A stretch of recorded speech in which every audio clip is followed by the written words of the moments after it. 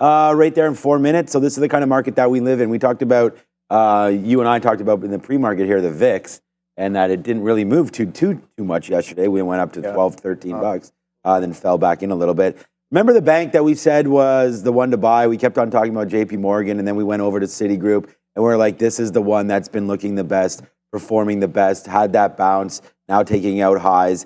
Didn't really chop around at highs like JP Morgan's been doing. And then look what happens. Citigroup, boom goes the dynamite. It's like some of these things, you just got to look at the charts. I'm not long this name. It's just this is something that we've been looking at. We still own JP Morgan and Goldman Sachs of the world, and they're performing pretty good, pretty flat on JPM as opposed to the other two. Wells Fargo downside, JP Morgan flat. JP Morgan beating on both sides. Wells Fargo gets the lack of loan downside loan, 3% lower on amount of loans outstanding for Wells Fargo, getting them down 6%. So we'll review all the banks. We have Michael Noss coming out as well today. I don't know if, I don't want to say that yesterday was like a really big destruction kind of day, because some of these names did get destructed, but at the end of the day, we just went back to kind of where we were a week ago. So if yesterday was a sign, I think we get a couple more days of maybe rotation. The banks aren't giving anybody like huge pauses here, I don't think. So let's wait to see what happens with the market. But I'm still looking short for today so far. So we got some ideas on here. Alibaba is going to be one for the long, and then I have SPY written on the sticky note. But I'm waiting. I wanted to wait to see what this PPI would do. Yeah. And it looks like it's funny because 6 minutes later, you know where we are? Right back. Exactly where we started, as if the number didn't get released. Yeah, absolutely crazy there. Yeah, no. So you're saying you still got a little bit of a bearish continuation look for today. Yeah, yesterday was absolutely crazy. Like I think it'll be name specific as well. Yeah, name specific. We have a few names on the roster. We know that I guess the Tesla Uber news that we had. Yes, I guess AMD Day 3 maybe. We know that they had, Day 3 not as great. AMD. It was me and you here last when they bought that AI company. Remember? Yeah, exactly. That was good. That was good. And then yesterday we kind of we gave some of it Vice back President there. OB. I don't know about that. No. And of course JPM, Wells Fargo, and Citigroup. The banks are bumping. Bit of a bank report there. I'm watching Citigroup here. Pretty strong. They beat on their EPS and their earnings as well. So yeah, we'll see what we got. It's Friday, low volume into a summer. It's gorgeous weather. Oh, it's beautiful weather. I don't, Any plans for the weekend? A couple more baseball things happening. We got to drive back up north to pick up my daughter, who's going to be done from her camp. So that's exciting for her, and we're really excited. Her first ever sleepaway camp. So we're really excited to hear that. And they're not allowed to have their phones, or there's no communication. We haven't phoned them. Okay. We haven't emailed, done anything. We sent letters to her. Disconnect almost. Yeah, big disconnect. So they post pictures up every once in a while. So we've seen, a handful of them with her in it. So yeah, we're really excited for that. Nice. But, and then my son starts golf camp. Ooh. I believe on Monday. So we're hoping for good weather next week, which doesn't look like it's the greatest weather. But all right, what about yourself? Nothing too much. Maybe just some reviewing. Maybe going out for like fishing this weekend. Fish? Oh yeah, that's right. You always tell me. Yeah, the weather's nice. I've been waiting. I was like, it was like a little rainy last week. Earlier on the week. We'll see. Maybe some. You go up north, tomorrow. Right? A little bit. Yes. Yeah. Nice. Yeah. That's good. Well, hey, there's no better. We always say when you're a trader, you need to have that little time to refocus. Yeah. I think fishing. There's no. Actually, I love fishing. Really? We should go sometime. I would love to go. I mean, I have my tackle box. I have everything. Go. I'm ready to go. All right. Let's get one of those hats going on. I think I even have one of those. All right, back over the desk. You guys I think both these guys would enjoy fishing. Let's see. 100%. I was just saying to Sharif, I just wish there was a place you could go to catch fish that you could actually take home with you. Yeah. Got to go a little north for that. Maybe not get tremendously sick afterwards, but anyway. No, the ocean is just, fishing in the ocean is just it's a lot better. Whole different world. For sure. Yeah. My buddies catch a nice pike up in northern Great Lakes. Yeah, not. Here I am complaining about. What's that? Here I am complaining about eating bony fish. A couple things to talk about. I saw some people mentioning this. JMIA on a 3 or 4 day run here, trying to get back above some levels from yesterday right now. Not a lot of volume behind this, but worth a watch for JMIA once again. You and I were just talking about Tesla. One of those ones I mentioned to start things off here this morning, big, ugly reversal candle, essentially taking out 4.5 even days of price action here on, I mean, huge, massive move higher, but heavy volume behind that selling yesterday. Yeah, it was aggressive there. Came in midday on the How to Trade show, and we didn't really have an understanding of why it happened until the news item came a little bit later. Obviously, it is a delay from the robo-taxi launch to give their engineers more time to create prototypes, is being kicked down the road from August to October. There's also more negative downside today for Tesla. UBS downgrading Tesla to a sell, not just like a neutral, but an actual sell, basically saying the valuation is way too heavy. I'll take you guys through it on the rundown, but they actually give a price per share for every component there for Tesla, whether it's core, auto business, energy, robotaxi, and they don't think that combined, they make up the current price. I mean, you mentioned it, credit to you, you mentioned it yesterday, you know, Elon has a track record of overpromising initially and then, you know, delay. But as we've seen, he tends to always come through in the end. So whether it's, you know, the time frame that we hear initially or not, doesn't seem to matter. Worth noting, some of the other EV names not really affected by not only what happened yesterday for Tesla, but, you know, holding up nicely here this morning as well. That's just Rivian, but I haven't seen any others under pressure yet. You know, I didn't even look at Rivian. I was just looking at Tesla right now. What's up to Ben Fishin right here, because there is that $20 super chat, Obi. So here we go, man. We'll take this and we will buy, I guess, a little bit of a plane ticket and go over to Texas when we come and visit. This is the Fishing Lure Fund. So there it is right now. We'll get a couple different lures. I mean, in Texas, probably, you know, everything's bigger in Texas. We might need to adjust. We're not going to get to smallmouth bass or anything like that. But there it is right there. Get ready to rock and roll. Thank you, Ben Fishin, for the $20. We've liked it. I've commented on it. Thank you so much. It's just what an amazing amount of, you know, different group we have here. We mentioned fishing and all of a sudden there it is, fishing. Yeah. That's awesome. Really a lot of fun. All right, we were just talking about Tesla. I just wanted to look at Rivian quickly because where is this? This is funny. Like that Volkswagen deal there, it faded off exactly as, like, I remember this day. I was sitting here and I did not sell any of it because the move, again, we don't sell anything in our personal accounts or swing trade accounts while we're on the air because we don't want to have, you know, I don't want to be holding NVIDIA long. Meanwhile, I'm selling it. It's not even allowed to be able to do that. So we don't do that. And it was up here at $17, $18. And I was like, wow, that's a huge move. This is going to retrace. And then it did for the next 3 days. And then somehow found a bottom right here at past, I guess, little level of concern at 13.50. And since then, you're right back up to 17. So do I think we should sell some of this? Yeah, probably. It's just at one of those levels again. But hey, despite what happened yesterday in the market, Rivian says, hold my beer, because the Tesla story is completely isolated. It has nothing to do with the EV space, has nothing to do with anything other than what's happening at Tesla. And we talked about this. I said this with Michael. Michael's in the green room right now. We talked about this on Monday. I talked about this with Brian. I was like, look, Tesla's getting heated. And we talked about some of the levels that it was coming into. And I sold some in the personal account. I know Neil sold some in the personal account. It all got to this level. And the question that I asked Michael and Brian Noss, or Brian Noss, what? Michael Noss and Brian Shannon, good thing they're friends. The fusion. Was, you know, what happens the next time we get some bad news? And we were waiting for August 8th. And then that possible came earlier, where now you're getting a little bit of a delay possible. This is from a Bloomberg report, that maybe now this robo-taxi situation is on the back burner for a minute. Now, I don't know, you know, there's going to be a lot of people in the chat here that are Tesla fanatics that have done a heck of a lot of research about this story. So let's just see the reaction today. I would say it's had such a huge run that even if you hadn't gotten out, these are still fine levels. You do miss that 8-9% from the high because we fell out yesterday. But hey, you can't pick tops or bottoms in this market. I feel like that's why you got to leg out of certain things. Like we're happy with Roblox. We're long in that 34, 35 area, and we're taking some out now, 39, 40, play the range. And then I know, again, our guest Michael's coming through, and I'm sure maybe you're the same way. We always talk about it. When certain levels are hit, you need to take profit. I mean, not only do we do that, we do that on the show.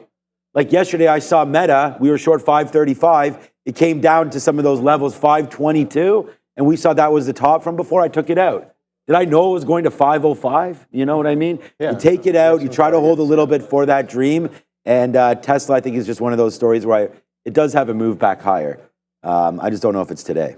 Yeah, I definitely agree with that. I think that we've been squeezing since this 190, 200 break-ish area. Again, we talk about that longer time frame trend resistance that we're pushing off of. A lot of pressure definitely coming in, buying pressure off of that breakout. Again, driven by deliveries that we had at the beginning of the month, July the 2nd, right? So we are taking a little bit of a pullback. As of yesterday, we also had that robotaxi news to kind of fuel the fire there as the market slammed down as well over, 600 points? We basically tested 21,000. That was a big one. And then we're trading back down in the 2300s, 20,400s right now. A little bit of a consolidation range going on here, just hovering above this 20,400-ish area here. But yeah, off the PPI, we slam all the way almost down to 20,003 and then come right back in as if, like Sean said before, as if nothing happened, right? So we kind of balanced out a little bit here. But no, Tesla, I think,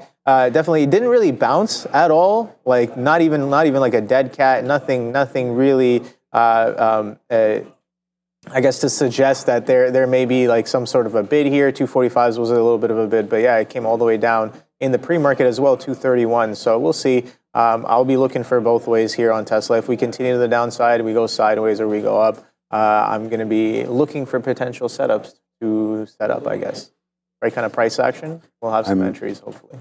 I'm writing down the word patience. Yeah. I think I wrote that. Today. I have like patience written down like 3 times. 3 or 4 times on my page. Yeah, I was like, nice. I needed to get better at practicing that patience. I feel good about that too.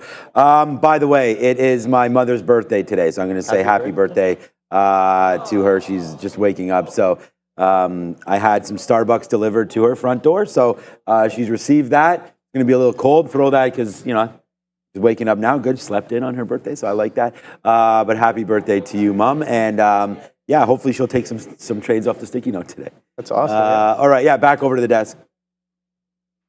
All right, let's bring in Michael Noss here to get a wrap up on what's been a pretty interesting week, not only for the market, Mr. Noss, but individual names here. We have, we talked on Monday about that concept of, when you start to see action in other areas of the market, typically signals, maybe a shift in momentum, yes, but also a shift in direction. Tell us why.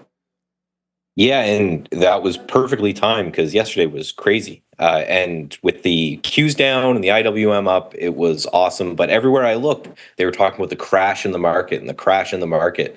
And it was like, it was a crash for some things and not for others. So I have this chart. I know it's not a very good looking chart, but I need to give a shout out to Michael Zardecki, I'm going to call it. He's a fellow CMT who posted this. I'll explain it because, again, it's not a very good looking chart. But the top pane is the IWM over the Qs. So it's looking at a relative ratio between what's doing better, the Qs or the IWM. And you can clearly see over the last number of years, it's not been good to be invested in small cap companies. It's been better to be trading and investing in these large cap companies.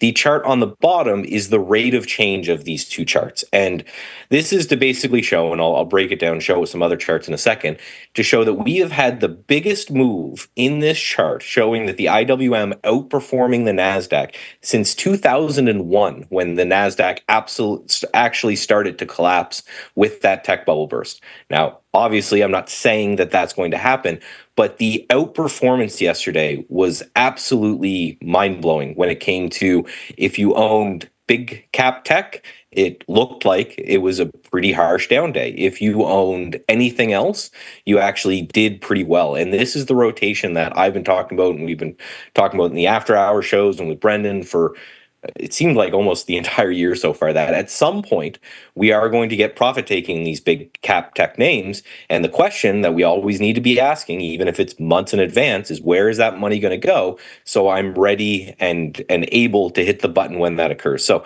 we break down this, what happened a little bit further with the next chart. And a lot of people are going to know this next chart anyway. This is just the Qs yesterday. So this is the NASDAQ. pretty bad down day, engulfed, many of the last week almost in one single day down. It looked really, really bad. If you're just looking at the NASDAQ, if you're someone who's laser focused on, NVIDIA and Apple and Microsoft, again, it looked really, really bad. However, if you go to the next chart, this is the IWM. So this is me breaking out this ratio. And the IWM is the 2,000 smallest companies out there. The banks, small biotech companies, small tech companies, as well as opposed to large tech companies, gapped up, had a massive 4% up day, closed at highs. And I drew that line there because that was the prior 52-week closing highs. So if you are someone who is, again, if you're focused on the large tech names, you thought it was a pretty bad day. If you're someone who's focusing on whatever is moving at the time, like we do over at Trade Ideas, it was a great day, right? 52-week closing highs on the small caps for the first time in what seems like forever. You can look at this chart, has been range bound for the better part of a year. The next chart is the IWC. So now we're going even further down this cap scale from small caps to micro caps. These are the little tiny guys, the ones that you have to be very, very careful about. Didn't make that new 52-week closing high, but a 5% up day in micro caps yesterday. So again, just I'm blown away because this is an event that really doesn't occur very often, this bifurcation of the market. Next chart, I'm going to show you a little bit why I think that was happening. So I talked about how the IWM has a lot of banks in it. It's hard for us Canadian guys to understand because we only have 4 or 5 big banks up here, but in America, you have tons and tons of banks. This was great, a day for them, a nice breakout here of this triangle that we're seeing on the XLF. So the financial sector did amazing. Next chart was something that we talked about earlier in the week with gold. Gold was doing fantastic as well, broke out, moved higher. Again, a lot of gold miners here. So really, I just bring all of these charts to show you guys that if you're someone who has been spending the last year, 2 years focused on NVIDIA and Microsoft and Apple as your swing trading or investing ideas, we may finally, and I think I've said this before and was wrong about it, but this was a pretty sizable day, we may finally be seeing this rotation. So what I'm going to be doing all weekend is looking for names that look good from this smaller to mid-cap sector to rotate my own money out of from a lot of these large caps that I had. So that's kind of my encouragement to you guys out there. Obviously, that's what we do at Trade Ideas is we scan for whatever's moving at the time, regardless of whether it's a big well-known name or not. I think that's going to behoove people to spend a lot of time doing over the weekend. Go to your favorite smaller sector or your smaller names and see if there's some opportunities there for you. It's so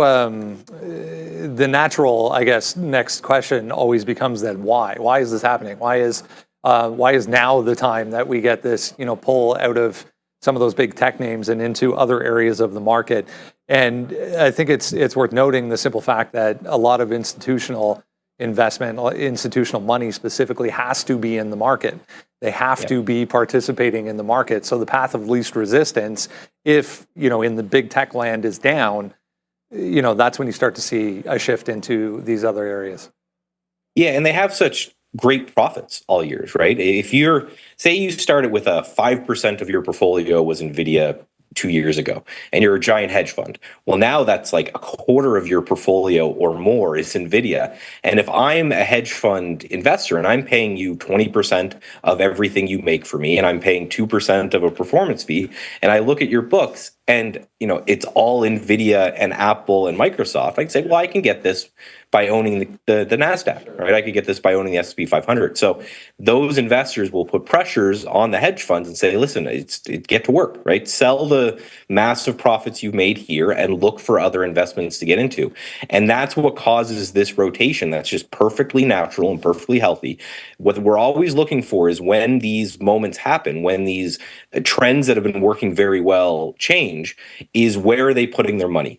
It's a very relieving moment that they're putting it into small caps, because if they were putting it into bonds or cash, then that means that these managers that know a lot are worried about the market. The fact that they're buying small caps and micro caps with that money means that they're still bullish on the market. It's just time to spread that money out through the system a little bit. Great stuff, Mr. Noss. Have a wonderful weekend. We'll touch base again on Monday. Talk to you Monday. Yeah, nothing better than that. I mean, we talked about some of the rotations trying to happen right now. It's interesting to talk about the IWM from yesterday. It was relatively strong, obviously, compared to some of these other names. And then, I think the big thing, I mean, here's IWM. We can have a quick look. I think Adara was actually trading IWM yesterday, I believe, or the day before. Yeah. So there it goes. I mean, look at this. Nice move up there yesterday. I mean, to talk about what was happening when a lot of rotations heading into the smaller names, right? I mean, that's what it's all about, is figuring out where does the Fed take us from here if we are in this rate cut cycle now? How many and where do you want your money? Because this has been underperforming. Right? I mean, all these other markets have been already taking out highs. IWM was hanging out for a minute, and now it's breaking out. So you want to play relative strength, right? Not weakness. And I learned this from Michael as well. Why are we going long on names that are falling down? Like when a name like Starbucks goes to $72, it's down there because it's getting hit. It's because it's not performing well. The chart doesn't look great when stocks are falling through, right? So it's like sometimes it's better to play the strong names to the long side. And I mean, that's true for the day trading, it's true for swing trading, and now you get a momentum break in IWM. And if you didn't believe it yesterday, well, today it's up another 1.5%. So there you go. Play the names early and get involved. I think that's one of the best things that you can do. And then another wise words from him, study this weekend. Go out there, figure out, and you mentioned looking at some things as well. Go back, look at some of the trends that have been happening, and maybe it is time to rebalance a little bit of your portfolio if you're getting nervous that some of these big tech names are going to be rebalanced into, more equal weighted names or ideas like an IWM or an industrials or the financials or something. So yeah, great work there, Michael. Yeah, no, I think the IWM breakout, like we've been waiting for this breakout for over a year, right? Over a couple of years there, 2022 consolidation highs there. So finally happening again off of some of the action from yesterday and I guess some of today as well. So it should be interesting to see if some of these names here in the Russell will get that continuation today. What's going on, Adara? Lots of interesting names here on the upgrades and downgrade side. For upgrades, we're starting with Booking Holdings getting a $4,700 price target here from Benchmark. Six Flags getting an upgrade here from Stifel. We have Spotify getting an upgrade from Wolf Research. Keep an eye on SPOT. They actually have earnings coming up the Tuesday after next. Last but not least, on the upgrade side, BTIG Research upgrading Carvana. Carvana getting lots of analyst attention this week, so definitely one to keep an eye on. On the downgrade side, as mentioned a little bit earlier today by Sharif, UBS downgrading this name, but raising its price target by $50 from $147 to $197 with a sell rating. You can get some more details on this downgrade on our watch list. We have Ryan Air getting a downgrade from HSBC Securities. Snowflake getting a downgrade from Piper Sandler in the wake of that AT&T data breach. And last but not least here, Marathon Oil getting a downgrade from Scotiabank, guys. All right. With this name. I was interested in that Snowflake one because Snowflake started to run up there a little bit, and we have it on our watch list here, so we may talk about this a little bit later on as well. But Snowflake down that 4%. That's not nice. It didn't have a good day yesterday either. It had a really great recovery. We thought buying down here was a pretty decent spot, and this is one of those names that I'm talking about where we're looking at Starbucks, we're looking at Snowflake, and we've been trying to buy some of these dips, and we've not been trying. We have been. We're long into here. I think we were long into the 150 area, into this area here. And then we did buy some again just to try to average in a little bit down here at 128. I don't think we're going to continue to catch a falling sword here. Let's just see if it can bounce off. Palantir is really the better name. We've been long Palantir for a while. This has been something that ever since the direct list down at 920. And again, happy birthday to my mother who's out there today. Look, we've really liked this name. It had a great base down here at $21. We've been getting money to work on this, and yeah, 27 looks like it could be a hold here. But again, like if the market's going to have another one of those days, do we really want to be in these names? That's the question. So let's just let it settle down. Palantir's down 1%, Snowflake's down almost 4%. Market is now back to flat. So I don't know. We'll wait. It's Friday. I could see the low volumes kicking in again. We're excited to be here. I got some forms I need to fill out for High Park baseball as we enter some more tournaments. That should be exciting. We have practice tonight. Little light on the attendance. Okay. Many people. This is a bad time. So now High Park actually takes a couple weeks off starting now. Okay. Into this next. Close it down or like what? Not close it down, but just less games, less practices scheduled because. I mean, more or less games. There's still scheduled practices, but a lot of people taking time off now, going into the summer months, going up to cottages and things like that. So a little bit more games during school time and a little bit less during summer. So so it's nice to get that little bit of a break. Anyways, summer's flying by. It's just dude, it's the middle of July. Like damn. You are the way that time moves, and you'll understand it even better when and if you have kids or as you progress in your young life. You look back and it's like, oh my God, where did everything go? Honestly, it's insane. But the thing is that you can't stop it.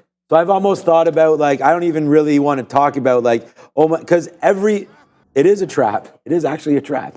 And it's just like every single moment of every single day, I feel like goes by so quickly, because we could have the same conversation at the middle of the fall.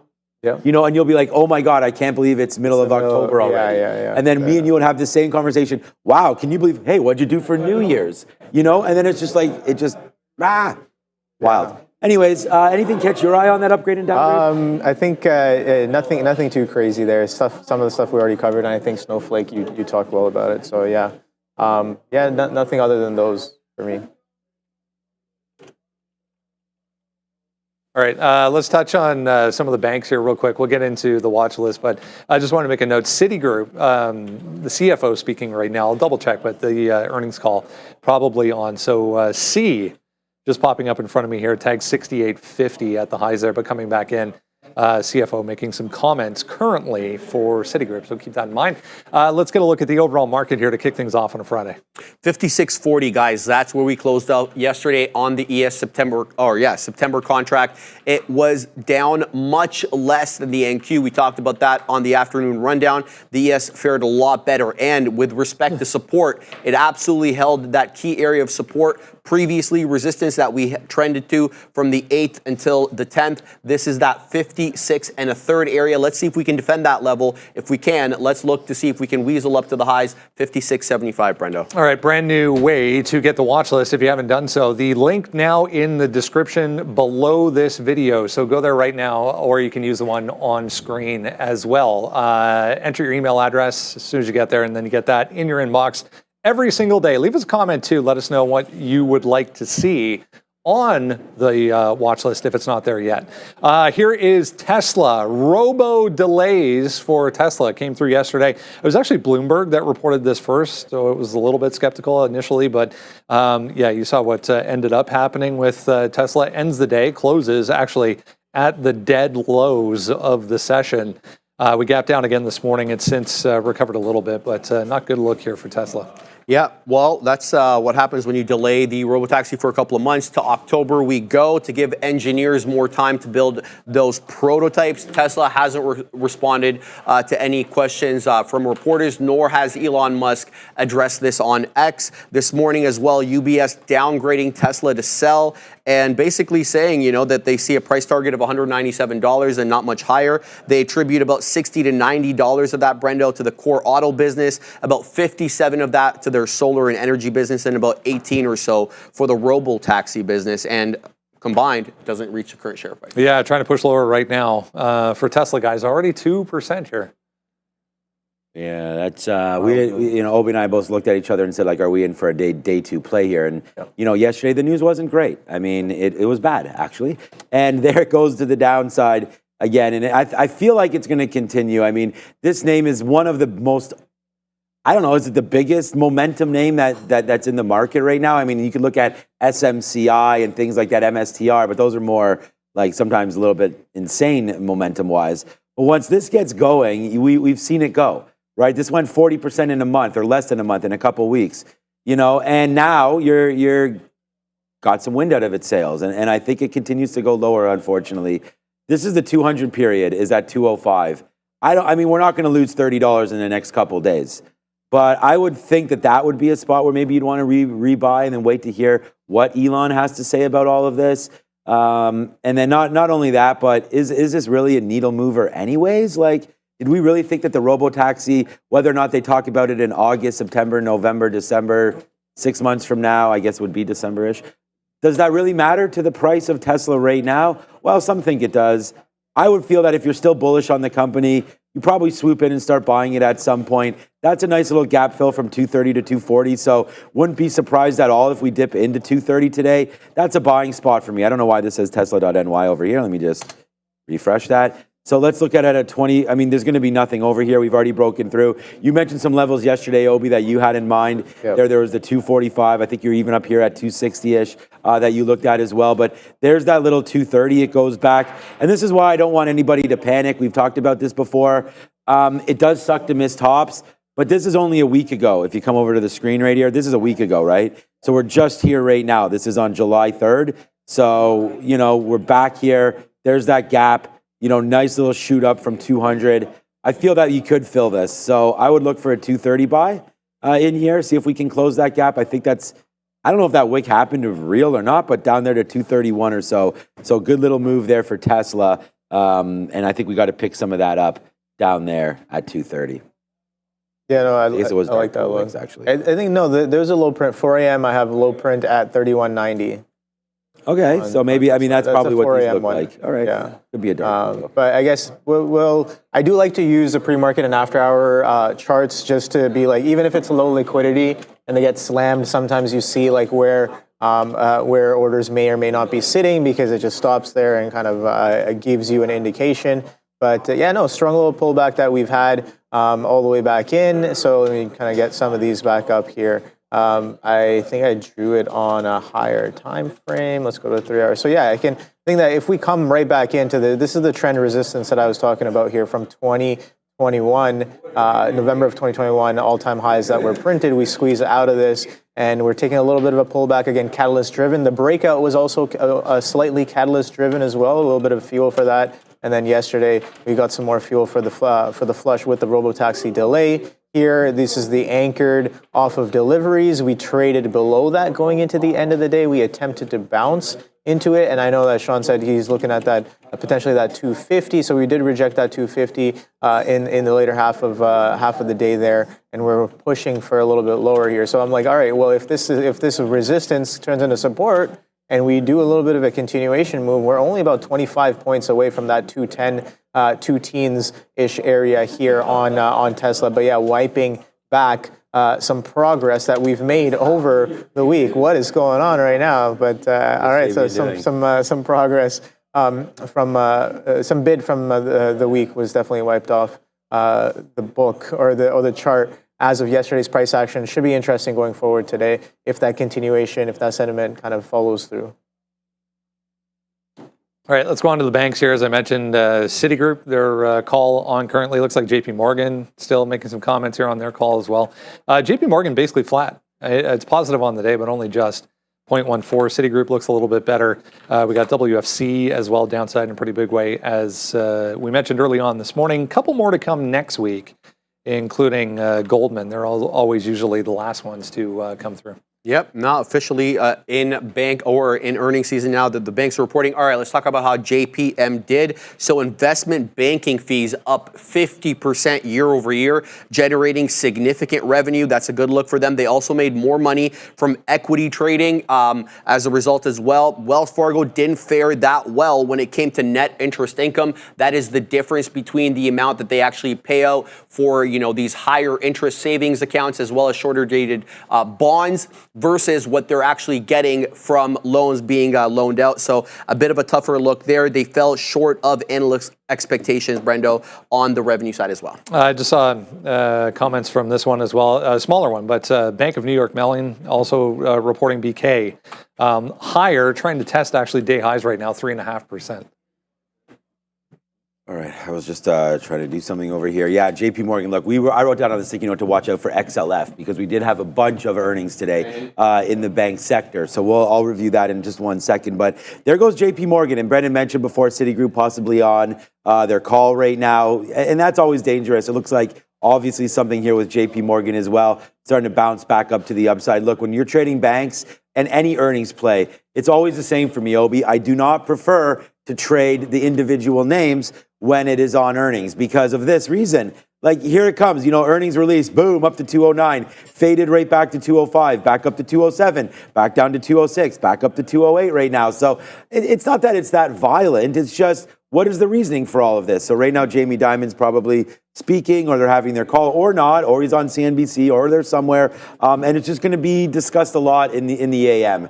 So for me, I'd rather have these names settle down a little bit, especially a move right here. And remember, we had Andrew Rader on yesterday, and the reason why I asked him about these names was I said, as a derivatives trader, is there anything in the banks? I thought JP Morgan, only with a 3% expected move, was way too under volatile. Like there was no big reason to even look at this name. And look at the daily chart here. Chop, chop, chop, chop, chop. Choppy earnings.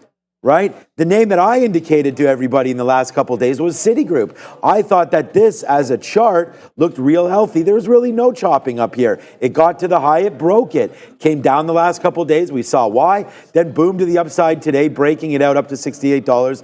But it was up to $68.50 and it's still falling back $1.50.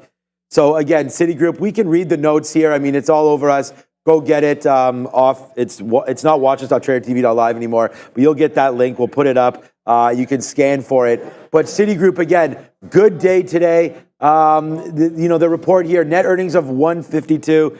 It's in the description, right? Hit that. Good. Thank you, Fabian, for that. Hit the description below on YouTube. Citigroup, $1.52, beating $1.39. 80 billion versus 81 billion for fiscal compared to the estimates of just 80 and a half. So it seems like they're doing well. The other side of the coin, of course, is Wells Fargo. And again, like, if you're going to pick charts, it's easy to look back in hindsight and say, like, all right, JP Morgan's choppy, therefore earnings release is going to be choppy. Citigroup breaking out, therefore it might be a better report. If anything, Wells Fargo, before the report, was at the 50 period and fading off of double, triple tops. So this kind of makes sense to me as well. If you like the banks and they say anything positive, look at the bottom this is in, right back there to April 18th, down into $55. Could be a good little long there for WFC. And one more, because it is on the sticky note. If you want to go find the sticky note, here it is here today. It is out and it talks about this. XLF, 42 long. Banks in play, buy dips in the ETF. We've already talked about some of these levels there. I like it. I think it's a little safer to start buying dips in the ETF because you know what? JP Morgan's going to go higher at some point. Wells Fargo's at a great level and Citigroup is pulling back in. So, and by the way, there it is again. Happy birthday to my mother. So, you're going to go on. There's XLF. We can look at it real quick, and then I'll throw over to Obi because I'm talking way too long once again. But there's 42. We kind of bounced off there. It's an even level. It's the 50 period on the 20-minute chart. I like $42 on XLF. Let's just hope we remember to look at it. Yeah, thanks, Sean.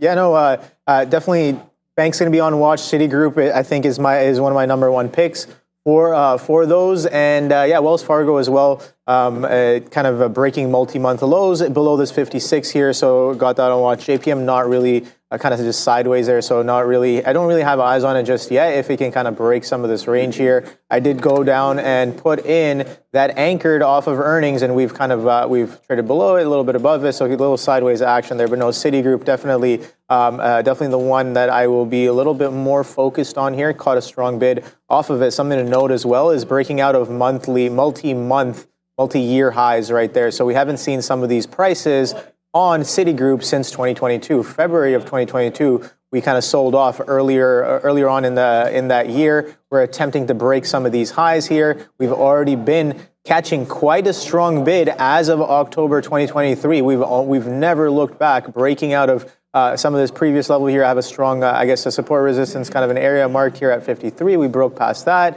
And then the next level I'm looking at as well is 69 over here on Citigroup. And if we get some of that strength in the pre-market, we're only about a couple points away from that level as well if we're looking for that continuation breakup. But yeah, solid earnings on Citigroup today. Let's see if we get some spicy action off of the open there. All right, NVIDIA trying to bounce here this morning back to green right now. It did dip back to negative territory briefly there, but we are trying to hold on to green so far this morning. Coming off that ugly reversal candle yesterday, if you go to a daily chart, you will see it. But do we get a bounce today? Piper Sandler saying no, and it should go lower.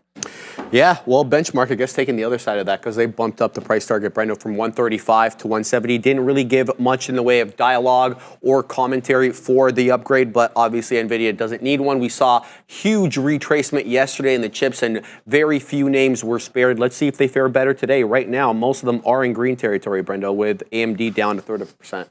Yeah, I mean, do we get some follow through here, guys? I guess that's the question for NVIDIA today. Okay, I was going to go. You want to take one of these? And Sure, yeah. Yeah, they're you know. Yeah, no.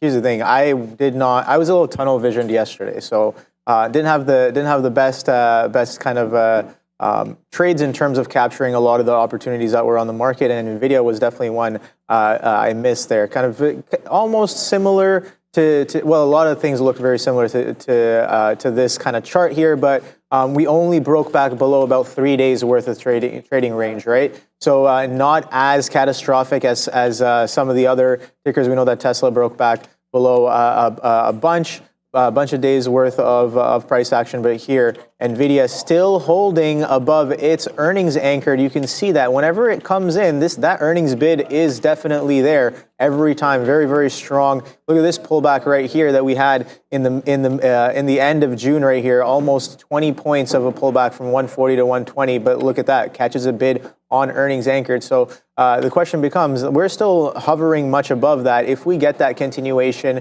I'm asking if the bid is still strong, if the bid is still there, where will we potentially find it? It seems like in and around that 120, 119.66 is where that anchored is sitting right now on a 15-minute chart. So let's see. We're 17. I guess we're at 127, about 10 points away, roughly just shy of 10 points away from those prices. But yeah, I'll be watching. The ATR on NVIDIA is a little bit less than that, I think. But again, if we had almost an 8-point flush yesterday, so we can definitely get down into the low 20s if we continue with some of that action there. But then again, being a Friday, end of the week here, I'm curious to know what we do. Some of these prior day levels here, definitely on watch. 130, look at that strong flush, comes down, attempts to bounce, can't really get back above that 130, comes back in, can't get above that 130. Now we're trading a little bit lower here in the pre-market. So that 130, definitely a little bit of interesting price level here, and as well as this 126, kind of looking for that continuation to go. That 126 definitely will be interesting to watch as well, in my opinion. So that's what I got on NVIDIA. So my parents are watching, and I told that story a couple times about how, my father, this is maybe 20 years ago, maybe even more than that, when we were talking about buying Costco, he always used to buy it $50, sell it $75, sell it at $100, buy it back and forth, and then eventually when it takes off, you wonder why you ever sold any in the first place. Yeah. But yesterday, and I know my dad doesn't have Twitter, but yesterday I looked at this heat map of yesterday, and I was looking and saying, you know what? Like, which one of these names sticks out? And you actually mentioned something to me today as well, and I know that you might have caught your attention yesterday. So was it NVIDIA down 5%? That happens a lot. Apple down 2 is a bit of a concern, right?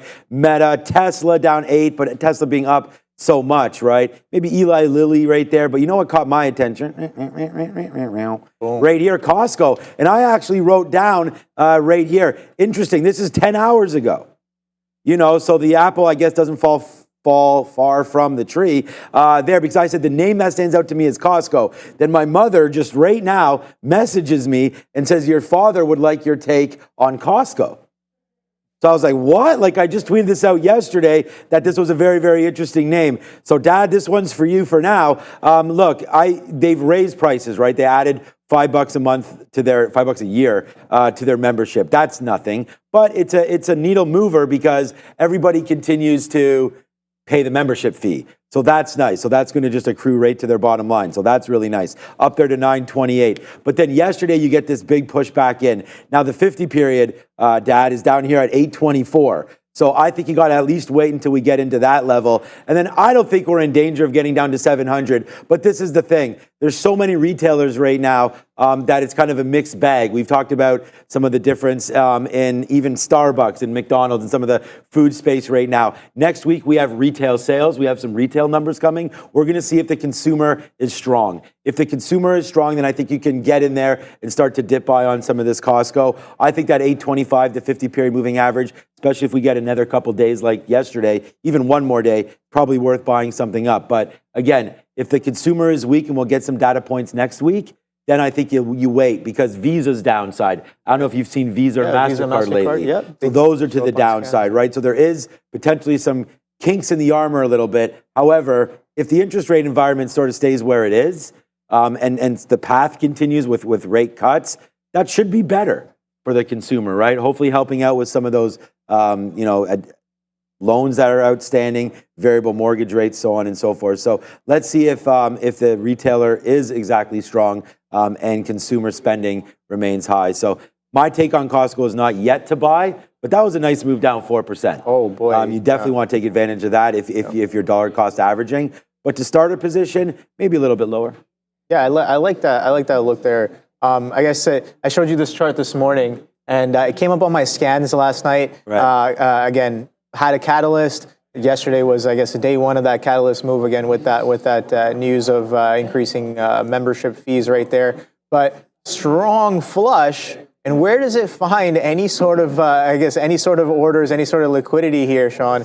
And look at that, earnings anchored. So prior earnings right here from the beginning of June, we've been holding, and then straight quadunk. I would love to see what the book looked like on the way down here, all the way from 900 to 850. But look at that initial place where it just bounces off of right there, 850s to 860. So like I saw that last night. I was like, oh damn! Like I talk about a little bit of a reversion. Sure, very much of a dead cat bounce, but a bounce nonetheless off of a significant area where we potentially can be looking for orders to be, as it's only held above that since their earnings report right there. Again, a $900 ticker, not that I guess liquid of a book. Where does it find some orders to kind of slow it down there?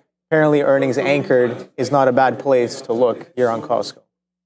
We were just talking about the joys of a Costco on a Saturday, and if you ever want to get an idea of how great a business Costco is, just go on a weekend. It's insane in Toronto. Anyways, Snowflake downside in a pretty big way here this morning. 130 coming into play initially on the bounce, but looking like it might want to roll over here once again. This headline is completely not even the story. There was a data breach. So AT&T customers, a lot of them affected with a data breach specifically related to Snowflake, but also with this Piper Sandler maintaining their overweight today. Yeah, okay, Piper, I guess you got some skin in the game there. No, seriously though, guys, a big data breach. Hackers infiltrated AT&T's workspace on a third-party cloud platform that happened to be Snowflake. That's why Snowflake really getting beat up today. The data breach occurred between May 1st of 2022 and October 31st of that year. They did take numbers. They didn't take the actual text. They took numbers. They took text messages between different people. And then going online using publicly available databases, they could make the connections between the numbers and the names. So that's what caused a little bit of an issue here. They are trying to comply with what the regulator wants, but yeah, not a good look. And I made this point on the midday show, Brendo, multiple times with respect to these cybersecurity names. A lot of spending is being distributed between the different names to prevent specific issues like this. When one person gets breached, you don't want all your information to be in the hands of one person or one company and have all of that exposed. So you distribute it between different IT or cybersecurity names so that you're not exposed to that kind of weakness. Yeah, it's becoming a weekly story here. It's just a matter of who it is. I was actually talking to our friends over at Pluralock. They've been on the show a couple of times yesterday. They're going to come back next week to discuss that as well. But yeah, I mean, there's every week it seems like there's another company had a data breach. It was Ticketmaster last week we were talking about. Here's Snowflake and AT&T now. I'm going to short AMD 182. Okay, so look, it's random, right? But yeah, look, I mean, this is going to continue to happen. We've seen this before. I think we got CrowdStrike got hit a couple weeks ago on something like this, I believe. We've seen some data breaches with United Health, and they were using Palo Alto there, so PanW. Look, it's not good news for Snowflake. We've talked about liking this as an investment. We talked about it earlier on in the day as well. I'm long here at I think it's about 140 probably. I keep saying I should double check the price, but we bought some here at 150 and then again at 128. We know we bought some there. And then we're just holding it for a long term. I still like the story. We like anything to do with data.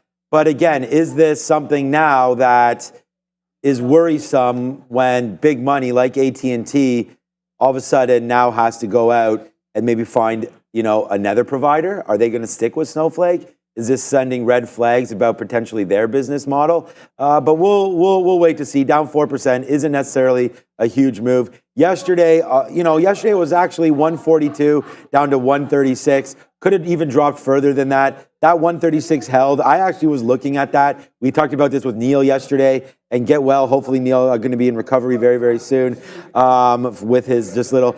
I think now when you tear your Achilles, it's just a little small incision laser. Like he's literally in and out. Yeah, it's like 20 minutes or something like that. So we'll wait for good news and pass that along to everybody when he's there. But we are looking at 136, 136.50. So for me, that would be a short if we can get back up there, Obi. But I don't know. Again, into a day like today, I don't really want to look at this name. It's well under. I think the only place to look would be short. And right now, the 50-period moving average on the 20-minute chart is at 137.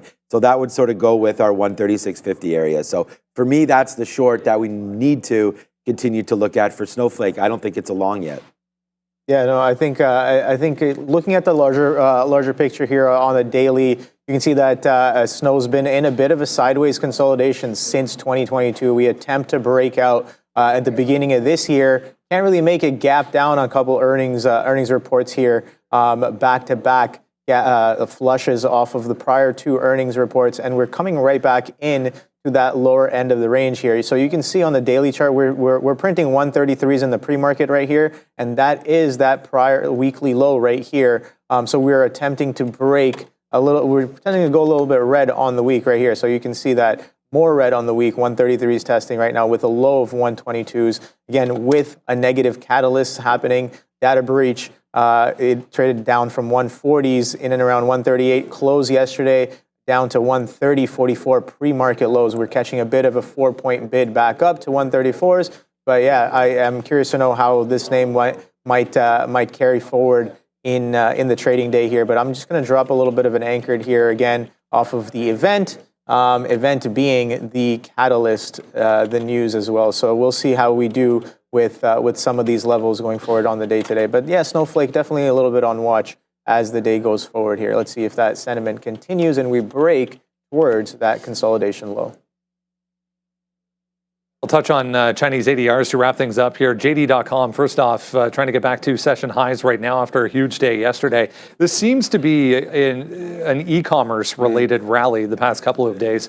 There was actually a note that essentially said late in the day yesterday that sellers on e-commerce platforms in China running out of margin space, getting tighter and tighter because of the companies charging more and more. So despite that, all of these, there's JD, there's PDD, Baba, also huge gap to the upside this morning as well. So 2, 3, even 4 days in a row here. Oh yeah, good look for these all these e-commerce businesses out in China. So this is a look here. Apparently there's a good trade surplus hitting record high in June. So surging exports certainly outpaced the drop in imports. So exports reach about $308 billion, which is the third consecutive month of growth. Obviously that has the effect of benefiting those who are exporting and who's exporting some of these Chinese e-commerce sites like Alibaba, PDD, and Shein. Now, trading apparently, Brendo, they listed for their IPO back on the FTSE in London, so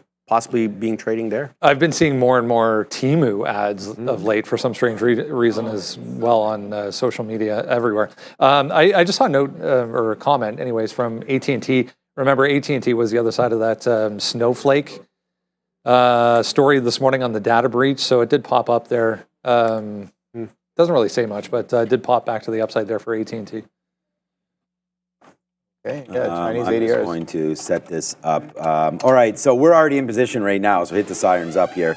I just want to talk about it. We're short AMD at 182. We said we would like that position, so let me just talk about that real quick. We do have Alibaba as our number one trade idea here at 79.50. We've been looking at Alibaba long for a minute. The last couple of days, we had them on our watch list and on the sticky note for longs both times, and it just kept going. Look, this is 183. I think we could fade off of that. We take a 182. I mean, it was down at 181 when we put it in there. Spikes up on the imbalance. Let's wait to see if we can get stopped out here at 183. And again, it's right here. It's the 50 period on a 200 minute, 20-minute chart, 50 period moving average. So that's why we'll take it. Plus the bottom there yesterday, 182 there, dropped off. Yep, the 11th. So that's a nice move. We'll see if we can get that short back in right here for AMD. And there it is. It's already 40 cents in the money if you take the bid, and then the bid closes. All right, so I like Alibaba here. Again, if China's going to start curbing short sellers and stuff like that, and margin requirements and everything, then yeah, I mean, why can't this continue to work? Yesterday, we liked the long down here at 76.50. Never got there. That were those wicks there. We thought it could go at baseline, then went. Then it stopped and didn't do anything all day. So watch out for VWAP, watch out for a baseline and go. So I'm hoping that happens in and around 79.50. If it does, we're long. I like Alibaba. I like the Chinese ADRs. It is your number one idea on here. But now I'm in AMD, so we got to start to rock and roll. As the market's little by little trying to climb up here. We even have Apple trying to get back up to 230. That's another level that we want to look at. So, hey, we said patience was important here today. We're in a small spot right now with AMD, but we are going to remain patient. My next offer's up here at 182.75. Good luck to everybody. Only 45 seconds. Anything on China? Nothing much. Just watching that Baba gap up above some of these prior levels here. Let's see if we get that continuation. Again, very strong since the beginning. The beginning of the month here, July 1st. You can see the bid that's been catching. Now we're breaking some of these June levels here, just on top of that 80. So that's what I'll be watching there on Baba. But again, like I said, be watching the market here. Market's definitely in play a little bit. PPI on the day today. Citigroup on watch as well. So that's what I got. Okay, here we go. We got the countdown ready to rock and roll. It's Adair is going to be on the bell today, as every day, I think, pretty much. And here we go with only 5 seconds left. Right now, she's pondering something. 3, 2, and 1. Here we go. The market is open, and we are in one position, and it's a really, real small one right now. It is AMD, and there we go. We take out a little bit for 50 cents on AMD. So we get hit there for a 50-cent winner. As here it comes back down, we are now in the money. Still 50 cents as we wait to see what happens here with AMD and the rest of them. Hopefully we get a nice downside kick. To start off with, let's see what's happening with Tesla. I know that was something that was on everybody's mind. Let's zoom in a little bit so we can get a little bit better of a look on this one. Tesla, yeah, still waiting to get short here if you wanted it around 240 yesterday's close. But there goes AMD trying to break through 181.50. I'm bidding 181s, so maybe we get a little bit of a flush early here on AMD. But you know what? It's a little silly. Let me put one more bid here at 50, see if we can get that, as it looks like it just resisted that 50-period moving average right there. So good short there, but it looks like it wants to get me even shorter up near 183. If we take out 183, man, ciao. We're gone on this one, and we'll figure out something else later. There goes the cues. There goes the market right there. So I was like, yeah, we're holding that consolidation there. Again, PPI on the day today. And the market giving us a little bit of a hold of VWAP and pop right off of the open there. So that's pretty nice. There it goes. Yeah, VWAP and pop. I like that. Apparently. That's a new one.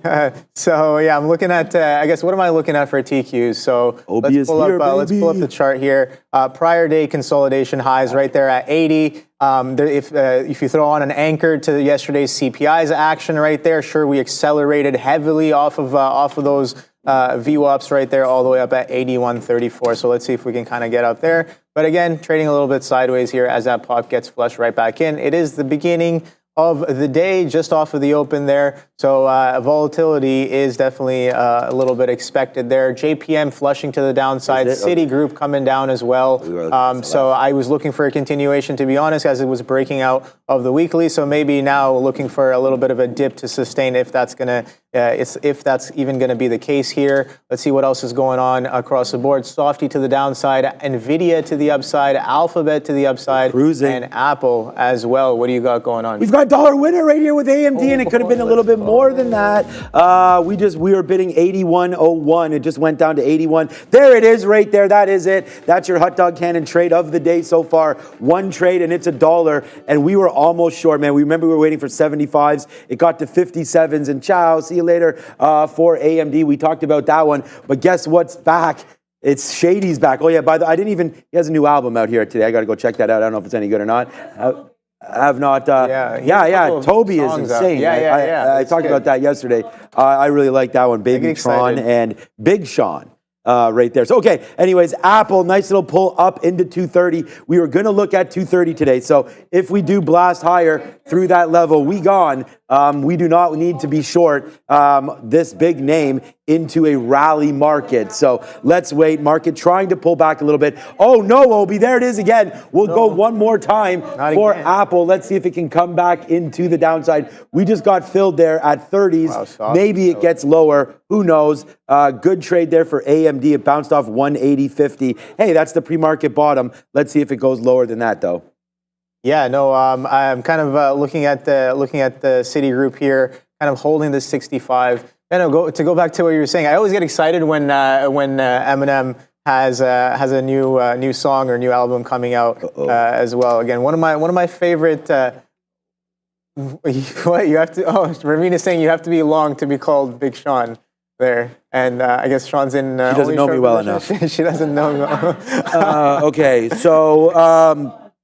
Market catching a little bit of a bid. Okay, here we go. So if this blasts through 230, we're gone. So it looks like Apple, no, it's good. There it is. It's a good thing we took that profit. They're one story of two names here. Apple, you know what? Was that just a fail up there? I'm going to try again. Oh, no. Okay, good. We're short again. All right. Let's just see that. Let's put that up. What was that? See, sometimes when you break key levels there, it's like you got to give it a little bit of room. That's 230.10s. We didn't really do that there. So let's put that back. If we break too much higher, then that will get out. So we'll try it one more time. But again, this is how we find ourselves getting in trouble, remember, where we just keep shorting things for no reason because we're like, was that the top? Well, it doesn't need to tell me that too many times. So let's just give it a chance here to see if this wants to work. AMD is falling again. We're going to take a piece out here if we can do that. So there it is. We did take that out at 70s down there. As AMD is the trick, right? This is the one that just fell in.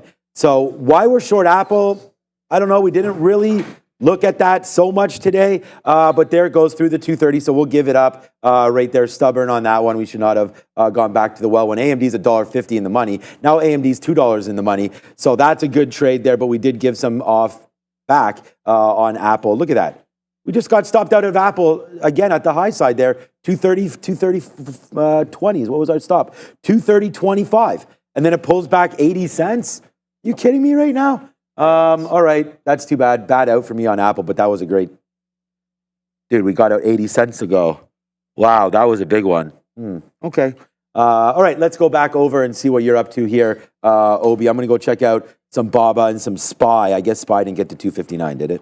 Yeah, no, Spider's just kind of just holding on. It's opening range there, not really doing too much. Yeah, Apple's the only one that's really blasting there. We're almost $3 I'm still kind of holding on to this TQs as it trades sideways. We got that strong wick off of PPI there, looking for a little bit of that direction to kind of continue there as we slam down. Again, we were sold off quite extensively yesterday. 400. What's going on, Adara? Couple small caps moving around here today. QuantumScape QS trying to pop up again here. We also have Centage Holdings here. SNTG, definitely not near its high of day, up about 33% right now, but getting a bit of a volume pop. Worth noting for this one, you have a float of only 1 million shares, guys. So SNTG on watch. Oh, man, I want to... Right? Oh, man, I may be throwing up. Oh, man. Early here. Yeah, no, it looks like Apple wants to go to the downside. Look at this out we had there at 180.75. This did drop down to 179.50. So, yeah, let's be careful and see if we can get that out one more time here for AMD. Look, the market's doing absolutely nothing. right now. So we already wrote down here, be patient. And what did I do? I got into Apple pretty quickly there and then just kind of left it alone. So we should have waited a little bit more. It's still at 230. This is still a level that we wrote down. So I feel like if we can get back up into this area, then we should probably try a short in and around there. But for right now, we're kind of stuck on Apple. So I'm going to give it that extra little chance to give us back into 230 right now, 230 teens. And then if we can get that in, then we'll trade it back because it just fell there for no reason again. So maybe we get a bump up and then we'll fade it and then we'll just stop out real quick again if it doesn't work. But I still think the Apple short here at 230 is something to look at. So yeah, good day yesterday for Apple for the short sellers. Let's see if it can happen again there now. AMD really battling back. This could be another fade, but the market's above view up and above the 50 and looking to go higher here. So actually, I'm going to cancel that Apple strategy, I think, and just see about working on trades that have been working for us. Let's go over to Adara. Another small cap on watch here, EVGO. This is EVGO. We've had this one move here in the past. It has market cap about $1 billion, short float about 10.5%, getting a $5 price target and a buy rating maintained here by Benchmark, guys. Okay. Benchmark Capital. We'll take a look at that. What are you working with over there? I don't know. I'm looking across the board, trying to stay patient. Again, I for the past couple of days, I really kind of reflected. I was like, well, my mental might not be in the right places because I'm like not focused on, I guess the right stuff. Like all day yesterday, I kind of chopped up AMD when Tesla had to move, Nvidia had to move. Like there's so many opportunities around. What am I doing? Tunnel visioning on one thing. But another thing that I kind of realized is like, all right, well, you can if you want a tunnel vision on something, the market is definitely in play. So that might be something that could be a good focus. But something that is blasting, Sean, is Intel. So I'm looking at what are the things that are actually catching a bid right now. The market is kind of trickling up right there, holding some of these VWAPs there. I'm talking about the NQs and the ES right there. But yeah, Intel hella strong right off of the open. So is Apple. Softy not as much. Spider still within its opening range there. Yeah, I'm looking at some of the tech basket here as well. ARM getting a little bit of a bid, but Intel is the one I have eyes on now because of the strength that it's kind of showing there. Citigroup broke below that 65 mark. So yeah, good earnings, got a little pop off of it. We had a high of 68.59, but now we're trading 4 points lower, a little bit more than 4 points lower, 64.40s incoming here on Citigroup there. So we did break below that 65 mark right there. Pre-market consolidation low as well here in and around some of these levels off the earnings reaction. What's going on, Adara? Couple catalysts there in that INTC to contextualize that Intel move. We did have late yesterday, we had Intel's CTO, Chief Tech Officer Greg Lavender, saying the company's aiming for $1 billion in software revenue by 2027. We also have coming out apparently, Intel is investing in this Israeli AI construction company. So AI investment and this software revenue goal here for INTC, guys. Okay, good little look there. We did get back into the short. You know, I looked over here when I was getting all peed off, and Sharif's just like, shake it off. So you know what we did? We got right back into Apple, and we just took 50 cents there. So let's see if it can come back in 40 cents. Let's see if it can come back in and take it to 29.50 area or so. You know, we'll see. There it is. There's that short right there. The other name that I was just looking at and trying to line it up was Tesla. I thought maybe we were going to go to this for a break with Adara, but there it goes. Tesla, nice move to the upside. Now almost green for the day as Tesla was down there to 234. That was a good little level, obviously, when you're looking at it in hindsight. But there it goes. Now we just have to play pullbacks now, right? So I'm actually bidding 237. I don't know if we're going to get it. I mean, this move is quite extended now. It seems like look at it go. Are you in this? No, you're in the TQs. Good move. There, as the NASDAQ continues to go higher. Man, I like trading with you for sure. Nice move, 241 and trying to go higher there for Tesla. Yesterday's close already taken out. So, well, at it right now, but nice move here for Tesla getting back going. Look at that big red candle on sale for yesterday. Again, we talked about this. Does the robotaxi actually tip the needle right now for Tesla's current standing? I don't think so. They're the only EV car company in the United States that are making money every time they produce a car. So good job so far there for Tesla continuing to move higher. I'm playing pullbacks on this name. And the Apple win was potentially short-lived, but we did take some out. Let's just see. I'm going to give it one more shot against that high. Again, the market is trying to go higher here. So one last shot. We don't necessarily need to be short in a market that's doing this. I was pretty bearish about today. Let's see if we do continue to hold these highs right now. So again, a PPI number that was a little bit hotter there, sent the market lower, but then we battled back within that very next minute. There goes AMD now back down in $1.34 in the money. Let's see if we get a low tick into 180 again for AMD. Yeah, I'm just watching the cues here. We attempt to push that. I guess we try to go to 20,500. Can't really even get past that 20,480. But yeah, that bid kind of coming in, a bit of a wicking, bottom wicking action there on Softy, getting picked up as well, and Amazon as well. Amazon trading in and around that 195 area. And yeah, Google actually looking a little bit different as well. It was very strong off of the open, and we're pulling right back in on Google. But Apple, that 230, Sean, is coming in. That 229 prior day kind of bounce high. You are wow, nice short on AMD. Oh, on AMD. Thank you, my guy. Let's go. As AMD goes into the gates of hell. Solid. Wow, okay, AMD. So we just took that out at 180. We just talked about that, right? And we were like, hey, maybe we should stop focusing on Apple and just focus on a name that we've nailed right here at 182. We got that one in the pre-market though, right? So that was a good trade for us. We had highlighted it. We were waiting for more up here. We talked about the 183, but it only got to 56 as we were at 75. So I'm still there. You know what? I might as well just cancel that right now. I don't know how to have too many pending orders, but we are in Apple again. I don't know. We have consumer sentiment. We talked about this when we were talking with my father earlier there, and it was, Michigan sentiment coming out right now, consumer sentiment. So we'll see. That could absolutely destroy this Apple trade. It's coming out in 2 minutes. Like, if the consumer is strong, I mean, hey, maybe we are lining up to get those iPhones, right? We'll see. Let's go. Bring it down. Look, I'm just taking 15 cents here, honestly, on this trade. We do have... This is our biggest position yet, just because it was at these highs, but it's still not a huge position. So I don't want everyone to think that we're really going for it here, because we're not. I am putting a bid down here. Give me those 83s. Yes, there it is. It's a big enough position to do this, though. There it goes. Let's go. Bring the pain down now for Apple. Hey, man, can we go green on Apple just by making it back right here? A big shout out to the professor, man. He told me not just calm down, but hey, it's early, you'll get it back. And we wrote down patience, and it is a virtue, man. And there it is right there. Let's go, Apple. Yes, sir. 50 cents back in the pocket on that one, Obi. We just have to wait, man. Oh, yeah. Why are we putting on patience onto our note and then getting involved at 9:31? Man, this is like...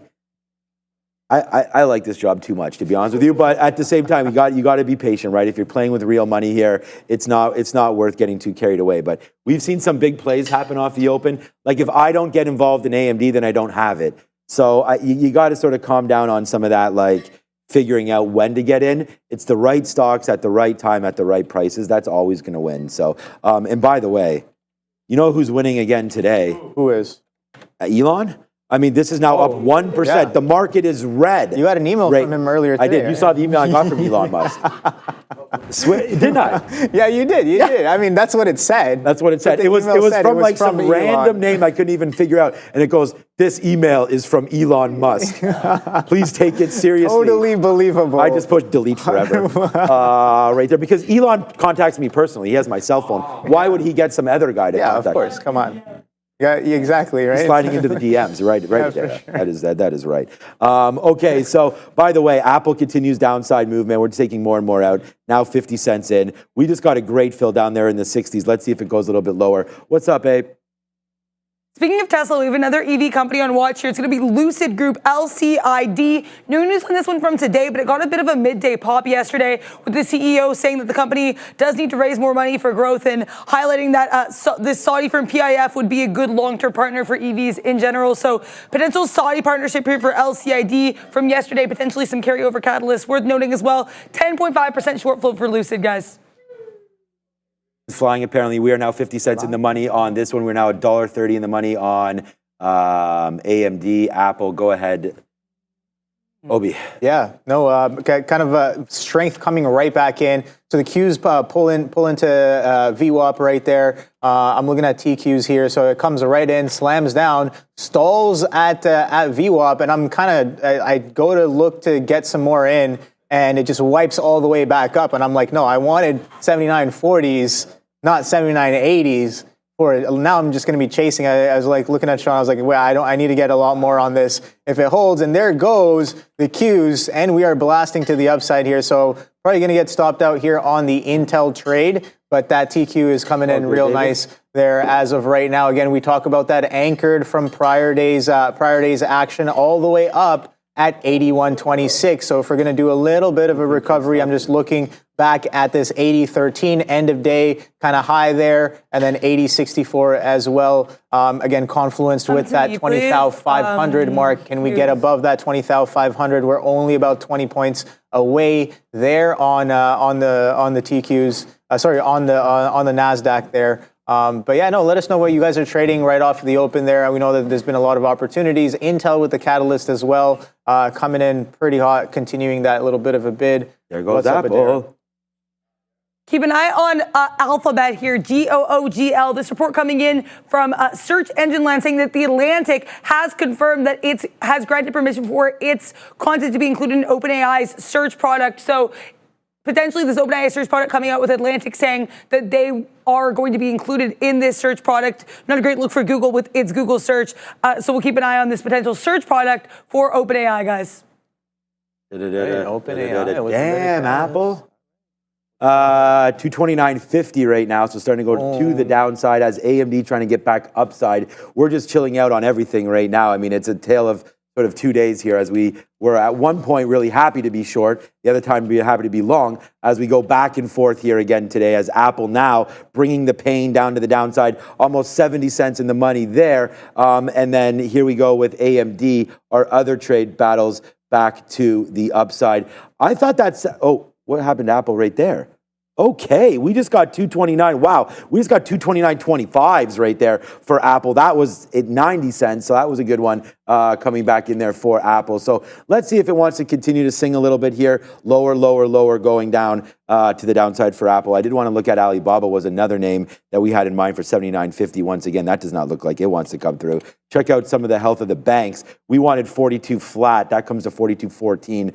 So we miss on that one, but we'll wait to see if there's anything happening over there. Citigroup was the strongest of them all, but as you can see, they do all fall. So there goes Citigroup downside. Wells Fargo as well. That caught a bit. It looks like a little bit there. Wells Fargo down 7%. Why is it has to be Jay? No. Why is XLF holding up here then? I don't know why. Okay, let's go back over. Obi, is there anything you're looking at right now? No, the Qs are blasting right there. We're coming into that level right here from prior day at that 80.13 that I was talking about. Just that high before the close, we did attempt to bounce there, and then another level here at that 80.60 on the TQ. So going to be watching that. Got stopped out of the Intel, obviously, again, with the NASDAQ this strong, and then again with Intel with a bit of a catalyst there. Yeah, I was expecting to get stopped out after that push to the upside. Here comes 20,500 there, Sean. So what can we do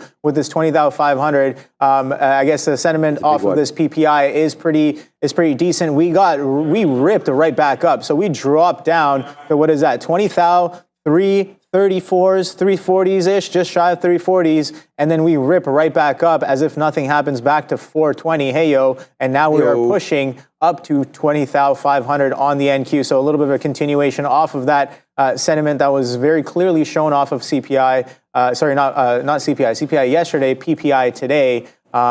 Coming in a little bit better than expected there. 80 still holding as of right now. We're holding some of those levels there from prior day. I'm going to be looking for that continuation. Let's see if we magnet up to that volume weighted average price, which has been anchored to the CPI all the way up at 81.25. Right now, you got to ask yourself, what is the ATR on TQ? But while I get back to you with that, we're going to go to Adara real quick at the big desk. This part of the show brought to you by Benzinga Pro. Tired of being late to the trade? Always playing catch up in the market? Missing out on the big moves because you're too slow to the news? Benzinga Pro is your unfair advantage. Get breaking news alerts up to 30 minutes before everyone else. Pinpoint exactly why stocks are moving and join a thriving community of traders who share their strategies in real time. Ready to see how Benzinga Pro can transform your trading? Visit Visit benzinga.com/pro and get a free 14-day trial. Sarah loves Benzinga so much, she can't, it's just she's so excited about that. So shout out to everybody at the Benzinga platform there as I use it. It's in my ear right now. And I mean, that's what we hear from right now. Apparently something about Starbucks hitting in my ear right now. We'll see about that in a minute. But right now, here goes, nice move here. Oh, don't tell me they're saying that there's an activist maybe here in Starbucks. Oh, come on. My play yesterday on Starbucks, I mean, it's a nice move up. We talked about trying to buy that dip there yesterday in Starbucks. So let's wait to see. Okay, AMD, by the way, is at our 183 level. We're short at 182.50. So remember, like we said, a tale of two stories here. And it looks like today, right now, AMD gives it to us good early, but not really late right now. It's come all the way back upside there as well. We did get stopped out of our last 10% of Apple. We talked about that, but it's looking like a problem again right now for AMD as that is going up right now against us. So the market, I know you're long. Congratulations on that one, Obi. That's a great trade. But right now we are trying to hold out for a move here on AMD to pull back just a little bit. We're short here at 53s, sorry. Yeah, no, the market's ripping up. So I was asking, what are we going to do with that 20,500? We sliced right through it. And continuing to push up as well. So yeah, obviously the TQs are moving along with the NASDAQ off of that break there, 20,500. Next level I'm looking at is that 80.67 right here, this prior high on the TQs. Can we get there? We're only about 30 pennies away from there, but still holding that 20,500 should be interesting. Apple pushing that 230. I'm looking for the next trade there. NVIDIA looks a little bit enticing there as well, pushing back up into some of its prior days, end-of-day consolidation highs.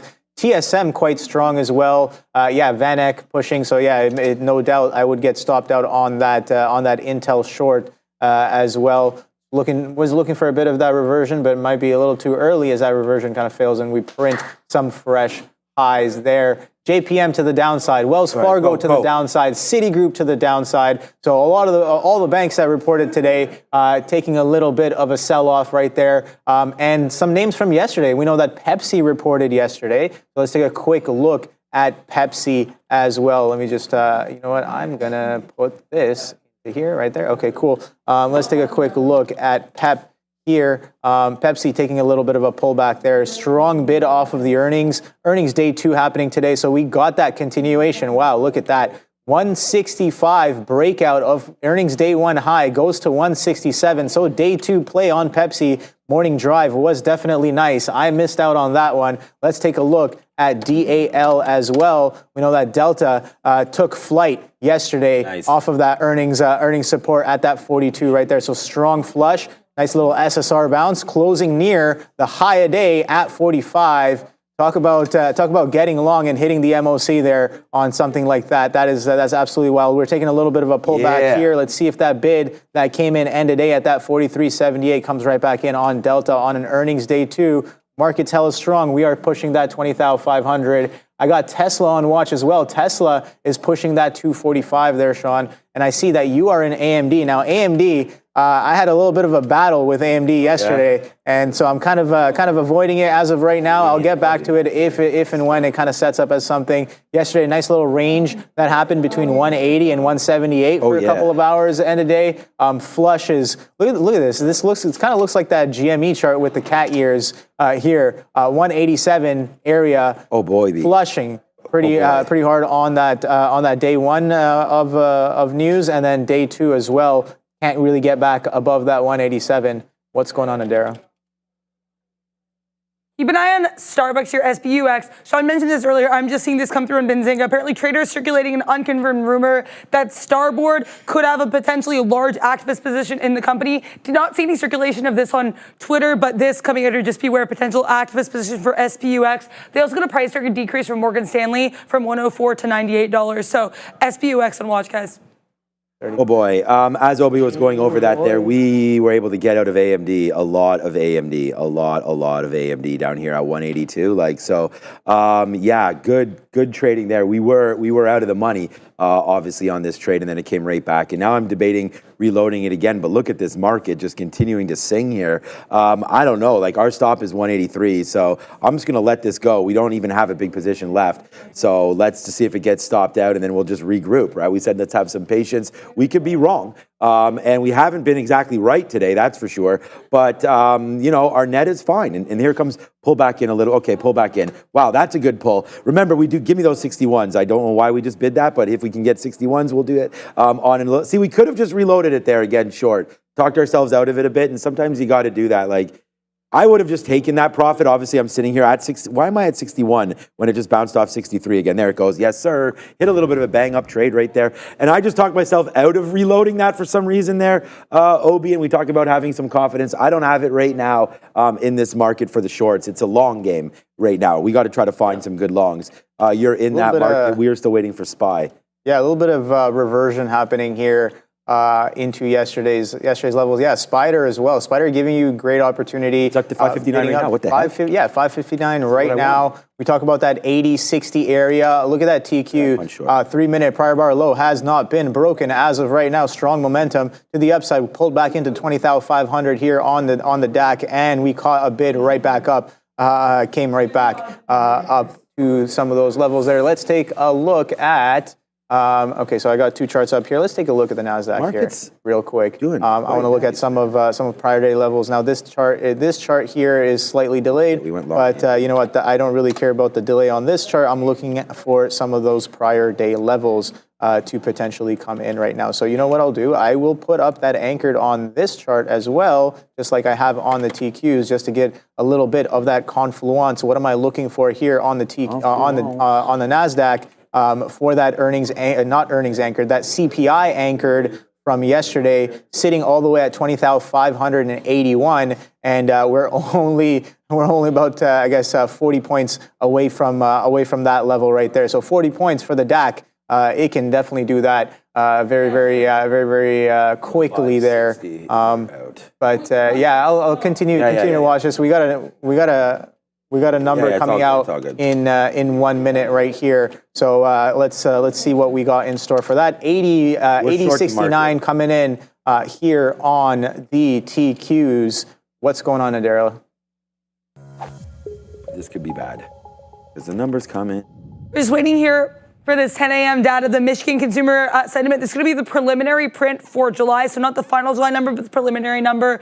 We are looking for 68.5 consensus, 68.6 forecast here for this Michigan sentiment. It'll be slightly higher than the previous number of 68.2. Of course, we did get that PPI or data coming early today, mostly above expectations here, especially these year-over-year prints. So we have to wait and see what numbers we get. Just that coming in a few seconds here. 10 a.m. This Michigan consumer sentiment data. Here we go. Okay, so we have here for the consumer sentiment print coming in 66 here, so well below this consensus of 68.5 and the forecast 68.6. We also have consumer expectation 67.2, below 69.8 consensus and forecast. Consumer current conditions 64.1, also below consensus of forecast 66. Then Michigan inflation expectations 2.9% here. So this is actually lower than the forecast as well. Same with the 5-year expectations. So generally these numbers coming in below expectations. Chief among them, the consumer sentiment print preliminarily for July 66 here, guys. Market not really seeming to care about this. We've had lower than expected Michigan consumer sentiment prints bring down, but here's the SPY continuing to push higher. Some stocks on watch today include JP Morgan, a lot of these other major banks as well, Citigroup and Wells Fargo. JPM here to the downside despite having EPS and revenue beats. CEO Jamie Dimon saying that there's a concern with booming spending growth defending growth not as large as they would like here.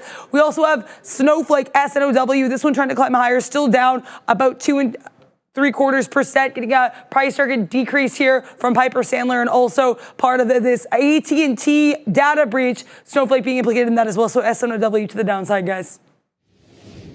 All right, thank you, Adara. There, super strong off that number. About that. Yeah. I guess now they are going to cut. I guess as it looks a little bit better there, as we talked about possibly having that consumer number come through and have a quick look at it. We're short the spiders right here after 59's where we wanted it, so we're okay. I was going to give this up to 60. We sort of looked back at where we were yesterday. It actually, what chart was I looking at? It must have been the minute chart here for yesterday. Let's zoom back out to the spiders. Yeah, right into here. So I just want to see about these levels coming into play again. We've almost battled all the way back for this. So again, maybe they were waiting for this number, maybe not. But I'm not just going to scalp quickly out of this one right now. Let's just let it work a little bit here for the futures. It's a huge move up. Again, I mean, I don't know if we were expecting this, but nicely done to the upside there. Good trade for Obi, but we are not going anywhere with this short, not now.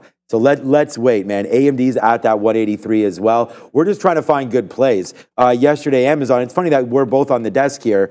We both probably trade the most Amazon, I would say, on the floor, you and I. Perhaps. And we haven't even looked at it. I haven't anyways. Amazon today, green, but barely. So that kind of goes with what we're thinking here. If you're going to trade a weak name, maybe Amazon is that. We know that there's still that underlying sell pressure with Jeff Bezos. So we'll see. That had a nice little bump up right here. But right now, my bet is sort of made. We're going to wait to see what happens here with the spiders as it's trying to come back. I was waiting at 559.40s right there. It got as high as 34s. So we do miss that reload. That would have been nice. But we're going to give this to 560 anyways. So let's see where we go right now. It is the SPY back to flat on this trade.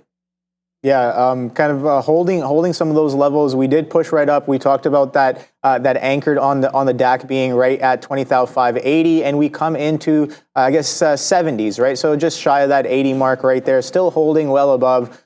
So yeah, a little bit of reversion happening, it would seem, in terms of the price action that's going on here. And okay, so Intel is continuing to the upside. I did try once more here with a little bit of a wider risk, but I got some out of that TQs right before the number comes out there, as we were running up quite aggressively right into the number there. So now we're getting a little bit of a sell-off here. So you know what? I am done with that one right there. A little bit of a distinctly different behavior happening on the Qs with a little bit of a pullback. Sure, we can continue. We can push that 81. We can continue back to the upside there. But again, looking for that relative difference here in terms of behavior, and we are breaking. Look at that. So we talk about using prior bars as a little bit of an indicator there. This is the first time 3 minutes broken that prior bar low right there on the Qs. So I do want to just exit the position and then reassess. If we're going to reclaim and then continue back to the upside, that's perfectly fine as well. We can take another look at it a little bit later there as it wicks. Is it going to go green there? We still have 1 minute 30 seconds for this 3 minute candle to print with an open at 87. So yeah, we're pretty strong there. So yeah, just gonna be a little bit more patient here and looking for the next trade potentially. So I guess I'm watching earnings as well. Right, we said Citigroup still selling off to the downside here, so not as strong as I was looking for it to be, but that's fine. I'll take a look at it. If it catches a little bit of a bounce, look at that, both anchored and regular VWAP here, trading well below that. 65, I was looking at being a little bit of an interesting area. 65.30s, prior day consolidation low, and we slam right through that. Earnings reaction low, 64.40s, and we are trading well below that mark as well here on Citigroup. So I guess short was the right idea there if you had it. Opening range, let's take a look at the 5 minute opening range. Okay, so yeah, 5 minute opening range break happens at 64.86. And look at that retest. You attempt to retest that opening range low on the 5 minute. You cannot get above it. And then you were trading over a point lower there on Citigroup there. So the first question I'm asking right now is what is their ATR? 1.39 is Citigroup's ATR. Now, of course, earnings day one, you expect it to do some RVOL. Look at that RVOL in the pre-market, over 20 times here on the 5 period, coming off of the open there, just doing shy of 4 times the RVOL there on Citigroup. So should be interesting. Let's see if we get a little bit of a continuation. I was thinking maybe that earnings sentiment was taken well with that initial reaction, but off of the open, anything can happen, and happen it did, with some of these banks flushing to the downside here. So I guess I know Sean was looking at XLF. Take a quick look at XLF and see what's going on with XLF. So XLF, a bit of sideways action, made a high of 42.30s right there. Comes down to 42.08. Still trading within some of yesterday's range. Yesterday looks really nice though, catching a bit of a VWAP bid on XLF. So it should be interesting. TQ's coming right back in to some of those highs. Let's see if this momentum has actually dissipated, or we have more of the same that we saw coming right off of the open. Now, it's only been just over half an hour of the trading session. So yeah, we're just getting going, I think. All right. So again, good little look there, obviously, as we watch this market continue to go to the upside. So yeah, a little bit of a different day here for me anyways, as we're just been in the spiders right now. We traded them really well yesterday. We're going to try to have a look again at these futures. Me and Obi sort of looked at each other earlier and was like, what names are really going to be active? And we kind of thought that maybe the market might be something today. So we're going to continue to have a look there. And I think it's going to be the right spot, but we never know. So we're going to hold out on this one. We're still short at 559, which is where we liked this name before. We got a story earlier from Google, which I was a little bit confused on. There hasn't been much happening with Google here today. So yeah, nice little move up there into that, and now you're getting some of the fades in the market again happening right now. So let's see if this market does indeed want to come back. So when the market fades back in, we want to go long on strong names. So what I like to do here is look at a little bit of, let me bring this watch list over here, and this is where I try to find some stronger names that might be in play here. So we'll sort it by percentages, and then I just use the names I always look at here. So SOXL, pretty strong. Square, ARM up today. Roblox, let's go Roblox. We like that one there. So nice little move there for Roblox back to the upside. But all right, so we'll look over some of these. There's Alibaba 79.80s. That's close to our 79.50 level. Palantir up 1.5% as well today. So let's now look at, maybe we'll look at some Intel. I know you're already in that one. I know you're in it short, but it is an up name today. And then NVIDIA as well. So it does look like some of these chip names, ARM, Intel, NVIDIA, and then the SMH and SOXL is on there. So good little levels to be concerned with. SPY continues to go higher. So it looks like, yeah, that might be the right trade there. What's up, Adara? Keep an eye on DIS here. Disney hackers here claiming to have hacked its internal Slack channels. This would be 10,000 Slack channels hacked with 1.1 terabytes of data. So this is unclaimed, but a hacker claiming to have breached data here for Disney DIS, guys. I get some of that monthly subscription back over there. Yeah, okay. So I was just looking at some of those names. And I mean, the thing about Apple was we've already gotten stopped out trying to go short on this name in the first place. So we do want to try to find some longs. But this needs to come back to 229.30s or so. So something in and around there, something for me. There goes the S&P futures. We are getting very, very close to one more spot where we'll take some shares. But yeah, 559.50 was sort of what we were talking about there. Let's give this up to 560. We looked at those levels from yesterday. I mean, it's very surprising to me that we're this strong today. And again, I just sort of thought, you know, into a Friday, there's 560 up here. Into a Friday might get us a little bit of sort of chill zone today, and it looks like there's no chill early. The buyers are back and buying some of these names up. So good levels to come through. Let's see if we're able to get it again here. That is, of course, the SPY, hopefully looking for a pullback in. Yeah, I guess I got a little out of that TQs, maybe a little too early, but that's perfectly fine. We're coming right back into some of those levels. 81 testing on the Qs here. I do like, I guess, dabbling. Kind of started to dabble here in the Citigroup. We've sold off all the way to 64s, just to shy of 64s there, and maybe potentially looking for a little bit of a bid here. Again, just a starter position here. See if we can get a little bit of that VWAP. That 65 was interesting. Really getting if it does come in, should be interesting here. Intel still holding this one. I got a little bit of resistance level that we are trading underneath on Intel. Now we can see that how choppy and sideways it was prior to yesterday's action, right? So let me just pull this up here. Okay, so I guess Intel is continuing to go right there. I do have to kind of keep it a little bit tighter, but you can see that selling comes in quite aggressively just off of a failure to follow through of 35. But prior to that, kind of a choppy action there. We've been in an overall uptrend, so let's go to a little bit of a higher frame here. Intel could be, I could very well be very wrong on this, with the market screaming to the upside as it is as of right now. I do want to stay a little patient. Look at all those anchors. I gotta love these anchors, man.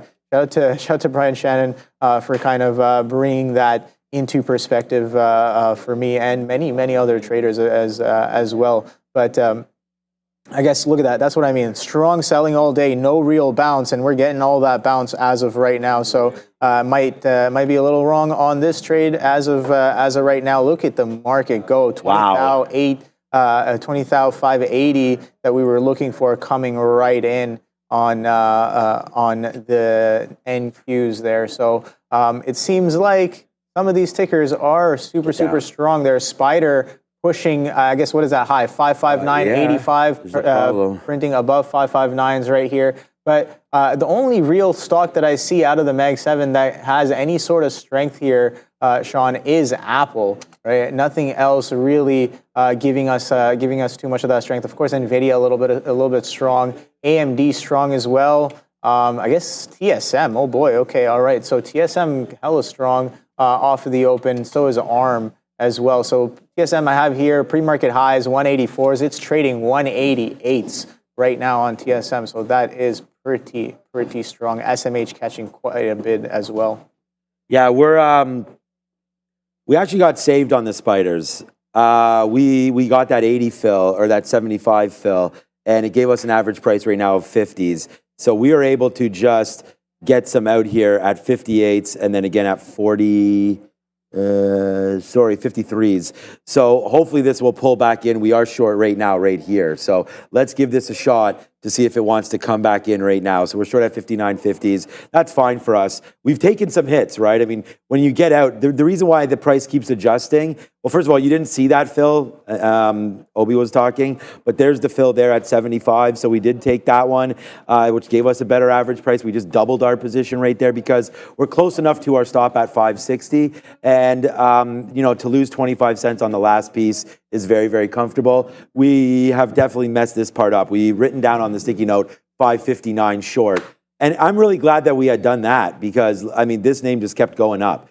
We are very patient. And again, the reason why we liked that short, at the time when we looked at it, the 50-period moving average was right here, right? Obviously, it sloped back in as the market opened up and we started to go lower and then now bounce. So 559, we still like it. We talked about that 560 level from yesterday, and that seems to have been the top today. So let's hold on, see if we're right about this, and there is a pullback coming.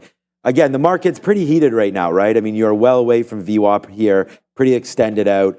We're back to flat on this trade. We're not going to throw the baby out with the bathwater, but we are on the spiders. So again, a big name there. We traded it yesterday, and we have a chance to be up on it. Just needs to fall back. Like if this can get to 59, I'll tell you where my up spot is, 59.30. If we can get to 59.30 on it, then we will be flat on the name today. So, all right, Palantir up 1.37%. I mean, this name just let's go. That's a big one. Palantir, a big one. Happy birthday to my mom again, before I forget again. 27 right there. That's going to be the next level. So we did dip into that today. So that's too bad that we missed that. But again, you had to have that feeling today that this was an up day. And Palantir just looks exactly like the market. So I'm already short the market, so I'm not going to go short Palantir, but this could break through this 28.10. Obviously, if we do that, we do need the market to go. So let's see if that happens, man. 28.10, a decent spot there for Palantir. But if you do take it, remember, we've had some troubles here in and around 20s and 30s a couple times, there, and then even yesterday had some issues getting through it before it eventually popped. So watch out on that break. You may only get 15 or 20 pennies. So not in love with it if your time frame's a little bit longer. Yeah, some potential hold here as of right now on Citigroup here, and futures with a little bit of a pullback. So we come right into that 20,580 that I was looking at prior day anchored off of CPI on the DAC, and we're taking a little bit of a pullback off of said level. Now, again, this is just the beginning of the 15-minute candle print here, so we're trading a little bit lower than the open. We still have just over 13 and a half minutes left to print this 15-minute candle. So I do have it kind of on watch. There goes Citigroup catching a little bit of a bid there. So I want a little bit more on top of that 64. Let's see if we can get back to that VWAP here. If the 64 bid is going to be strong, I don't know. I'm just kind of trying to go with what I'm seeing here. Whoa. I could definitely be reading what's going on there. Is there news on Lucid, Adara? Because Lucid, thanks to everybody in the chat, they're telling me about Lucid right now. Lucid is, going nuts right now, having some dreams with their Lucid car and Lucid Dreams right now, up 20%. Goes LCID, El Fuego, right now for Lucid 420. Let's check out. I don't own any Lucid. I own Rivian, and that's been a good trade. Wow. Okay, Rivian as well, man. Yeah. We're long Rivian at 1125. There goes Rivian upside. What's up, eh? Yeah, they came into this one a little bit earlier. Still not seeing any new news on this one, but we still have the same story from yesterday with the CEO saying that they need more money to grow and that Saudi's PIF would be a good long-term partner for EVs in general. So basically, again, just a repeat of that story from yesterday. CEO saying that this Saudi firm could be a good long-term EV partner here for LCID. Worth noting as well, 10% short float, guys. Right, Saudis could be a good long-term investor. I thought without them, they're at zero. So, good report. Obviously, if you're long Lucid, I mean, there was continuation, as Adara just said. I mean, what a great chart. What a great chart, to dip some money into here. I know that there's been some talk. I think it was Sharif, Polestar, or maybe it was Neil as well, looking at some of that Polestar in and around $1. We could check out PSNY. I assume that's probably flying as well right now. Rivian's been a big call, man. We're really happy with the way Rivian's been performing lately in the personal account. So again, double check back on this one later on today. Probably going to dump some of this because it's a monster. Rivian, nice play. We had bought Rivian off that 1050 area down here, and the 1050 area held. We're in at 11 and a quarter, but still nice move up, taking out that news from Volkswagen, right? When they were looking at divesting some money into Rivian, I believe that was the story a couple weeks ago. We hit 17, 50, 18, and then fell back into 13 and change, and now complete. I mean, you talk about V-shaped recoveries. That is one right there. It's almost a perfect V to be in exact with that. So Rivian, nice move. Probably could fade it if you want to pay for shorts, but again, a little bit of a short float on that, 10 to 20% on both Rivian and Lucid, up to 18 and change. I've just been sort of looking at this SPY trade here and haven't had a chance to look at too many other things. But you know what I'm noticing here? Micron. And again, I need to let this spiders trade settle down. It's either going to take 260 or it's not, 560 or it's not. But for now, I think this is a decent opportunity here as well, as Micron's pulled all the way back up to the 200 period and the 50 period moving average right now into that shelf. But so many names are at a shelf right now that we saw drop off from yesterday. So it's going to be a push and pull right here, trying to figure out which way this market wants to go. So I don't know. Micron's looking decent here for a short for me, but yeah, we have to really believe in the short in the market. You're still short Intel, but long the banks. I like that. Yeah. So again, Intel, I guess it's starting to slow down. I might be slightly anchoring to some charting that I have going on Intel, but I'm gonna give it some room here. Banks catching a little bit of a, well, in terms of banks, I just mean Citigroup catching a little bit of a bid here. Again, off of that 64, attempting to push the quarter. Let's see if, again, I'm going to say this again. Can we print the quarter? Can we hold the quarter, print the half? And if we do that, but I will, I guess, stay a little patient to see if that'll come in. I definitely need a lot more on this. But before that, we're going to go to Dara for small cap recap. Go. Another great day here for the Russell 2000. As Michael Noss was mentioning earlier, we did have a nice move for the IWM yesterday. We're seeing the same kind of move today. Up more than 1% here. Great, bouncing off that 214 area. Really good look for the Russell 2000. A lot of these repeat runners here on these small caps, including IVP. This is Inspire Veterinary Partners. They've run a few times over the last few weeks here. No news on this one, but worth noting they do have a short float of just under 40%. Total float of around 953,000 shares. So definitely some things to be aware of there. We also have TOYO. This is Toyo. This one has just recently merged with that Blue World Acquisition Corp as of July 2nd. So TOYO and watch with a float of around 4.54 million shares. Last but not least, we have Zap Electric. This is another one that's run quite a bit recently. ZAPP. They do have some news though, announcing they entered into a standby equity purchase agreement with this affiliate of Yorkville Advisors Global with a commitment of up to $50 million for accelerating their rollout. So good look for ZAPP with a float of about 1.6 million shares, guys. Than anything else, yeah. You just mentioning IWM. We talked about that earlier. We talked about that with Michael Noss. We are now short. Come on, spiders. This is like a make or break, basically, opportunity for me here this morning. So let's just see if we can get down, man. We just shorted more up here. We're at a tipping point. We just talked about that, right? I mean, this is sort of that level that we had run up to, trying to figure it out. It's at 20,000. We just bounced off 20,600, bounced down there, and now we're just trying to retrace, only retracing 50 handles, right? That whole move up right here is about 150 handles. So if you're going to give half of it back, it needs to, get to the 50 period and back down here to 2,500. So if we can get into that area, this is around 50% back. So a little bit of a pullback. Oh, Rob is here. I should ask him for a coffee if he has a second. Maybe I will. Okay, so there it is right now. Nice little push back down. And come on, SPY. Again, this is going to be something for me to see. We're now short at 70. We just got 54s. I'm still holding 85% of this trade. So let's go. Here we go. Let's get to the downside a little bit right now. Where am I bidding? I'm bidding 44s. There it goes. Yes, sir. Come on, let's go. Let's bring this down in. We are now positive on this trade. We talked about that patient word, Obi, and I don't have too much of it. I'm going to get some more out here. But there it is. We are now positive. Finally, positive on the SPY as we hold on to this trade. Again, positive on AMD today, despite it ripping up and us going short. And then Apple, we are red on. So I don't know if we like green or red apples, but normally I like green apples. Today it's a red one, unfortunately. So there it goes. Nice to the downside there for Apple for me, but a good retracement back up for Apple shareholders. So good call. Yes, sir. Come on, SPY. Let's go.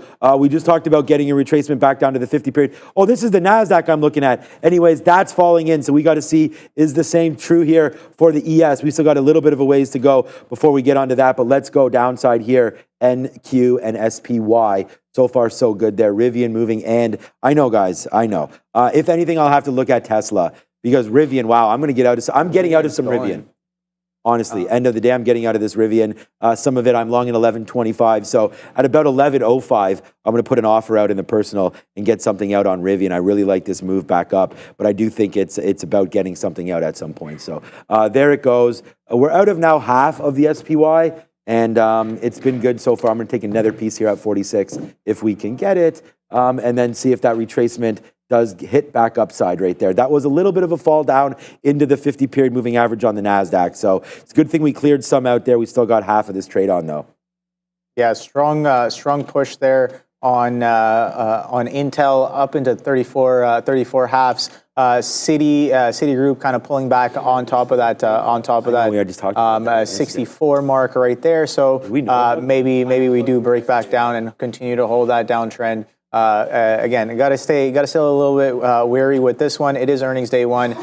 We sold off quite heavily there, but holding sideways here in and around this 64 mark. as the futures pulls back, right? We talked about that kind of that earnings. That's going to be I keep saying earnings, but that CPI anchored being in and around that 20,580s, and we come in right into the 20,580s before catching a little bit of a pullback once again here on the DAC there. So let's see if we can come in. But I'm looking at SMH as well because I am involved in the Intel, SMH, NVIDIA, AMD. AMD super strong, so is SMH. TSM is strong as well. I guess Intel is strong even though it's kind of grinding its way up. There, it is still quite strong on the day. Now, again, a little bit of a catalyst happening on Intel, but in terms of relative volume, not really doing too much RVol here on Intel. So here, I'll pull it in on my chart. Look at that. It's kind of at 0.5, 0.6 RVol on the 5 period happening here on Intel.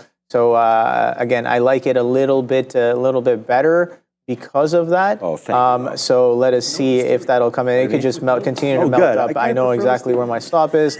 I am getting involved a little bit too early, but again, it is kind of I don't know what it's going to do. I don't know if it's going to go all the way there, but starting to dissipate some of that buying pressure, and that's what I got and started to get involved with at least on Intel. If we kind of push up even stronger, that's perfectly fine. I'm more than willing to be wrong on that one there if we continue this strength into some of those prior levels there. But yeah, don't have anywhere near what I'm looking for in terms of inventory here on the Intel. But if and when it kind of comes in the way I want it, I will definitely be looking into getting a lot more here. 64 holding on Citigroup. Let's take a look at some of these other banks here.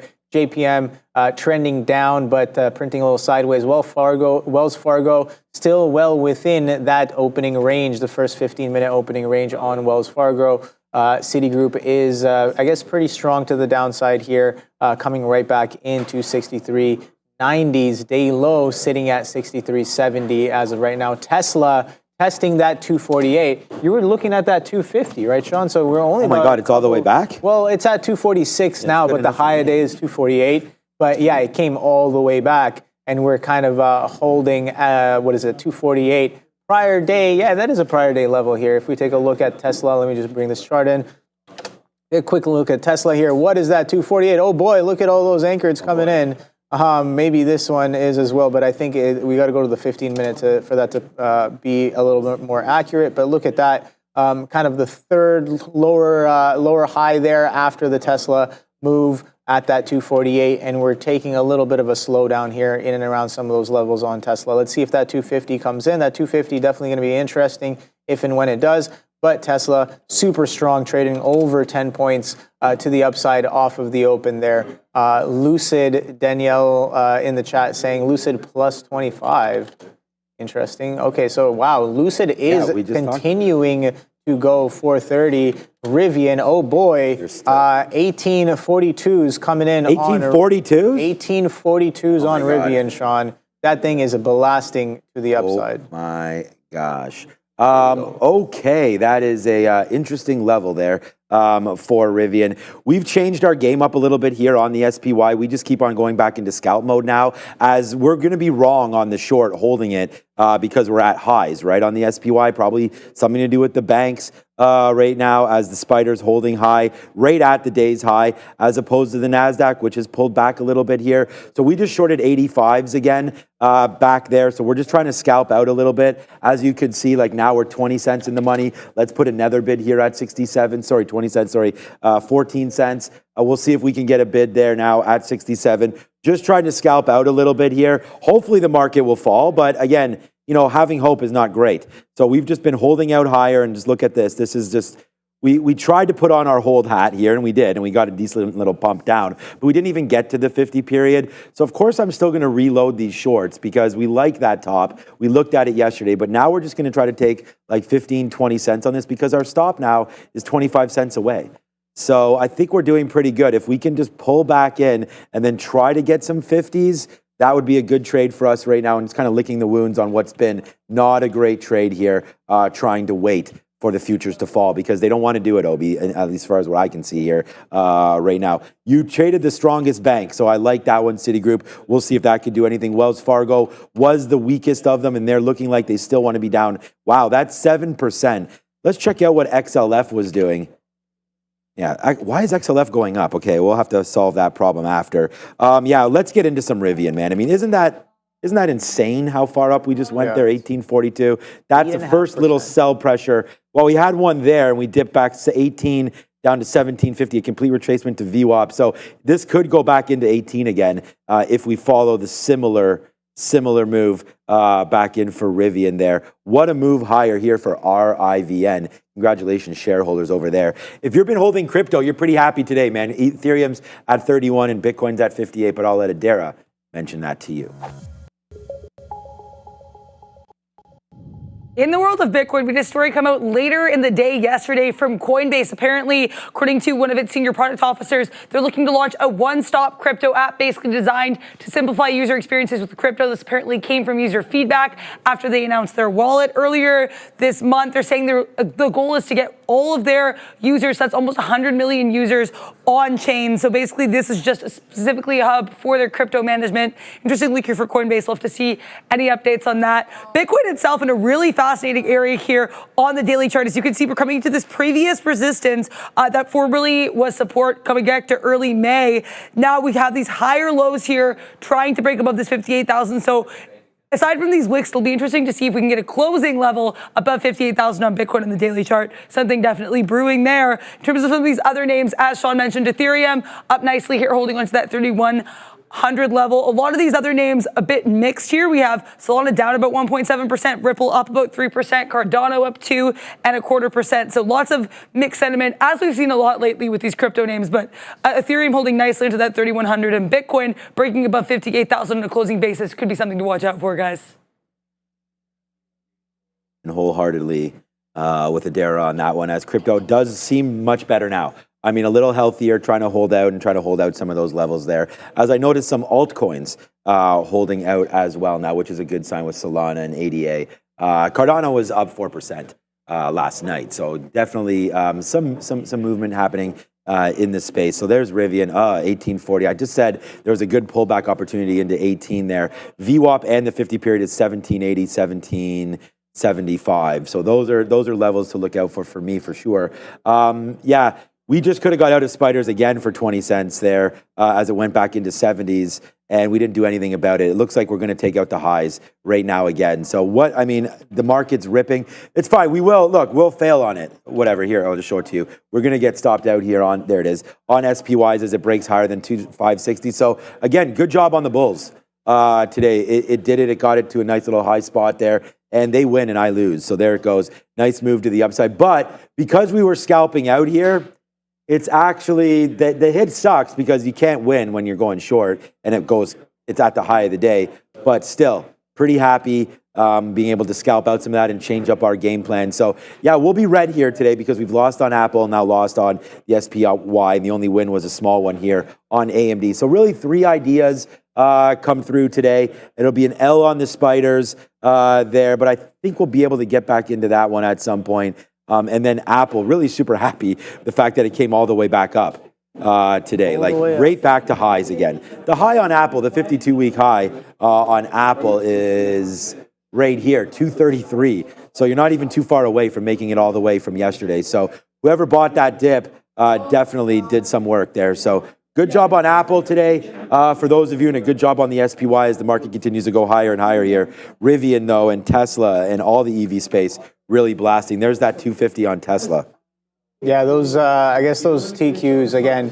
Let's take a quick look at where they're testing at. Okay, so we talk about that anchor coming in, and we are pushing right up into that level right here, 8120, 8119. I have here on the 15-minute chart for the TQs, and we are pushing right up into it. Same with the NASDAQ and everything. Got stopped out of that Citi group trade there as we pushed that day low on Citigroup. So I guess again that weakness definitely very, very dominant on some of these banks as the market pushes up. 20,600 incoming right there. And oh boy, Sean, Tesla is coming into that 250. I was just looking at that's exactly Tesla's what right here, so I'm going to pull it up on my chart as well. Is there any size there? Nothing too much really. Let's see what Tesla does with this 250 mark. Prior day some of this high is right above that 250.87 on Tesla, with the market being super strong here. Spider 560. Are you still long Spider or? Long? No, I was short. Okay, right. Yeah, sorry, I was looking short, but we are now fair out enough. of that one. Softy coming right back up into its opening prices. Apple super strong. Alphabet sideways. Nvidia attempting to push highs. Amazon sideways as well. Let's take a quick look at Meta. I was going to just short Meta right here. Yeah, what's Meta? This might be a problem, but I know yesterday you had quite a nice trade on Meta. Yeah, yesterday worked. Today, I don't know, not so much. 502.50. What are you thinking about Meta before I give? I don't know. It's just I guess we sold off quite aggressively yesterday. That continuation comes in all in the pre-market right there. I was like, oh, off the open, maybe that 500 breakdown will be nice. It gives it to you right in the pre-market, and then now we're just chopping in and around that 500 mark, holding VWAP though. We might have some confluence there, making higher lows as well. So I'm not too sure. It definitely is doing some relative volume in the pre-market. So it's on people's radars. And okay, that's interesting. Let's take a quick look at this right here. Some of this prior low right here from the beginning of the month. So okay, so this is a month low, Sean. 493 is the low of the month, and we kind of bounced off of 494. And then trading back above 500, and not only just 500, trading above and holding VWAP as of right now. So maybe a potential reversion in store as the market continues to make some fresh highs, 20,600 testing. Yeah, I was just looking at Meta there, and I tried 503 short. That did not work. Now it's at 504 as the market. Yeah, so we just tried it right there against that level. Got out. That was actually nothing to really write home about right there. But there goes Meta. Huge blast up. We don't even, like yesterday, we shorted it because it was at those highs. Right now, we just tried it against those highs of 503.20 and it blasted. So about a 30-cent hit there on Meta. Let's see if we can do a little bit better, though, right? I mean, we don't, we don't need to be in everything right at these times, but I do think that Meta, because it's relatively weak here today, this would be a name to short if you thought the market was going to pull back, but that's not the strategies that we use when the market's up. What we're looking for is strong names pulling back. We're not necessarily looking for weak names to short them. We're looking for stronger names that are pulling back that we can get longer on. So, like, if there's anything there, it would have been the spiders. It should have gone the other way as that's broken through. I mean, at least I feel like we were sort of right about our 560 level because once we, that's still Meta. I don't know why my chart's taking a minute. There's the blast off, and we've just gone up 50 cents from there. We could have just punched long, not even that many shares, and made this all back. So that would have been a good little level there. And sometimes we say that you kind of got to go the other way sometimes when your key levels are broke down. All right, AMD, again, we're down about half of what we made yesterday, so we're going to try to figure that out right now. Look at AMD. Again, short. We're actually up on this name, believe it or not, because that short early, and then this short late, and then we eventually got stopped out, which was completely fine. But look at this. This is what I'm talking about. Strong name, right? AMD today, strong name, pull back into the 50 period. So these are the setups right now that I'm scanning for, and I mean, Obi, same way. We always look for different setups that we like, right? And I mean, sure. If they're there, they're there. Alibaba I wrote down as a long today, but it doesn't look like it, right? I mean, it's pretty weak down here, and this would be another name here where I'd have to say, do we wait for that 79.50, or maybe do we even short it if there's a chance that it gets back up into VWAP again? Because despite the market doing what it's doing today, Alibaba's doing this. So maybe some of the strength in these Chinese names have now abated. All right, NVIDIA, when you're going to talk about strength, got to look at NVIDIA. And again, here's another example. Boom, boom, boom. So we missed that. We missed that pullback into VWAP right there for NVDA. I'm going to have to figure out what's going on with my scanners because I normally have VWAP scanners out. So that should have triggered, and I don't see anything on NVIDIA. What time is that, 10:22? I'm going to have to go back and have a look because nothing even triggered on AMD or not. I'm going to restart my platform on that, Trade Ideas, and see if we can get that coming through. But NVIDIA, good level there at 129 should have had that, Obi. And I'm even thinking about this break of 130 higher because the market's not stopping. I know you're still in Tesla, or sorry, the short there on Intel. So we'll look at that. Do we want to go to Adara now? Okay, then let's go over to Adara at the screen. market pretty strong across the board here. We have this electronic technology sector reclaiming its weakness from yesterday. Green across the board, very different picture from what we saw at this time yesterday. Lots of strength as well in health technology, finance, with the exception of the 3 names that reported this morning. So JPN, WFC, and C. Actually, the rest of it pretty green across the board here as the rest of these banks wait to report their earnings heading into the next week. Producer manufacturing strong, consumer services strong, commercial services strong, consumer durables led by Tesla to the upside here as well. We have consumer non-durables as well looking pretty green, a little bit more weak to flat in some of these retail trade names with the exception of the housing names continuing higher, energy minerals a little bit weaker, communications and technology services interesting here. We do have a lot of strength in names like Adobe, CRM, and Accenture. Some of these mega caps though, especially Meta, a little bit to the downside. So keep an eye on this communications services sector. This one could go either way. All right. Yeah, no, some of the, we saw that the stark difference between sectors yesterday. We were pointing that out. You were shaking your head at something. What I just feel like there's been so many good trades there today. And it's just what you and I talked about before. It's not having that, like, I was thinking short today, you know, and it's just like, the only names we lost on there, I mean, I really thought that SPY, we could have got out of this. We were profitable on this name as it was coming back in, and it just didn't continue. So it's like, you know, once it didn't continue there, we had known that it stopped at the 50 period or came pretty close to that, and then it just blasted off. So yeah, a little bit of a swing and a miss there on some of those plays. So yeah, that's why I get a little. I mean, I'm not upset, but a little bit upset at missing that. And then we just talked about NVIDIA breaking through 130, and there it goes, and it goes immediately up 70 cents or so. So again, another good break there, or at least a retest of 130, back up to 130 and change. So where do we take the long? I mean, a breakthrough 131 or something? Finally here on NVIDIA, it's only up a little bit. It could be up a lot, NVIDIA. So maybe a 131 break. What does that even look like here? I just feel like it's a little late to be thinking about punching longs, but it's only 1040. 130, yeah, 131's not great on that one. We have to wait for pullbacks. Frustrating, for me, a little bit of a frustrating day, Obi, so that's why I said that. Yeah, look at Robinhood, look at Rivian, so many different names to go. Someone in the chat just said, look at Robinhood, so let me do that quickly before we go. There's Alibaba just dipped down. We said we'd have a look at Alibaba. So we're into this one at 79.50. I don't know. I might just cancel this party on this one as well. I don't know if we like the long up here on this name, but look at the market. Still going, man. AMD's 185, by the way. Yeah, some of these chips are blasting off, Sean. I'll try Alibaba. Again, NVIDIA pushing that 131 almost, 130, 81 high a day there. AMD super strong. Intel strong as well. SMCI very strong off of the open. And again, if you're not really looking or want to get involved in the volatility in some of these chip names, there's always the semiconductor ETF from Van Eck, SMH, which has been doing quite well off of the open as well. So yeah, look at that. I definitely sold too early down here in the mid 80s or even high 80s right there. We are pushing 8160s. And I did have kind of some longs here from 79s and change. So a little bit of a miss on my part with the market being super strong. I was looking for a potential reversion. We did about I guess a 30% reversion, pushing into. So what is that? That's about 6.3 points there, and we are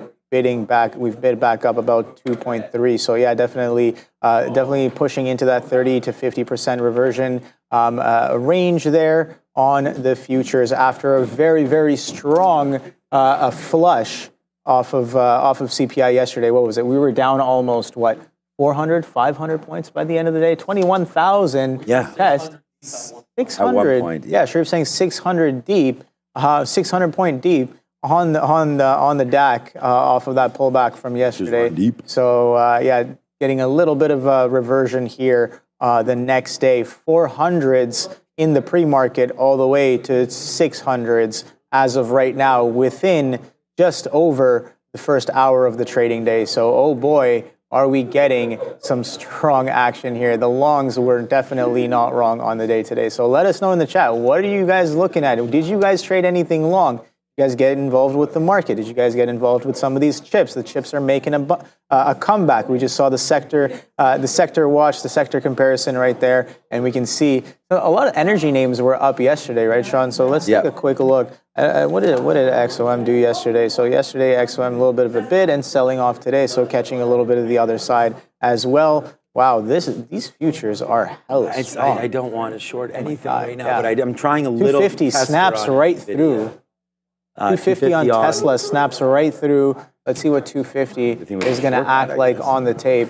Well, I don't know if I want to short it in this market, Sean. It's going to, yeah, exactly. It's just like, damn. Yeah, I was like sort of under my breath. Good thing I didn't short it. You know? Yeah. I mean, we'll see. 250, we are kind of extending to the upside there, 200 points to the up. So that would give us, if we printed low of about 600 points and we're bidding up about to 200 to 300 points today, what is these pre-market lows? Somewhere in and around the mid 300s here, 20,000 300s on the NASDAQ. We've printed up about 300 points off of that. We just put some damage on the board. What's finally. Going on? All right, we're short NVIDIA there. Let's just see, man. We talked about that 131, trying to have a little bit of patience here on that name. We did put some on. It's going to be a good trade here. We just took some out at 35s for 30 cents.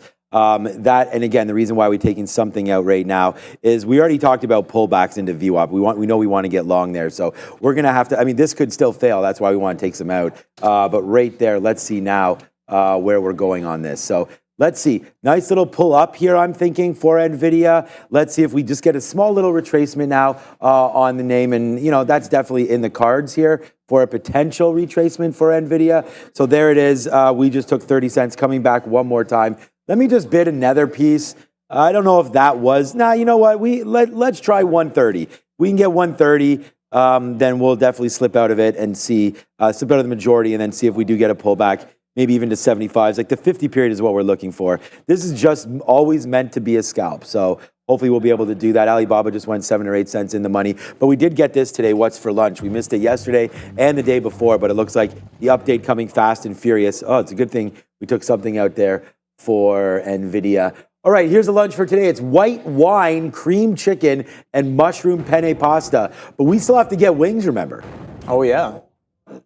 So people forgot about wings, and I did not. So we will be ordering some of those. And it was for the midday show, so why don't we get that done?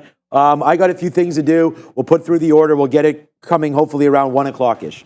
How does that sound? If we could do that, that way they can have them on the midday. It was sponsored by Terra Engineering for Adara and Sharif. So we got to make sure that they can do that on the midday show, and we'll have some fun. I heard it was a result of Adara holding back the puns for an hour. So shout out to Adara. They're definitely a bit of a feat there. We know how much I guess she loves to pun. But yeah, no, it's funny. Really? But the first 15 minutes, I think what you said what there was a pun that. Yeah, please just punch right away, and I was like, that's more of a saying, like that. No, that was also banned. That was banned. That was punny. Banned. It's a little punny. Yeah. Okay, but yeah, good. And I realized there was also banned hour. Things as well. I think, yeah. Okay. Fair. Okay, so fair. Pretty well. Fair. But yeah, no, thank you. We get some beer and wings today. Yeah. Thank you. Well, Thanks definitely to, wings. thanks to the LCBO is the close thing around here, and they're on strike. So we'll see. We will definitely be getting some wings, and if we have to get the liquor else some other time, we will do that. But I think most people are excited for the wings. Oh yeah. So we'll get some of that popping off very, very soon. All right. Did we just get a call to go to Adara? All right, so let's go. Just keep an eye on Ford here. This one having a nice streak, but also popping up here today. Some catalysts coming yesterday after market close. They elected this woman, Adriana Cisneros, to its board of directors. Earlier today, yesterday as well, there was this report that the Biden-Harris administration had announced about $2 billion to support these auto workers and convert some of these facilities to EV facilities. So interesting look here for Ford pushing higher, guys. Okay. Yeah, not much else. I mean, Alibaba's doing nothing. AMD and NVIDIA are doing nothing right now. And then the SPY just continues. I mean, I know we could still go over. I mean, you're still in that same position. I've sort of got two newer ones. Really moved Look at the spiders, man. Wow. Wow, and more wows happening today. Good little look there for SPY upside there. So I don't know, man. I don't know. I'm not expecting this. I mean, talk about, I don't want to say bizarro world because it's not. I mean, this is the way the market, I feel like it's always a little bit twisted.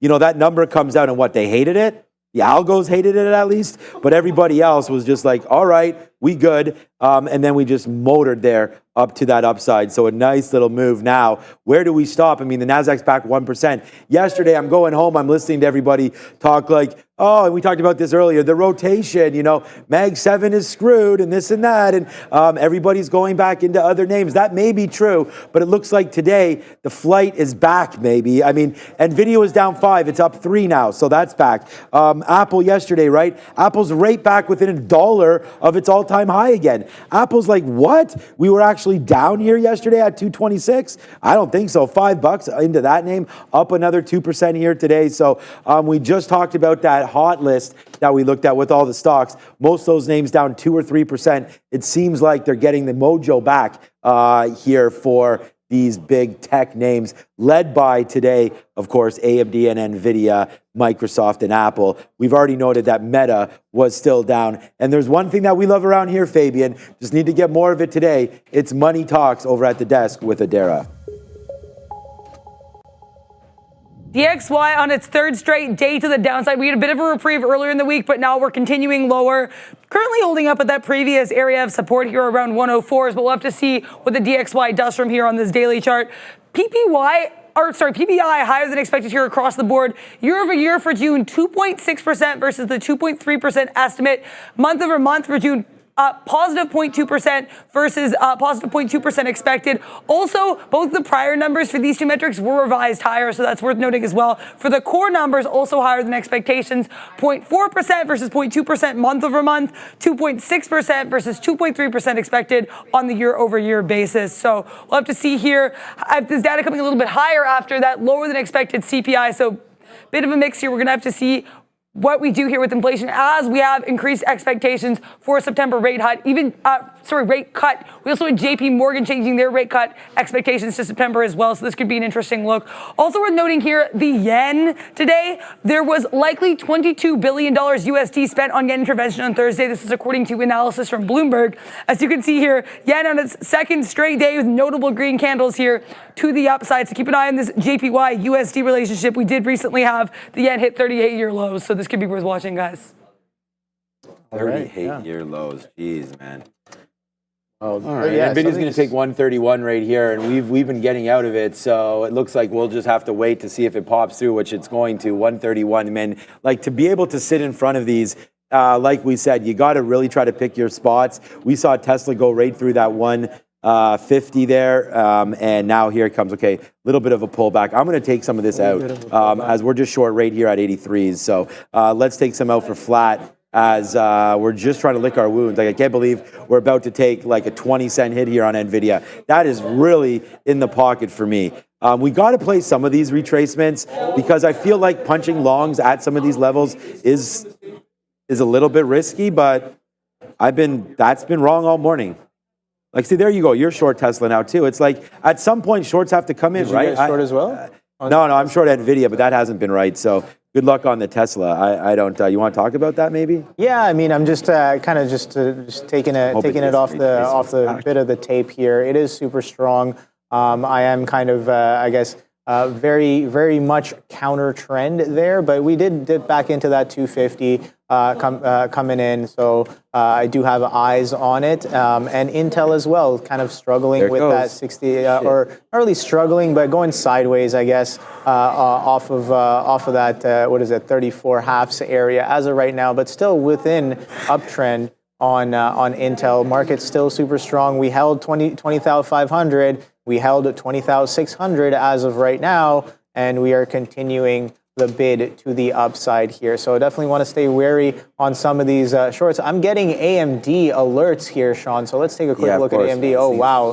Fresh eyes on AMD. That is absolutely wild there. Chips right back at it. Chips with the dip yesterday, and that dip was definitely nice. What's the best dip that you like for your chips?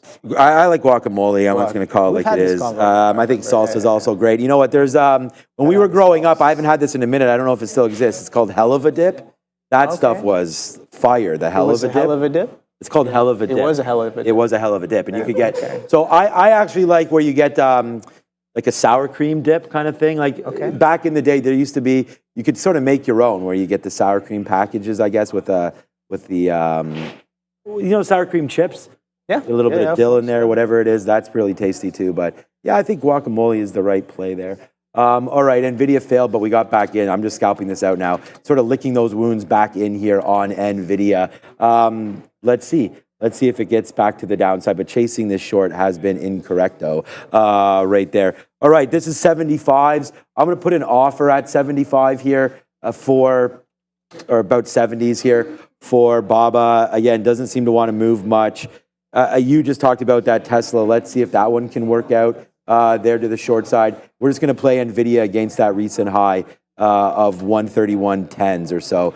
Little bit of a drop. I'm going to take this out as we continue to go to the downside. And believe it or not, we're up now on NVIDIA. There's the fail. Finally go down right there. Cash out, though. Cash out, man. Scratch tickets, cashed in, no more. We got lucky on that. If you ever hit on a scratcher, maybe that should be it. That was pretty lucky. Nice move to the downside right now. Let's just continue to cash it out. We're out of 2/3 of this play now positive on NVIDIA. Because remember the hit that we took. We talked about it. We took a 20-cent hit.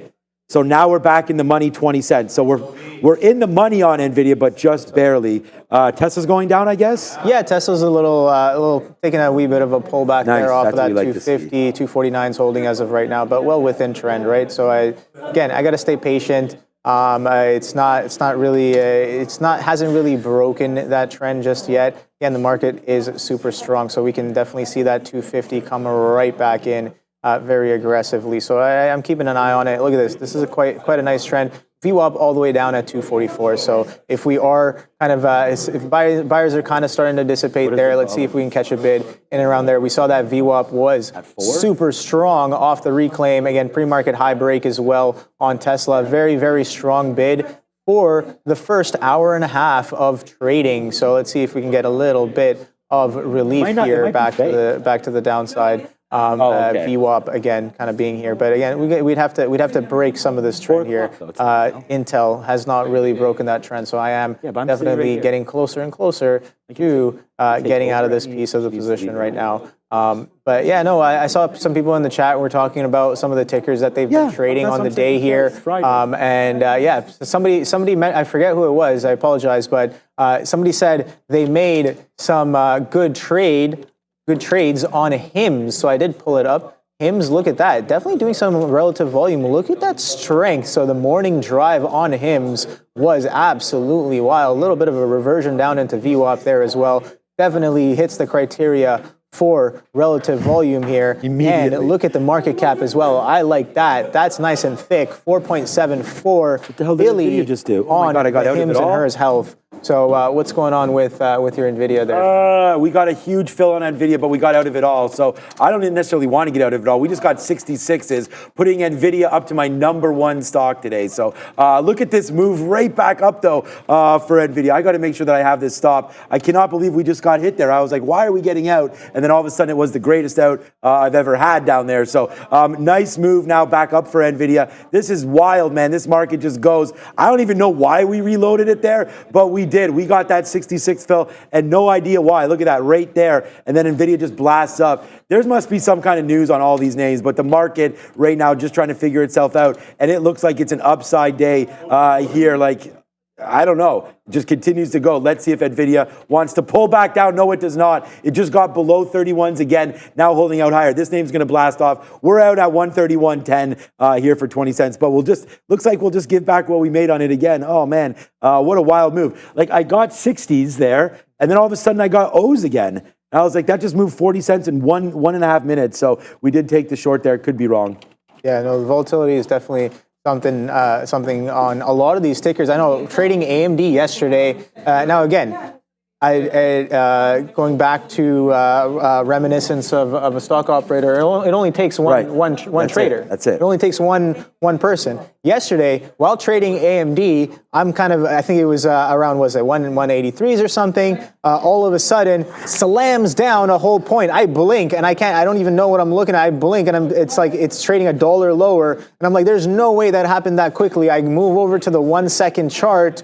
And it did happen within 1 second. So it happened faster than a second there. 1 point drop. It's again, somebody just hitting the book, hitting the book with a sell order, and it just slaps everything out of the bid there. And yeah, 1 point lower. So definitely have to watch out for some of those. It only takes one trader. I see that Sean is chopping up this NVIDIA here, back and forth. Nice little. Sharif singing that "Oops, we did it again" thing, and I'm like, yeah, man, we've been wanting that that animation for a minute there, that Britney thing. Now I got the professor over here going through. Oh, oops, again. We didn't really do it again, but we'll give some props up here for Alibaba because there it is, man. We wrote this down. If there's anything, I should always just look at the very first one that we did here, Alibaba 79.50. That was a level that we thought could fall back in today. And if it did, we wanted to take the long. So we did that. Remember, we were kind of questioning it because we didn't have the confidence in some of our plays today, but looks like this one does work. Let's take a piece out right there. If it continues to go great, I'll put another offer here. But for right now, my biggest, yes, sir, my biggest P&L name right there will be NVIDIA today. And it just happened right now. You want to talk about being patient. This is going to look sloppy as you know what. And I apologize for that because if you guys, a lot of traders can't do this, but we've been shorting 131. So if you're an options trader, it's basically you just want like a 130.50 put or something like that to sort of enjoy some of these plays. But there it comes. Yes, sir. Take a 57. That's 40 cents right now. We're doing pretty good on this trade. So good little pullback. I hope some of you shorted this with us. I didn't even realize the time, Obi. Oh boy.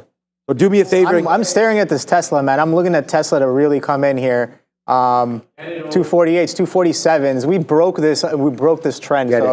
But yeah, no, I'm just kind of patiently waiting. Let's see. Market's pulling back as well. A little bit of confluence, but confluence. It is 11 o'clock. It's past. It's 11:01. Alibaba just took another 25 cents on that one. Nvidia's falling. This guy's got Tesla. Hey, it's been a good morning. Lots of names to look at. Lots of different stocks. We'll go over there and ride the wave with these two this afternoon. So get ready for some Wingstop as well. See everyone at 2 o'clock. Shout out to our boy Elliot. Shout out to L. The big man L. Ride that wave. What is up, beautiful people? Welcome to How to Trade, formerly known as That Midday Show. That in the navy blue is your girl, Adara. And I don't know what the color this is. What is this, mauve? It's purple. Purple, it's lavender, violet. but mauve sounds nicer, so we'll say mauve. That's perfect. We'll wait for everyone to migrate on over from the morning stream. We already have some of the OGs. Yes, Scott, HICU, the Pawns, the Fawns, Anurag, Black Sheep Trades, Mr. Lisa, okay, Michael Lloyd. Haven't seen you in a minute, Mr. Michael Lloyd. Good to have you back, my man. Dude rocks. A proper paradox. We got Ronaldo, DP Kane, Noah Fiddlebeck is joining us as well, and the Piper Take Profit Monty. I love that name, man. Who does not like that?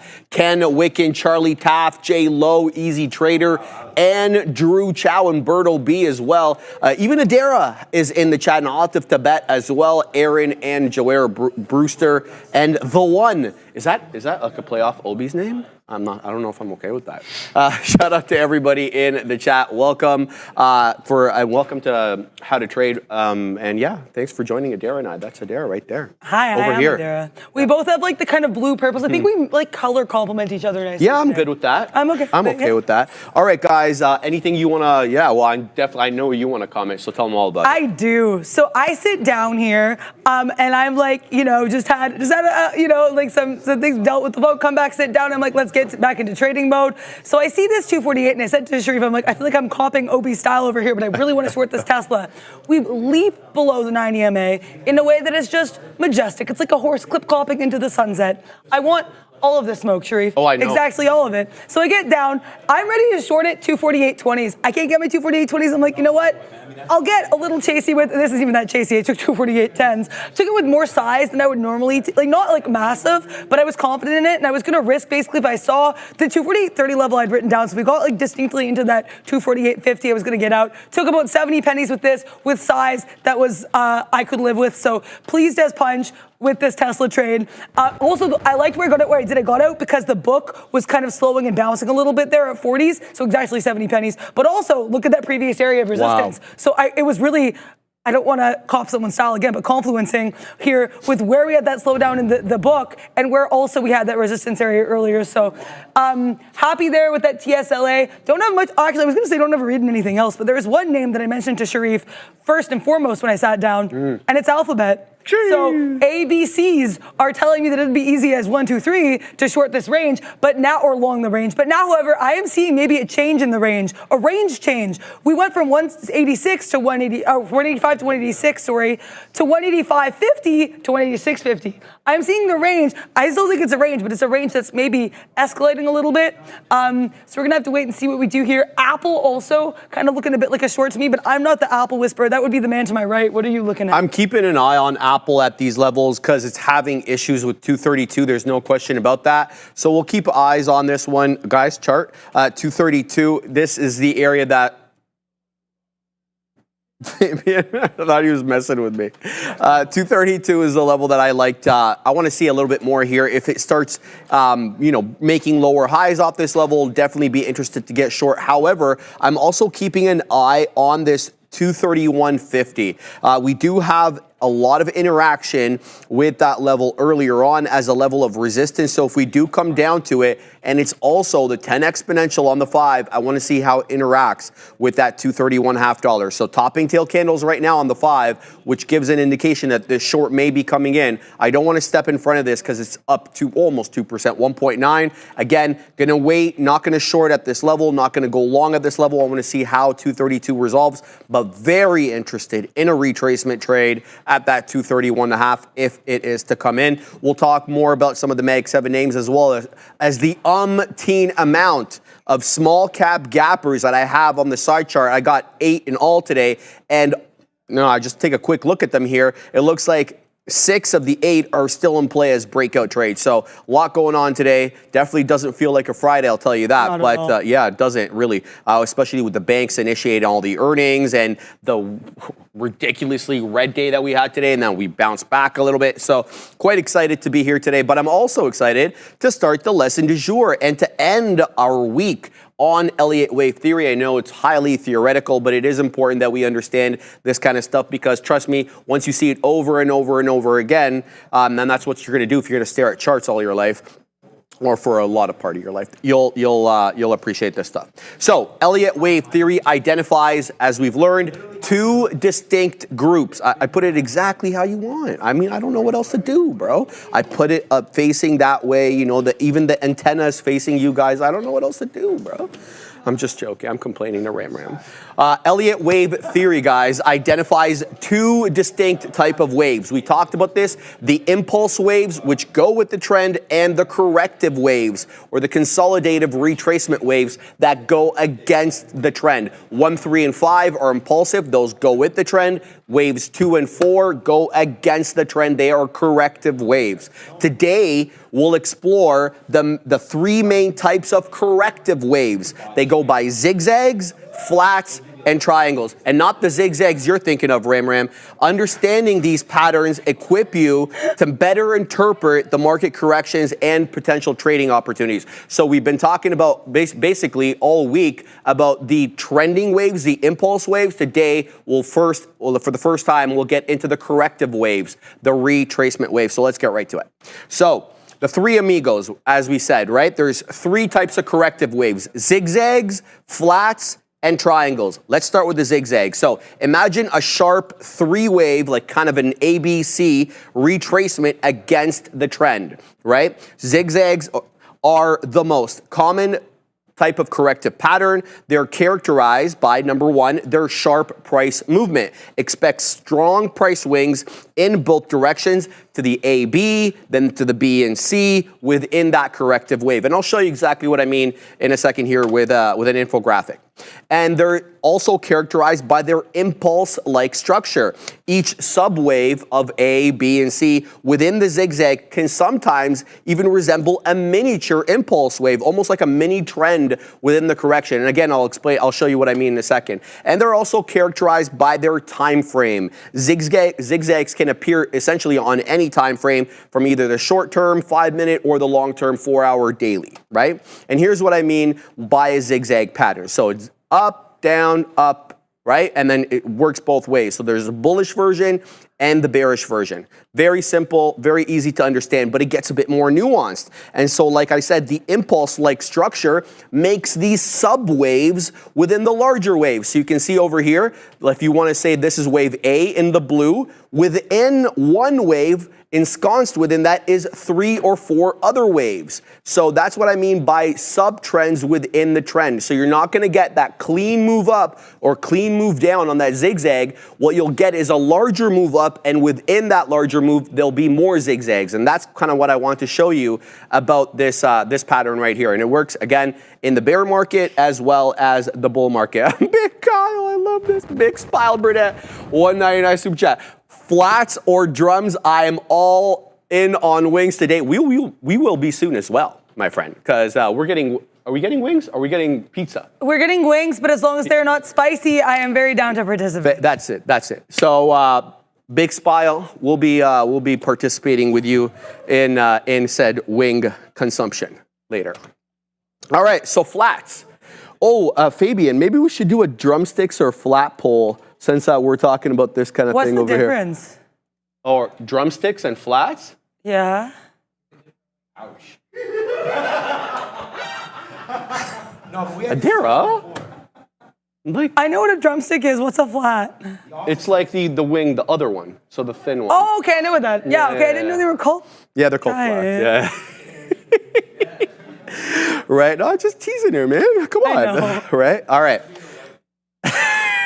All right, so flats. Now let's talk about the flat patterns, okay? So flats, these are the sideways consolidation. They're not zigging and zagging like the first type of wave. So think of a sideways movement with limited price action, right? Flats are corrective patterns with a choppy ABC structure where, number one, the price is quite limited, right? So where A moves in one direction, wave B retraces some of wave A, and then wave C completes the pattern. And again, I'll show you in a second what this looks like, right? And it's also the time versus price comparison here awfully important. Flats can take longer to unfold compared to zigzags with much less dramatic price movements, and identification of these can be a little bit tricky. So they are a little bit bamboozling. Flats can be trickier to identify as compared to zigzags, but specifically here, you're looking for horizontal or slightly angled price channel for potential flat patterns. So here's what I mean. There are 3 different types of flats. You have your regular, like this is what I mean, A, B, and then C kind of retraces back into A. But sometimes you have, a little bit of an outlier or an irregular or expanded one where wave B kind of supersedes wave A. And then the other one over here is where wave C doesn't come all the way back down into wave A. So you're not going to get that perfectly clean, where A and B are equidistant or A and C are equidistant. No, sadly, trading does not work that way, but they will resemble something akin to this. And again, flat variations, they're not just one straight wave that goes up. Sadly, there are more waves ensconced with one wave. So if we were just talking about the flats having an A, B, C type pattern, within that A wave, within that B wave are going to be several A, B, C sub waves, okay? So you need to think about that. You're not going to get that clean directional move, uninterrupted green candles or uninterrupted red candles. There's going to be more price action within that. They're going to be kind of these sub waves, okay? Triangles, the last of the correction patterns. We can call these converging or diverging triangles. Both are accurate here. So in this case, you're imagining the price getting squeezed within a converging or diverging trend line channel. Triangles are corrective patterns with a 5-wave A, B, C, D, E structure characterized by 1, the converging triangle. And we've seen this before in the past. We've talked about this type of pattern called compression patterns. These triangle patterns can be ascending, where the price makes higher lows, or they can be descending, where the price makes lower highs. In both cases, though, the trend lines define the triangle converge. The trend lines defining the triangle converge as the pattern progresses, indicating a potential breakout. But diverging channels or diverging triangles are equally relevant in this case, but they are much less common. Diverging triangles have trend lines that move in the opposite direction, so kind of like a megaphone or a speakerphone, either upward or downward. Both are relevant, and it's suggesting to you in this particular instance a potential continuation of the dominant trend. We've talked about this umpteen amount of times. Higher lows or lower highs, when they're compressing, they resolve typically in the direction of the trend. So it behooves you to look at the trend preceding the compression pattern. You need to know what we were doing before this formation over here, okay? And last but not least is the breakout out of the triangle. So triangles often resolve with a breakout in the direction of the dominant trend, whether up or down, once the price touches or breaks the trend line. And remember, guys, these are simplified descriptions that I'm giving you here. Real world patterns can exhibit many different variations. Use other technical indicators to confirm these corrective wave patterns. And here is what a converging triangle looks like. You have an A, B, C, D, E. That's kind of what I was talking about. You start over here, obviously, and then there is a breakout in the direction of the trend. So I think that that's why they included these dotted lines over here to show you that the trend preceding the compression pattern was up. Conversely, the trend preceding the breakdown over here in the bear market was down. So again, it's resolving in the direction of the trend. And as you can see, each wave has many subwaves included within it. So you really need to be cognizant of that when trying to view these type of patterns on IRL on an actual chart, okay? So mastering corrective waves, obviously, by understanding zigzags, by understanding these flats and triangles, you can certainly gain valuable insights into potential price consolidation zones that occur within a trend. This knowledge can certainly help you refine your entry and exit strategies for a more comprehensive trading approach. Sharif. It's been all week. I haven't done that. Yeah, no. So, you know. Because Sharif will throw to me using the most interesting voice, and he always like makes my name sound cool like Cadera, and I can't really do it, but Sharif. But yeah, Trenda, who I'm scared for her too. Oh, okay, so, but no, thank you for that lesson there, Sharif. Yeah, it's interesting, like, again, how you think about, like, what you said with regards to that, the triangles, right? When you have the convergence and divergence, like, it's interesting, too, to think about how a lot of the other things we've learned throughout with trading have so many applications to other aspects, right? Like, a lot of the stuff that we talked about weeks back, you can use with these Elliott waves, like fibs, etc. So I thought that was a really cool look. I picked flats. Because flats are good. Once I knew what they were, I liked them better. I do like the flats better. But also, Tesla, I did give up some of the gains. And I've said this is a repeated issue with me. I'll have a trade that goes well, then I'll try something else on, and it doesn't go as well. So unfortunately, my second attempt at the Tesla short, which I stand by in theory, I've tried to take it short here because we looked like we were breaking below that level. We had a nice little topping tail candle. I wanted all the smoke. Ended up adding to the position. Once we broke decisively back into that 248 plus area, I got out. But definitely, it happened. I wish I had managed it better. Wish I hadn't added. But then I actually had some successful trades after that. So I took a long year off that 249s into that 249.20s. Again, another book scalp. Then I book scalped it again, that 249 breakdown. Really should have gotten back involved here. If we come back and retest that 248.30s, that was the area I really liked. But you know what, Tesla, if you're only going to give me 248s for that retest, I'll do that as well. 248.30 was a level I liked yesterday that I had written down. Came in, saw it come in today, was like, yes. And then Tesla's like, okay, but Adara, as you've been talking, I've been giving the move. And I was like, I understand, Tesla. I understand. Last time we got here, we bounced off 247.40. That still got me chopped up in my second short attempt. So I do want to be very cognizant of that level if that comes back in. Tesla, there have been certain ranges in the book. That's what I was playing with that initial short. Like, it'll give you kind of bouncing levels before it picks a lane, before it picks the lane, before it picks the direction. So I want to be aware of that. But also, if there's any tickers you are aware of, whatever that ticker may be, you go in the chat and you vote. Exclamation point, join, space, $, TSLA, AMD, AMC, GME, tickers, whatever one you want, go in there, get involved. let's also, META was interesting. This is not one I trade much. I always shout out Sharif because Sharif is so good at like dealing with the meta spread. Oof. But META is a ticker you can vote for, but it's also one of the few Mag 7s that's notably down in the day. Did not see any news on this, so I guess they just ran out of Zuck on this one because they are pushing lower. A level I thought was kind of interesting earlier was this 502. We had kind of a pre-market bounce, a little bit of a pre-market rejection, rejected again. We're above it now, but these topping tail candles, I don't know if I want to trade meta because the spreada, but if I were to trade meta, it would be the short here. I know we are curling here. I know we're by the 90 MA, but this is such, to me, a pivotal area that this could be an interesting look for a short. Also, another stock I had lots of levels on that I don't. Let's see if they're holding up. JPM, JPM. This is JP Morgan. They did not shine bright like a Jamie Dimon today, though, in their earnings. Shout out to Rihanna. Look at this base here at 202.50. That set you up for a false flat bottom break here. We have these lower highs in this flat bottom 202.50, and JPM is like, nah, I don't care. However, this level we're coming into this 206.50, I actually had written down because that was a huge area of support earlier. Then we tested it and fell below. So you know what, JPM, you go on the side chart. Step aside AMD. I tend to, but AMD's in a range. Okay, step aside SockSell. JPM gets a spot there because I want to see if there's any way we can bank on those JP Morgan earnings, pun very deeply intended. NVIDIA, Sean? The Katina Man is still short NVIDIA, by the way, for anybody who's following along with the Katina Man's trade from the morning. He's wetting his beak on the shorts right now on NVIDIA. What's your entry price, Katina Man?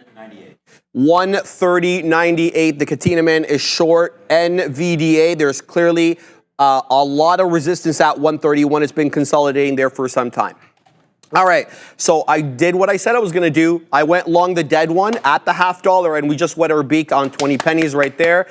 So that's the look with AAPL already forming this this red hammer candle. The reason I like the $0.50 was pretty simple. This area of, I don't want to call it consolidation, this area top from 9.55 till we gave up the ghost at 10.10. Nice, go dead one. All right, so we're 30 pennies in the money now. I think I'm going to cover in the low 90s if we are able to weasel our way up there. Here comes 90, and that's the end of the trade. Very happy, just got 94s on that. So that's a 40 penny winner, super quick on the dead one. The reason I just wanted to do that again, I kind of digressed there a little bit. This is the area top in the pre. We had an awful lot of resistance, 3 candles all rejected off this $0.50 area until we retraced down into a previous level of resistance. That happens to be 230 1/3, and that was the, not the IB high, but the 930 top. So we ended up holding that previous area of resistance as support, showing you its inclination to do that stair step thing where it incrementally glows. Maybe it is a glow up.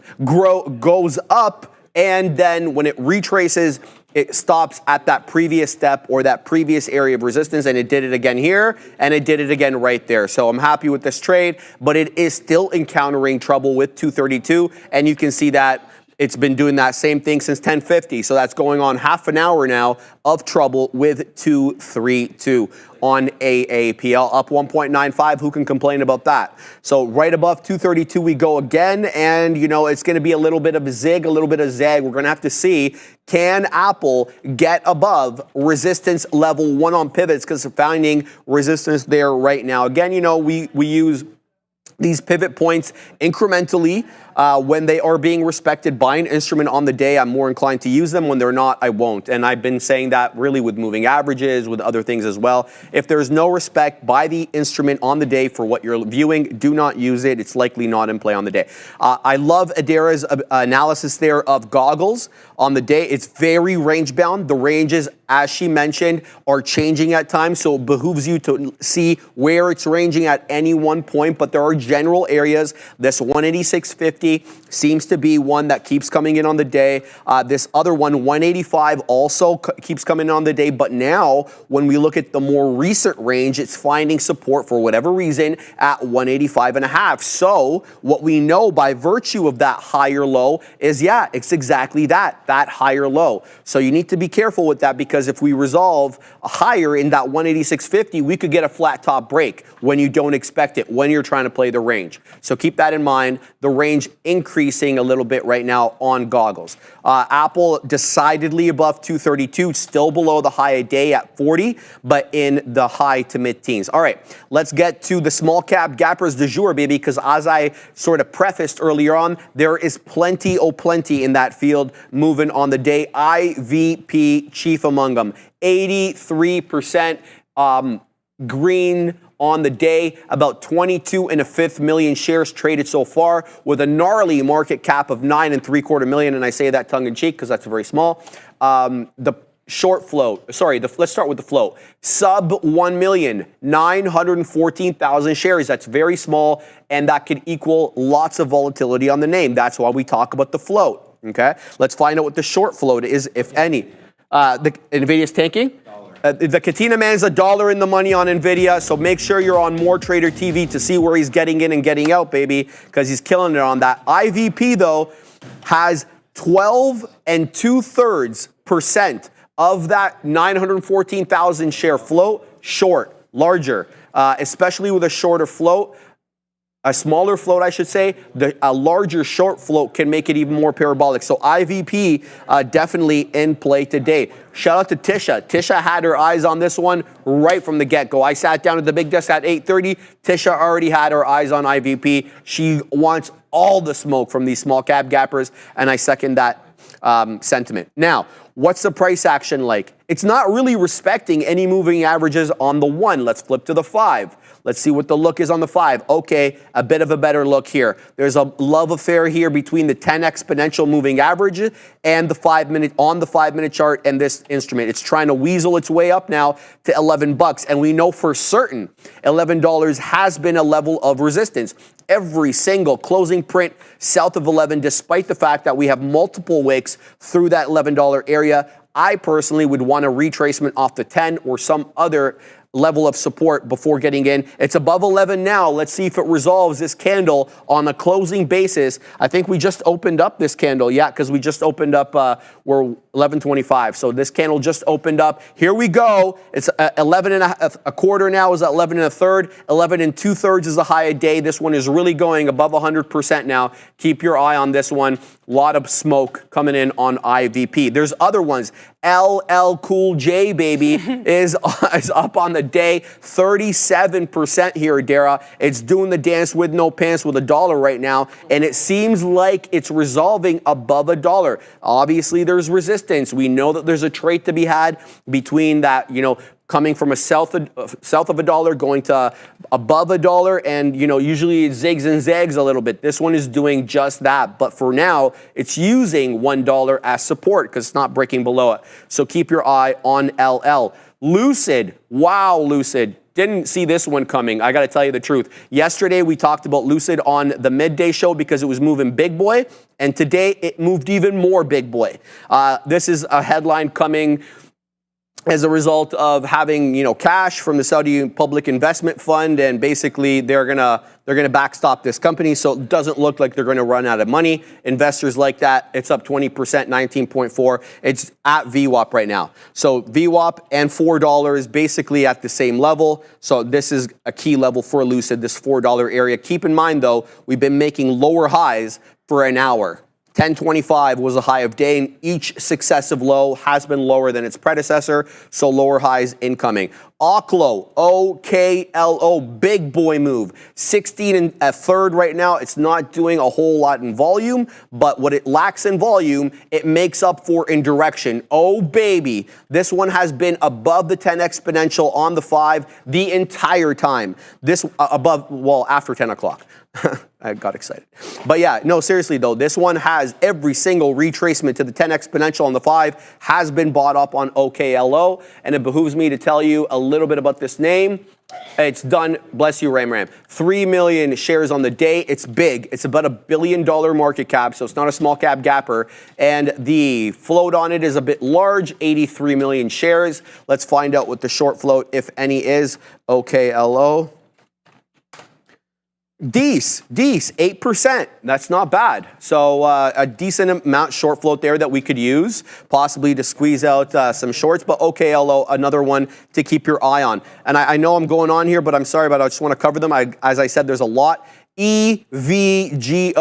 So this one up another 16 1/3% after being up nicely yesterday. Again, it's respecting the volume weighted average price here. It seems to be holding at this level, but coming off highs. Definitely had issues with $4, 403 HOD, but it's not giving up the ghost right now. It's still looking to weasel its way into 4. QuantumScape, second day play. Big boy move yesterday. Look at that bump up with that headline that they've had with Volkswagen, switching the joint venture into a licensing agreement. Same issue, though, that we had yesterday on QuantumScape. $8 is a bit of a wall. The only good news about today versus yesterday is we have a higher low. We still have that flat top at $8, despite the fact that we moved up a little bit above $8 to $8.05 today on QuantumScape, holding the volume weighted average price. That to me means there's interest on this name. It's not retracing south of VWAP, and nor did it yesterday. Zigged and zagged a little bit, but it did end up closing at the volume weighted average price. And the last but not least, NISN. This one has broken down now south of the volume weighted average price. It seems to be ranging here between the 20 exponential on the 5 and VWAP Adair. Yeah, this is really interesting here on Tesla. So I was looking for, we did have these kind of lower highs here. We had the flat bottom. I have been waxing poetic here for like a while now about this flat bottom for Tesla on this 247. Maybe I got too attached to this idea because I think if we do break below this, it's going to be wild. Basically, though, I think I've not been playing it correctly. I'm going to be really honest. The way I did this the first time, just scalping it into that level as a short was better. Took it with less size this time. Tried to get another crack at the 248 break, especially because we couldn't even make 249s that time. But that's really how I should be scalping it. Like instead of wanting something to happen, trade what you're actually seeing happening. But that's what I did on JPM, so I can't be too upset. I'm really proud of this JPM trade over here. That's what I've been doing here with JPM. I realize we're actually going to get ready to add some more. Hey. Why not? So what I've been doing at JPM is one of my favorite kind of strategies to play. We're going to do not decent size. What I've been doing, so I got involved initially, like I said, I wanted 50s. I realized we weren't going to get 50s. I said Dara planned to add into it. So I got involved initially 24s, was going to add at 39s and 48s. I never got either of those prices. I realized we keep getting to 206 and then bouncing. So I said to Dara, why are you not just taking out some profit at 206 every time it comes there? So that's what I did. I believe, have I already had a couple peak winners of this? Yes, I have. We've already taken some profit here a couple times now, so I'm cool with that. Every time we get to that level, I take some out, then keep going. I'm aware that this could just be a bounce for us to push higher. If we get decisively above this 206.50, I don't want to say wall, maybe ceiling. I could say wall. It's not like I have an issue with saying wall. I'm just trying to make it make sense for myself. Then I'll be getting out, but basically I'm going to continue to take pieces out because for some reason we are really struggling here with that 206.30 area. So I'm going to keep taking pieces out as we get to 206.01s. I sound like Javert in that the Les Mis 246.01, but instead it's 206.01s for JPM. If you want to break precisely below, I don't mind. Yeah, it would be distinctly different here if we break below. But also, Strafe, I don't mind if we range because I like ranges. I know. And I'm willing to play that range. I wasn't trying to sound so aggressive. I'm just really excited about this trade.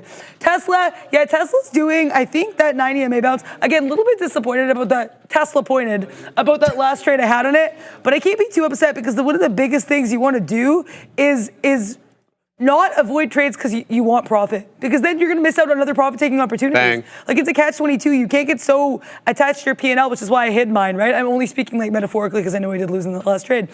But right now, I still, you know what? Why am I not playing Tesla as a range? Speaking of ranges, Tesla's kind of a range. 247, 249. Adara, this is what you need to be doing. Don't worry, JPM, I'm still looking at you. But JPM is a lot more chill. Tesla's a little more excited. So I'm going to be trading it as a range, and we're going to get involved here. We're just going to get involved just right above this 249s. If I see anything, again, distinctly different here, if we pop nicely into that 250s, I'm going to give this one more room to run because I think it's Tesla and I have to. So we're going to be getting some out at 248s, just above that 248 area. And then we're going to be continuing to add and subtract. That's how I'm going to play this. That's my story, and I'm sticking to it for now. But again, as always, if I see things I don't trust or don't like, I'll be getting out. I don't mind risking about $1 because I'm trying to make maximum 2 and then build it in and out of the position.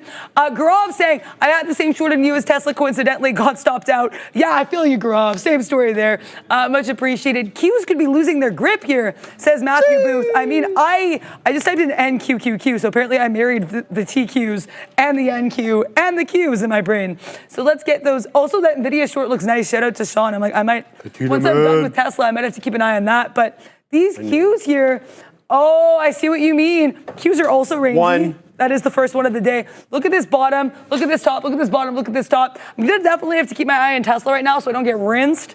But once I'm done there, Qs, I got you on watch NVIDIA. I have you on watch and JPM. Don't worry. I'm still looking at you, but you're being very chill. So I'm going to let you hopefully shine bright like a Jamie Dimon while I deal with my other trades here. Any news from Fed, says TSLA. I'm not seeing anyone on the docket for the day. That doesn't mean they won't surprise us, but I'm not seeing anything on the docket. Yeah, you're bang on with that. I've got the news blotter up here in case anything comes vis-a-vis, general market stuff. We'll obviously report that to you. All right, 1320 Wolf asks, and 1320 Wolf receives. Soundhound, decent day for SUN. Obviously, we know NVIDIA is invested in this company. I wouldn't consider this a small cap gapper vis-a-vis the NVIDIA investment, and also given its market cap of a decent $2 billion. I don't consider this a small cap gapper, but what I do see here is a whole lot of resistance at this 6-ish area, 1320. Yesterday, we did get a little bit higher than we are today. So today, technically, an inside day. We're ensconced between yesterday's lows and yesterday's highs. The best we could do on the day was around 10:05 yesterday, 1320. We got to that 6 1/5. Right there on this candle over here. We're very close to that right now, 612, so 8 pennies off that high yesterday, and we're definitely getting into that area. Yeah, I think he's saying it's a high short float as well. Let me get you what Trade Ideas is saying about this bad boy. Yes, absolutely accurate. 25% of, let me just make sure that Trade Ideas, yeah. So it is about a 292 million share float larger, but about 25% of that is actually borrowed for short. Don't know where they're short, but we can make educated guesses based on the price action. Make a long story short, I want to see what it does at 6. Do we fail 6, 1320 like we did yesterday because we gave up the ghost, ended up closing out at 5 1/3? Or do we hold 6 today and I can base my trade off $6? So use it as that level of support. We'll have to wait and see. Time will tell. It's doing the dance right now at $6. Shout out to you. Thank you for pointing that one out. I didn't have my eye on that. But I should probably tell you, if I should show the chart, Fabian, there was a moving average crossover right now, not that long ago, a bearish crossover. Again, that's just one thing to note. Never should be, the precipice for why or the reason why you get in or get out of a trade. $6, important level. MACD crossover right now looks like it's weaseling its way down. We'll have to wait and see what it does. So yeah, that's my look there. Now, I was looking at goggles right now because it did breach 185.50 by a little bit, but it was able to quickly retrace above it. So is it going to zig and zag a little bit here? What's the deal? Because I'd like to take this long, possibly for, a buck winner or whatever, because that's the range, 185.50, 186.50. It may not give me that full buck on every occasion, but right now it's zigging and zagging. It did break below 50 decidedly, but it was quick to reclaim it. So what's my move here? Do I want to play this one? Okay, what's the future doing? The future's hanging out at 20,650. Looks like it may be making a move down. I don't know if Goog's really moving with the future today. Decisions. Yeah, let's just get in. So we're going to get in here, and we're going to let this one go to the break of 40. So we're going to risk 16 pennies. We're going to go 185, 185. And then we're going to say the break of 40, the break of 30, of 40, So we'll go like that, and then we'll put that in. So what are we? All right, we're nice 10 pennies in the money here. Dece. All right, let's see if this one can run up a little bit more. I ain't going to complain. Big Spile Burdette just messaged me on the gram, and he's building a large short right now on the SPY, because he's Big Spile. 561.50 and 562. Big Spile is looking to take this market short. Shout out to you. I've been handed a note over here. And I wasn't told to read it, but, why is it in Latin? What is going on? Is there a reason that I don't read Latin? I don't. Oh, I'm trying to sue you. Yeah, so best training order. Trenda Tika, the plaintiff, is suing me, the Professor Sharif defendant. This is a statement of claim I must Restraining file order. a statement of defense within 30 days, otherwise I will be found in default, according to the civil procedure laws of Ontario. That I know for a fact. But I don't understand Latin. Do you understand Latin? Can you read Latin, Adara? No. No. Well, Unfortunately, we'll never know what she's suing you for. right here. Right here. Right This is there. petty. This is like, This is good times, man. I No, don't it's mind so this. fun. This is I'm all joking, good yeah. times. Shout out We to have a good Ray time Ray. I over did not here. expect that. I didn't expect to be served with Did papers anyone? live on the show. No. Right? Do you know that the service laws in Ontario, if you don't want to receive service, if I want to sue you, I just go like this, I touch you with it and I drop it? Really? Yeah, because you may not want to accept it. I did not know that. I can like just like that.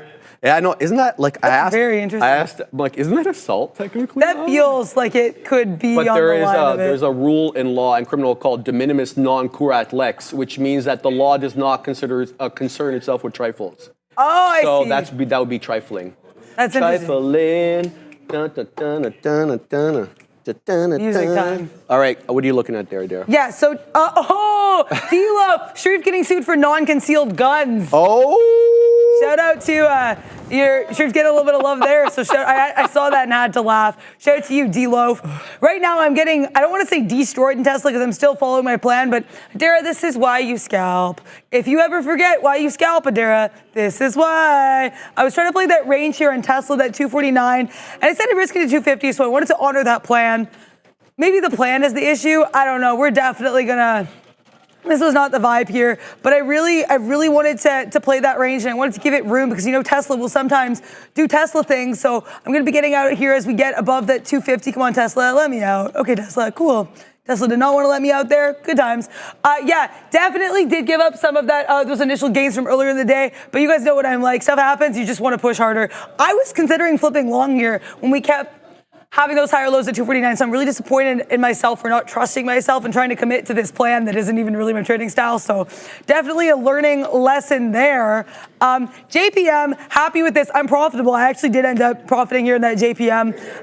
Just did end up having to leave the rest when we got out of the 650s, but not disappointed with that. Ain't too much saying Adara driving Tesla. I think Tesla's driving me over there, but I did like that pun. And you know what? I'm not going to let this thing off the hook if I continue to see stuff I like. I should have gone long here. Or should have flipped long. That's honestly my issue is I trusted myself and I was committing to it's like, why are you trying to take a $2 range, Adara? Or on Tesla. On Tesla. I didn't mind range splitting JPM because JPM's already literally back to that 206.50. So JPM, you might be on watch with some size there. That might be the vibe. Tesla popping to high of day. So happy I got out where I did. Just a little bit more Tesla pointed that I wasn't a little bit more, I guess, on it instead of committing to what I thought I saw. I wanted that flat bottom break so badly that I missed some other opportunities. But that's what you have to do. You have to learn. That's the point with trading. You don't learn if you don't take a trade. And that's something, Neil said, that's something I know you've said as well. Like, it's what? like that every trade you take is an opportunity to learn from it. You either you win or learn. No So I love that there. IWM though. 2. Yeah. I mean, look at this double top here. Look at VWAP. Look where we're rejecting. IWM. If you want me to short you, I am qualmless. I am actually qualmless. We're going to start getting involved here. 79. Do your thing, because I know Okay. you're trading. Yeah. Start getting involved at 79. So we're going to add here. If we get to 214s, if we break decisively above here to that 214.20 level, I'll get out. Planned additions, already actually put in additions. I mean, IWM, we got to get a couple more pennies for me to get involved. So that's all good there. Baby, this would be a dream if I could get into IWM. All right, Katina Man needs you to select some flavors for the wings. So I'll put them in the... he's gonna throw them in the work chat. So Okay, cool. get Thank ready you. for that. Yeah. All right. So I wet my beak there on some profits on goggles. I'd like to hold this one into the mid 80s. I've moved up my stop now for the break of the general $0.50. So it's gonna have to hold the $0.50. This is a range trade, so I'm not trying to take anything breakout related. So it's going to have to move or I'm going to get out. Already profitable on it. Let's see if it can weasel its way right back up. I'm still also very interested on AAPL because it is coming into that 20 exponential and it keeps finding a buyer at this $0.50 despite the fact that it's been putting in lower highs since around 11:10. So the better part of half an hour now. So I want to see how this area resolves over here. 231.50, very important area of previously resistance, now support. Does it find its footing there and start curling back up? Now, if this one starts putting in candles, making new highs and making higher lows, I will punch long into Apple, despite the fact that it's near that high day and despite the fact that I still don't know how it's going to resolve at 232. So we're going to keep my eye on AAPL. I think it's in play today off yesterday's 2 1/3. I think it retraced down to the downside. 250 on TSLA, still an important level, even though we've obviously gotten to 251. I feel like that 250 hasn't been taken on like a really, I don't want to say permanent basis, but conclusive basis, at least conclusive intraday. We had a double top over here at 1050 and 1045, and then we're attempting right now to break above 250, but I'm seeing a topping tail come into 251 right now. So yeah, Tesla's a bamboozler. Can't pretend like I've got always the best read on it, but definitely interested to see how we deal with 250, if we can get it on a closing basis or what the sitch is going to be. But that's a look there. We're seeing very much kind of the same zig and zag on the Zon as we're seeing on goggles. Very, very similar charts today. Kind of like a sound wave almost. A little bit above, a little bit below. Kind of like a chart of indecision. That's what it feels like. A chart where, there's really no buyers, but there aren't all that many sellers either. So Tesla looks like it's weaseling its way up, and this looks like it's going to be a conclusive, at least an intraday conclusive take of 250. And there's the new high of day, 251.60. Wow. Good move up for the Cybertruck, now up 4.5%. Can you imagine if Tesla retraces the entire down move yesterday? I weirdly would not be shocked. I wouldn't be shocked either, quite frankly. I tried to get involved in that long, and Tesla would not let me in the Cybertruck. Welcome to the club. Welcome to Sharif's real life. No, seriously though. No. The Katina man is letting me know that I have to actually check what's going on, and I need to know this. Katina man, can I just get the dried lemon pepper? Okay, that's all I want, bro. I'm about that life, right? Yeah. There we go. So I'm good with that. Dried. Katina man, can we make sure it's dried lemon pepper? Because I wasn't. It is dried. Yeah, because I was not about that life last time with that. It was dried last time. No, it wasn't. It wasn't dried last time. It wasn't? No. Maybe I don't know what that means. I know my dried lemon pepper. Shout out to him. Appreciate you, Katina, man. I did get stopped at a goggles there, as it did weasel down into it broke the $0.50, so I lose about 6 pennies on that last trade. It's making lower lows and lower highs. I think this one might be trending down here, and the range trade may be going, at least for the minute. Who knows? It's right back up again. So I'm going to have to I'm going to have to give this a little bit more room if I want to range trade it, because the range opening up a little bit here, Adara. Yeah, I tried to get involved Tesla here long. This 251.30, we're bouncing off it pretty nicely. Now we're kind of rejecting off it. So I'm going to learn from that previous Tesla trade. If I see something I distrust, why am I staying in it? So we're going to be getting out here. We could bounce off that 251. That's fine, but it's just not something I'm really necessarily comfortable in staying in. And maybe that is biased from that previous short experience. But right now, from what I'm seeing, I'm happy I left.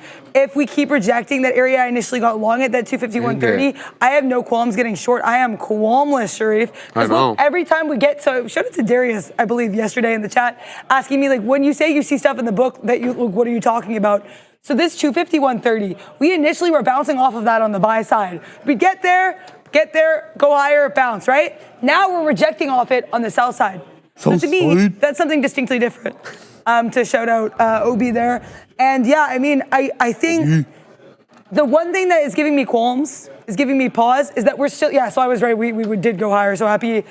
A little bit sad I wasn't in the long there, but happy I got out of the short. I need to get back into my game plan. Adara, just because you had one trade that didn't work, that went against you, doesn't mean that things don't go well. It just means you weren't trading your style, which I wasn't. I traded my plan, but the plan was arguably deeply flawed, so that was the issue there. Which sometimes you have to recognize that when that's the case, because that was absolutely the case here.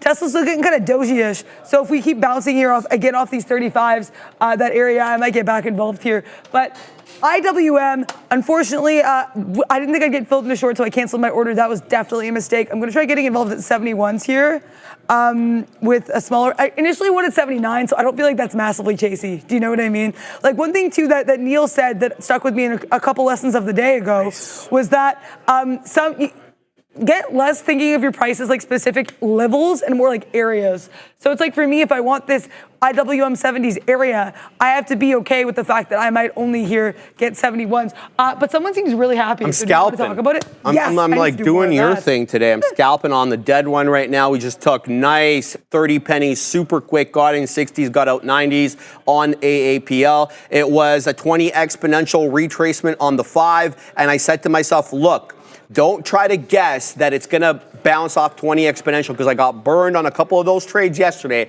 If you'll recall, I made the assumption that the 20 was going to come in as a level of support. So I said, look, it's making these weak red candles right now looking like it wants to pop. Put an order for the first green candle to make a new high above the high of the previous candle. It's exactly what I did, and it shot up into the mid 90s there. I was long at 60s. I could have had a way better price. I didn't, but that sucks to be me. Anyway, scalped on that one and going to look for the next trade. I really don't know what that is at the moment, but I'm very interested in shorting goggles. And the reason I'm interested in shorting goggles is not just because I got stopped out in the remaining amount, but these consecutively lower highs, it looks like a compression pattern looking to flat bottom break. Here we don't have a discernible trend before or prior to the compression pattern like I was just talking about on the lesson.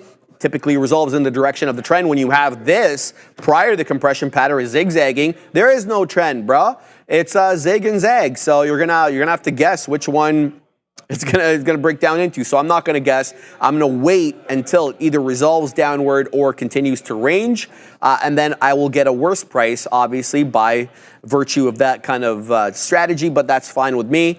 I need confirmation that it's going to resolve in that way. And right now, here it is again, below the $0.50, 185.45 or so.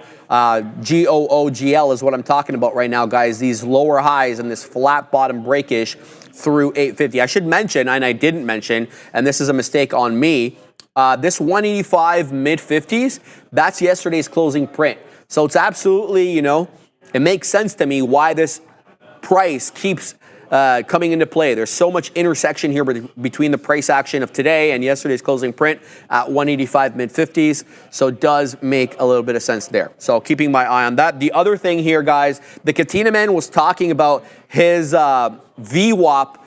What was it? It's like, did the NOS boss make that for you? The VWAP scanner, right? Yes. Okay. He made one for me too, but yours is specific to large caps, I think, Katina man. Yes, it is confirmed by the Katina man. So what he was talking about there was when one of these names comes into VWAP, either from the south side or the north side, he gets notified. And you've seen the Katina man often add or remove his position at VWAP. Like when something's trending up and it comes back into VWAP, you've often seen the Katina man add at those levels. And this is what I want to talk about right here. So this is one of the things that you can possibly look at right now. AMZN has had a love affair for whatever reason with the volume weighted average price. Today, every time it comes into VWAP here, it either rejects or bounces off that level. It's south of 195, so I'm less inclined to say that it is the whole dollar level that's, having a lot of interplay or intersection here. To me, it is VWAP. We're at VWAP right now, but as you can see on these previous descents at 1055 and 11 and 1105, there have been breaches on a wick basis of the volume weighted average price with the closing prints looking to retrace to the north side. It doesn't look like that right now, though, unless this candle retraces quite quickly and gets above 90s, because it's dipping down here into the $0.75 is AMZN. We do have this low at 11 o'clock at 194.70. We're at 65s right now, so already made a newer low there. So, yeah, good thing I didn't have a resting order at VWAP there to see for the bounce, because that would have triggered me out big boy. That would have been a 30 penny loser, and I would not have been pleased with that. So keeping my eye on goggles, on Amazon. I thought Amazon would be rangy like goggles. It's now made me rethink that whole thing again. Yeah, no, I just hanging out here with Tesla. Really proud of the execution on this trade, though it was an L. I got involved around that 250, 150 area because I was seeing me at these higher lows in the book. I was like, we'll pop higher. We get right to that 250 when I said to Dara, run. I leave, the thing drops like 70 pennies. I was like, okay, Dara, Happy with that. It is like, it's always going to be, and like I said, I'm hiding my P&L, but you still like know roughly how things are going, right? It's always a little disappointing when you had, you started the day with a nice trade and then you just kind of dig yourself into a little bit of a hole, especially when it's because you're not trusting yourself. But, that means the only way for things to go is up. Now, I'm aware, like, logically that's not real. I know with trading, you can always get a little bit lower, but it's more in your brain, right? It's the mental. The mental you always want to keep higher. I always say, even if you're red on the day, which I almost definitely am with that Tesla, you want to be green on positivity. You want to be green on opportunities. And I'm always bullish opportunities. Also, I don't know if they fixed the bull puppet, but did you notice the bull puppet was kind of sad earlier? Like he looked like really slumped on the table. I didn't notice. I don't know how he's looking right now, but I looked this morning and he looked really I have sad. to mention this. Sorry to interrupt you. Gosh, GameStop is moving, guys, 3.5%. We just got a price spike up. This last candle here has about 750,000 shares done right now on this 1 5-minute candle. 26.59 HOD. We're printing 50s right now, so we're very close to day's high. But watch out, I don't have a catalyst, guys. I'm not seeing anything come in related right now to GameStop. So yeah, we've often seen this happen where we get the pump and then we get the news item. Catman did this, Catman posted that, yada, yada, yada. You guys know the drill, so be careful. I need to tell you about it, but I also have to tell you to be careful. Sorry to interrupt you, Adair. No, it's okay. I didn't have much else to say there. I'm short IWM. Thank you, Sean, for getting those wings ready here. Food 1215 ETA. I am very excited there for those wings. IWM, keep pushing lower. Have that short. Happy with the size I took with that short because my biggest issue yesterday with the IWM short was I got greedy because I got part filled and I had like literally a scintilla of shares. So I was like, rah, rah, rah, rah. So it was like this IWM, I want to make sure I'm happy with the share size so I don't do very questionable things. So there we go. Tesla, if you want to reject love at 251, I will take you short. And it looks like we're not even getting to 251. So I want to be cognizant of that. We are bouncing off the 90 MA. Whatever I do in this, I'm going to scalp it. That, like I said, that was my biggest issue with this. I was doing well when I was scalp. Any time I would try to hold for a longer move, it would go against me. It's like Adair, that's because you scalp. That's why that happened. Like, boop. That's my Benzinga moment. But yeah, I'll hand it off to you there. Yep. I feel like I've been yapping. No, you're good. To see what's going on here in the well, look, GameStop is continuing to move up. That's what's happening, Adair. I mean, it's at 26.89 now. Guys, I mean, I don't want to dissuade you from trading GameStop. I just hate seeing stuff in the chat about I just got rinsed on that. I mean, you guys understand that I'm here every day and I see this stuff constantly, right? So I'm only trying to warn you. I personally have nothing against GameStop, nothing against these meme stocks. I love it. I think it's great for retail investment and to get people interested in the market. I got no qualms with it, as Adair likes to say. So please don't call me a suit. Right? No, that's anyway, looking right now, 27 bucks. Have we been above 27 bucks in the last little while? Let's go to the 30-minute here. No, it's been a hot minute since we've been above 27. I got to tell you, we're at local highs here. Obviously not the Catman highs, but the last time we were up here was on June 17th. So we haven't been up at these levels since June 7th. We haven't been above 27 bucks since that time. So if we break 27 here, that will be a long time that we have not been above that level. So shout out to whoever wants to trade this. I guess, keep me updated on how it goes. I'm all ears, trust me. And I will shout out this name. I got no qualms with that. So keep an eye on that. Apple now breaking down. Here comes. This is the area where we got long last time. Let's see if it finds support here. This is the 20 exponential on the 5. And it is also this area crest that we put in earlier, generally there. If this breaks down on Apple, this will be an interesting look for the shorts because, well, at least you'll have a 40 penny kind of dead zone between the breakdown at 40 pennies and VWAP, which is at 231 right here. So you'll have, kind of, I don't want to call this a gap because it's not a gap, but, this kind of area that lacks any area of support. So 231 possibly incoming if we give up the ghost here at the 20 exponential on the 5. All right, keeping an eye on more Mag 7 names here, Tesla included, because I'm noticing a lot of respect now for this 10 exponential. We saw this one dip into the 20. It held that beautifully at 247, and you could tell that there was definitely a buyer intersecting here with 247. And now that I look at it ex post facto, this 247 area was also a previous area of resistance. You only had a few wicks that breached that area, but all the closing prints south of 247. Lo and behold, we use it again. That's a mistake by me. Should have been more alive to that.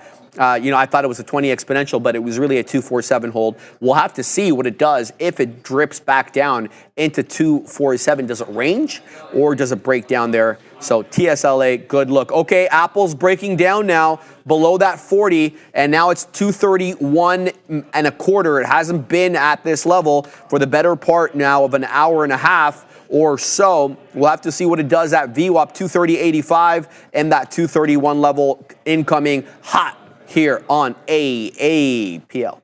AAPL. Yeah, I got away again. I need to be more patient here. I tried to short Tesla that 250 breakdown, which we actually did end up getting. I got out as we got back to 251s. Should have had a better entry point in that trade, but woulda, coulda, shoulda. I'm not. We're always staying positive over here on the midday show, and just honestly the show in general. I think it's such a great community. I'm going to be more patient here with this Tesla. I still have levels I like on it. I got way too committed earlier to that potential range in the 247 breakdown, but just got to keep on going, see what happens. 1320 Wolf saying Sharif is maybe a tracksuit. Yeah, I mean, maybe so, right? I guess that would be the type of suit Sharif would be. IWM got filled, half the position out, Lego. That was here. We got out. That, again, took this because we had that 90 EMA rejection. We were below VWAP. We were also rejecting off that previous top there in the previous top. So I got a part of this position at 55s. Initially, I wanted 41s. I didn't think I was going to get it. But I'm okay with continuing to add and subtract from this. Right now, we're about 30 pennies in the money with this I to the W to the M. Krispy Kreme, let's go, says Kenny Boy. Is D not moving? Let's find out. How are you doing, Sean? NVIDIA? Pardon? More than $1 in the money. Ooh. Yeah, 131 short there for Sean for NVIDIA. I should have had a better name, looking at NVIDIA more instead of just waffling around in that TSLA. Wow, that NVIDIA breakdown here at that 130s. Oh, that was a level 2 yesterday, if you remember. NVIDIA tried to have tried to curve and have a flat top break at 131, and it could not do it. So NVIDIA definitely won. I needed to be more alive, too, to use a Sharifism. If we get to that 129.40 area, this could be interesting. We had a little bit of chop and churn there earlier. It's also where VWAP is. So let's take a look at DNUT, because that was what I was going to look at there as well. Someone was looking at this one. Says Kenny Boy. Oh, yeah, this is a great look there. I would, donut. Go short this name. No, I'm joking. Do what you want to do, but I wanted to make a pun. We've got gorgeous here. Higher highs, higher lows. A bit of a bull flag trying to happen here in this donut. So, DNUT, so great look there for Krispy Kreme. Yeah, certainly getting that cash rules everything around me if you're long this name. Shout out to Wu-Tang Clan. Oh my gosh, the IWM, 50 pennies in the money on this one. Keep going down, Russell. Keep going down. Wish I had more, but a Sharif says you're Apple's never going to be upset as a trader. We've got DME here, gimme. Trying to give you a little bit of a 90 EMA bounce potentially. We got up to 26.90. The 27 area, if you recall as well, was interesting when we had that previous move a couple weeks ago. But yeah, we have this big old red candle hanging out around 26.30s. This is a name that would really stress me out in terms of the risk. Like, I even was stressed out risking $1 Tesla, and Tesla can do $1 in 2 minutes. So yeah, DME, definitely be aware of your risk to reward on these types of names. But yeah, right now I'm going to keep an eye on my IWM. I'm going to keep an eye on my Tesla, and I want to look at NVIDIA as well. Yeah. What's going on here? What is this? Oh, people are giving different examples of suits. Like, you're saying, someone was saying you're a tracksuit, because you said I'm not a suit, right? And then someone was like, oh, Sharif would be a tracksuit. I would be very happy in life if I could walk around with a tracksuit everywhere. I'm like the George Costanza. I would be fine ensconced in velvet. There's a whole episode about that, where he dates this woman who doesn't mind him dressing down and wearing a tracksuit all the time, so he stops trying, and she likes him more because he's not trying at all, so she's more attracted to him. I thought it was hilarious. A hammer candle here coming in on the dead one, Apple. This is really interesting. It dipped down, broke VWAP for whatever reason, found support at the $0.50. I'm talking about the 230 $0.50, and now it's at 231.10 super quick like that. So I want to see, was this a bamboozler to push out possibly the shorts, or people who were long and had stops south of VWAP? What's the situation here? Do we maintain this price above VWAP, or is this just the first leg in the way down? I was looking possibly for a quarter dollar bounce at that 230 and $0.25. We know for a fact that was an area top, and it actually came back right into that area and bounced off, and then that's where we made highs off. It didn't quite make it all the way down there, so unsure exactly how to play this. Let me just load up my Unity. I just noticed I didn't even have Unity logged in, Ram. Oh, what? I know. I haven't been able to. Oh, hello, Fabian. Yes, I hear you. I haven't been able to hear all the insults that Ram. There's actually been pretty tame for Fabian and Ram communications. Well, today. Fabian's on the 1s and 2s right now, right? Usually, Oh, okay. So that's why I'm not getting hurled insults. Oh my gosh. Usually, yeah. You're like, they have this weird, like, fun war. I love Ram. Yeah, no, it does come from a place. It's just so funny. Oh my God, they're so funny together. Yeah, so this area over here, Fabian, this 231 area, basically an area of indecision. I'm unsure what to make of this dip down. It's a doji candle right now. There's really nothing decisive about it. So we'll keep an eye on this level on AAPL. I want to see if we break above or below VWAP here, how this candle resolves. Super interesting retracement there on AAPL. Look at Goggles. Goggles is in a league of its own today. I ain't trying to trade this. I don't want any of the smoke. It's finding different areas of support at different times. The only thing that I can really glean off this nonsense are these higher lows. So the higher lows are in play, but you could also make the argument of lower highs too. So it's a whole, you know what, show today on Goggles. So I don't want no more of that smoke. It doesn't look like it's being, you know, I don't want to say it's being rational. It's the stock, right? It's not supposed to be rational, but I don't have a read on it. So I'm good with that. Now, this dip down in on Apple, it seems to be coinciding with a break of 20,600 on the future. So we breached that. We actually dipped down to that 75-point area, and then quickly we retraced back above 600. I'm wondering, was that a futures-led move on the dead one, or is that an Apple-led move on the futures? Don't see the same thing on NVIDIA. Uh-oh. The wings have arrived. The Katina Man has them in his hand, so we will be indulging in said wings momentarily there. Yeah, we always wing it over here in this show. That's what makes it so fun, I think. okay, I don't want to get out of this too early, this IWM, but I want to be cognizant. Like yesterday, I had that whole thing where I was like, oh, it went well, and then I totally added a bad place and lost all of it. So this IWM, though, I'm cognizant of this doji candle, but also I don't want to get out if we have potential move for more downside. So if we keep rejecting off the 90 EMA, which it looks like we are, I have no problem adding. We just rejected that 36. If we get to 36s again, I'll add a really small part of this position. I want to be cognizant of this potential bounce, but we're not really bouncing with any vigor like yesterday when we bounced in the IWM. It was also A off VWAP, so I should have gotten out before then anyway. And B, we bounced. Here we're just kind of drifting. We're like bobbing in the water like a fish, right? I don't mind it. It's better than bouncing. Oh, true? If you're short, let me put it that way. Very good point. But yeah, so NVIDIA, I'm also involved in here to the downside. Oh my gosh, I already got my fill. Oh my gosh, okay, didn't even realize that. Do not, thank you. This is what I love about just having your orders. So you just have the beak water set. Yeah. Then you wet the beak and you're like, okay, cool. So there we go. I want to see what we do here at 130s. If we bounce again off 130s, because I did have that beak witter just below 130s, I will not want any more of the smoke. I will puff, pass to someone else. But if not, then, I will stay. I will add. I have no qualms about adding. That's the one thing, though, about when you add and subtract in these ranges like this, especially if the name you're doing that with is NVDA. You want to be cognizant the move could always change. But right now, I'm really happy with those trades. To be fair, if I still see stuff I like in Tesla, I'm not avoiding Tesla just because I made bad decisions on it before, right? Now, because you want to be able to learn from those mistakes. Now, like I said, my real level on Tesla here, the 249. Tried to play it as a range, failed miserably because I got attached to a plan I never should have been following. But now I have a plan. We scalp that thing 249s. We scalp that thing 249s. If we bounce 249s, we scalp long. If we break 249s, we scalp short. I'm going to stop saying the word scalp and 249s and just focus here on this NVIDIA and IWM, which is actually, I'm okay staying in this EWM for now because we're still bobbing lower here. Okay. How are you doing? Good. Gorev says, a forgotten stock called Carvana, CVNA, just broke its 52-week highs and holding for now. We've been putting that on the upgrades and downgrades list. Gorev, we haven't forgotten about it. We know about Vana. All right, there's a Katina Man. Oh, put it, Fabian. Well, it's okay. Here it is. Katina Man, can we get a quick shot? Yeah, we have them all. Hey, there it is. He's coming over. All right, Katina Man's heading over.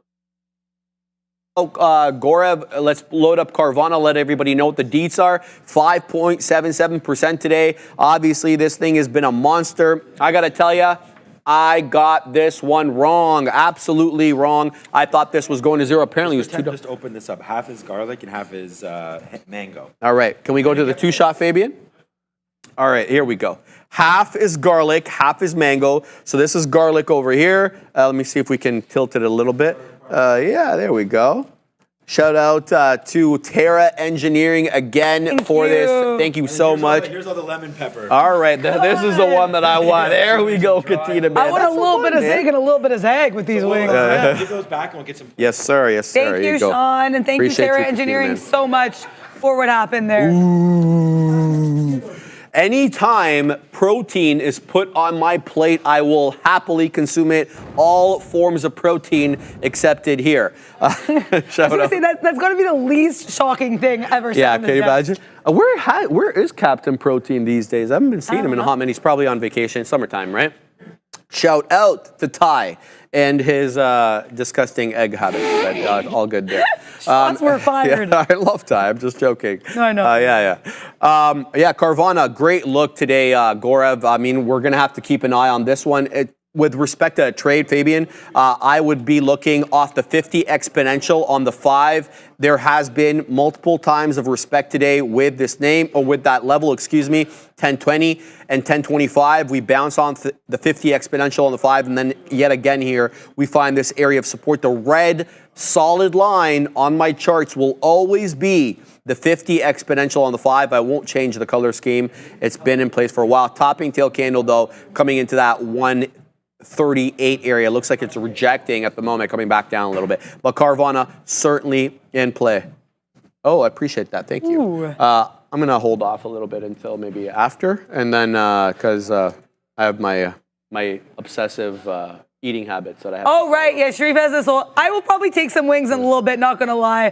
But yeah, the show will not stop just because we get wings. Stop. Okay, I'm starting to build into this Tesla. I think now you might be like, Adair, I thought you were waiting to see what we did at 249s.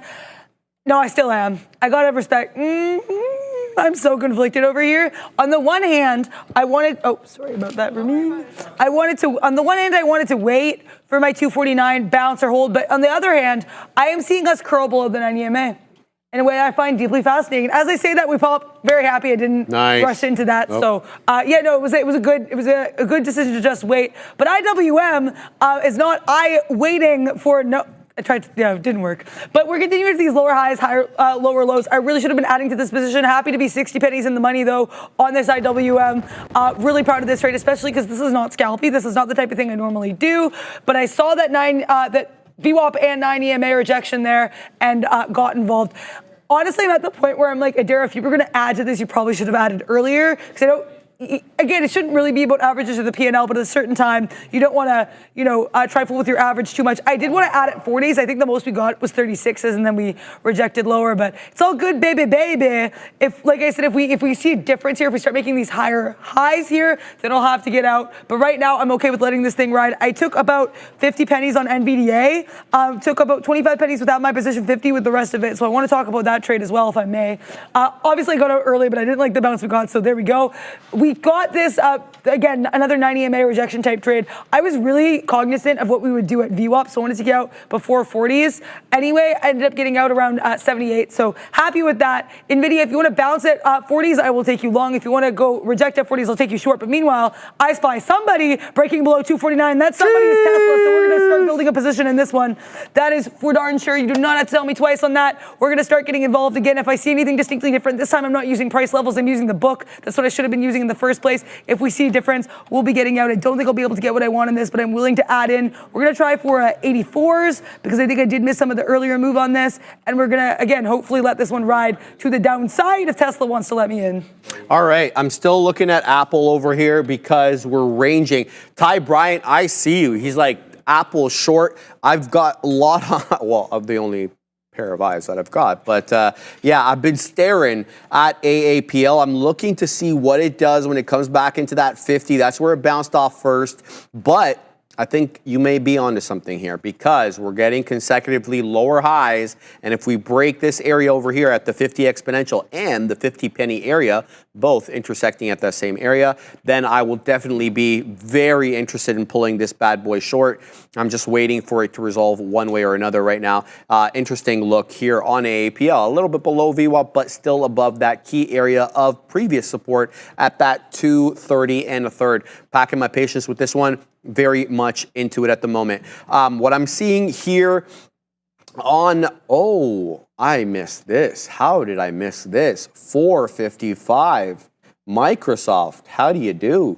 I mean, like, look at the umpteen amount of intersection here. Like, do I need an invitation?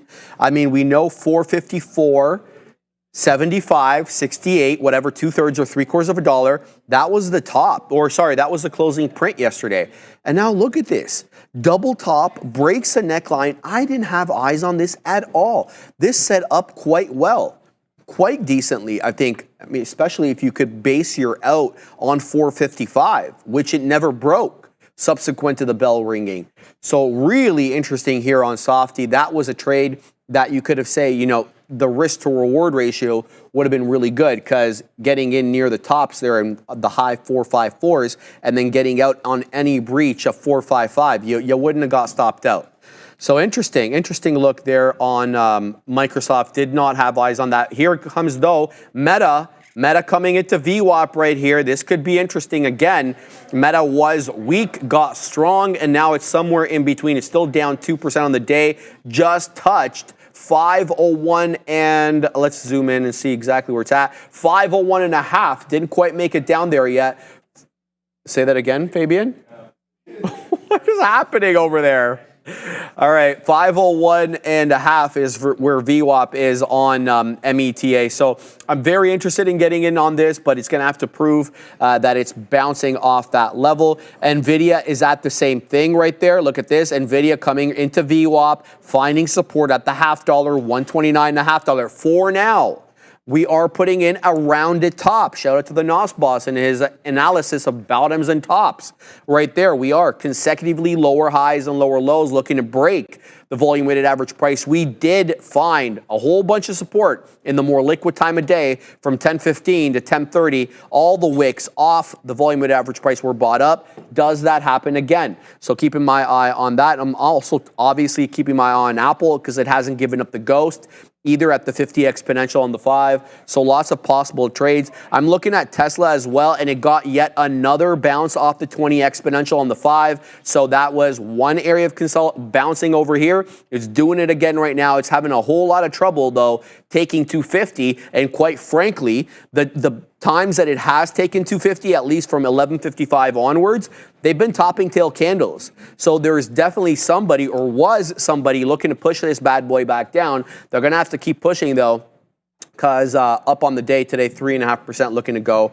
A bit mean reversion from yesterday. So keeping an eye on those bad boys, keeping an eye on Apple, as well as the soft one and Meta at these levels of there. Yeah, IWM, we actually got below 213. And then we came back up here trying to reject that 213.20. If I see us pop decisively above 213.20, which it looks like we're trying to do here, I'll take my 50 pennies. I have no qualms. I am qualmless. I'm really proud of what I did here with this trade. Yeah, so now IWM, come on IWM, let me out. Thank you. I'd be really happy if you did that. Thank you guys. Thanks. Thanks, IWM. It's like if I talk to it, it'll let me out faster. There we go. Took about like 40 pennies on the IWM because that bounce was like a little bouncy. But it's all good there. Tried to short Tesla at 249. Was a little less stubborn with it. Still a bit stubborn. But yeah, basically, I watched this get into the 250s, reject again.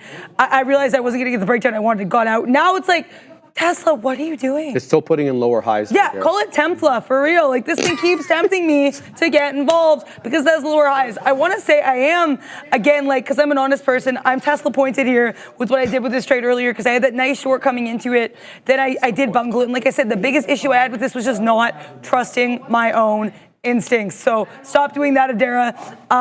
Yeah, it was instinctively different for me, the way I went. 3.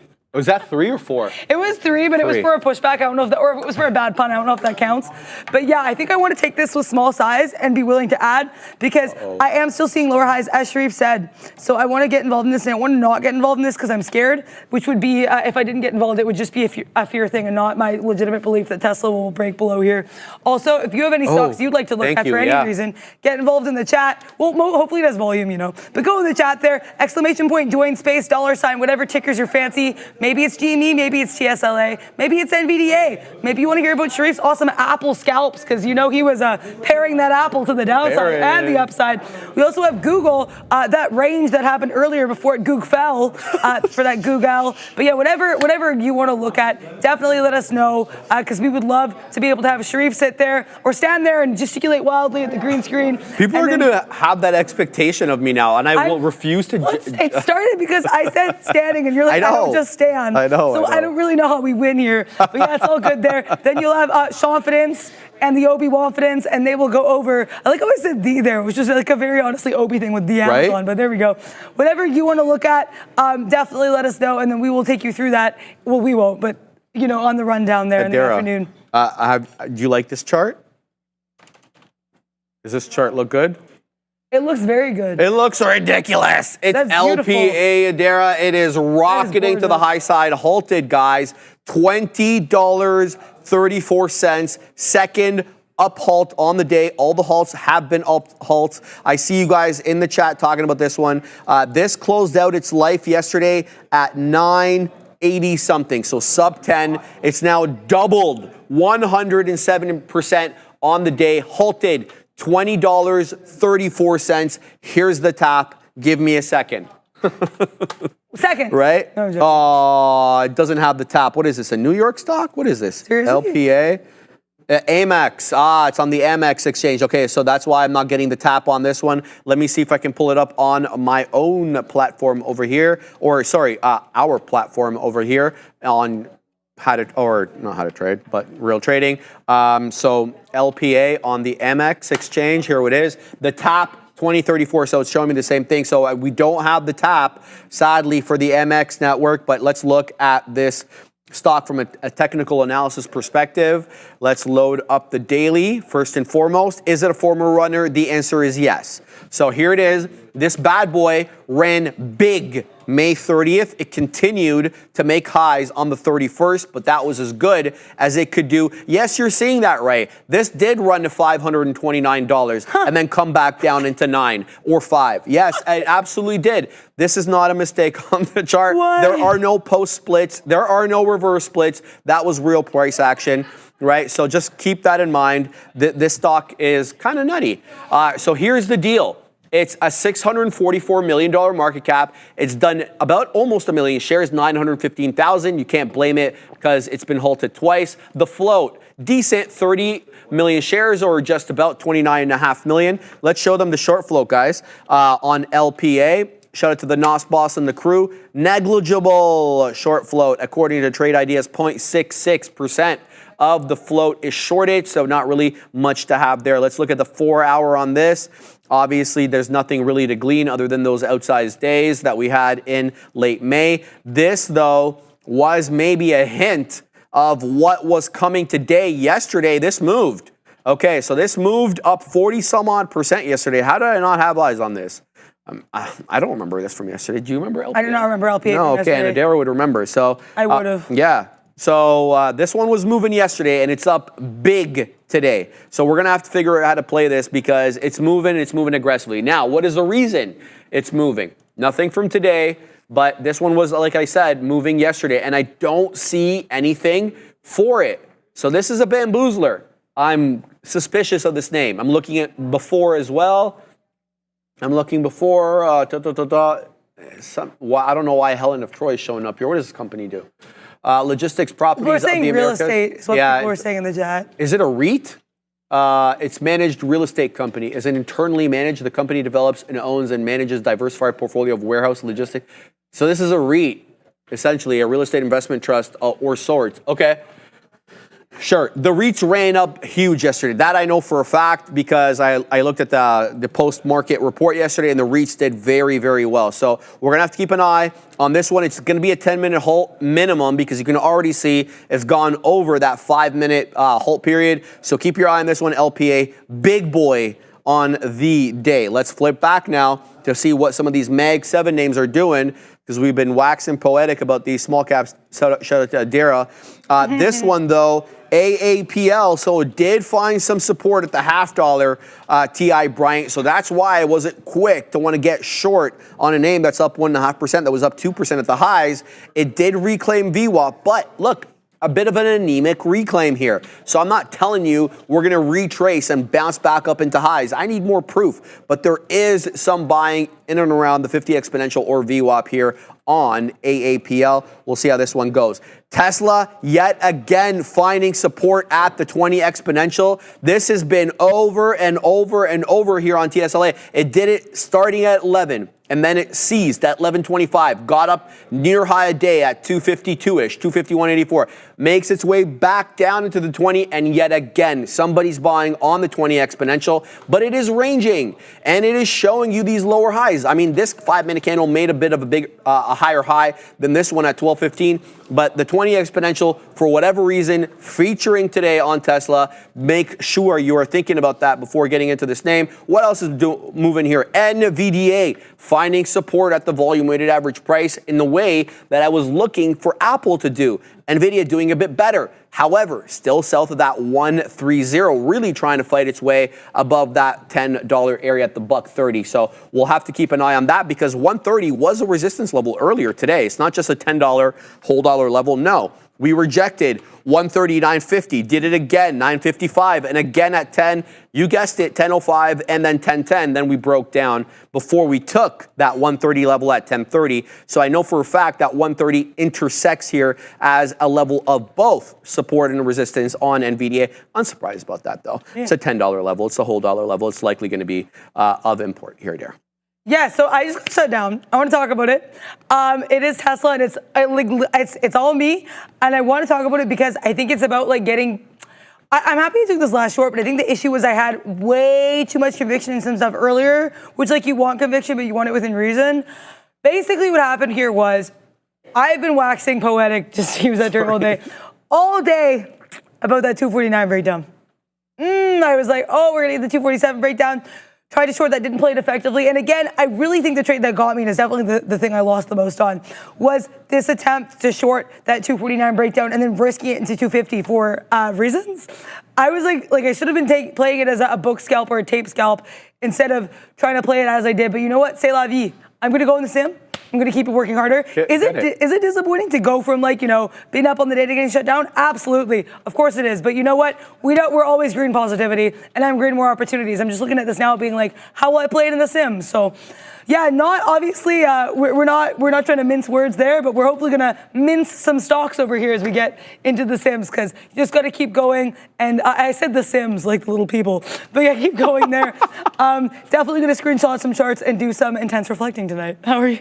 Fantastic. I just want to cover sound because it's really moving here. Shout out to Chris, who's asking me, look, what's the next level here on SOUN? We're going to start the lesson in a second, guys.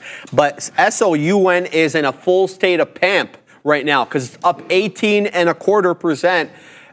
Is there news on this thing? No, man. There is no. Yeah, is there news? There was news a couple days ago. collab. Yes, you're right. So on the. Yeah, yesterday, SoundHound AI shares are trading higher after the company on Wednesday, so this was 2 days ago, announced its SoundHound Chat AI. Thank you, Adira. She bang on with that. Voice assistant with integrated Chat GPT is now live and in production. Oh, I remember this on Peugeot, Opel, and Vauxhall vehicle brands in Europa. So good luck for SOUN. Chris was asking me, hey, man, we're at 6 1/3. What's the deal? Where are we going to keep going? Well, you got to look at the daily. We're above the crest that we put in mid-May, so we got to go all the way back into March. And the last time we were up above $6.50 was this day in March. So let's look over here. So this is 6 1/3. We got to go all the way back to this area over here. This one? Yeah, this one. That is March 22nd. $6.50 was the best we could do. Now, if we squeeze above 6, again, I'll be looking at 7, and we definitely have resistance at $7 from late February. Above that, though, we're looking incrementally, every $0.50, whole dollar, essentially, Chris. So we're going to have to keep tabs on this one. Let's look at the 5-minute real quick here. We're at 6 1/3. Unsurprising that we are finding some resistance there, but fantastic look for sound, man. Any retracement either on the 10 or the 20, you have been paid today on SOUN. Recall, guys, this is not a small cap gapper. It may move like one at times. There is big money behind this. Most notably, NVIDIA is invested in this company. It's also a $2+ billion market cap. So I wouldn't label it, in the same way that I would label some of these small cap gappers. Please, what? All right, I'll look at that after. All right, guys, let's get to the lesson du jour. We have been talking about Elliott wave theory all week long. Monday, we introduced the topic. Tuesday and Wednesday, we talked about some of the impulse waves and how to trade them, as well as yesterday. And today, we're going to be talking about the corrective waves. So from our previous discussions, we've talked about the impulse waves being waves 1, 3, and 5. Those are the trending waves that go up or down. Waves 2 and 4 are the corrective waves that go against the trend. Okay, that's what we're going to be talking about today and how to spot those. So, Elliott wave theory identifies 2 distinct type of waves. Impulse waves, which drive the trend, and corrective waves, which consolidate or retrace the price movement. Today, we'll explore the 3 main types of corrective waves. They are zigzags, flats, and triangles. Understanding these patterns equips you to better interpret market corrections and potential trading opportunities. So let's get right to it, baby. So the 3 amigos of the correction, let's talk about the first one, zigzags. So imagine a sharp 3-wave ABC retracement against the trend. 3-wave ABC retracement against the trend. Zigzags are the most common corrective pattern. They're characterized by, number 1, their sharp price movement. Expect strong price swings in both directions from A to B and from B to C within the corrective wave. They're also characterized by their impulse-like structure, right? Each subwave, A, B, and C, within the zigzag can sometimes resemble a miniature impulse wave, almost like a mini trend within the correction. And I'll show you what I mean in a second by that. I know it seems a little bit vague, but the zigzags are also characterized by their time frame. Zigzags, they ironically can appear on both the short and the long-term time frame, so you can spot them on both. And here's what I mean by the zigzag pattern. So you see it goes up, it comes back down, goes up. It works both as a bullish pattern and as a bearish corrective pattern. Valid both ways. And this is what I mean of a trend within a trend. So you'll see here, this is wave A, goes up, and then this is wave B, goes down, then wave C breaks through wave A. But within each wave are 3 or 4 subwaves. And that is important to note, because when you move up or you're moving down, you're not moving up clean with, 10 green candles in a row or no retracements. That's not realistic. You're going to get these subwaves, so you need to be cognizant of viewing the trend from a wider time frame and being ready to see mini trends within the larger trend. That's what I'm talking about here. So you can see when we look at wave A, contained within wave A is subwave 1, subwave 2, subwave 3, and subwave 4. And then it completes at 5 on the top. And it does the same thing down into wave B, with this time 3 subwaves rather than 5. Keep that in mind when viewing this in the context of real-life trading. Flats are the other type of corrective or consolidative pattern. Think of sideways price movement within limited price action. Flats are corrective patterns within a choppy ABC structure. Again, I'll show you what this means in a minute. Here's how they're characterized. They have limited price movement. So wave A goes in one direction, wave B retraces some of wave A, and then wave C either completes the correction or breaks above wave A. There's different ones, I'll show you them in a second. And it's also characterized by its time versus price comparison. So flats can take longer to unfold compared to zigzags with less dramatic price swings, and identifying them can be a bit of a bamboozler because they can be trickier to identify compared to zigzags. But what you're looking for here is horizontal or slightly angled price channel for potential flat patterns. And there are 3 different types of these kind of flats. One that, like as you can see here, the regular one where A and B and C, they're equidistant or almost thereabouts. Here, B breaches wave A, and in this case here, C doesn't reach all the way, doesn't correct all the way back down to wave A. Sometimes you'll see C correcting below or above wave A, depending on whether you're going long or short. But what you're looking for generally here is price action ensconced within a channel. You have breaches to the north side and the south side of times, of course, but you're looking for a horizontal or slightly angled channel with the waves basically being in the same. And very much the same thing that we talked about zigzags of having subwaves contained within a larger wave is completely applicable to the flats as well. And that's why I've included this bad boy over here. So you can see in the regular flat wave, you have wave A, but within wave A is subwave A, subwave B, and subwave C. You need to get your mind around that because that's likely going to be the pattern IRL. It's not going to be clean up into the right with a line like that.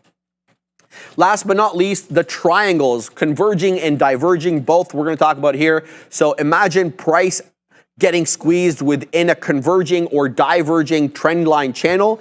Triangles are corrective patterns with a 5-wave, not 3-wave, a 5-wave ABCDE structure characterized by, number 1, the converging triangle. These triangle come on, I can get it. These triangle patterns can be ascending, where the price makes higher lows, or they can be descending, where the price makes lower highs. In both cases, the trend lines defining the triangle converge as the pattern progresses, indicating a potential breakout. Equally as important are these diverging triangles. They're a lot less common though, and diverging triangles have trend lines that move in opposite direction, so sort of like a megaphone, upward and downwards, both are correct, suggesting to you a potential continuation of the dominant trend. And last but not least is the breakout through the triangle. So triangles often resolve with a breakout in the direction of the preceding trend.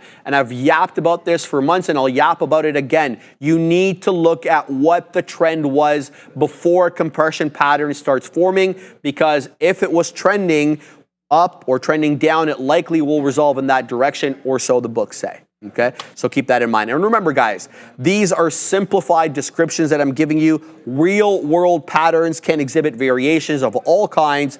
Use other technical indicators to confirm these corrective wave patterns. And here's what I'm talking about when I'm talking about these converging and diverging triangles. And this is how you kind of see this: A, B, C, D, E, breakout.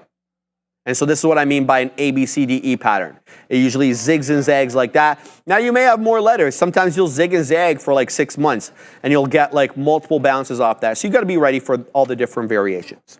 All right. And just to leave you with a final idea here, by understanding these zigzags, understanding these flats and triangles within the overall structure of Elliott wave theory, you can certainly gain valuable insights into potential price consolidation zones within a trend. This knowledge can certainly help you refine your entry and exit strategies for a more comprehensive trading approach here. Yeah, those wings are really good. I was having some wings there. I want to talk about the whole like getting shut down thing because it's interesting too. It's because it's funny, I was up on every name but Tesla. It's like I had some good trades to Tesla, but it's like Adara, that does not have to be the only thing you trade for reasons. Now I'm in the same here. I'm still trying to trade this Tesla because I want to learn from it. Now I'm aware there could be a level of stubbornness here. But I'm like, Adara, you have the opportunity. This is a breakdown. This was a range breakdown you've been watching. And it might not manifest how you think it will. But you have the responsibility, I think, to yourself to try to see this out. Now, I think, one thing that that Neil has said to me, I think right when I went live, is don't be afraid to get shut down. I mean, it's obviously a good feeling, but I think it gives you an opportunity to step back and to be like, how would I interact with these markets? Obviously, I have a lot more to learn. I think I got really FOMO-y and weird with some of those TSLA moves getting involved. I took a not way smaller, but like a smaller, the smallest kind of position here. I usually don't take much size anyway on this TSLA, and I'm trying to trade this breakdown again. Not super happy with the entry. Where did I even get involved in this? Got involved here at just above 249s. So I really want to see us again continue to stay below this 250 area. I initially tried to go long here at this 249.30s when we were bouncing off that. I think what I'm realizing though is Tesla is just not going to give me that consistency that I want, or that I think it is going to, so I'm gonna have to give up on this name in the sim or in the live, because like otherwise, what am I really learning here, in all honesty? Like that's the whole thing though with you gotta take the highs and lows in life and in trading, and sometimes things go your way and other times, they don't. And I think that's what's really cool and rewarding about trading, are all of the parallels for life. Amazon is actually looking interesting here in my side chart as I, when in doubt, zoom out, not just in the chart, but I think also in the markets. And, 4. Fabian. This is a great look. I really like this Amazon look. Now, I am not a massive Amazon trader here. I will leave that honor to the Amazonian and the mustachioed man to my right. However, like, look at this rejection here. A VWAP at this previous year. Like, this is a good look. We're going to get a resting order here at 69s. I like it. Because as Sharif would say, what's life without whimsy? But also here, because like seriously, that is kind of, I want to get 70s, but I want to give it 70s. So if we get above here, that 80s, I'm going to be risking 11 pennies. I would love to make at least, oh my God, Dara, you're so tired, math. I want to make at least 15 pennies here, if not more. So that's really what I'm trying to look for here on that AMZ. And see, Brad Gover, I want to address this. I think this is interesting. Half your trades would work if you stayed a little longer in them.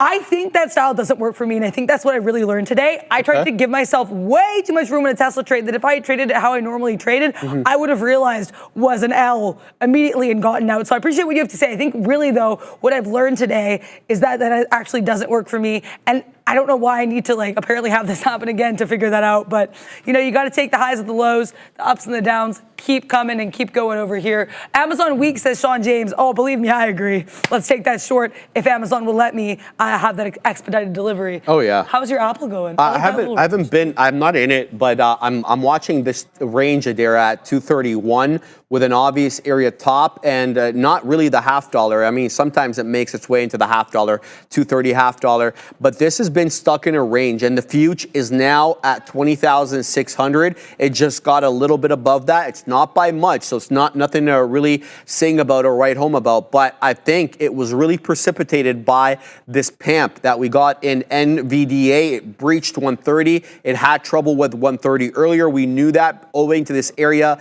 of consolidation, this area crest over here that we broke down from. We broke down, held VWAP, and then reclaimed 130 again. And it looks very similar to the chart on the future. So we were talking about how, sometimes it's Apple leading the way, sometimes it's Softy leading the way, sometimes NVIDIA. They're all 3 trillion and change. So, one is going to lead, the others are going to follow at times. So NVDA here, been putting in higher lows since 12:15. So they're almost now half an hour of higher highs and higher lows on NVDA. Having issues though with the $0.50, unsurprised there because it was intersecting with said $0.50 quite a bit today on the morning show. So now back to Apple, because I got to look at both. So we did reject 231. That would have been a 30 penny banger, but it's still ranging between the $0.50 and the whole dollar. So that's what the dead one's been doing since 12 o'clock. So now we're 40 minutes deep into this range over here. Now you may not be interested in the range. You may be interested. I let you know about that. Whether you want to trade it or not, or you looking for a breakout or a breakdown below it, you could also use the range for those purposes. You don't need to necessarily trade it. So keeping my eye here on AAPL, but I love Adair's analysis of AMZN. I've been of the same opinion. Mind you, I was looking at it from the north side, from rejecting that 195.50, but I think this is equally as appropriate. Look at that rejection off the volume weighted average price at that candle at 12.35. That gave you big boy moves right away. That gave you like 30 pennies and quicker than you can say, how do you do? What's your view today on the Amazon? Any comments about that you'd like to share? Sideways. a bit of a range, he says. So, you know, the Amazonian echoing what I've got to say about this sideways movement. It looks like a sound wave. I mean, it does. Kind of like Google.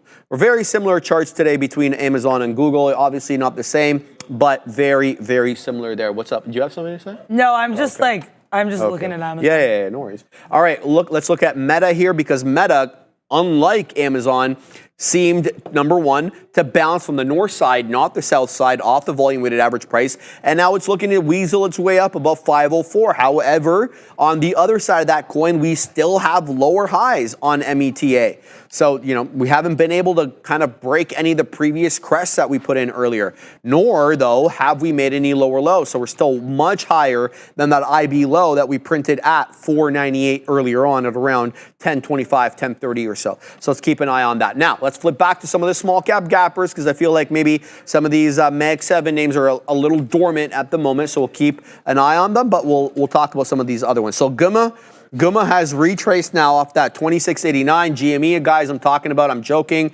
when I say that. We have 3 hours to fill, so don't mind me. $26 seems to be a bit of a decent support area right there, at least for now. A bit of a hammer candle forming up 2610, but the volume really dropping off, especially from that 1150 pump and that 1159. So we'll keep an eye on the GME. The one that I don't have on here for whatever reason, and I have to take one of these off, we'll take out EVGO, is LPA. Because LPA is the big boy on the block right now. So it halted to the downside, and then it halted back up to the upside over here. So this one looks like it's going to be one of those halt fests, right? And let me make the point for you guys here. So even though this is halting umpteen amount of times, you can still see some discernible trend with respect to support and resistance. Here's what I mean. So when it does retrace, it retraces into the 10 exponential. And then where it did halt down, look where it halted down, right above VWAP. Breaches VWAP, reclaims VWAP as super quick. So even though it's halting, the price action seems to be, respecting general areas of support and resistance. We'll see if this one can continue. I'm unlikely to trade this because it's not able to stay open for long enough. 2137 right now is where it is halted. Keep an eye on this one, guys. It is trading on the Amex network. And as a result of that, I do not have the theoretical auction price. The tap, as we call it here on the floor, to let you know where it's ranging or what the price is while it's halted. And that works on the auction system very much like the what are they called? Katina Man that you always look at the morning show, the balances, what are they called again? Imbalances. Imbalance indicator. So that's kind of the thing there. It's an auction system that works for the imbalances. It's an auction system that works for the tap as well. So that's the look. Anything on your side there? Yeah, I mean, do we have permission to switch the name from the dead one to Apple to Amazon? Because I would be okay with that. Yeah, Amazon, I did just insult you, but like also if you moved in any way, I wouldn't have to. Wow. Tarzan's on vacation, leave him alone, says Ramin. There's just a snippet of literally the wonderful Ramin and Fabianisms we get. So I still want to book the Ramining of life, which is just going to be all of these Raminisms. Right. Because I'm legitimately endlessly entertained by them. I'm still a little shaken out of this statement of claim that I got earlier, bro. Trend, I don't know if you noticed, but Trend is gone now. Under protection. I was served with papers because I was, wow! Trenda got migrated over there. So what was this, like an eviction notice or it's a restraining? But why do I have to be restrained from Trenda? I mean, I didn't do anything. I didn't do anything. Excuse me, a restraining order. I have to be able to face my accuser and present a case, and I didn't get the opportunity to make my case. He has to build his case before he can give his case. Yeah, Ramin and Fabian keeping us entertained so we can keep you all entertained. Always. Also, I had some wings. They were really good. I had some garparm because that is my vibe. And then I had one of the lemon pepper as well. Shout out to the... says she thinks if I had the mango habanero, I'd be out for 2 weeks. Never mind. It was so nice because I go up. It was very nice of her because Ramin once put in the chat nice of Ramin. I say nice. I was walking up there to get the wings, and then I see Ramin she freaks out. I don't know what she's doing. She tells something to Fabian. Fabian's like, Adara, you have to be careful with the spicy wings. So Ramin was trying to protect me from the spice, which I thought was really nice there. And Ramin and Fabian were giving me very detailed. I feel like Ram has alternative motives for a lot of things. For me to not have a spice attack. I think that was pretty I nice. don't know. Well, that's what it looks like on the surface, Adair. You don't really know what the incentives are behind her helping you, right? Like, yeah. No. Oh yeah, okay. So now she's challenging Sharif to eat it on live. I guess know I that's part of the can't. punishment for the lawsuit. I don't know, but looking at these markets here, I really would like that Amazon to deliver that short. I'm aware that we do have higher highs and higher lows. We also have a lot of topping tail candles. That was the impetus for the short. Like I said, if we crack above this 75 level here, I'm getting out. 75 also a little bit of a pre-market area of support. Yeah, there's been a lot today. Then I think I'll have to get out. But yeah, really just trying to use this time. I am in the SIM. I did get shut down. I want to use this time in the SIM to develop and work on my strategies because clearly I got like so deeply tilted on Tesla. So what I want to do instead is like that breakout I thought that we were going to get. I want to watch to see if it does happen. How does it move? How would I play it had I not messed myself up enough trying to play it earlier, right? So you're not going to get what you want in the markets. The markets are going to give you what they give you.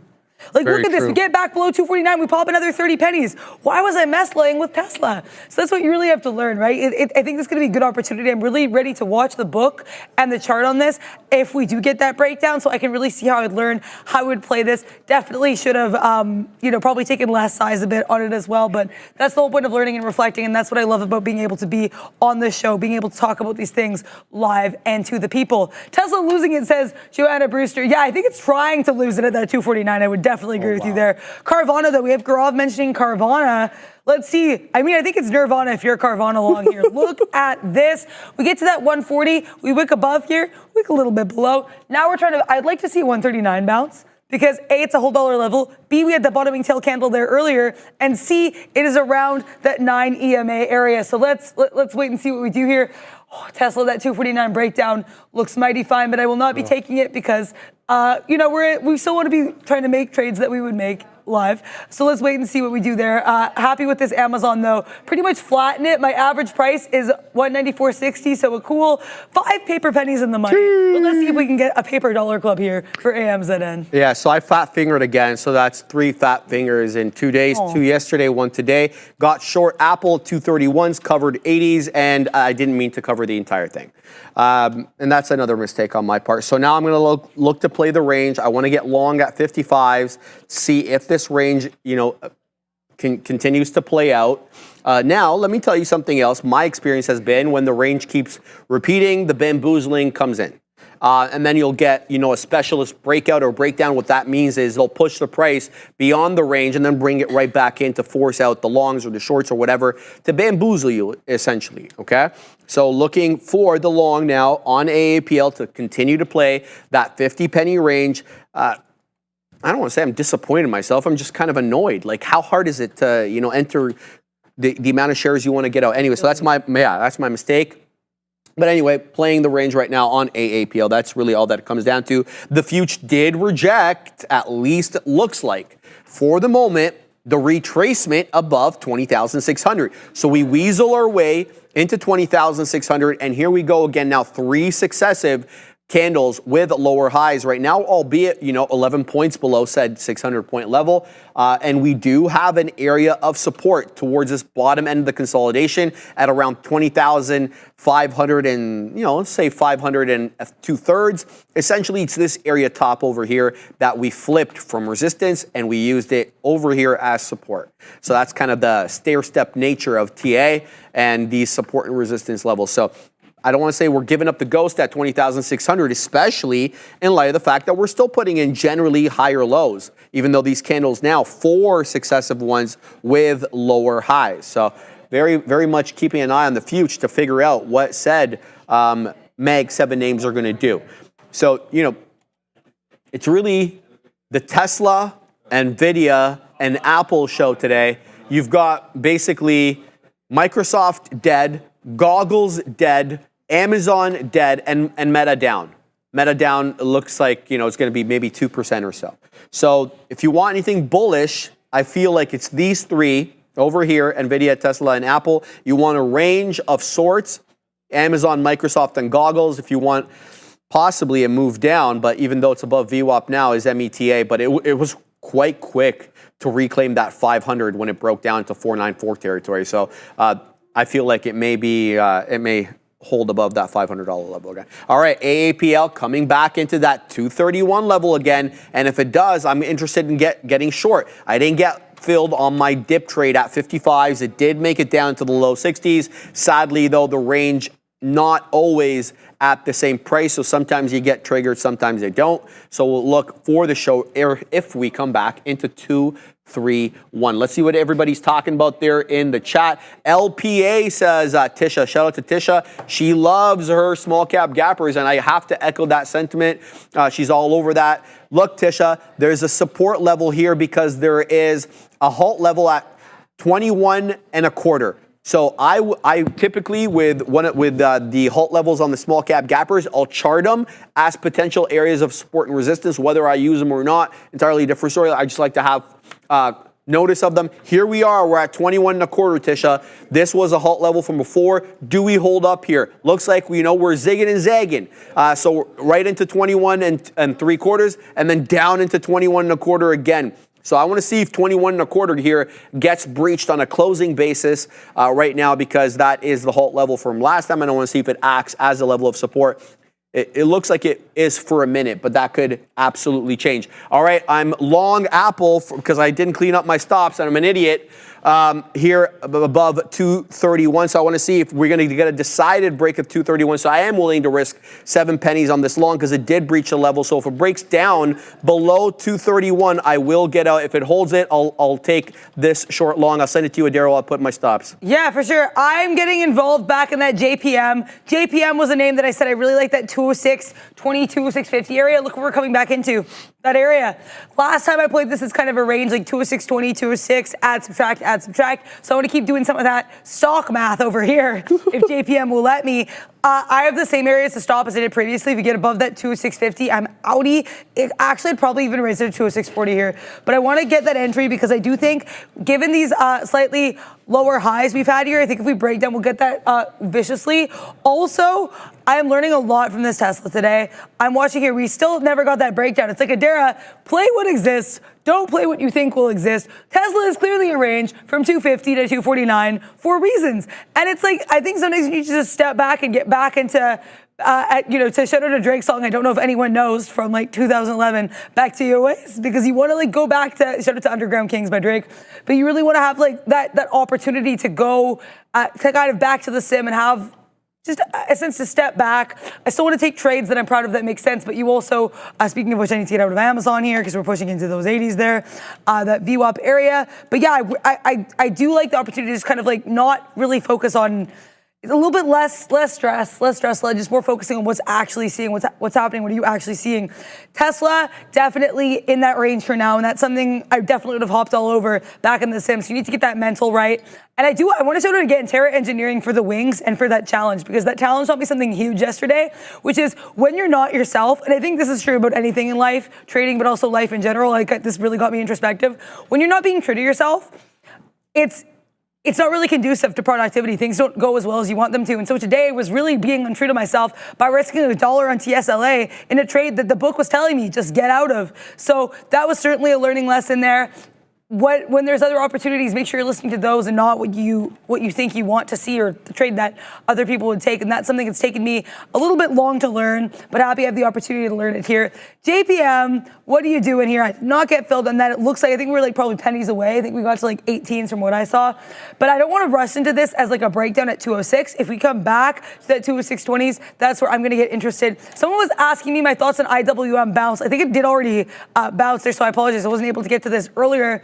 But shout out to you. Look at this IWM. This is a great look here. This short was fun earlier. We got into that 40s area. Have that wick above. Now we're going to keep on the downtrend. The lowest we got here since we had that low was actually coming into that previous bottom, that pre-market area right before the open here around 920s. We get to that, what is this, 212.90s, 212.87s, push higher. So you know what would be interesting to me though, to the person who asked if it's recovering? I think it's recovering if we can recover above this 213.40 level on a closing basis on the 5-minute. Why is that my level? Look at that rejection of that topping tail candle. That's what I want to see. But I also want to see why someone was snapping. Oh, Are you ready to? Sorry, I didn't know what was happening there. Oh, we can go. Yeah.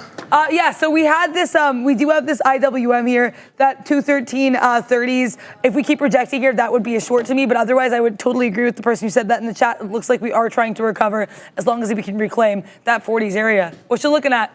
Pamp it. I'm looking at Apple, Adara. Look, I made the point very clear. I don't want to pretend like I'm like, Sharif Shadamis or whatever like that, but I had my stop on the north side of 231. I forgot to clean it up. It triggered. I saw that I was long. I didn't want to be long. I said, look, it breached the area that I was trading the range, which was 231 to 230.5, right? So I'm like, look, I'm going to give this. It breached the range, so it triggered my attention for that reason. So I'm like, I'm going to give it 10 pennies. If it breaks down and goes back within the range, I'll get stopped out. I gave it that, and it didn't go back within the range. So I'm happy. And we wet our beak nicely on 30 pennies there. It did work its way up into 35s. Let's see if it can weasel its way up into these higher areas over here. I see some resistance at the $0.50 owing to this area of consolidation that we put in, I'll tell you in a second, from around 11:30 till the eventual breakdown, 11:55. So an interesting area of local resistance at the $0.50. I will be looking to take it out at around there. So let's go ahead and put said beak wetter at 47s, Adair, because I haven't chosen number 47 before. So maybe this one, maybe it's a lucky number. The Cybertruck is also pimping at the moment. And so is the Future. Goggles just woke up, and Amazon just breached VWAP. So I'm not saying the winds of change are coming, but you got to I don't know, like you have to be ready for any olfactory sense, right? I mean, if you smell the winds of change coming, yeah. Right? What do they smell like? What do the winds of change smell like, Sharif? I don't know, Adara. I don't know. That's a good one, but I don't have an answer for that one. Yeah. I know you're trying to pun. I know you're looking. No, I'm actually legitimately thinking, dude. Oh yeah. I don't know if they actually. I'm getting very introspective, Sharif. It's a Friday. Yeah, true. You got to get in your feels sometimes. But yeah, it smells like nickels. Why not paper bills? Oh, because. Daryl loved that. Daryl loved that. Ram said it smells like nickel because it's change. Get it? Winds of change. Yeah. Obi likes that too. So there you go. You got a giggle out of the Ob. So no, seriously though, guys, the future is working its way back up. We are pumping here. We're above 20,600. We're on our way to 30 points. We know that the high of day on the future is 666. Ominous number, but who knows? 20,666.75. So we'll see if we can weasel our way right back up there. Apple on its way, possibly here for those 47s. It's showing me 38s. 40s now on the dead one. Can we get 41s? We got 41s. I'm waiting for 47s. Let's see if we can get that. 43s now on the ask. Go dead one, go. And we'll also keep. Go dead one, right? Go. All right, I'll just take it out here. But I'm also keeping my eye on Meta because it's breaking down now below that lower trend line that we had where it's putting in lower lows. The lower highs, the lower highs are still intact, but I want to see if we can breach that 505 area, Daryl. That's been an elusive target. That pun was so good. I'm like still thinking about how good that pun was that Ramin made. Tesla bouncing off 250s. This is a chart. I'm gonna have to like go back in the live, take a screenshot of that chart and study it thoroughly because like this is just such an example of we had that previous resistance switch to support and I wanted to break down for reasons. Yeah, I did not break down, unfortunately, there. But I do want to shout out Sharif's awesome Apple trade there. You, Derek. Go dead one, go dead one, go. With the little pom-poms there. Hey. Oh, which is funny because in French, Apple is pomme. Oh, it is. So pom-poms. Yeah. Oh, there you go. Which was an accidental pun there. But yeah, let's see. NVIDIA in an interesting little uptrend here on the 5-minute with that VWAP bounce. Dara, I think you want that smoke. And I like that 130-30 area earlier, so we're going to get involved at 31s. We're going to have a smaller position because I still want to trade responsibly and not do things I did with Tesla in the live that were really deeply questionable.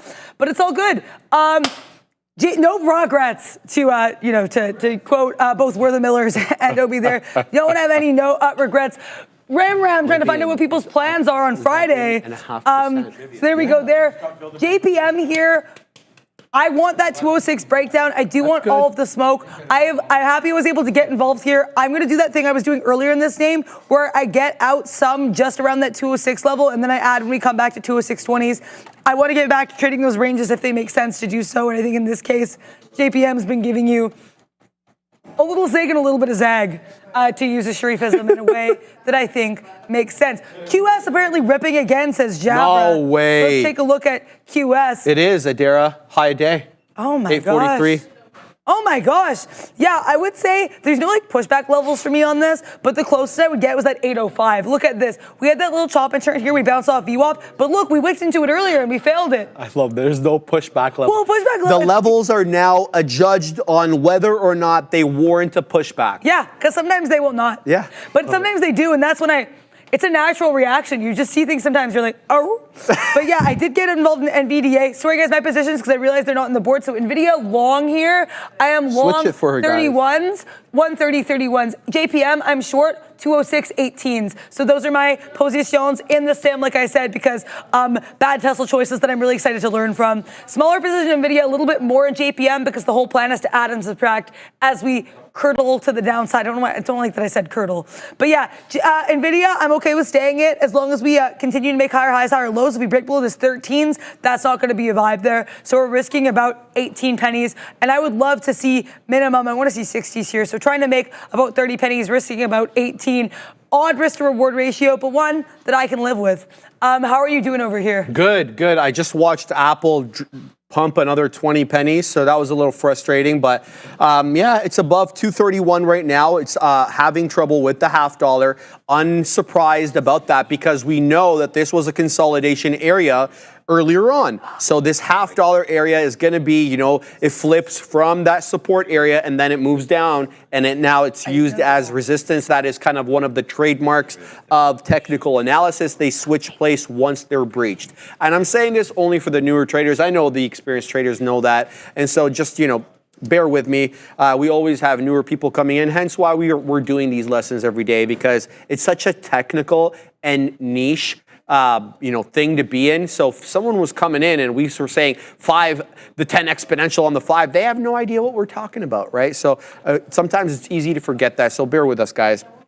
But yeah, that's the look there. Keeping an eye on Apple. Like I got to tell you, man, you know, it's not the most breakout or breakdown time right now on the Mag 7. And, you know, I love trading the Mag 7. No question about that. You're getting ranges on it. So there are trades to be had. But you're not getting these momentum style trades, at least not yet. You got them earlier. You probably get them again in the more liquid time of day power hour. All right, let's talk about QuantumScape. Because, guys, QuantumScape is, look, it's... I don't want to say it's not a joke, but this is not one of those ones that's showing up that may be gone tomorrow. Maybe it is, maybe it isn't. But this company has a serious deal with Volkswagen. Now, if you think Volkswagen is a legitimate company, then, you know, you're probably making the assumption that they wouldn't do anything that was kind of questionable. And I got to tell you, you know, one of the holy grails in the EV business right now is to get solid-state batteries into mass production. And there's a lot of people working on that. There's no question about it. There's a lot of people working. One of the OGs of this is QuantumScape, though. They've had their fair share of setbacks. They were sued aggressively by shareholders for overstating the nature of the technology back during the pandemic. I showed you the chart on this. Fabian, if I could show them again over here. Look at this. This is it, a pandemic pump. Well, maybe it was, right? Because there was a lot of stimmies and stuff being sent out at the time. But the fact of the matter is, man, you know, big money was piling into this. And there were a lot of institutional investors as well who believed in this stuff. So, you know, I'm not saying that they're back. I'm not saying, you know, they're going to be great, but it's something to watch, right? Why not? Why not know about it? So QuantumScape, I don't want to, you know, classify it as a small cap gapper. It's a momentum trade, if anything. All right, Lucid as well, the company with unlimited finances, it feels. Also having a fantastic day. Yeah, literally. Yeah, you're not even wrong. That's the wildest part. Do you have any idea how much cash the Saudis have, man?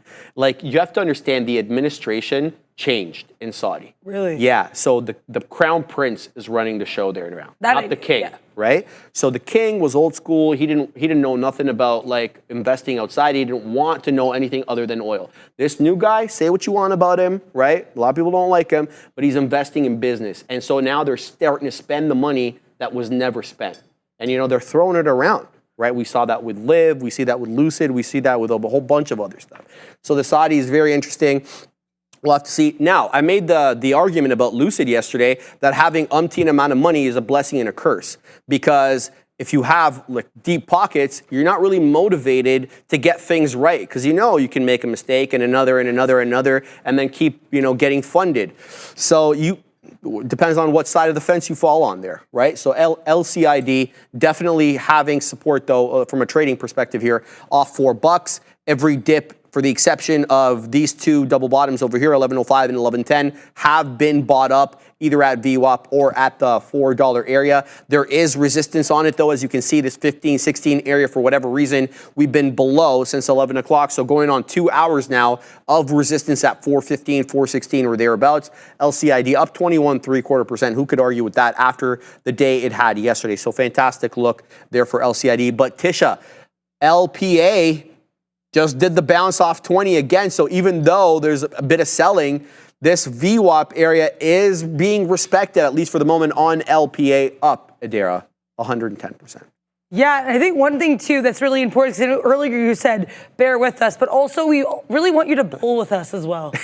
We want all of the above. Bang. We want all Thank you for reminding me about that. And we also want you to vote. Yes. I was just making a dumb bears versus bulls pun, but also please vote. Get involved there, exclamation point, join space, $, NVDA, META.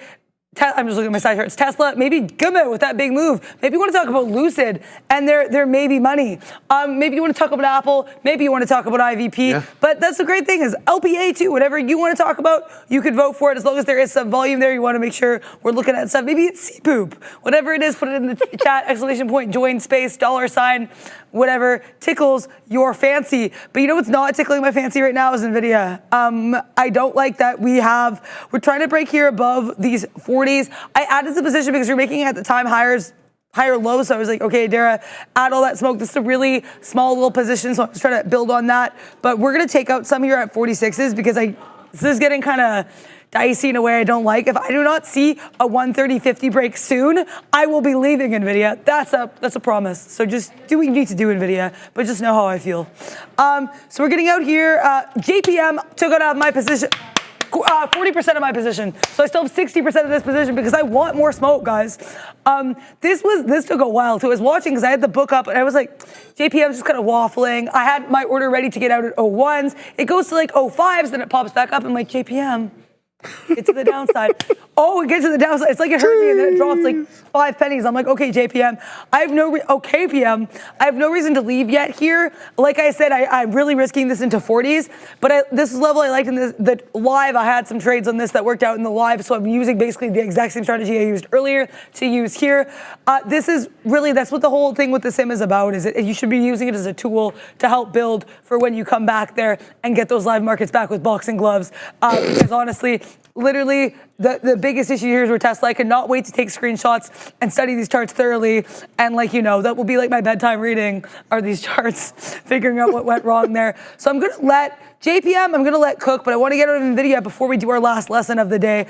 JPM, like I said, none of my positions are particularly large ever, and I also think that one, unlike NVIDIA, is one you can kind of let ride. So I have eyes on it. If I need to, I will be like, but right now we're just going to let that JP Morgan hopefully take me to the bank. Oh. But right now, I can't believe it's already 109, Sharif. What is life? I was getting in an argument with somebody. Really? I had a lot of time. I have a lot of time in my hands these days. No, I'm just kidding, of course.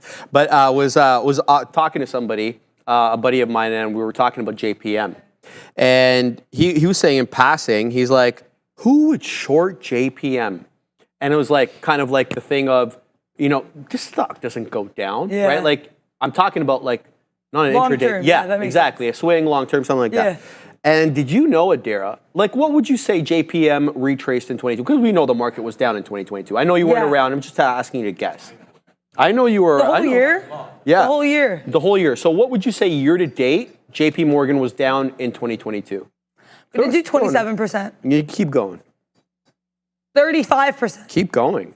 49%. 44%. It lost 44% of its value in 1 year. So, it happens, man. There are times, and you were just saying you were buying up a storm in 2022. I'm talking to the Katina man. He was buying it at $80. Right. So yeah, there are times to have. I just wanted to mention that because we're talking about JPM. No, that makes sense. Everyone thinks it goes up and to the right. I had no idea that was the thing. And we know usually after earnings, I've noticed JPM will have a little baby tumble. It'll slip, it'll fall. We had JPM fall last time after earnings as well, I remember. So yeah, it's certainly interesting. It's one of those banks that tends to have a bit of a moment there after earnings. But it underwent a correction, obviously, and we're going to talk about corrective waves. Bang. Because I love having those transitions lessons when they're possible. Let's talk about Elliott wave theory because it does identify two specific types of wave.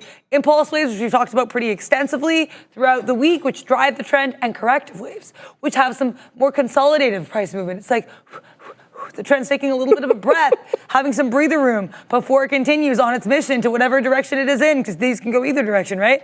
So we're going to explore the three main types of corrective waves. Zigzag waves, which have a little bit of zig and a little bit of zag. We're going to talk about the flats, not the type of wing, just a flat there. And we're also going to talk about triangles. So understanding these patterns here equips you to better interpret market corrections and potential trading opportunities. You have a super chat addressed to you, though, so I'm going to let you read this. Okay, I gotta read this the way that it's spelled. Okay, I know you do. Hi, Sharif. I'm a Saudi trader. Hey, Ram. Having a good time here with all of you. The best show. Thank you very much, Habibi, for that. I really appreciate it. 1999 Saudi dirhams. Very, very much appreciated. Thank you for joining Adara and I. Make sure to catch us every day. We're on every day from 8:30 a.m. Eastern to 4:30 p.m. I'm talking about New York time. The Katina Men and the Big Kahunas are on in the morning. They come back later in the day as well. Adara and I come on the midday for 3 hours when things are a little bit more calm. Sorry to interrupt you, Adara. Yeah, no worries. Yeah, I wanted you to read that, so that was very much interruption that made sense. I just got over to JPM because it pushed higher there. And now, didn't want to break the bank on that trade, so I had to leave. But we're going to talk about the three amigos of correction. The zigzags, which are sharp reversals. So imagine you've got a sharp three waves that'll be an ABC retracement against the trend. Zigzags are going to be the most common corrective pattern, and they'll be characterized by these sharp price movements. So you want to expect strong price swings in both directions, so the AB and the BC with that corrective wave. You also want to think about an impulse-like structure. So each of the sub-wave, I saw some people making subway jokes in the chat earlier, but sub-wave, each sub-wave, I'm going to enunciate it, A, B, and C, within the zigzag, can sometimes resemble a miniature impulse wave. So it's like a mini trend within the correction, which is really interesting. It's like a mini sub, like your cookies with your Subway sandwich meal to go with that Those sub. cookies are so good. White macadamia nut. Bang. That's the only right answer. Yes, Ram knows what's good. She's like giving us more bang buttons than I've seen in many moons.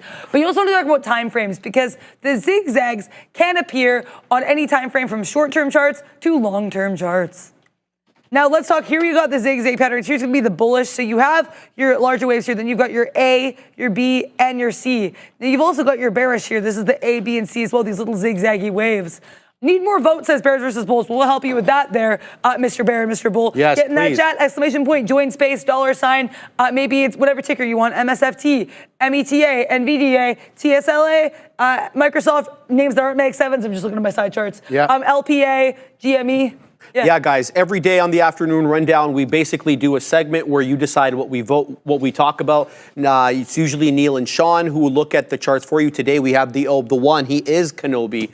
He will be looking at them for you as well. So go have your say every day and solicit your friends to vote because only the top 5 names make it up there. So if you want to see what Neil thinks about a name, you want to see what Obi thinks about a name, or Sean, you're going to have your name selected in the top 5. So solicit your friends, get everybody to vote your way, and we'll cover that for you. Thank you, Adair, for reminding me. Yeah, it's very apropos. In election season, you can campaign your friends to make sure they get votes. So. Yeah, we talk about what the elections do for the market, but let's find out what this election does for Trader TV Live. I'll stop with the puns. But these mini trend subwaves are actually really interesting. As you can see here, we have this larger sub wave, and I'm really not seeing it here. And then within these waves, we've got little baby waves. So it's really cool. It's like these different mini trends. This would be the one in the bear market. You've got these mini waves within it, and then the bull market as well. So certainly an interesting look. And let's talk about flats. And this, which is going to be more of a sideways consolidation. So think of a sideways movement with limited price action. Apple for months. Flats are going to be corrective pattern with a choppy ABC structure, where you have limited price movement with waves. You've got wave A moving in one direction, then wave B will retrace some of the wave A, and then wave C completes the correction with the move, which is often going to be smaller in the opposite direction of wave A. Then you've also have time versus price, because flats can take longer to unfold compared to zigzags with less dramatic price swings, which again sounds like a pre-WWDC Apple. And last but not least, we have identification here, which is going to be a horizontal channel. And that horizontal channel is, sorry, I'm just going to pull this up here. Horizontal channel as well is going to be a little bit, what makes it a little bit more difficult to identify flats, right? Because they don't have that zig and zag that we saw with the other ones. It's going to be a horizontal channel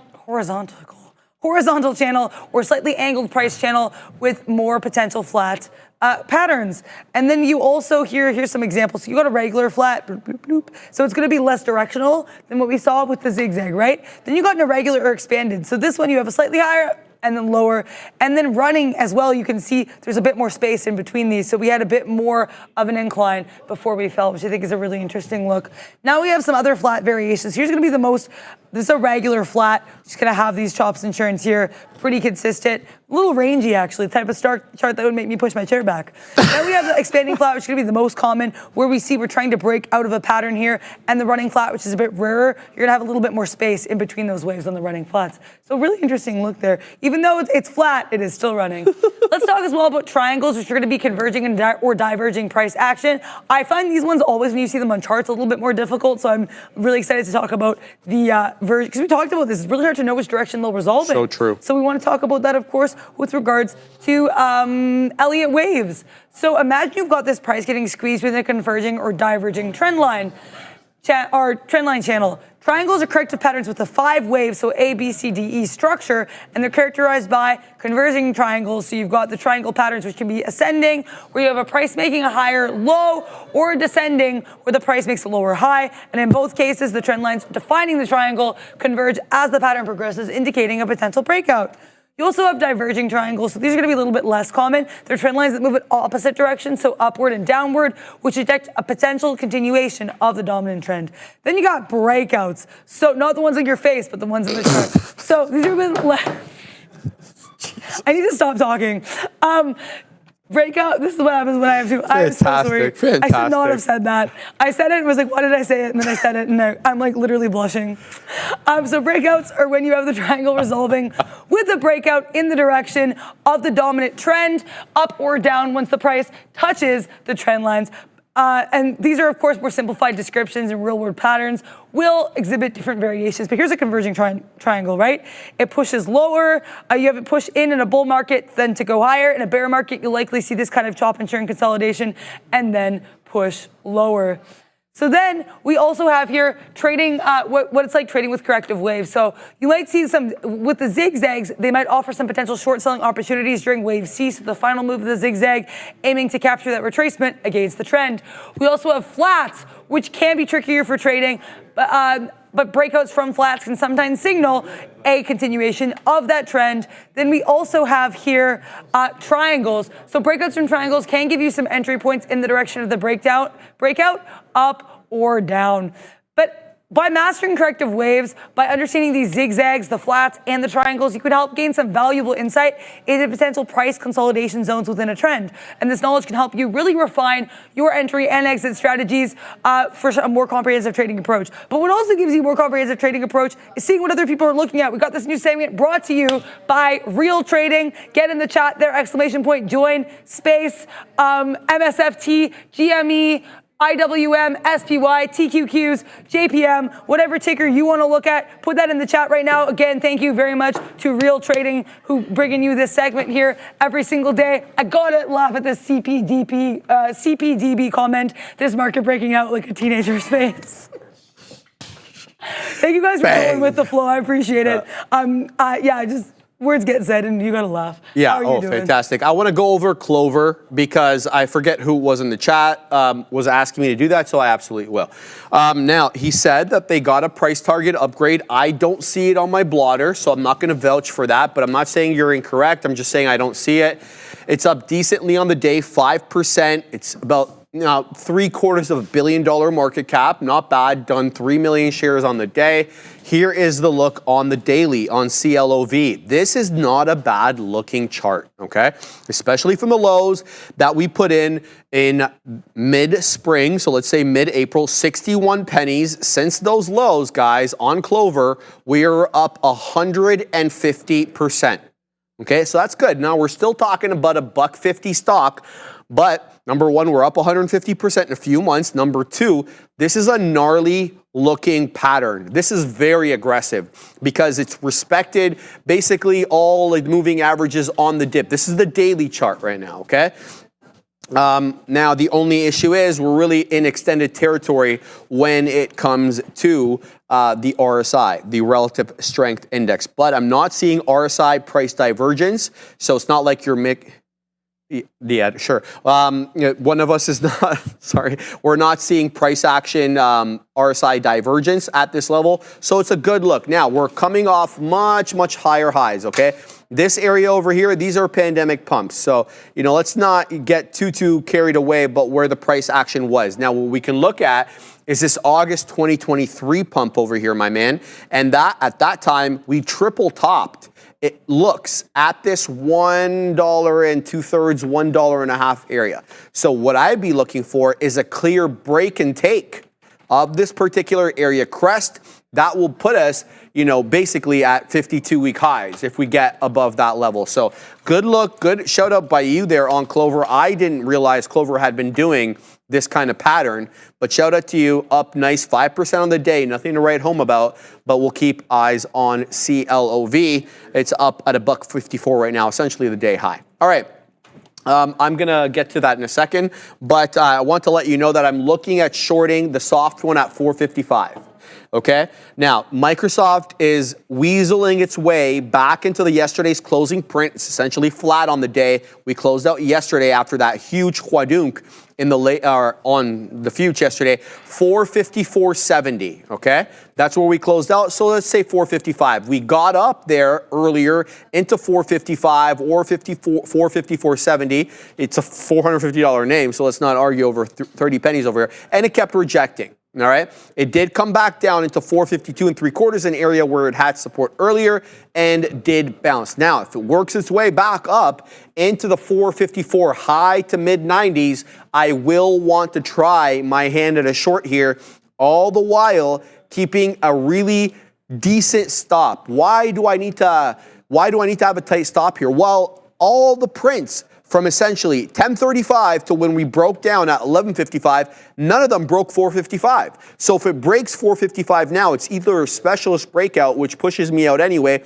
or the winds of change are coming. In either case, I don't want any of the smoke. So I'm looking to short in the 454 mid to high 90s to get my beak wet there, and we'll see if this range ends up playing out on the day. Now, the other side of that coin that makes me question the trade is this higher low pattern that we're putting in. So we're compressing, or not compressing, we're ascending wedge, right? Where the top stays the same price level. In this case is 455, 454.75, and the lows are incrementally higher. That's an ascending wedge. We finished talking about it right now, and usually it resolves with a break up. If that's the case, then I need to be very cognizant to have a stop that's strategic here, that gives me enough room and doesn't get me stopped out. Here we go. The soft one's coming up into my area as the future is almost at day's high, Katina, man. 20,666 is the day high. We're right there right now. We're at 6.3s. So the future is in a full state of pump right now.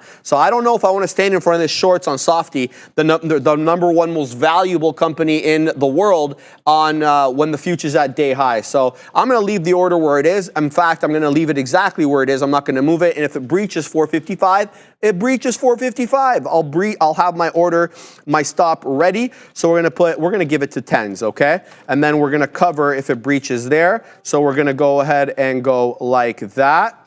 And we're going to put that there. Here we go. I'm about to get filled. It did cross my order. It did cross, but the spread is 3 pennies on this one, so I'm not getting the fill quite yet. 91's on the bid, 94's, there we are. We're short. Now we have the stop is already in play. So come what may here, Dara. We're short 94's. Let's see what we get. And we don't get upset. And also, I hope you print, as you always say to me, I really do hope you print here. So I did a thing.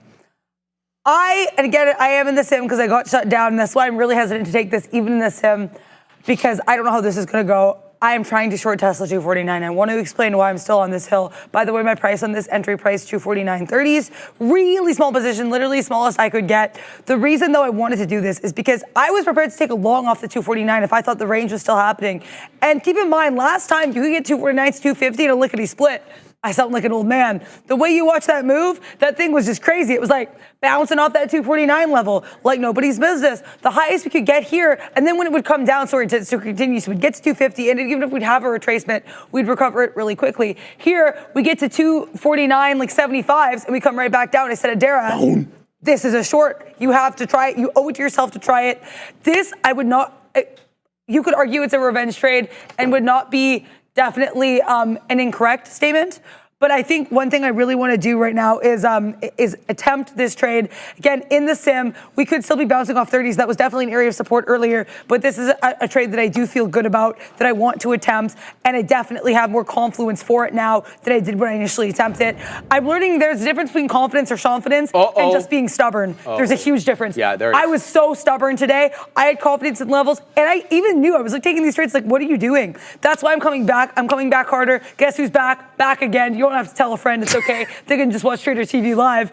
But if you watch the show Tesla and you want to vote, go in the chat right now, exclamation point, join space, $, whatever ticker you're looking at. Maybe it's TSLA, maybe it's MSFT, whatever you want. Get involved there right now. Get in that chat and make it vote and make it happen. And we're also going to talk about our lovely friends here at Benzinga Pro. Tired of being late to the trade, always playing catch up in the market, missing out on the big moves because you're too slow to the news? Benzinga Pro is your unfair advantage. Get breaking news alerts up to 30 minutes before everyone else. Pinpoint exactly why stocks are moving and join a thriving community of traders who share their strategies in real time.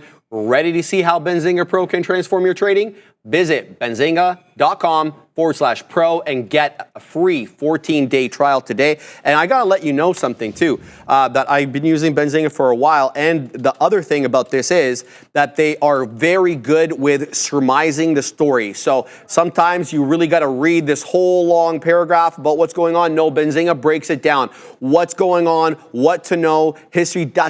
So I kind of love that. It makes it super easy. Shout out to them. And they always have so many different features. And their news platform is awesome as well. So one of the best ones out there, no question about it. Shout out to the folks there at Benzinga. So I put my money where my mouth is, and we did get short right there, 494.95, and we did take a nice 20-penny beak wetter all the way down into 494.75. So I'm happy with this trade. It was a quick scalp on MSFT, counter direction, coming back up now. I'm thinking, based on what the future's doing, that we're printing highs. Microsoft's going to break out of this range, whether it's rangy or not. On the day, there's just too much strength. So I didn't want to stand in front of this monster. We scalped 20 quick pennies. And that wham, bam, thank you, Microsoft.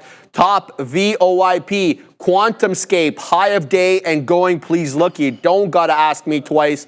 There it is, 855 HOD on QS, QuantumScape. It keeps on going, guys. This bad boy is in play today. Now, how do you weasel your way in? I got to tell you, the way that I'd be looking to get in is a retracement on the 10 exponential on the 5. The 10 exponential moving average on the 5-minute chart, that is the green line you will see depicted on all my black charts. They're always green. They're never going to be different on one chart or the other. As you can see, the reason I'm suggesting to you that a decent retracement would be into the 10 exponential, you can see the price action. It has this magnetic effect. It wants to come into the 10 exponential, then bounces right back up. It's at it right now. Here it is, 835. The 10 exponential is at 833. It just glanced it. Let's see if it bounces off here. Now, if it doesn't, where does it? Now look where it did last time. When it did break the 10 exponential at 1115, it found a footing at the volume weighted average price. Now, why is VWAP important? Well, VWAP is used by traders. It's also used by institutional investors. So if I had a trader, let's just say I'm Goldman, okay? And then I got a trader on the floor. I got a few traders on the floor, and I say, look, the buying committee has assessed that the scientific research behind QuantumScape is valid. We want to build a position. Get me, I don't know, 100,000 shares of QuantumScape by the end of the week. Well, how do they know if their trader did a good or bad job? They adjudge them based upon the average price relative to the volume weighted average price of the day. So if the trader's average, let's just say on QuantumScape today, was $8 and VWAP closes at 790, well, you know, they're maybe getting an F or whatever, a D plus that day, or a C minus, whatever, right? So that's why it's important, because institutions as well as intraday traders are all using, and there's probably other people as well for other reasons that I'm not aware of. So that's why VWAP is important. And that's why I would say to you, you know, if it really breaks down below all the moving averages, see what it's doing at VWAP. If VWAP is not being respected, then I personally wouldn't really use these indicators. I use support and resistance if that was in play. So right now, it's finding support at the 10 exponential at 833. It's printing 838. Let's see if it can weasel its way back up near highs at 855. So that's my little look there. Mark the Realtor, 199 super chat. Palantir, PLTR. Did Macy buy this too? Who's he talking about? Macy Gilliam? I wish it was Macy Gilliam. I don't think it's Macy Gilliam. Yeah. Recently, that girl's younger than me. Oh my gosh, shout out to Macy Gilliam with the Morning Brew. I'm like, yeah, she's pretty living good. her best life over there. But yeah, I do not know who Macy is, but I mean, Palantir is definitely a good look. The Katina Man is now short NVDA, guys, so keep your eye out on the Katina Man's trade. He's taking that bad boy short. He's looking to take high a day rejection. Shout out to the Katina Man. Yeah, I'll take a look at this Palantir here. This Tesla is kind of just chilling below the 90 MA. I did add a bit. Again, I am in the sim. 6. I mean, to be fair, we have some nice pushback levels, Sharif. Yeah, we do. We've got these lower highs, lower lows. Look at that beautiful, gorgeous, bouncing VWAP. Oh, this is beautiful. Then we get here and we also bounce to this 2770s. Why is that interesting? Look at the chop and trend we had earlier. The chair was asking to be pushed back at this. Then we also have this area here too where we bounce at 2790s, which was also a little bit of resistance earlier. The confluence is off the charts. Oh, literally off the charts, because we're looking at charts. Oh, yeah, that's good. That's pretty good. That's pretty good. I need to calm down. I was pretty happy. Tesla, hi, how you doing? This one's still below the 90 MA. I should be adding more aggressively, but I am in the sim. That's not the point. I really want to be taking trades that still make sense. I also want to see a way, and that's why I already have a beak wetter set to get out at 249s, because I do want to get some stuff out. Some people are, just in case anyone doesn't know the beak wetter, so it's taking profit. It's dipping your little nose in the beak and then your nose in the bucket of profits and getting involved. That's what the beak wetters are. Yep. I would like to wet my beak at this 249 area, but Tesla probably doesn't want to give me that smoke. I have no reason to leave, though. There's nothing in the book giving me a sense that we're really trying to go higher, except for these 30s bounces. But again, even those aren't aggressive enough to get me out for now. I think I am being a bit stubborn, so I want to be aware of that. But there is, let's put it this way: when I had that long and then, or when I had that short, when I was live off the 249, I had the heebies the whole time. I do not have the heebie-jeebies here. I'm ready to let this thing go. Okay, let's talk as well about Rivian for Gaurav Sanchev. Appreciate the claps, thank you. Saying Rivian is at his Volkswagen news highs. Good luck good look here. Yeah, great look here. Bounce, bounce, bounce. 3 bounces off VWAP, pushing higher. I know you mentioned as well a couple days ago, Gaurav, we did have that nice recovery there. Yeah, I mean, Rivian. Yeah, I was just telling the Katina man, he just wet his beak on It's some Rivian. profits too on the personal account. Yes, It's a really good look. Also, take a look at NVIDIA here. Volkan saying NVIDIA is breaking, guys. Yeah, NVIDIA, when it had that break of 130.50, which is that area of resistance which led me to get out of that long here earlier in the sim, that was a massive breakout. I tried to get involved in NVIDIA. It's like, no. So NVIDIA really does want to continue this push higher here. I'd love to see what we do with this 131 area. That's where you were shorting from earlier, Sean, if I'm correct, right? The 131? Oh, he just re-shorted it. Okay, this NVIDIA 131, certainly an interesting look. We'll have to see if it's a double top. But man, the markets do not want to quit. Every time it seems like they're quitting, they're saying, no, I'm not retiring. I got another few days in me. The bull market is not over. Oh my gosh, I don't know why I'm feeling like more wings, but yeah, this has been such a fun day. Look at these markets. You know what? Once I can get my ad, I want to add more to this Tesla. Once I get my part filled, I want to add more to this Tesla because I think we're going to have that breakdown. How are you doing? Ram just disclosed to me what her what's happening? It's breaking news. Stock earning, I like it. What her stock that she invested in? Can I guess? Yes, go ahead. Is it a stock that is kind of random? You didn't ask for hints. You just said, "Can I guess?" Do you want hints? I'll take one hint. Okay. It has green in its logo. Is it a mega cap? You said one hint, woman. Okay, That's two. then it is a mega cap. Yes. Is it? It's not. Is it NVIDIA? Yes. Oh my okay, gosh. so that's a great ad, Ram. I'm gonna give you that. But let me tell you, I would not have guessed Ram invested in NVIDIA. So when I did my analysis, Rivian. Oh my bad. Because they don't have green in their logo. Yeah. No, I thought you were. My bad. Okay. Still, either way. My bad, yeah. So it's Rivian, it's not NVIDIA, my bad there. So for all the Ram followers who want the Ram ETF, she is now... Can it be RAM? Can the ticker be RAM for the Ram ETF? Yeah. The Ram ETF. So Ram, I was going to say that you're likely to invest in a stock that you find personally attractive. So I was thinking possibly PDD for Temu or something like Amazon related. Yeah, I don't know. Look, I was trying to theorize here. I didn't think that you were going to punch in Rivian. But that's cool. That's cool because I know you like trucks. So that does make sense. She does like trucks. Yeah, she does like. Well, she's all about named the pickup Ram, line. so it makes sense too, right? Dodge Jeep Ram. Do you have a Ram though? Is your truck? Is it trucks? Is your truck a Ram? No, right? She wants a TRX. Oh, that's it, right? I mean, it's not a big of a deal at all, Ram. It's not like it's a $150,000 car or anything like that. But she's got big dreams, Sharif. That's why she needs that Rivian. She's got big dreams. Yeah, well, the Rivian is right up there too. Yeah, she's good. She's good there. Guys, the future's pumping up here big. Big moves up here. We're about 20,700. We're really close. We're 9 points off that. Amazon just printed high a day.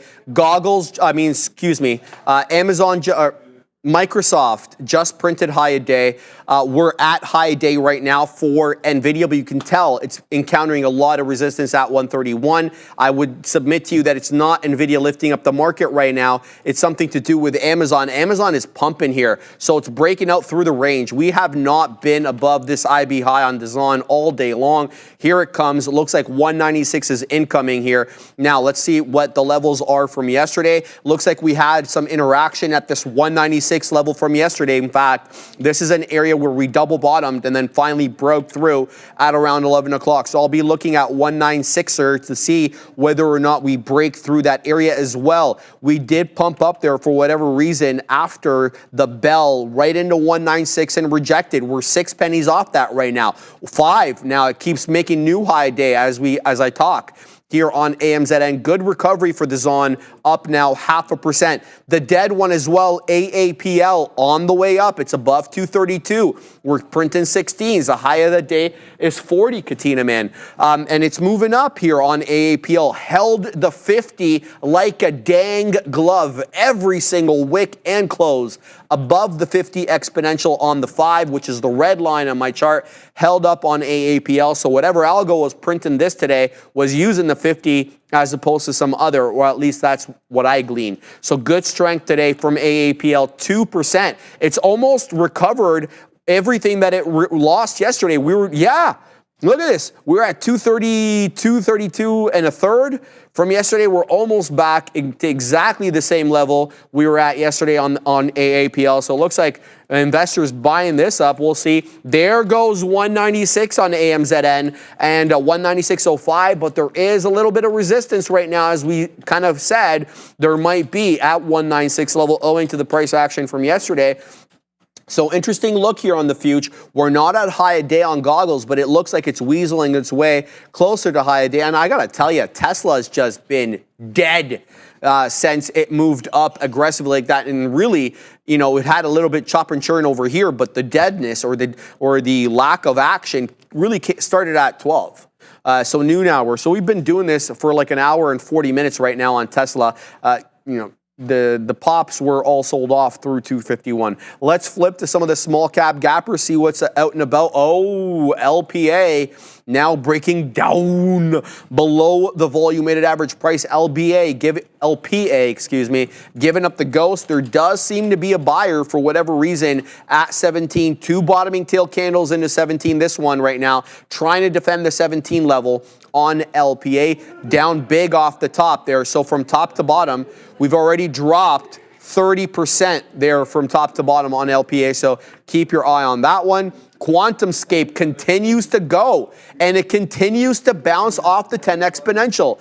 Beautiful look there on QuantumScape. I hope whoever asked me printed on that 10 retracement that I was suggesting, because it absolutely held, and then it gave you 35 to 63. So you got 30 pennies on an $8 name, at least from top to bottom. Who gets top to bottom, though? Nary does someone get one, but we'll keep eyes on that. Also, LCID curling up a little bit here. Here we go. So this one defends 4, most notably. That's what I wanted to see on LCID. It does defend 4. 405 was kind of the bottom there where VWAP was, but at times we did breach it. And here we go, 420. Shout out to all my 420 heads out there. It's almost a weekend.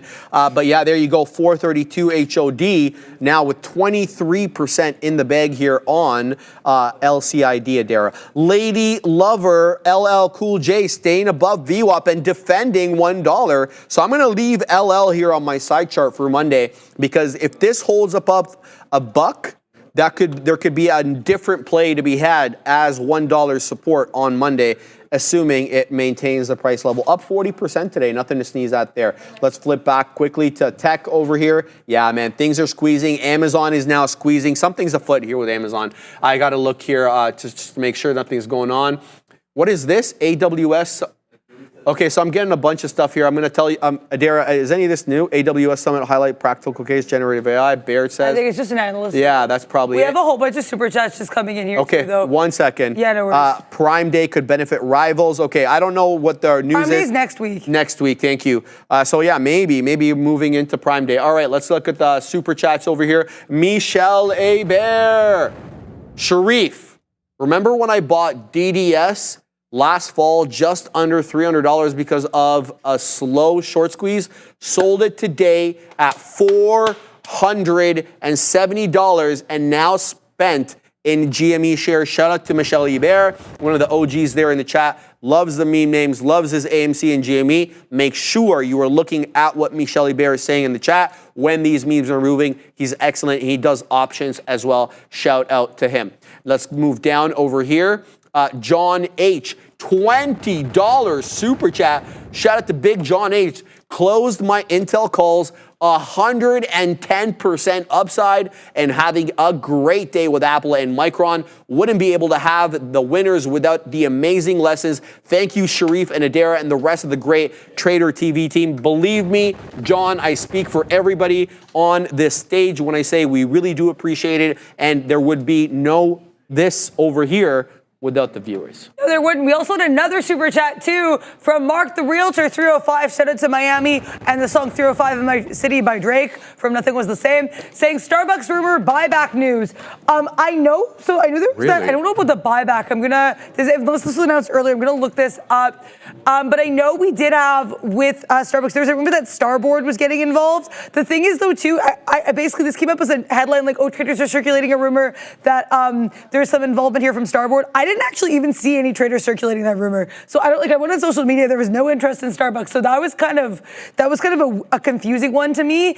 But we've heard a little bit of potential talk there of Starbucks potentially with that activist investment for a while now. So that's certainly an ongoing kind of rumor here. Starbucks here, I know they've had kind of buybacks ongoing here. I'm trying to find any news here on these buybacks because we did initially have Howard Schultz suspending them back in April 2022. But yeah, I mean, this Starbucks, I have to say, this is a great look. We had this pop here into 74.15. Then we bounce off 74.15. Now we get 1, 2, 3 bounces off 74.15. And then we curl higher. Nice little, I don't want to say cup and handles, definitely a rounded bottom though here for sure. Then we have this nice bounce on the 90 MA here on a wick basis off 74.45. Let's keep flying. Then we get to this 74.78 chop and churn. I think this is trying to push higher. I would say if we break below the 74.60, because we had that strong wick of support here, there things could be a little bit dicey, but that's certainly something to keep an eye on. Let's see what we do here on this SBUX. This Starbucks, certainly a nice rounded look. Let's take a look at the daily chart because, Sean and I brought you the earnings on the market recap, and Starbucks is coming to a huge level on the daily chart. I just saw the wings and I was like, ooh, wings. But Starbucks came into a huge level on the daily chart. We had that earnings quadunk that Sean and I gave you in the market recap. Then it comes and bounces here, 72.30. We have the opposite of our rounding bottom. We have a frowny face on the chart. We had investors not too happy with Starbucks there. Then we come back and look where we bounce. We bounce all 72s. Now Starbucks is coming into a pivotal level. Will it reject this 90 MA? Because that was also a level previously earlier of resistance and support. Do I want to give the Starbucks daily chart a second pushback? Yeah, I do. This is wild. If we close above that 75, I think this could be a change in the tides for Starbucks. If not, this rejection could be pretty bad because breaking below that double bottom is not something I would want to see. But we only have 5 more minutes to vote. This part of this show is brought to you by Real Trading, this segment. So get involved in there, get in that chat, ! Join space, $, whatever ticker you want to look at. And Adara, we have to shout out the fact that Real Trading always gives us the best price for shorts and makes available names that wouldn't regularly be available for short. And I do the comparison every time to see what I can short on my personal platform versus what Real Trader can give me. And it's night and day. It's night and day. Literally anything you want and at very reasonable price. Sometimes the Catino man jokes with me. He's like, no, it's too expensive. It costs 60th of a penny and stuff like that. That's the kind of prices we're getting for these shorts at Real Trading. So definitely, give them a look if you're interested. Guys, we are flying, and I don't know what's happening here. We just breached 20,700. We're well off the bottom, guys. If you thought yesterday we had a big notional move, well, today 20,355 is the low. 20,724 is the high, and I bet you're probably going to see higher. So we had 600 from the top to the bottom yesterday of range. Today we've already got 400, and we still have several more hours of trading. So this is the look right now. We've retraced, I'd say, 2/3 of the down move that we had yesterday. So we'll see if we can continue to move up. 1 1/3 right now in the green is the NASDAQ. The NASDAQ got shellacked yesterday because of the rotation out of the Mag 7 and the chips. The S&P was able to close down less than 1%. The NASDAQ was not. And there it goes. It is in a full state of pump. And I want to tell you guys, the Katina Man's long Amazon, because we don't know what's going on with the Zon right now, but it's absolutely pumping up, breaking through these levels. Guys, we were talking about Amazon not that long ago, 194. Now it's breaking through 196.5. We're on the precipice of doing that. Apple, high a day, baby. 232.52, and that breaches the previous area crest that we put in at 10 past 11.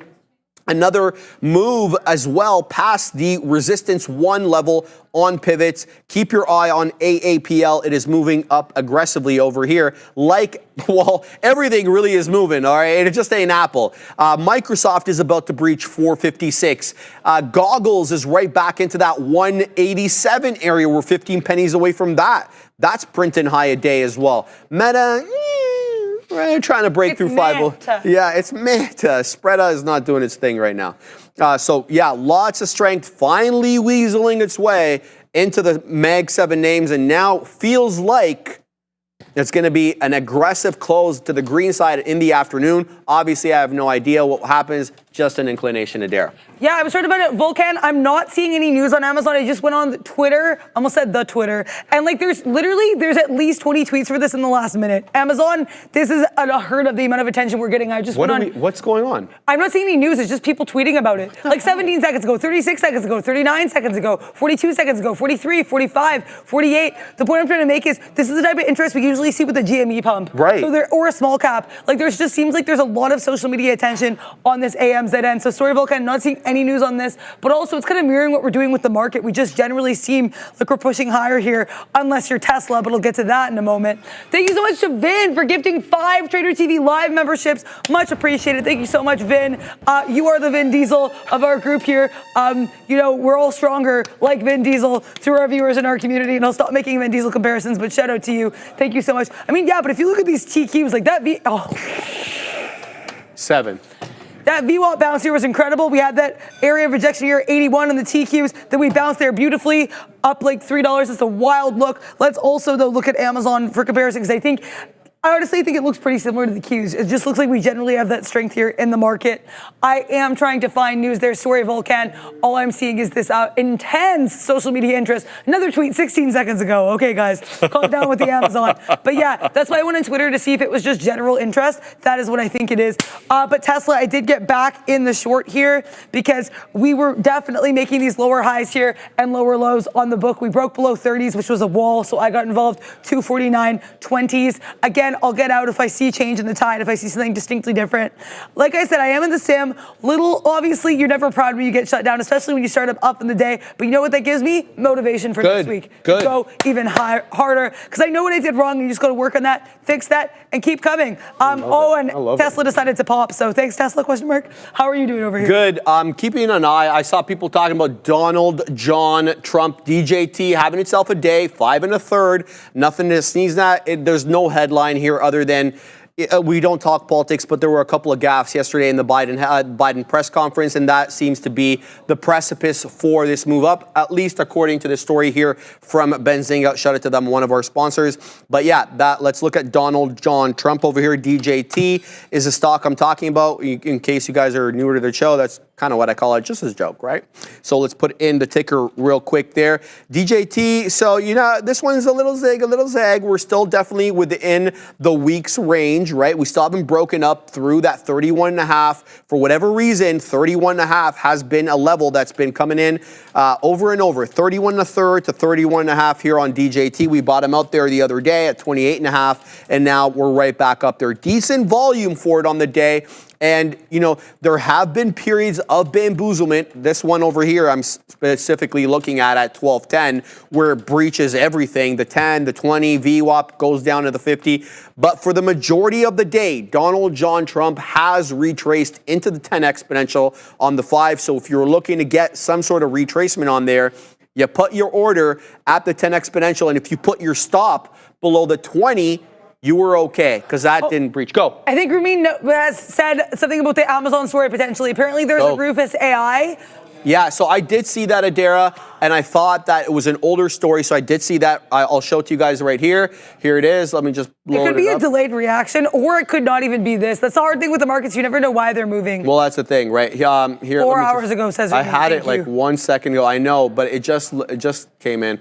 I'll pull it up in a second. But yeah, I did see that. It was basically an AI assistant that helps you with shopping and makes suggestions. Something we knew that they were going to do anyway, because we knew that. How's Amazon going to use AI, right? Well, there's a traditional ways of the large language model. That's not what they're known for. They're known for shopping, obviously, and a lot of other things, but that was my understanding. If I get that story, here it is. I don't know where it is, man. I just literally just had it, and I was reading it a second ago, and now I don't know where the hell it went. There it is, finally. All right, so let me just pull this up. Okay, so for whatever reason, it's gone. Okay, so I'll pull that up in a second. Now, with respect to the overall market, guys, great move up here. Really nothing to talk about other than another breach of the high day on goggles. So where do we find resistance here on? Well, we're going to have, if we don't reject here at the 187 level, there's a big gap to where we basically opened up yesterday at 190. So a $3 gap. Say that again, Ob? melting right back up, says Ob. I got to tell you, I mean, I had heard this story before about rotation. I don't know if you remember this story about rotation from the beginning of the year when the Russell started doing very well. It was outperforming the NQ, outperforming the ES, and everybody started talking about, oh, you know, money's leaving the Mag 7. It's coming into a rotation. I heard this story before, so when I heard it again yesterday, I just had my suspicious hat on a little bit. And yeah, we'll see. Maybe I'm wrong. Maybe, you know, we get one measly green day and then we continue to trend back down. I have no idea. Anyway, goggles at 187 right now. Everything essentially at high day except for Metadata. Yeah, I mean, I'm looking at the SPY, and yeah, I'm certainly not afraid of spiders. Look at this chart. Like, look at we crawl to the upside here, cripping up. We get to that 561.70 area. It looks like we might be curling. We take this move down, but look where we bounce. It's off VWAP, and it's just above that other previous area of chop and churn around 560. Then we have more chop and churn, and then we pause again. But look where we pause. We pause at I did a dramatic one that time. We pause at 561.70s. And then we push even higher. So that 561.70, great look. Looks like you're trying to take a little bit of a breath here on the SPY. But let's see if we were able to push even higher. I mean, the Qs, what is there to say? Let's pull up the Qs. Yeah, I mean, if you have Qs, they have answers there. And that answer is we will just go higher. I can't believe this. Yesterday we had a 2% down day. Qs are like, yeah, we're going to give you like an almost 2% up day now. I'm like, okay, literally erasing that whole move from yesterday. This is also really similar though to the SPY. Because look, we get that VWAP bounce much like the SPY. We get this chop and churn fall much like the SPY. Oh, fantastic. The SPY and the Qs are mirroring each other in a way we don't often see. So this has really been a fascinating day to trade. Fortunately, I got rinsed, but I hope you all that was not the button I wanted. I did get a little bit rinsed today, but I hope you guys all made profit. I'm excited to come back to these here markets and also Amazon. Yeah, I just want to, this is what Ram was talking about. Amazon releases Hound as AI-powered shopping assistant goes live across the U.S. Here are the deets. Has released its generative artificial intelligence powered shopping assistant dubbed Rufus to all U.S. consumers using the Amazon shopping app the company announced on Friday. So this is a new one, Ram. Thank you for that. But we did know about this Rufus before. Rufus assists customers through all phases of their shopping experience as it has incorporated an understanding of product details and customer reviews. I like that. It can be accessed through the Rufus icon on the bottom page of the shopping app. First introduced in February, I knew it, in beta to a small subset of customers. It is now available throughout the U.S. Boo! After the company received positive feedback from users. Roofers can provide shopping recommendations. Okay, so you guys get it. I'm not going to keep reading this. Now it looks like as if it was beta. That's why we had heard about it, and now is being released. So the market likes what they're seeing on that because Amazon, HOD baby, after having a dead boy day and moving really to the high side here. So I want to see what Amazon does during power hour because it's finding resistance at pivot points. So it opened below pivot points, and if you recall that week that we did on pivot points, if you open below pivot point, you should have a bearish outtake unless proven otherwise. If you open above, it's a bullish outtake. Today, we certainly way open below because that was the closing print, and now we're using that pivot point as a level of resistance. Ram, multiple topping tail candles into that 196.50 that we can't breach, but we're still well extended off the 10 on the 5, still holding that 196 level. And if I had to guess, this 195.80 could be an interesting area of support, Adara. We'll have to wait and see what Amazon does on power hour and what it does on Monday. But yeah, I'm going to send it to you now as I will weasel my way up into the green screen. Good luck with the weaseling. Yeah, thank you so much to Sharif. Always so happy to share this desk here. Appreciate you. With the man in the purple, or the man in the mauve, as he was saying. Also, yeah, so Richard V. Sharif did not boo the USA. He booed that it's not in Canada. That was more what the boo was. Because we were talking about this earlier as well. He was a little displeased as punch that Apple is only just now having its Vision Pro in Canada. So yes, it's more, I think, I would wager, if I get to psychology a bit, I think it might be that Sharif was also upset we didn't get the Vision Pro. And now he's also seeing this story here. Amazon gets, Rufus is in the US first. So I think he's just more hurt for Canada. I'll stop psychoanalyzing now. But yeah, I mean, Q's taking a little bit of a dip here. We were at 499.59s. Now we are at 498. So, 499. So we dropped about 60 pennies there on the Qs. Quite the steep drop here. We're going to have to see if the market can keep this movement. Brad Gober was shouting out Tesla, and Tesla did indeed Nestle its head here above that 250 range top before coming lower. This has been so wild, this TSLA. I did not play this appropriately. This is definitely, like I said, screenshots, taking a look at this stock, like, you know, this will be my bedtime reading, being like, what did I do? What should I have done? How can I learn? Because I think the only way to get better in these markets and get better at trading is through learning. So I think that's what's really important. Yeah, Tammy KB, yeah, you're definitely right there. Sharif was not booing the US. He was booing on behalf of Canada. He was like, Canada, why can't we get stuff too? So good times there. But yeah, let's go Amazon. Dump it, says SU. So, oh, wow, Amazon did in fact dump it. We had them move down in the queues. Amazon moving down. We're going to have a really exciting show there with Shonfidence and Obi-Wanfidence in a second there. But we will see you guys on Monday. Hope you guys had a great week with Elliott Waves. But not right this second. We're not going to wave goodbye to you just yet. Yeah, I think this market's been really exciting. We had earnings season kickoff with bank earnings, and what a way to kick off earnings season with these markets going haywire. But right now, we are going to go over to the big desk and green screen. See you guys on Monday. Same bad time, same bad channel. Let's check out Sharif. Welcome to the afternoon rundown, the show where you decide what we talk about every day. Obi, Sean, they're locked, they're loaded, they're ready to take the names that you've selected on the midday show. Make sure to get in your vote every day on how to trade between 11 and 2 with Adair and I, so we can cover it on the afternoon rundown. Yeah, you can see the future. What a recovery off the 2+% we lost on the NASDAQ yesterday. Definitely not the same kind of weakness on the ES yesterday, but the NASDAQ really did get hit as a result of the rotation out of the Mag 7 and out of the chips. You wouldn't know it though if you saw it today. All those sectors right back up, and they're all really pretty much at day's high right now. You can see here the Qs really trying to break through that 500. We did break through it yesterday, but on the retracement, it is acting as resistance. But Tesla, the #1 name as selected by you guys, and I'm not surprised there. Big down day today, trying to recover a little bit right now. What's the look, guys?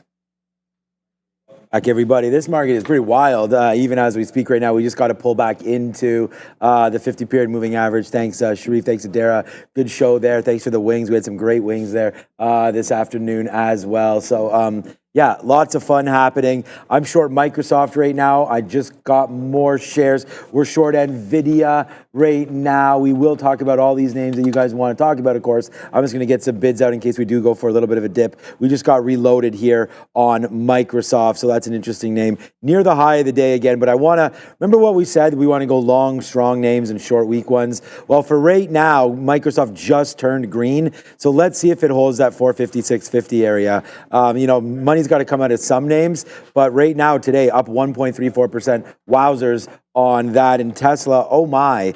I took some out of my personal account today of Rivian at 1855 right there, and that was a good trade. Tesla today, what a great trade back. I mean, if you're able to believe in some of that movement from the morning, then you've still been able to hold, and you're basically at day's highs. So from what was a bad day yesterday on that robo-taxi, and we talked about this, like how bad actually is the robo-taxi story? Well, apparently bad, but not bad enough. We get back almost half of what we were down there yesterday, down 8%. So nice recovery. The 250 has been a magnet, right? It really hasn't done much off of that. That first kind of break into here kind of cut like butter up to 251, but then it just went right back into 246, 247 area where we held. That looks to me like a really good dip buy opportunity with the support of VWAP. So down a couple more bucks from here if the NASDAQ falters, and maybe you do get an opportunity to buy Tesla down at 247.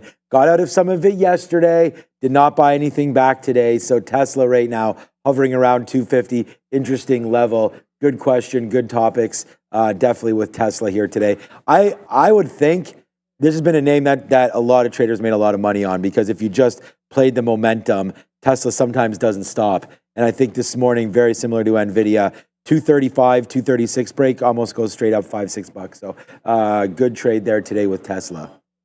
I only had one trade on. I only had one trade on Tesla. That was off. All right, I just wanted to talk quickly about NVIDIA before we go, because NVIDIA is not even on that list. Okay. Oh, it is. Okay, well, we're just short NVIDIA right here against those levels. So just want to talk about that. We might not be short here for a very long time. We've really hit NVIDIA over and over and over again here to the short. We just got stopped at one time, but made that back right now. So, all right, Obi's all good. Yeah, sorry about that, guys. It was slightly turned off, but we are back on again. So yeah, no, Tesla. I only had one trade on Tesla today. That 251, kind of that prior day's initial kind of bounce off of this 242 high.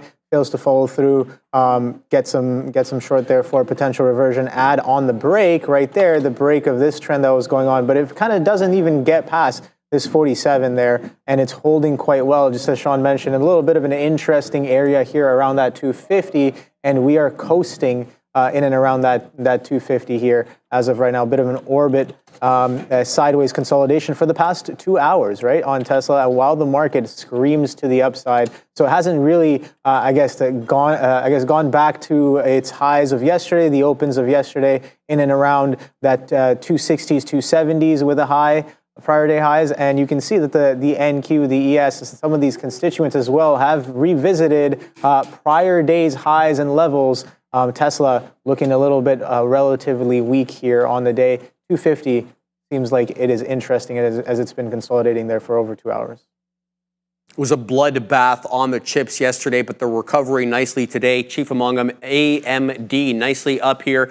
Almost 2 2/3, a little bit above 2 1/5. There was really no big headline for it, but there was this today. Wells Fargo maintaining their overweight rating on advanced micro devices and boosting the price target to 205, and that's got people excited. It's moving up here, guys. What's the look on AMD?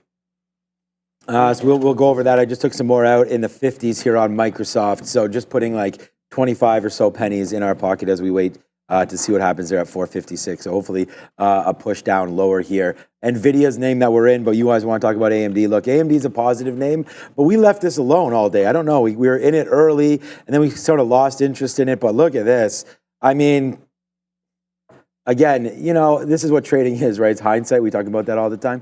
And yeah, in hindsight, look at that dip right into VWAP right there, right? Strong names, buy dips that retrace back in, right? And so those are hard to do. It's not like duh, why didn't you do that? You know, because when the market's coming back, you have to sort of stand there and wait for it. So for me on AMD, this is the missed opportunity. Forget about everything else up here. I mean, you could have shorted, bring it back in if you really did believe 186 was a short. But to me, it's like, you know, baseline, giving you support and then taking off. So definite missed opportunity there for AMD. And again, congratulations to everybody on AMD. I mean, this has been one of those names I feel like over the last little while that's kind of been left for dead because we always look at NVIDIA, but AMD right here breaking back above this 175 continues to work upside. So again, good trading here today for AMD, but I feel like things are getting a little bit exhausted at the top, but the NASDAQ just keeps on going and making, you know, all the shorts look wrong. So again, yesterday you were a genius if you were short. Today it was a nightmare to fade anything.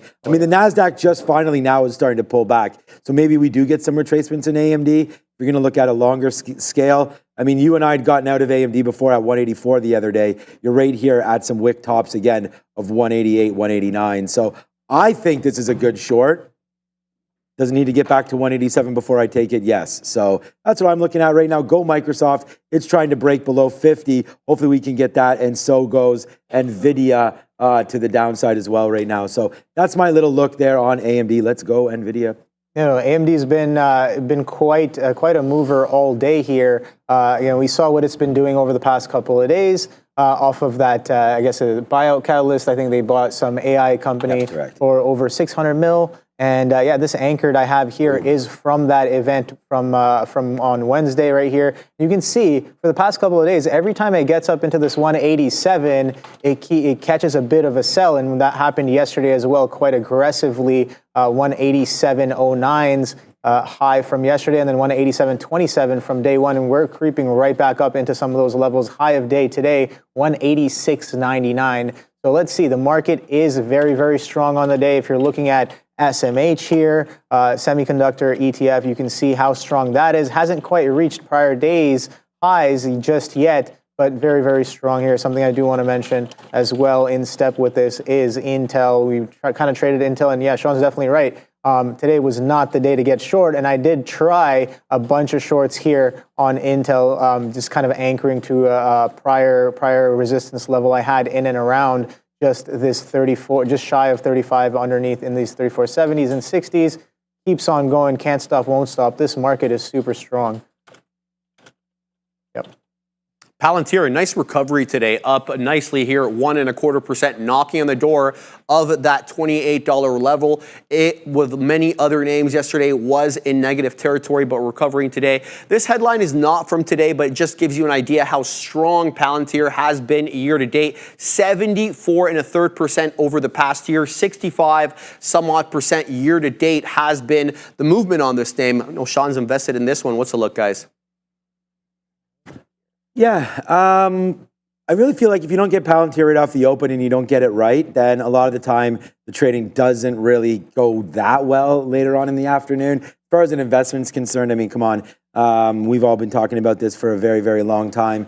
I just think that we talked about the break earlier as well. If you break this 28.10, which it actually doesn't, I remember talking about it at 10 o'clock, and that's what I mean. You have to believe in the short to bring it back down. It's just like you almost need to get that like kind of initial little move right there to get back up. But anyways, so for now, I would still think it's a short, but I don't know, 27.70. I don't really trade Palantir that often in the afternoon. And when I do, I feel like we lose or I lose on it. This is that move I was talking about right here. So there's 28, 28.10, 28.20. And we said to you guys, watch out, because even if you break it up, there's only been one time that we got really excited, and then right after that, it fell pretty hard that next day, right into the pre-market, into the close, into the open, back down. So I feel like this is a take profit area now for anybody that's in Palantir. That's my opinion. It's been taking out some key levels. The market's obviously battled back today. So is Palantir, taking advantage of that. Not financial advice for anyone but myself, but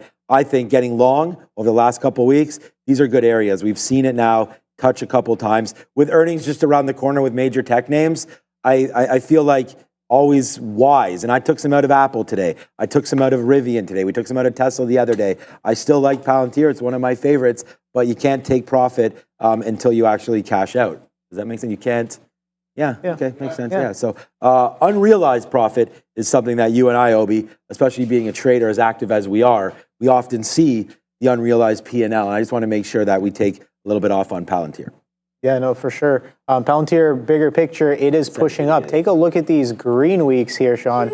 Back to back. Yeah. What is that? 3, 4, 5, sixth week coming in here, especially if we close as a little bit of a doji above a breakout range here on Palantir, looking great for next week. That's all I'm going to say about that one there. And yeah, Palantir, let's see how we close today. A little bit of sideways action over the course of this whole week. Like I said, it's printed about a doji, so consolidation, I don't know, like kind of more often than not, I like to look at consolidations as a continuation pattern. And if we're doing a little bit of a doji above multi-month, multi-year highs there on Palantir, should be an interesting look above this high at that 28.77 if we can get there, but pretty much sideways on the day today on Palantir. There should give you the idea of what NVIDIA has been doing on the day, and that is recover off a very red day yesterday, much like AMD. Like I said, the chips all sold off en masse, and this one recovering quite nicely, over 3%, one of the better recoveries in the chip sector. Benchmark had their say today, maintaining their buy rating on NVIDIA and boosting that price target to $170, $170 there. Good look. That's up from $135, so a decent premium, guys. Did you trade NVIDIA? Yeah, we are in NVIDIA right now, and we might be not winning on it right now. We just went short into 131.50. I mean, again, this is just one of those names up 3 and a bit percentage points. We're up on it. It's a good stock. It was my number one P&L name until we got stuck right now. We're stuck 15 cents short at 131, waiting for 131.50 to break. It was really good for a while. We were tweeting it out, and it just looks like right now all good things do eventually come to an end, and that might be its calling card right now for NVIDIA. You can't just keep shorting these things over and over again. I mean, look what we're doing here on Microsoft. This has really come in. We're 55 cents in the money on MSFT, but definitely not that way with NVIDIA. And it's funny because, like, this name again, like earlier on, you could have had anything you wanted down here at 127, 128, and now it's just $3-4, depending on which price, into the money now. So NVIDIA winner again here today. Looks like these chip names are definitely leading the rally on both sides, right? Yesterday, NVIDIA down 5.5, today back up 3. So yesterday, NVIDIA and Tesla were the dogs, right? And today, you flip it right on its head the other way. Tesla, the biggest winner out of all the mags, 6 or 7, depending on where you're classifying some of these. But Tesla and NVIDIA, good trades there today. I'd say the short is no longer valid in any of these names. If I can get out of this NVIDIA without breaking 3150, then I'd think we'd be pretty good there. Yeah, very, very strong on the day. NVIDIA hasn't really quite recovered to prior day highs, prior day open in and around that 136, 137 mark, 137, 32's pre-market highs, and we've done roughly just over, I'd say. Okay, so let's take a quick measurement here. Pre-market high off of CPI into the close, about 10 points, and then right off of the open, we've done about 4.5. So almost roughly a 50% retracement of yesterday's price action there. So reversion is definitely the name of the game here, especially on NVIDIA, the markets as well. But NVIDIA for sure can't really get back below some of these pre-market lows, breaks a pre-market high, it dips down, 129 hold, making higher highs and higher lows, testing fresh highs right now, high days as of right now, 131.47, we're only about 2 pennies below that price right there. So I'm curious to know, let's go down to a shorter time frame where NVIDIA may or may not find some resistance from yesterday. And I'm looking at this right here, opening kind of a consolidation low right off of the open in and around that 133 mark. That's where we found some support before that support gave way and we flushed to the downside here, only about a couple of points, point and a half away from that point. If the market continues to stay strong, maybe that's a look there that I'll be having on NVIDIA. But yeah, strong trend on the day today. It's not just the Mag 7 and the chips that are really recovering today. EVs are having one hell of a day. Rivian, Lucid, Polestar, even the Chinese EVs, all in really good territory today. As you can see there, Rivian a little bit off the highs, but was able to breach those local resistance levels. Price target raised by Mizuho here to 15 from 11, but maintaining that neutral rating. But a lot of the articles that I'm seeing are general overall strength in the EV sector. What's the look here, guys? All right, get down, NVIDIA. That's my look for now. Okay, what are we talking about? Oh, Rivian. Okay. Rivian. Yeah.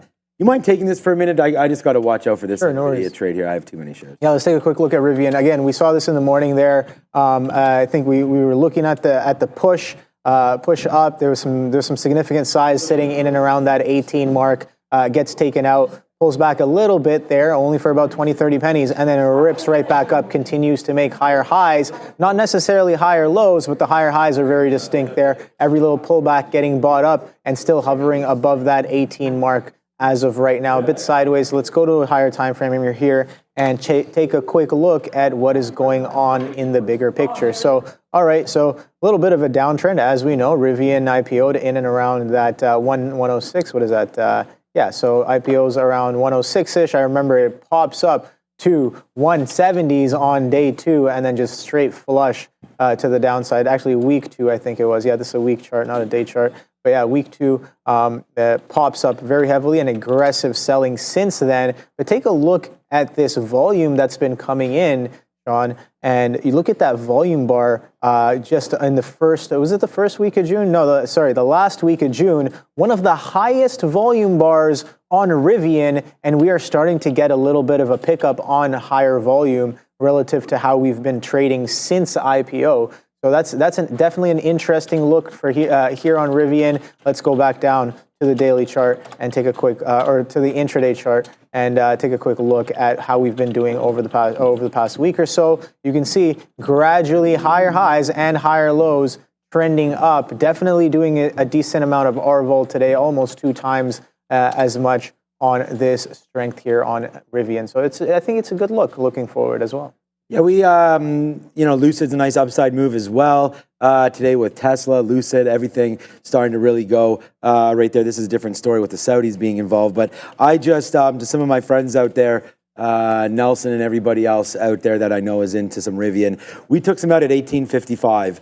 And it's just, we've been long down here at 11 and a quarter. We talked about that over and over again, how it seemed like that was like the magical price. And it was, because now you get upside move into 1850. And again, just looking at what this is doing, look, I like the car, I like everything here, but they're still losing money.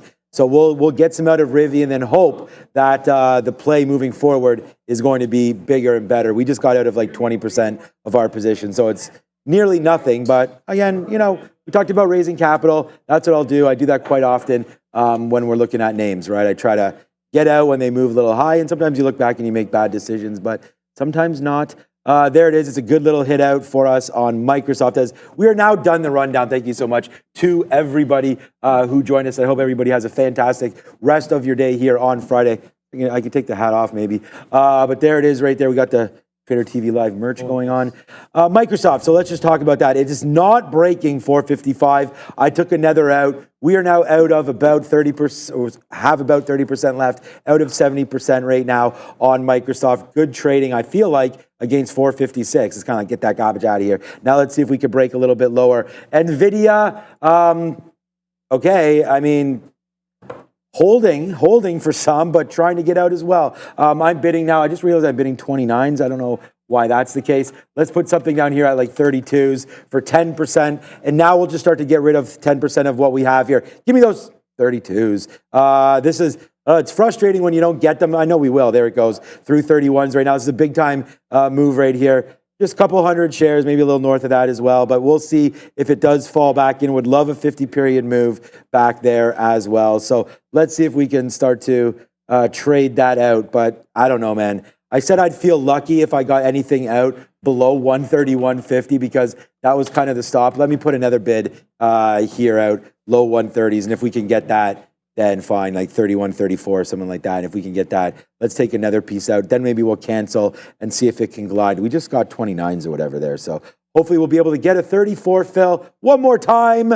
One time, two times, three times. Missed it. We missed it there. That's okay. And again, see, sometimes it will, there it goes, and stop on your order, not that time. All right, now let's go some downside moves. We've now comfortable. We're at a good spot here for us today. And yeah, so far so good. 2 shorts into the close. I'm fine with that, really.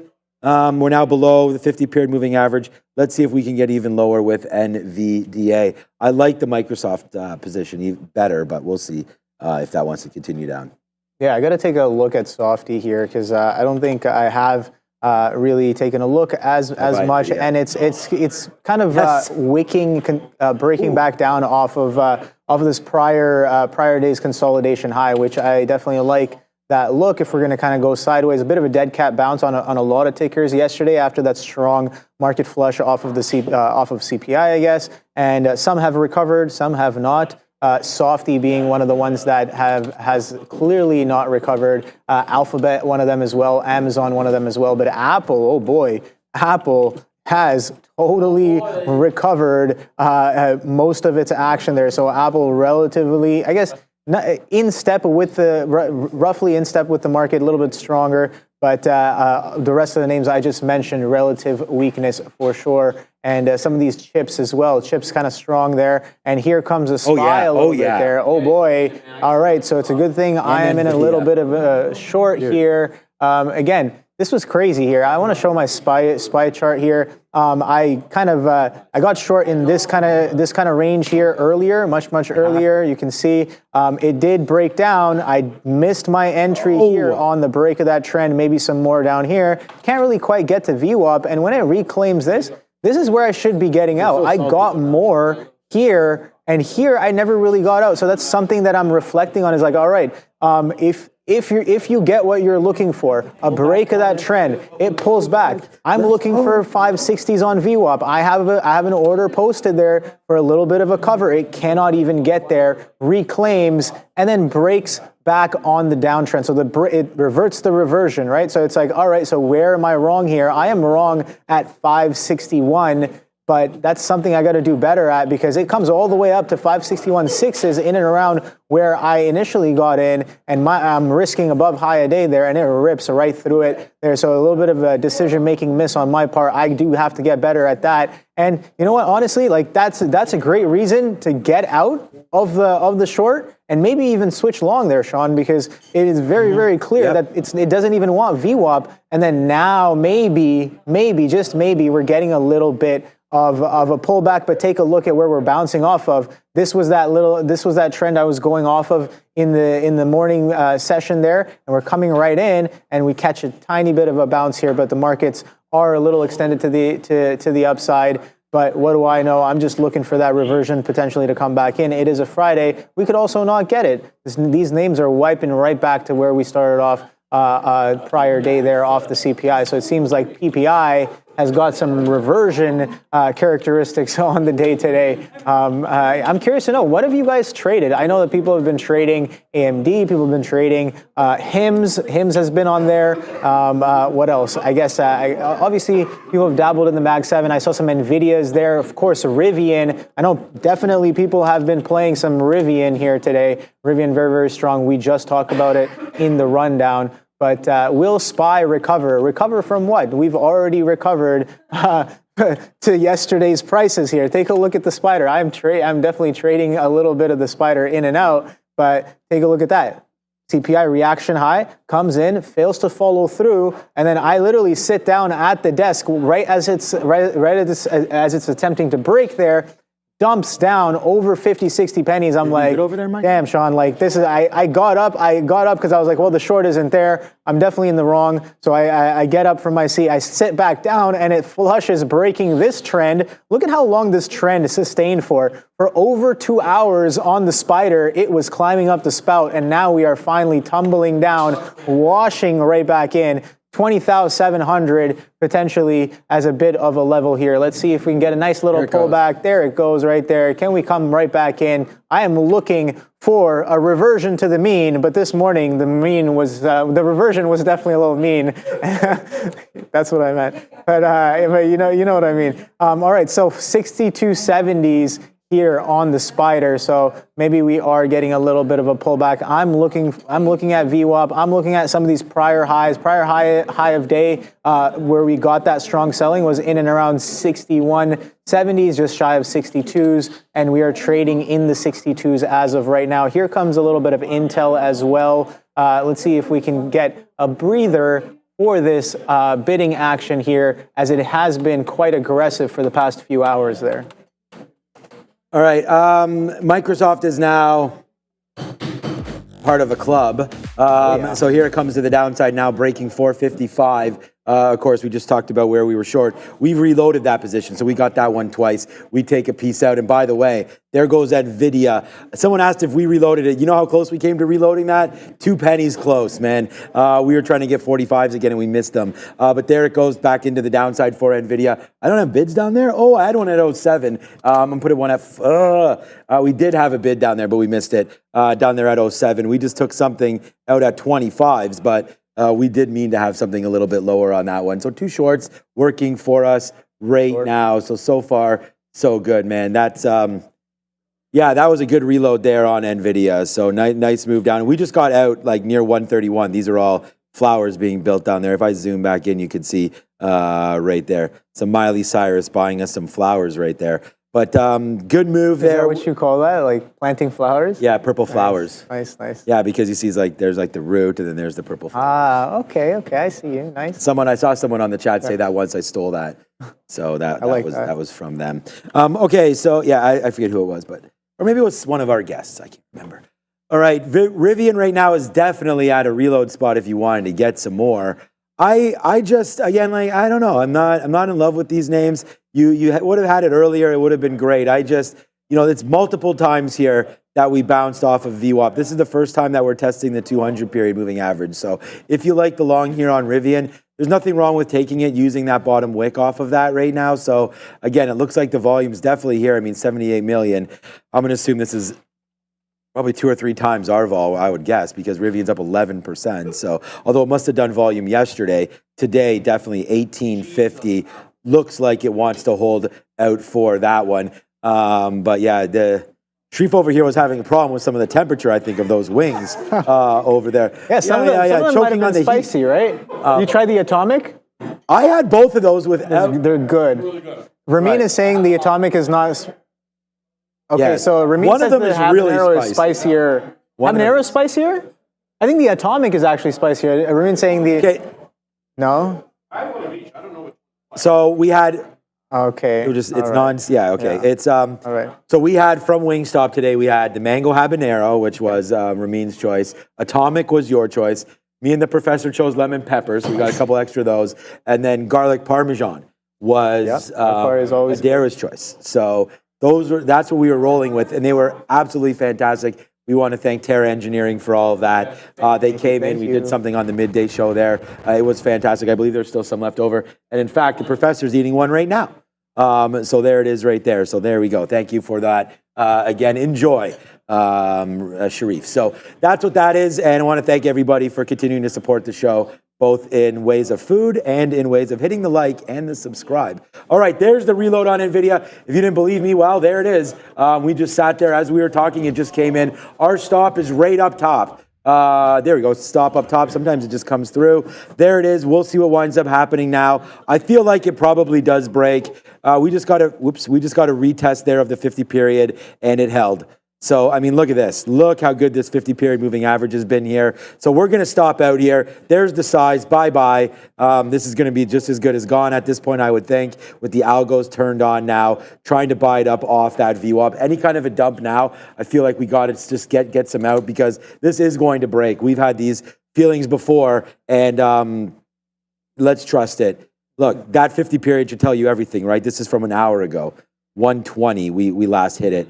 And you can see it's just pretty much straight upside. We also had some love for it right there as well. And I guess there's the break. It punched me out. I don't know if it broke or not. What price did I get? 50s. So I'm not sure if it broke, but there it goes right now anyways. So there, 6 cents worth of a hit on that last part of NVIDIA. Well worth the risk there. My number one stock today will be NVIDIA. My number two stock will be this Microsoft trade. And this is one that we're just putting on now. We are almost out of it. We only now have about 25% left of this trade. Oh, don't tell me. Okay, the market this just fell down. I thought NVIDIA did, but it did not.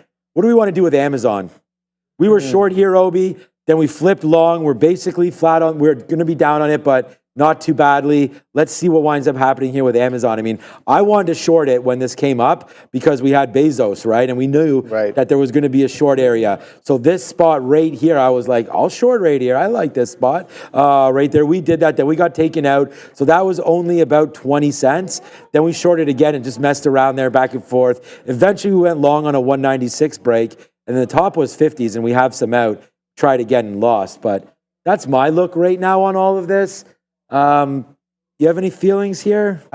Feelings? I don't know. I guess sometimes I trade off of vibes, but not all the time there. But Amazon, a little bit sideways here. 195. So yeah, I was looking for that 200. Oh boy, that 200 trade was there not for very long, only for a couple of weeks there. I was involved a couple of times. I guess.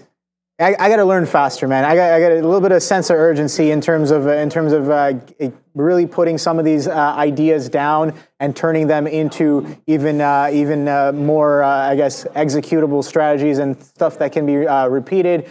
That 200 held offer was there for over a week, right? And I chopped it up. There were days that I profited off it. There were days that I went against it, and I definitely learned my lesson. But then that level is gone, right? We're gone. We've traded over 7 points lower, and that lid, the Bezos offer there, the held offer is no longer nearby. Oh, we're about 5 points away. So I don't know really what to do in and around here. And days that it was kind of testing, it seemed like that 200 was a magnet. Anything that sold off of it was bid aggressively right back up into the 200s just to be met with selling. So it was as if it was like people, I mean, if I had if I had a big enough account, I would be like, well, if Bezos is selling 200 and the price is dipping, I'm buying everything. And if I can, I'd buy it up all the way into 200 just to meet that sell order and kind of, take it to balance that out there. But, it seems like that's kind of what was happening right now here down underneath that 195.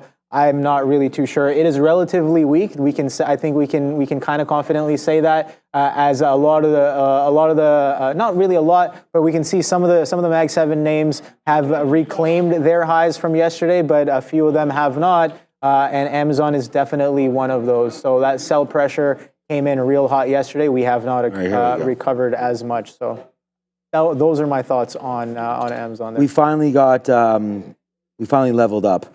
After 22 years of being here. All right, we're long now. So there it goes, man. AMD. I mean, we take our medicine we didn't even take our medicine with NVIDIA, to be honest with you. We're our number one stock. But we'll try to make AMD back into number two because look what just happened. We went over there and I said, you know what? So we traded AMD, we're up on it. We tried to go short there early.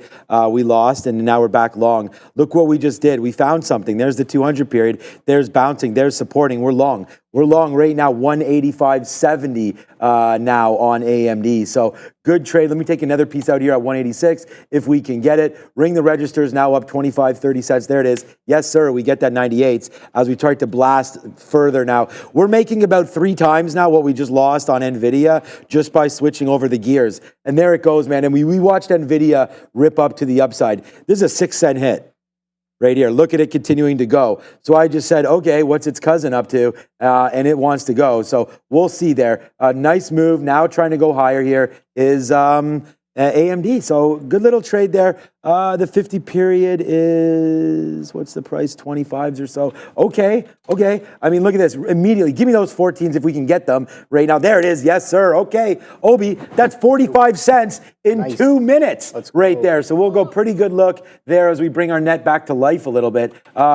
Need to get resuscitated off of that NVIDIA, a little bit of a hit there because we were up on that trade. So our P&L was looking better. And then it got hit there on that last little second as it came back up in. But again, we won't be at the highest spot we're at all day because Microsoft has pulled back up a little bit. That would have been nice to hold 455 downside, but it didn't. Again, only 20 or so % left of this trade, and we have 60% left of AMD. It just came up right there, so that was a good out. We'll see if we can get another one. Where am I offering now? I'm offering 18s.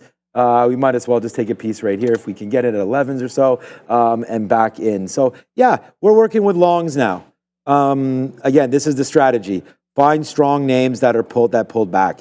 I think we got one here with AMD, but it's I didn't get everything out there. Let me get something out again here at 02 if we can. There it is. We'll take an 02 out. Nice. Yeah. Pretty good so far. I don't know. I'm just watching my positions here. A little bit of a SPY short, a little bit of an Intel short as well. Looking to potentially get a little bit more. Let's see what we do with this 35 mark here. We did kind of break this consolidation here of some of these prior day highs there, and then look at the spider as well. Spider kind of starting to teeter as well. I do have to keep an eye on SMH as well if we kind of pop right back up in an aggressive manner there. I don't necessarily want to stay involved for too long there. I made some of that mistake earlier. I was a little anchored to the short. I had, again, arbitrary line on the chart that I was anchored to. I was like, oh, this is a multi-frame support resistance level in and around 34.60s, and I was getting short even before the level comes in. As this strength from the morning session starts to dissipate, I tried the short again. Didn't really have it.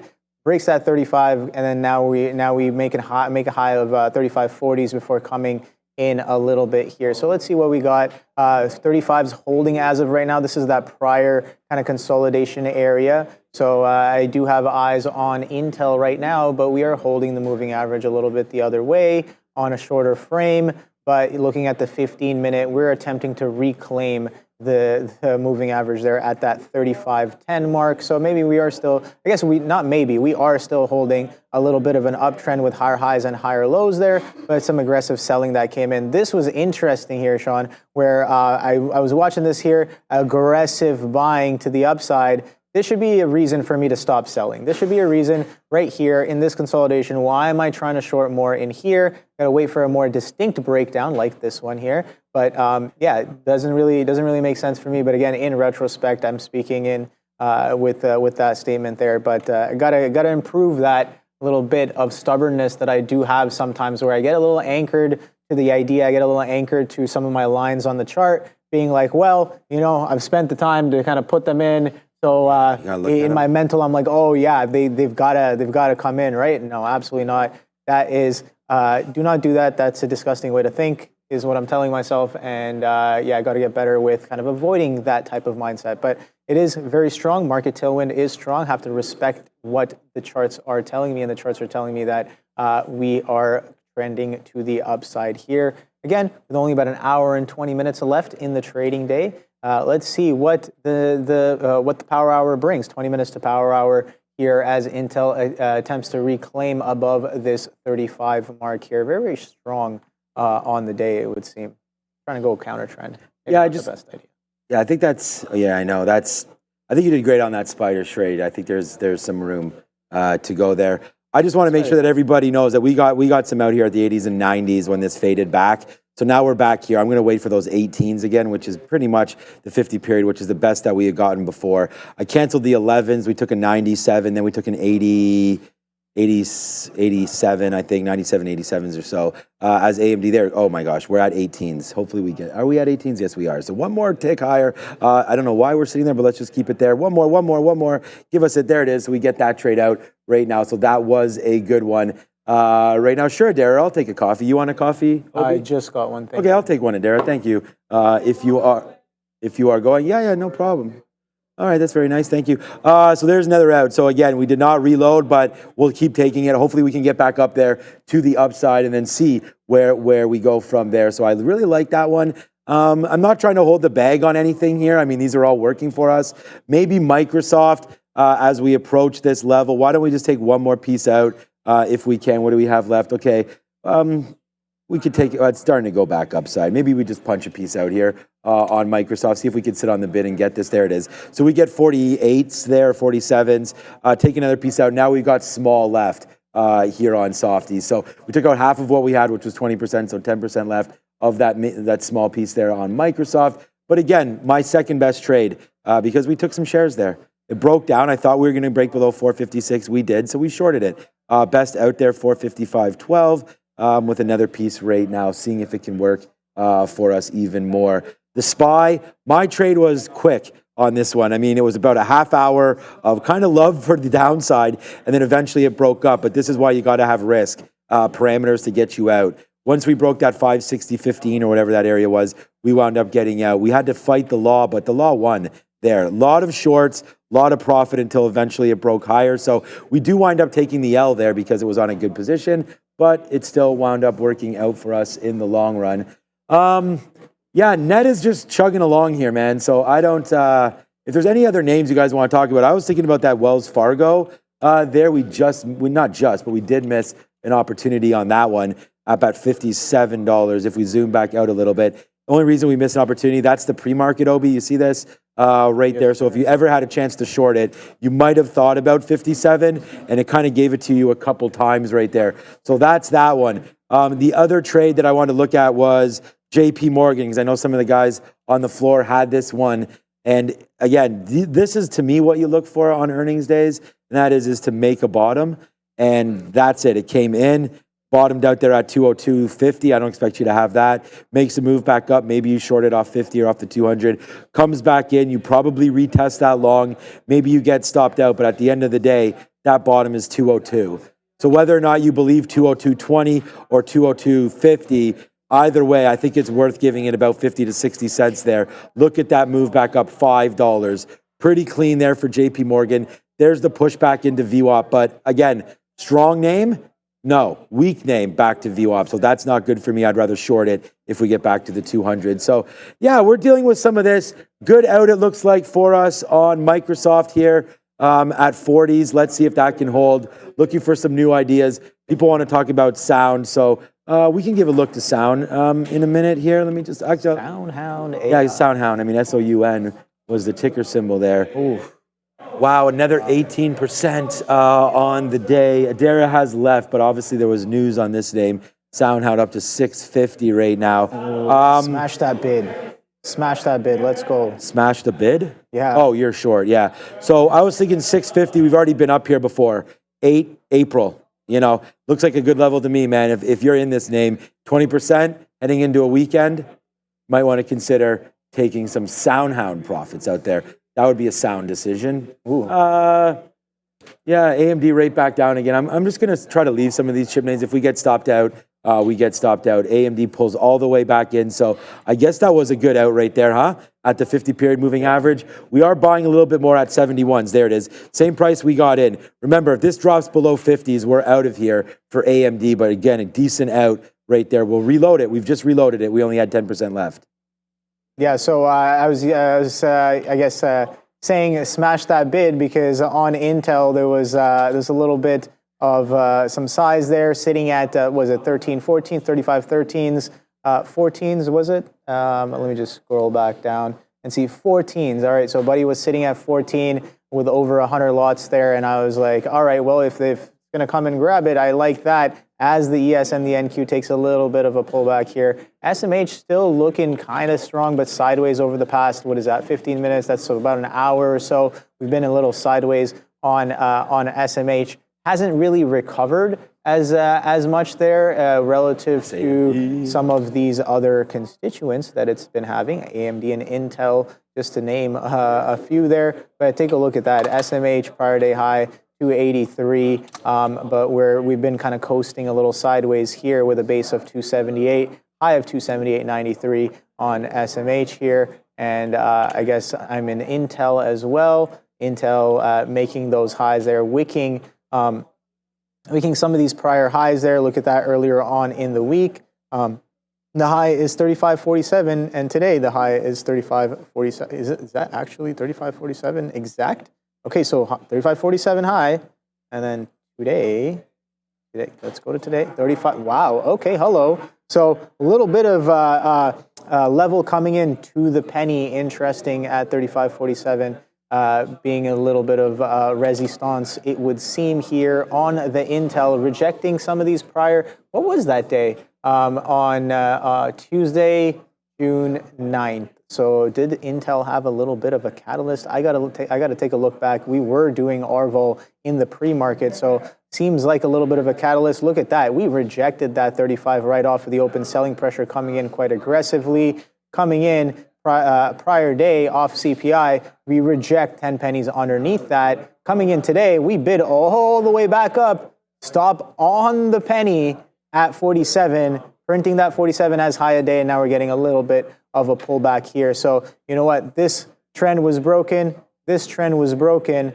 Let's see if this bigger picture intraday trend can come right back in here. So I'm just taking a strength here, pulls back heavily, supports right there. So taking those 2 points to kind of draw the line here. Didn't quite get all the way down to that trend support just yet, but it seems like we might be a little sandwiched between that 35.47 and this 35 area as of right now. Market is still very strong on the day here, just teetering on that 20,700 and then 5,700 on the ES as well. So interesting stuff nonetheless. Meta VWAP saying James Choi. All right, let's take a quick look at Meta. What is Meta up to? All right, Meta's a little bit sideways, not really doing too much here. But if you're playing around with VWAP, it has been holding VWAP quite nicely here. 502.48 I have as my VWAP right now on the chart. So yeah, been Meta on top of VWAP apparently, Sean. That's been a little bit of a play since 10:30, it would seem.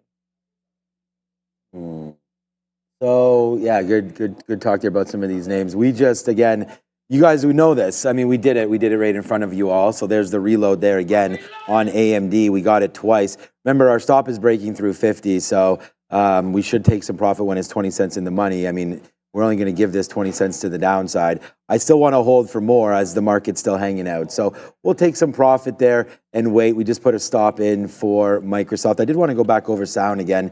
SoundHound just continues to go higher. So this name to me, honestly, just look at this, just keeps on, you know, there's the low, higher low, higher low. We finally did give it back, but we still didn't break that past low. Then we almost came again and didn't break that again. So I'm pretty confident here that 620 or so would be a fantastic area to put your stop if there was a problem, or 615, I guess, for the worst. So I think like a long at 630, if it can come back in, looks pretty good to me on SoundHound. Then we're not like so addicted to watching AMD and NVIDIA and all that. So a little bit of a pullback into there would seem reasonable to get long if you're long. And if you're looking to get out, I mean, this will be the first time that we ever broke below. So, you know, there's the low higher. There's the low higher. There, like all of these lows, and even that one that dipped in does not take out there. Then this one does not take that out. So you're still looking for possible retracements in the name. It's not that everything just goes up in a straight line. This one's actually looked real good today, absorbing some of the technicals. So I think that's a name that you could trust there. Again, we already know the plan for AMD. So if that comes back out, that was good. One of our long names today, thank you, Adara, which is very kind of you, thank you, would be this. Alibaba. Alibaba off the sticky note today. We wrote down, it's right here, you can go find it at Trader TV, Sean. The number one trade idea was 79.50 on Alibaba. So that was a trade that we took. We actually had XLF long today at 42. The spider short that we got hit on, but actually was okay. And then Apple as well. So Alibaba was a good one. We were able to wait, be patient as possible, get those 50s, and look where we got out. We actually got overfilled right here because we got out at 79.80s. So we took that 25 cents, then we got overfilled, and we punched out, and it was a nice win actually on the overfill because the high of the day today, 79.91. So we did pretty good by getting out at 80s. Not bad there, near the high of the day for Alibaba. It looks like AMD will make that move back in.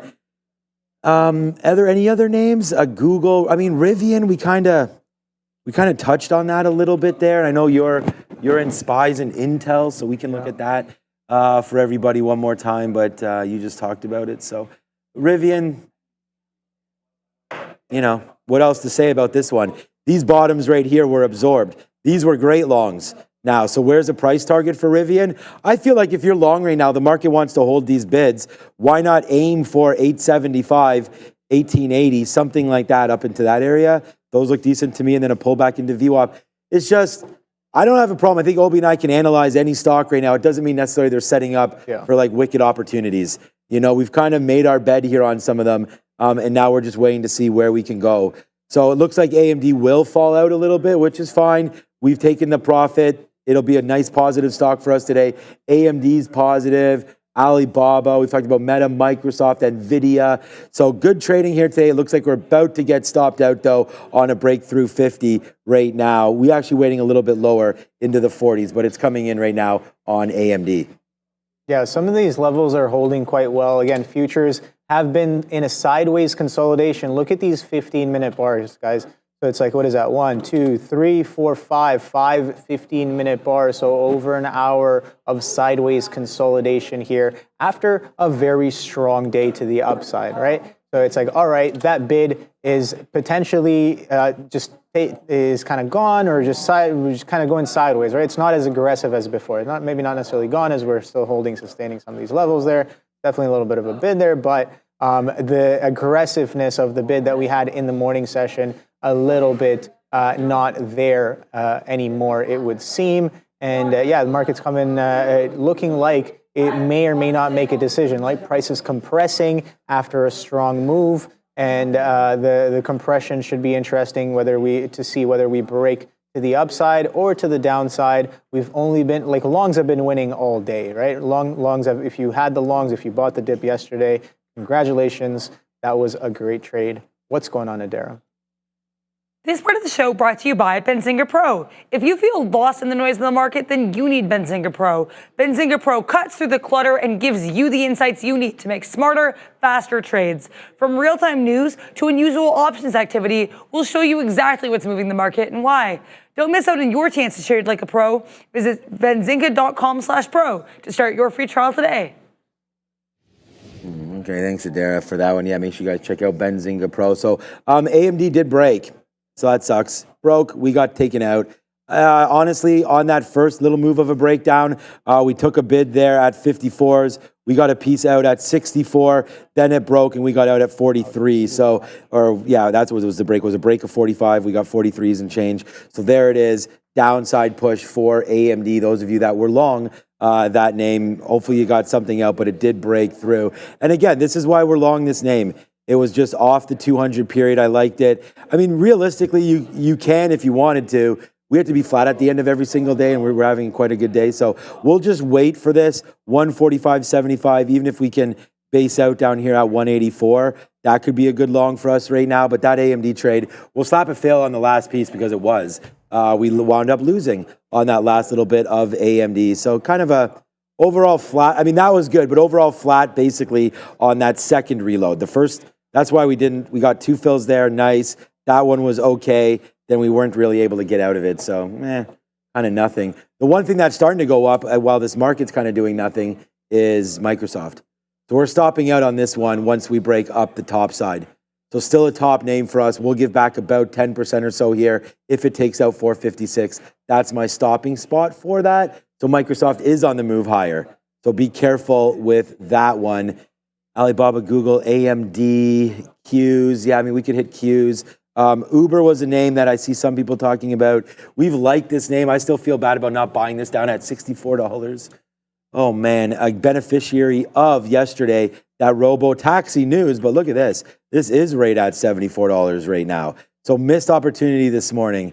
Wish we would have seen that on the daily chart. Just a bunch of tops here, Obi, all the way back to May. That $74 level. Wow. Okay. Watch out for a break. If we get good news on Monday or Tuesday for Uber, I really like this break long through there. 74 break long on Uber. I like that trade. Let's see if we can make that one work. Nice one. Nice looking trade there. 74 break long Uber. Good look if that comes through next week off that top. Microsoft fading out a little bit. Good job getting out of AMD, it seems like. Every time we get out, we should probably go short. There's the push back in for AMD. So, yeah, maybe Tesla is a good trade to look at right now. Need names that are doing relative volume, right? So yeah, not too many. Yeah, you're still in those same 2 trades? Yeah, I'm still kind of just coasting along, just seeing whether or not this will potentially come in. We did already kind of start getting a little bit of relief here, but you can see again the futures are well within the range of that hourly consolidation. And I like the look that you have there on the Uber, Sean, because all morning I've been getting alerts on Uber being or kind of chopping around a key level. So it is doing a little bit of sideways movement there and kind of knocking at the door of a level that has been interesting in the past. So yeah, no, I definitely have eyes on the Uber as well. So that is definitely on my radar here. 563 still holding a little bit sideways here on the spider. So yeah, look at this. This is what kind of got me involved as soon as I sat down. A strong little Koadunka breaking this 2 hour roughly, 12 o'clock to almost 2 o'clock right there. Look at that strong trend there. We did kind of have some distinct kind of selling there, but since then we've only been going sideways. So interesting nonetheless there on the spider. But yeah, no, I don't really have too much else on watch. I know that I guess NVIDIA continues to make some highs there. TSM sideways, ARM sideways, Broadcom sideways, SMCI also pretty much sideways there. Intel to the upside, VanEck to the upside there, and AMD, of course. That 187 we were talking about, that 187 holding, 187. Actually, 186.99 is the high of day on AMD. So maybe potentially a little bit of a triple top. And I know you guys are seeing it as well because I saw people in the chat kind of talking about, oh, they want to see that triple top on AMD happen. It is slightly triple topping off that 187 as of right now. And we've already pulled back. I looked at it. Just a few minutes ago, and I was like, all right, well, AMD triple top.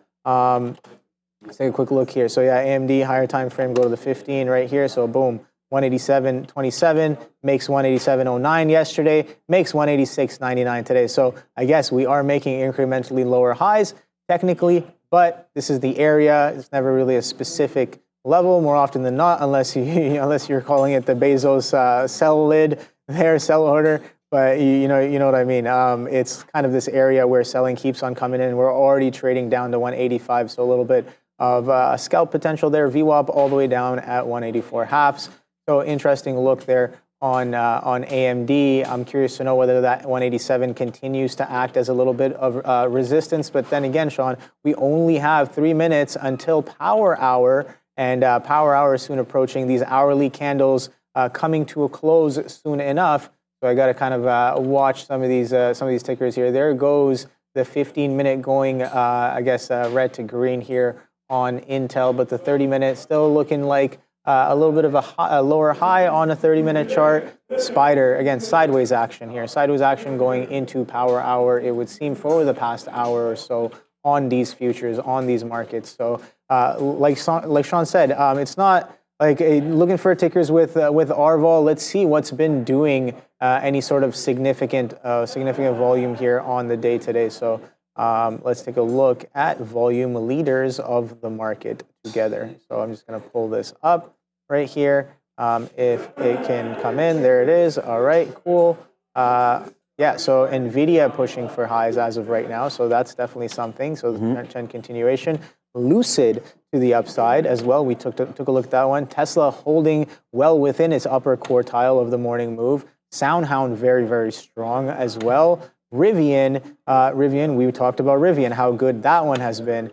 Ford, I was talking to Sean about this during the midday, during lunch. I was like, what is going on with Ford? Ford is looking hella strong today. Straight up, can't stop, won't stop on Ford. So that's another one. QuantumScape, we know they had some news yesterday. It didn't really do too much. Pre-market highs, consolidates for the whole day, and then we're having that second leg coming into today. So QuantumScape might have been one to watch out for as a day 2 play.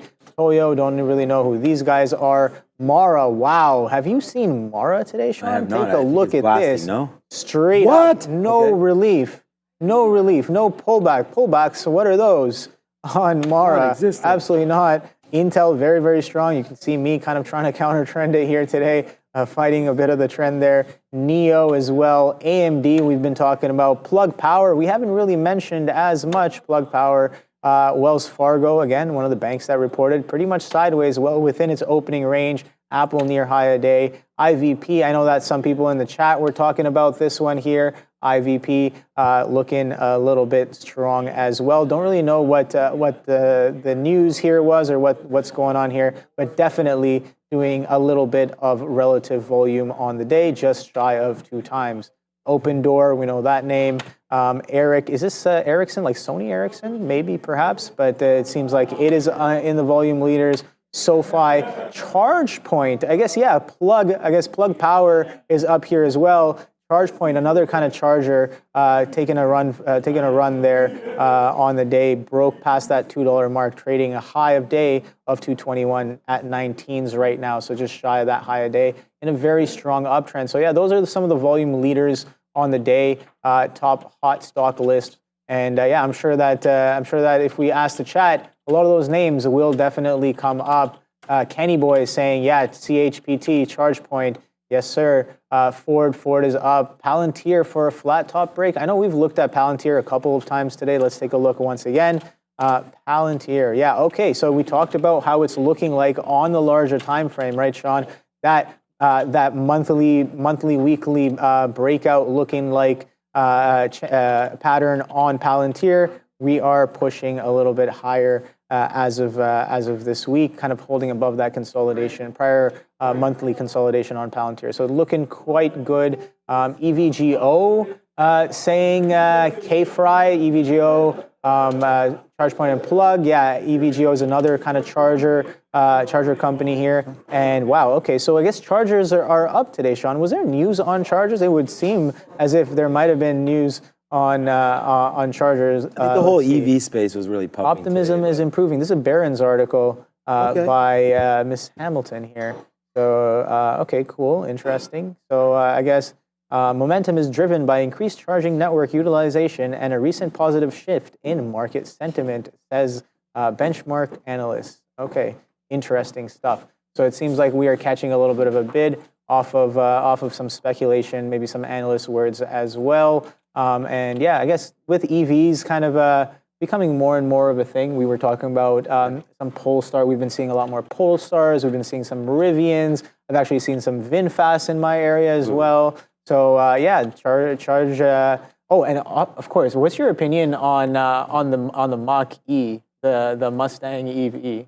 Yeah, isn't that that's an old, that's been around for a while. Yeah, it's been around for a while. Have they redone that? No. No. I don't. I mean, I like the traditional look of the Mustang. I know that one has like a higher back and it looks a little bit different. Like almost looks like kind of like a hatchbacky kind of thing, right? Pretty much an SUV, I think. Yeah, I think Ford gets away with it because they say, I saw an ad for the F-150 Lightning, which is gorgeous, by the way. I saw one when I was on vacation. That is a sharp-looking truck.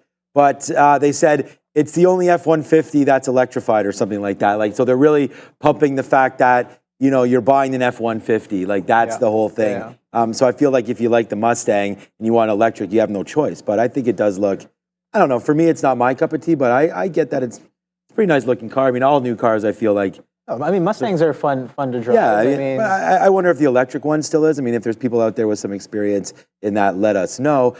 I thought I was getting smart there because we finally switched up our game plan a little bit here on NVIDIA. Remember, we were going short. And we did cover some of those there going to the short side. But here we are. We're back to the long now on NVIDIA. We're long right here at 65s against 50. I just thought a dip back into the 50-period moving average would have been something here. It looks like it's not trying to hold it, to be honest with you. Straight down right now in these names, which kind of sucks. We will give back some of our profit here on NVIDIA, as I thought we were chasing the long into the end of the day. I was actually thinking about breaking 132 up there. We shorted 131 all day until it broke, right? 131.20s, I guess it was. And then all of a sudden, now it goes up about another $1 before it hits the skid. So we're long here at 65s. You can get out right now for 5 cents if you wanted to, but we're trying to hold out hope that there is a little bit of a bump here in NVIDIA. I mean, the market could retrace. We understand that. I know my friend over here is short, but both of these trades really aren't, market's not doing a whole heck of a lot right now, and you got to wait for something to happen. I feel like it is going to break, and if it does, we're out on that. I just want to show you something here. Not everything's at 52-week highs right now, so I don't know. We like to talk. I don't know why that's not zooming exactly, and now will this zoom in? Look, man, I'm already at 500%. All right, let's just go back and get out of here. Yeah, too late. All right, so Lululemon, Nike. No, don't worry about it. Dollar Tree, we can just save this image and open it up is what we're being told here. TAP, Molson Coors. There we go. She zoomed it in perfectly. There we go. Cisco, UPS.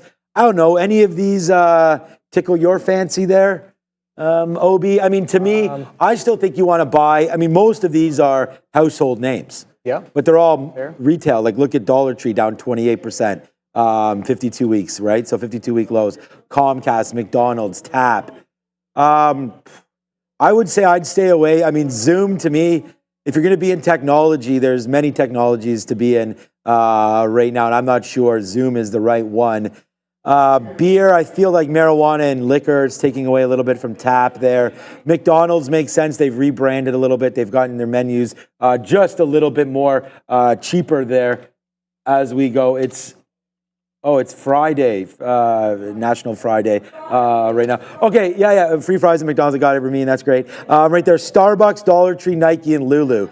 So put in the chat what you guys think you would buy right here at the bottoms. To me, honestly, I've already made my bed yesterday with Starbucks. I told that with our friend Raider Trader that was going to be my call. So if we want to look at this, by the way, good pull up here for NVIDIA. We're just trying to add a little bit here to sort of our day. We've up on NVIDIA. It is my number one name. Let's see if it can hold this bid. We're long at 59s. We just got some out at 70 there. 73s actually for NVIDIA. Let's see if it wants to go a little bit higher. But Starbucks yesterday with the kid, Andrew Rader, we talked about $73. That's where it was yesterday when he was on, right? That's 3 o'clock right there. $73. So that's the move. Nicely done up to 75. I think Starbucks can recover nicely. Let's see if it does. Who knows? Time will tell on that one. Starbucks. Any of those names interest you? Okay, so I like Nike. Okay. Again, we talk about kind of being interested in. You're talking about like long term or for trading? Yeah, more for long term because it's 52-week lows. So maybe here until let's talk about to the end of the year. So first half, those are all at lows. What about for the next 5 months? Okay, so I'm not really, I guess, an investor. Okay, then let's do whatever time frame you want. But okay, so Nike, I like the look on Nike. Again, we saw what it did. I was involved with a little bit of this downtrend that's been happening here. So let's take a look at a 30-minute chart. Let's go to the 30-minute here.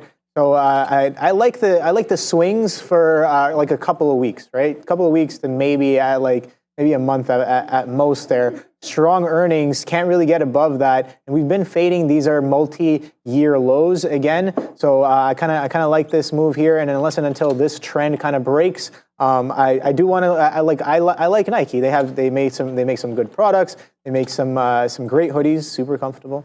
But Nike's great, and also I guess McDonald's as well. McDonald's looking interesting. This one's at 52-week lows, So interesting here.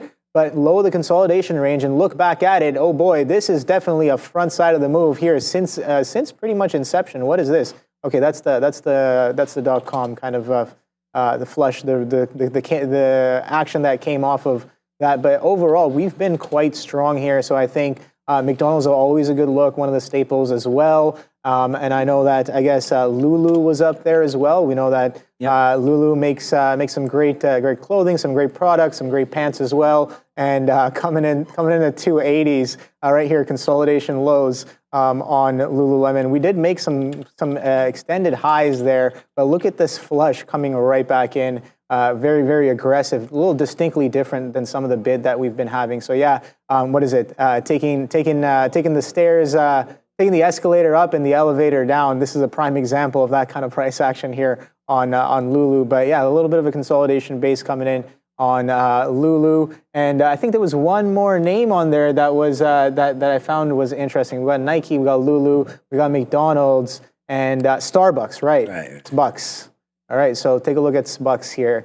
So yeah, SPCE. So look at that, still same strong trend. Look at that COVID low, nice little dip by, but we're coming in hot to this 68, 67 here. So you might need a holder for that one, seeing as how hot we're coming in to some of these levels, some of these support levels. But yeah, making incrementally lower lows and lower highs on a shorter time frame when you look at the past couple of years. But again, look back at it even further, and that is a strong move to the upside. But look at that the trend is like the price action is expanding here. So I like whenever the price starts to do a little bit of expansion, I do kind of get interested in it there, as it might be making a little bit of a move here. But expanding, coming to the downside here. But this is a curious level here, 68. You know what? Let's see what that exactly is. 68.39 here is the low of May 22nd. So May 22nd, right there, one of the first weeks of May from last year. No, 2022. So interesting stuff nonetheless. But Nike, I think, is the most interesting one in and around that area. Let's see if we can get to some of those COVID lows on Nike. That should be interesting. I know you're still short here on SPY. As we trade, it's right here. I mean, I think a lot of these caught in a bit of a web here, sideways. I mean, not really moving. I'm wondering if the NASDAQ could be something different potentially right now. Caught in a wedge, did you say? What was that? Web. Caught in the web. Spy web. Stuck. Not getting anywhere. Good one, very good one. Spiders there, yeah, the spider, the Van Eyck. Wrapping up its food. No, it's definitely wrapping up. I'm getting chopped up, so I don't know. I am food right now. Yeah. Okay, there goes. So NVIDIA, this could be, again, another flat trade, honestly. I don't know what else to do. We just tried that long there at 54. Look at these out, 70, 72, whatnot. There's the dump in. That's 10 cents of a hit. So it's like get out, like it's basically half there. Looks like the market wants to dump. I mean, we just looked at the NASDAQ. If the NASDAQ gives this level up, that's why I want to, yeah, good. I think dump it for sure. What is that level on the TQs? Because I want to go short as well. We're almost getting close to that. It's almost right here right now. 82.25 or so. Right there, let's this little shelf, see if we can break it low side. And then if we get a runner into the end of the day, it's 311 right now. I think we could do that, right? For sure. A little bit of a momentum break in the afternoon bottoms. So here it comes right now, TQQs coming in. We do have NVIDIA falling down, AMD back in to that 185 area. That's a nice move look at that, off the 50, nice downside move. So let's not forget about these TQs. If we do break below, let's put that order in right now, 82.24. We will punch short 82.21s or so. and see if we can get going. So here we go, almost broke through. There it is. So now we are short 22s on these TQs. So I join you, my friend, but I'm only joining right now at a late party. We'll see if we can hold that 20,070 right there. I'm going to give this back to the range. Again, we could just play range, and if we get chopped up, then we got chopped up. So I feel like this is fine. We got out of our NVIDIA, which was a great call. That's now 30 cents lower. I feel like the theme today is like, once you're out, take the reversal once the levels break. Seems to be the reversions, yeah. That's not the spoofy man, though. That's the reversion man. The reversion man. Two distinctly different individuals. Very much so. Yeah, try not to confuse those two. No. 82.50 would be another reload spot for me, back up near the 50 period. So we're just going to have to hold on to this. I don't want to be scalping in and out. It's too hard to find positions that you like. So if this is going to break the low right there, I just hope that we didn't get caught in that proverbial web that you just mentioned here, because right now it's really just, I feel like you might have just punched the range short there, and the market might have just got what they wanted, liquidity near the bottom. So let's see if that is the case. We'll see if we can be a little smarter and short near the 50 period now on the way back up. But I don't mind this trade. It's just off of a 1 minute chart, right? On a 20-minute chart for the NASDAQ, it's not really screaming that this is a short. I mean, if anything, it probably needed to go up to this like 83-ish area, 83.50 before we did anything. But we'll try it right now, back into the downside here. Let's see if it will work. It's the TQs. Decent sized position. We'll wait to see if we get something around 45 to average back into this. Yeah, no, spoofy men a little bit different there. Call them almost entangled because they kind of pull some spooky action from a distance. On the book there, kind of messing with, messing with players, individuals, algos, whatnot. The reversion man is none other than Jay Powell himself. They're kind of interesting reversions happen when the man is either speaking or getting off the podium, getting on the podium, says a word. There's a lot of memes that go around where it's just like he steps up to the podium, he says hello, and then all of a sudden you see a ticker just go straight down or straight up. You know what I mean? So it's like people are onto him in a sense, or maybe, I'm sure it's not because of him, but the market definitely reacts to said individual's words and presence, it would seem. Again, maybe as looking for statements that are expected, or maybe not as expected. I have no idea, but the observation that I've made is that the market does tend to react to whenever Jay Powell is saying some stuff, and which makes sense, right? Nothing's even hitting. Yeah, no, that's perfect explanation there of Powell. I really love when he comes on because you can really time it, like you were saying. We hit Apple for one of the monster trade.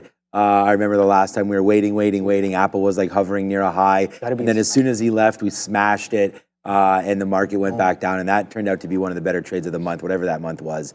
I think, there was no report June, so maybe June, July, was it May? I can't remember when that was. But okay, so still short the market here, not doing anything. And both of us, I just keep looking over SPY. Looks like it's retracing maybe a little bit more, but the NASDAQ, we just don't have the greatest price. So we're going to have to probably average into this one. We came close to doing it at 35. We are now sitting there to take some. If it comes back up to that area, we'll be there. We could check out Wing if you want. Here's Wingstop right now. So again, the problem with this is it's about $1 spread. And this is, you see the difference between the charts? Wow. That looks like, you know what I call that? Crumbles. Yeah. Crumbles on the chart. Just nothing. Hard to find levels there. Yeah, not much for Wingstop, but again, we liked it today. It was a good meal. Thank you so much, Terra Engineering, who gave us the $100 plus 20 the other day before. 200, sorry, was it 200? $220 super chats. We got more money to go. We're gonna get some more money. We have to wait for when Neil comes back. Maybe we'll do round 2 of the wings. We'll think about that. Yeah. And whenever you run out of money, you just gotta order some more. Yeah, because that was about 100 and change there after all that for the wings. They're not cheap there at Wingstop, by the way. All right, so now the TQs is trying to fall down in a little bit. $82. That's where the 200 period moving average is.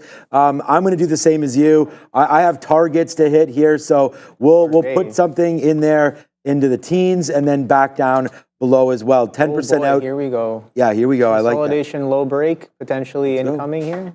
Sorry. Yeah. No. Keep going. We're both short. That's the only position we both have. That's what I'm looking at right here. So so arbitrary line, not a technical analyst here, but I drew a line on the chart. And it seemed like it was a bit of an over-under as when we got under, slammed down, trickled all the way back up, starts ripping up, and now we're kind of testing that continuation there, kind of pulling right back in. But look at this consolidation low, sideways, horizontal support and resistance are my favorite. And right here, a little bit of a support intraday, just off of a single bounce there. So maybe not as strong as some might think, but 62.60, 562.60, we were creeping into that. We were talking about how we were consolidating sideways for over an hour there on the SPY, the NQ and the ES as well. And I was like, we're either going to break up, we're going to break down, or we're just going to expand the range, one or the other, right? But either way, up or down or sideways, we can only go three ways, can't go backwards.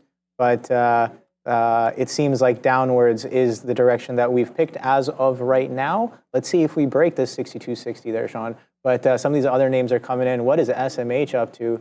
Okay, so a little bit of a breakdown as well. TSM pulling back in. NVIDIA, oh boy, wow, okay. Take a look at NVIDIA's 15-minute chart, man. Oh God, I gotta...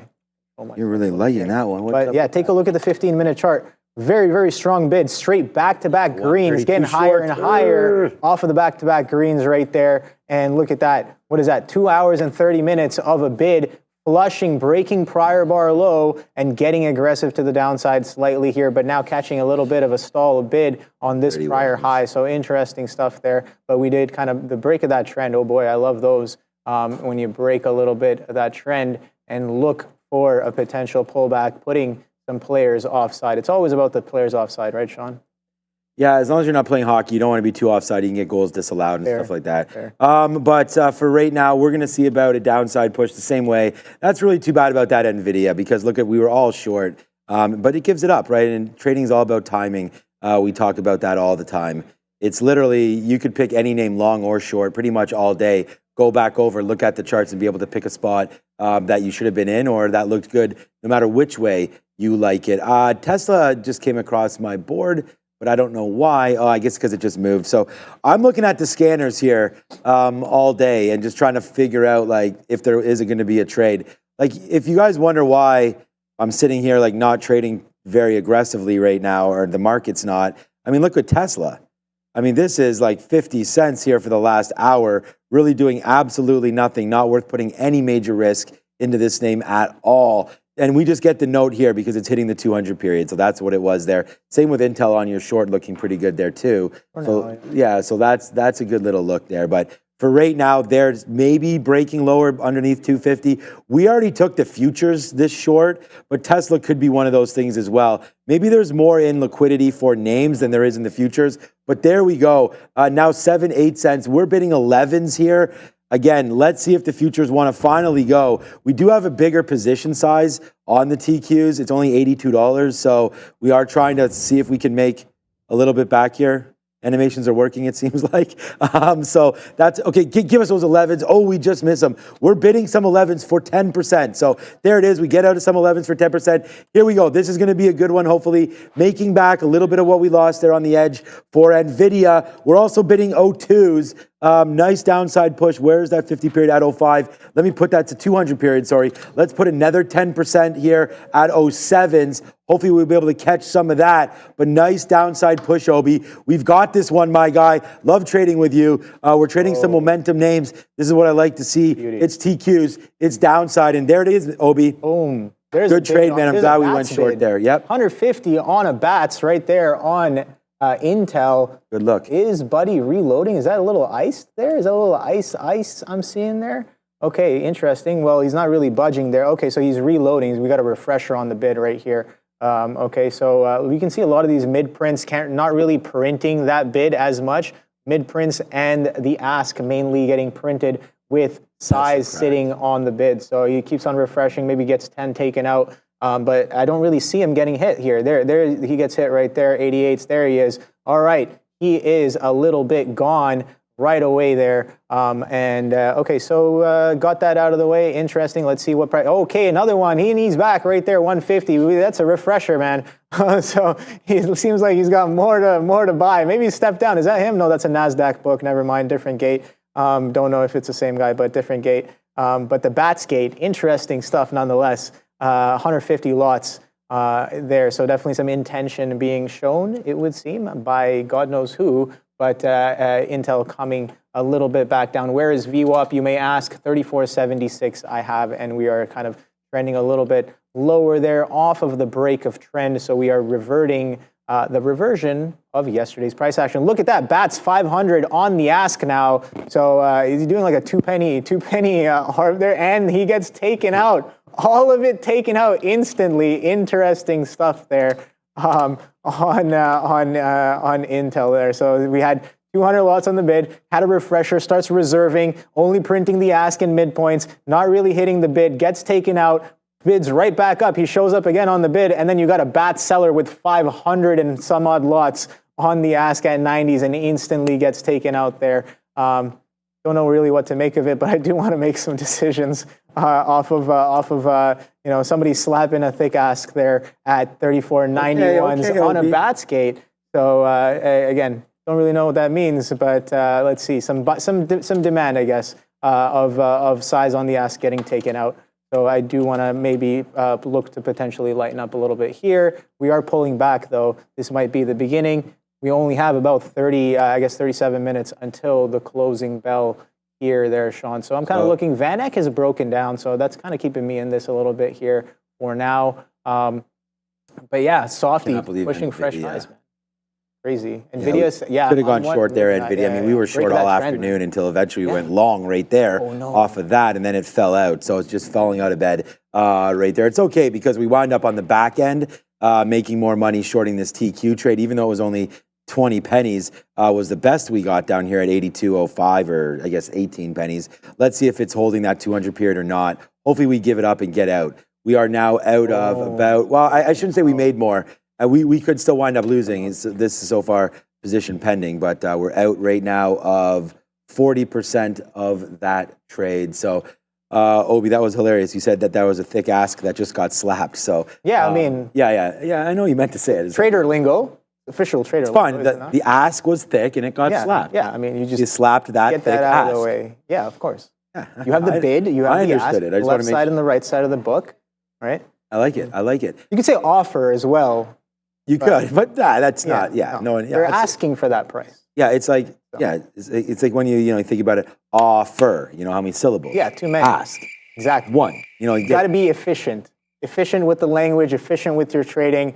Faster executions when it comes to both words and fingers on the trigger. Tesla drips right into 249. Let's see if that VWAP comes in here on Intel. Tried it all day, man. I gotta. You know what it is, man. And shout out to Brankles and Wayne to kind of they keep on. They're doing a great job of kind of hammering this into my head. I should be trading more with the trend than trying to counter the trend. And I'm realizing this more and more often, where I'm like, I like the reversion, I like the counter, but when the ticker is clearly showing you and you have the confluence with the market tailwind, just get long, dude, or just get short. Whichever way, higher highs, higher lows. It's not that. I mean, it's straightforward. Exactly. So it's like we're holding above VWAP. Why am I getting short, right? You're attempting in a strong market. Yesterday's move was quite heavy. What's the probability of reversion? I don't know, but if we do start to revert, maybe I should step out of the way, right?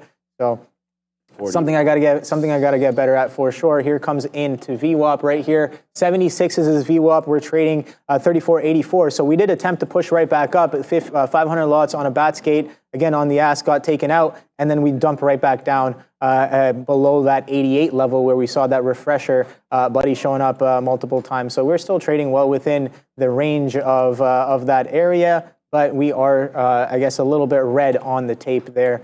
So and let's see if we can get down to 76s. We got some prior levels as well, some consolidation as well. So here, and another thing I want to know, look, I'm getting aggressive on the front side of the move. That's absolutely disgusting. I got to stop doing that. But getting aggressive on the back side of the move, oh boy, I like that. And that coming right into VWAP right now, 34.80s right here. Let's see, only about 4 pennies away from the VWAP on the day. SoFi, Ron Campbell saying SoFi needs to get slapped. Vulcan talking about Amazon here. Let's see what Amazon's up to. Amazon's not really doing too much, holding that morning consolidation high, it would seem, here on Amazon there, Sean. Yeah, no problem. I was just looking at the TQs and thinking about taking it out. I was talking about some of the stuff that you're just thinking about there. You know, if we start to get upside now, we can get out of this one. Why are we fighting a trend? I mean, we just bounced off the 200 period. We're able to get some out. So let's see if we can get something out a little bit lower right now, and then think about flipping higher, because we just had a nice bounce on NVIDIA, a nice bounce on AMD. Some of the chip names starting to get some love back to the upside right now. There's AMD, 184, literally that wick to the bottom. Oh, the name that I wanted to show before Adara, just real quick. Look, I mean, we talk about this. Look at that. Look at that wick bottom that was just put in on that NASDAQ flush for Tesla. It went right to 249. Like, now you're right back up there, $150. You want to talk about, like, not picking up that bottom. Like, that would have been fantastic to be able to sit there and just say, I like the long there on Tesla. Again, trade a long stock to the long side. So that would have been a good opportunity there. Play that weakness, grab it. Good trade there. Back upside. So it's already 3:30. This has been quite the afternoon show here, with time really starting to fly. It's I think I didn't hear it in my ear, but yeah, it's I think 100% that was Fabian. 100% straight up. No, I didn't hear anything. What was it? 100%. Okay. No, it was just like a wow. Oh, okay. It's, like, it was one of those. it's a thing. I don't know what would you call that? Where's that? Yeah, I guess it's a comedic wow. Let's say. Here comes Intel to the downside here, coming into VWAP there. So we'll take a look at that in a second. What's we get going on back in from there? Adara. We're going to take a look at some of these S&P 500 names making outsized moves. Of course, we have a lot of things to the upside, but we have some that we haven't discussed as much, with some catalysts, including Wells Fargo. This was the bank earnings name that, one of the ones that was hit the hardest here, still down about 5% despite making a bit of a recovery. They beat on EPS and revenue, but they did have a bit of a decrease here in the year-over-year basis for its average loans, and average deposits were flat. They also had a decrease on a year-over-year and quarterly basis here for their net interest margin. We also have here KKR. This is one of those recent S&P 500 additions. This one up about 2% here, getting a price target increase from Keefe Bruyette Woods. There's also a report from the Wall Street Journal that KKR and Springer are considering splitting this Axel Springer business. Also here with Palm Capital acquiring a company from this firm called Katina. So interesting look here for KKR. Last but not least, we have LYV. This is Live Nation. Wall Street Journal here reporting that StubHub has delayed its IPO launch. So good look for fellow ticket company related here. With Ticketmaster, we have Live Nation to the upside, guys. All right, a little bit of a move down here. Is that what you were talking about? Yeah, what was that? Yeah, I don't know what that was. I just saw wipes of red. I got like 3 different tickers on the side here, 2 more over here, and all I saw was just like waves of red. Talk about a market sell, eh? It's interesting stuff. You never know. Someone's just like, basket sell, boom, everything. Yeah. I'll take a little bit of advantage of that. Gets them out at 14 now on those TQs. The market didn't really sell off there, but I guess if you're an individual, it was just a quick wipe, yeah. Yeah, a quick little wipe out right there. Well, okay, here it comes now. Okay, we're bidding 06s. I don't know, we put this bid here for a minute ago. Let's see if we can get it. And again, when you're trading a levered product like the triple Qs, it's not going to, TQs is 3 times the move of the NASDAQ. So right now this is up 3 and a bit percent with the NASDAQ only up 1. So times that by 3, you get that. But look at this move here. Oh my gosh, Obi. Oh my gosh, Obi. What's happening? Oh my gosh. Here we go. This is a big trade. We just talked about this. What was the risk we had for this? 30 pennies at most? It's a nice move to the downside. The market is absolutely collapsing. There has to be news in there somewhere. This is a big move down. Here we go. Oh boy, Obi. Oh boy. Are we slapping asks or bids right now? This is a big move right now. What is the news? Let's get aggressive. What is the news? Here we go. We get a nice move. I have my ear. By the time we ask what the news is, it's too late. We just got to punch the book here. That's what I'm realizing.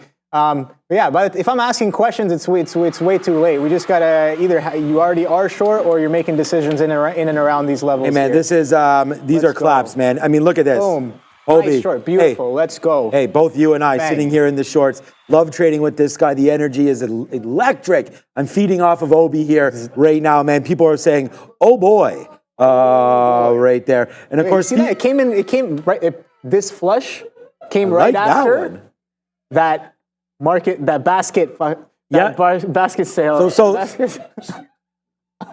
Yeah, it sure did. Basket flush. Yeah, man, that's hilarious. I just put an offer for like a lot of shares up here in case we got there, but we did it. I'll take the short either way, man. Okay, is this one of those things where you put the pen back in the? I mean, this has been. We just made back pretty much everything we had lost doing whatever we were doing on that. This is a huge move for me on the way down. We talked about the TQs getting short on that break right there. We were just up 3%. Oh, that was showing the market. Okay, I like that. I was like, that was a different look. But yeah, we were just up 3.5%. We were just talking about it. Nice downside push, 0.7% right there. And we were lucky enough to get a 46 as we were going some crazy talk right there. Okay. Oh, Biden's donations exploded during that press conference. They really liked it, apparently, right now. Is that why we just sold off? I don't think that's why we sold off. I'm not. Adara's right there. It could be nothing.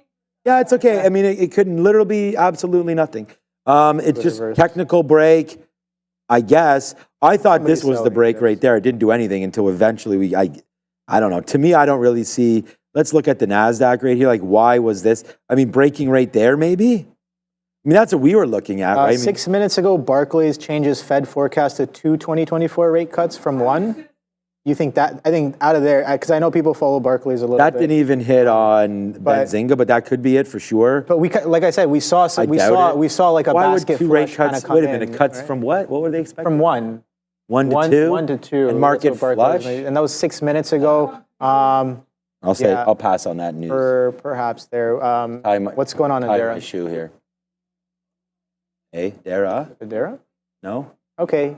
No worries. Keep talking. Why would we ever do that? Here's 5.62. So look at that flush. Almost a point of a flush there on the spider. The spider getting knocked off. People might not realize that you and I have a script that we follow. Oh, of course. And then when they tell us to keep on talking, we have now. Let's go off the script, okay, Obi? All right, let's go the rest of the show off the script. Yeah. Okay, because the market is well scripted. Do it live. Let's do live. How about we just do live trading? Yeah. How about we should try that? I mean, Let's get live news. What's up, Adara?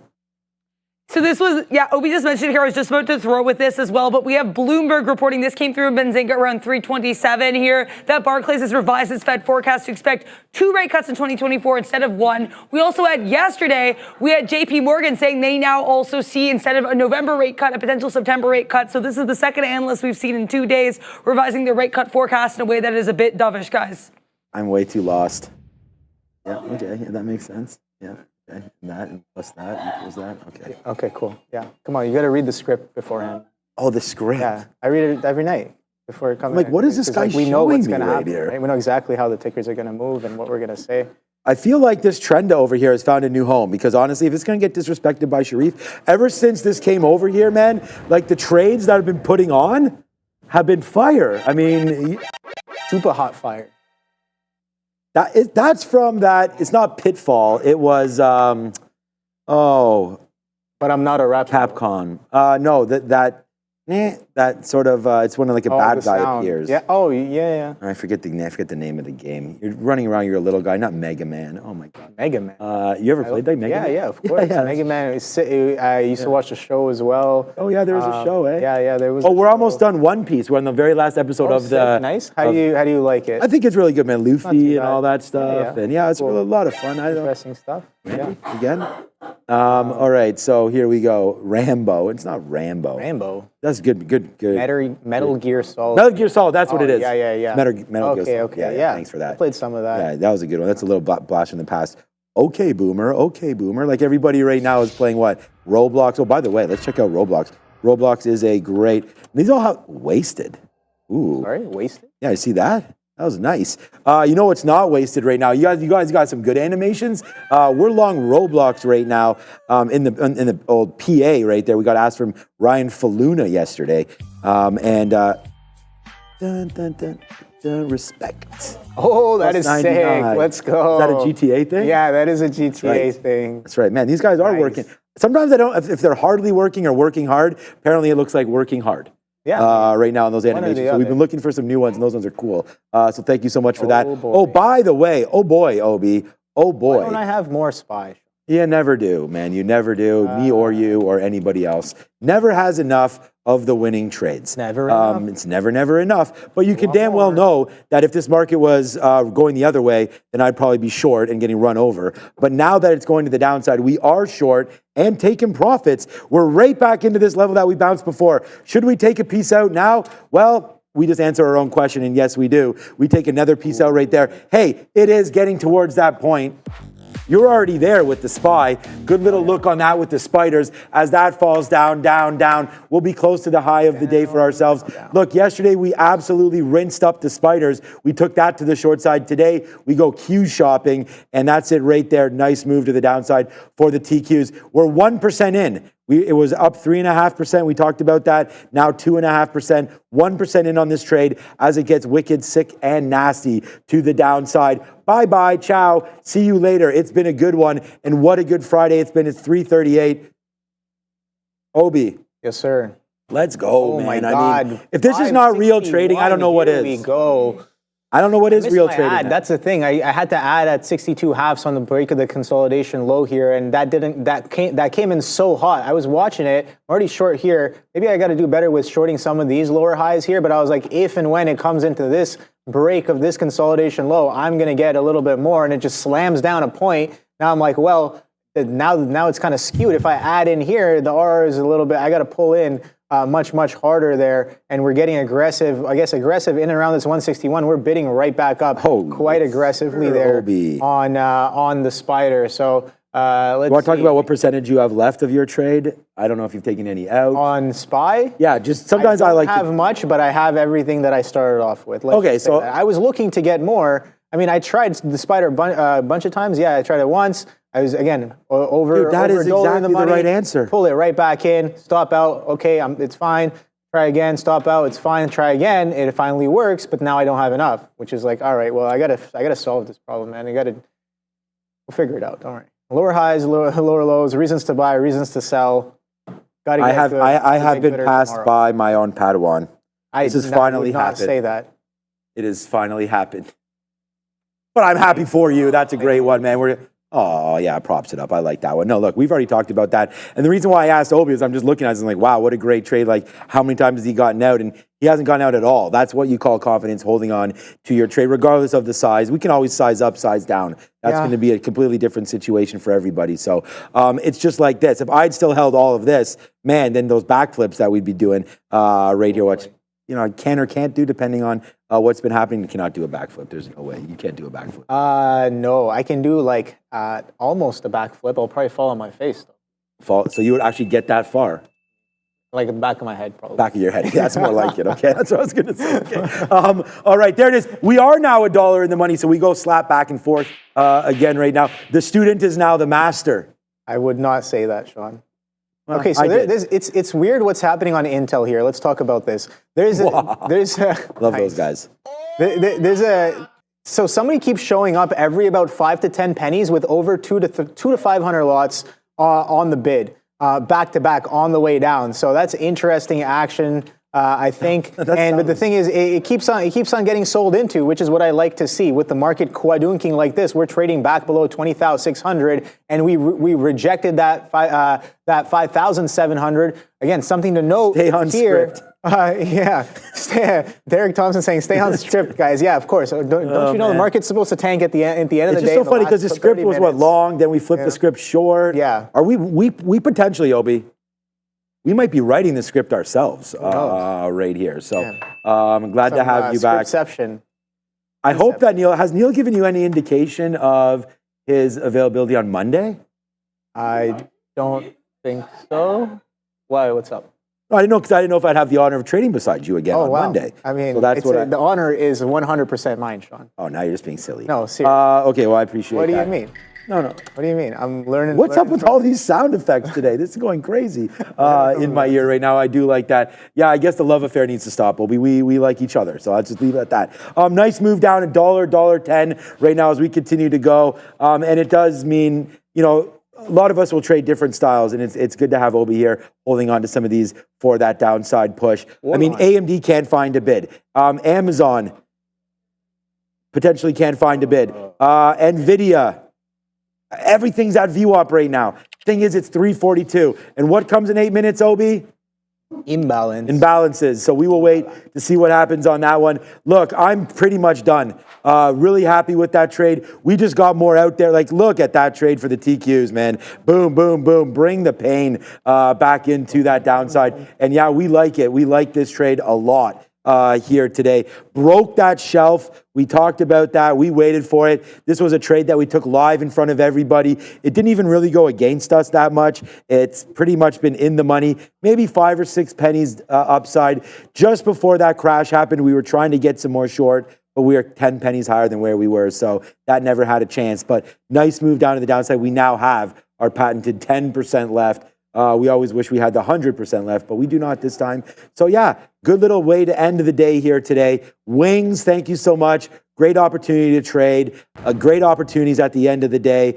Good move early, good move late. Like if you're a bear, you win. If you're a bull, you win today. And that always is nice to see when you get that kind of shared love in the system. So far, so good there. Yeah.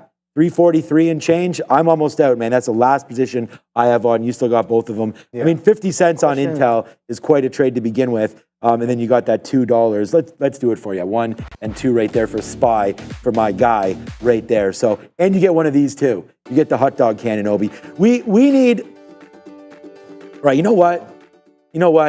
Quadunk. I think that with the creativity over there, now I'm not sure, we need to get an Obi animation. Now, slapping that thick ask might be a tough call, but there'll be something that we could do. Because you're on here a lot, and we've got a lot of vacation coming up. I mean, look, I came back rejuvenated, refreshed, ready to rock and roll, and now I'm having my best week probably in a hell of a long time. Took a week off, came back, crushed it again. We're going to London at the end of the month. We'll come back in early August, ready to go as well. So we're going to get some Obi animations. Yes. Could be like an oh boy. Down. Oh yeah, I like the oh boy. Oh boy could be something. Yeah, well, we can get slapping things could be something. Hey, Fabian and Ramin are extremely creative individuals. I am sure we will come up. Yeah, let me leave it to them and not suggest beautiful animations. But no, definitely. Okay, so I am covering along the way, which is not maybe. I gotta. Trent has got a new home over here. If Sharif tries to take this, Sharif's already been served. Yeah, exactly, right? So by Trendla? By Trenda, yeah, Trenda. Well, I think it was Trendla or Trenda? Trenda, isn't it? Trenda, because it's trend. Trenda ticker, the trading turtle. It should almost have a Twitter account. That would be hilarious. Oh. It has an Instagram. Okay, all right. Yeah. We don't have nothing to do around here. We're making Instagram down in the DMs up for our stuffed animals. Okay. Is that the name of the account? Is that what it's called? All right. So here we go, man. Great trades. Thank you to everybody here. It's 345. I'm not sure if there was any major rebalances. Generally speaking, the second Friday in July is not normally anything, but you will get weekly expirations and things like that happening here today. So could be an extra bit of volume. And before I throw it back to Obi, just real quick, because we're having a lot of good time here. This is what it looks like. Whoa. What is SW, by the way? How come I don't know? It's not Southwest. That's LUV. Smurf? What? Smurfit West Rock. So I believe that there is going to be some kind of index action today. Attention to Brankles and Wayne or whoever's behind us there wants to know. Who is that? I don't know because I never heard of this name before. And it's a 10 million buy. Could be replacing somebody somewhere. Look at this move all day on SW. Smurf. That's what I was saying. Smurfit West Who's Rock. smurfing out here? All right. Clearly the ticker is I don't know what smurfing means today. What does that mean? I guess in gaming, it's like when a much higher skilled player kind of jumps into a much lower skilled lobby. Got it. And they're like smurfing. A nice way to say that is to someone is like you're looking a little blue there. Buddy. Got it. Got it. Okay, got it.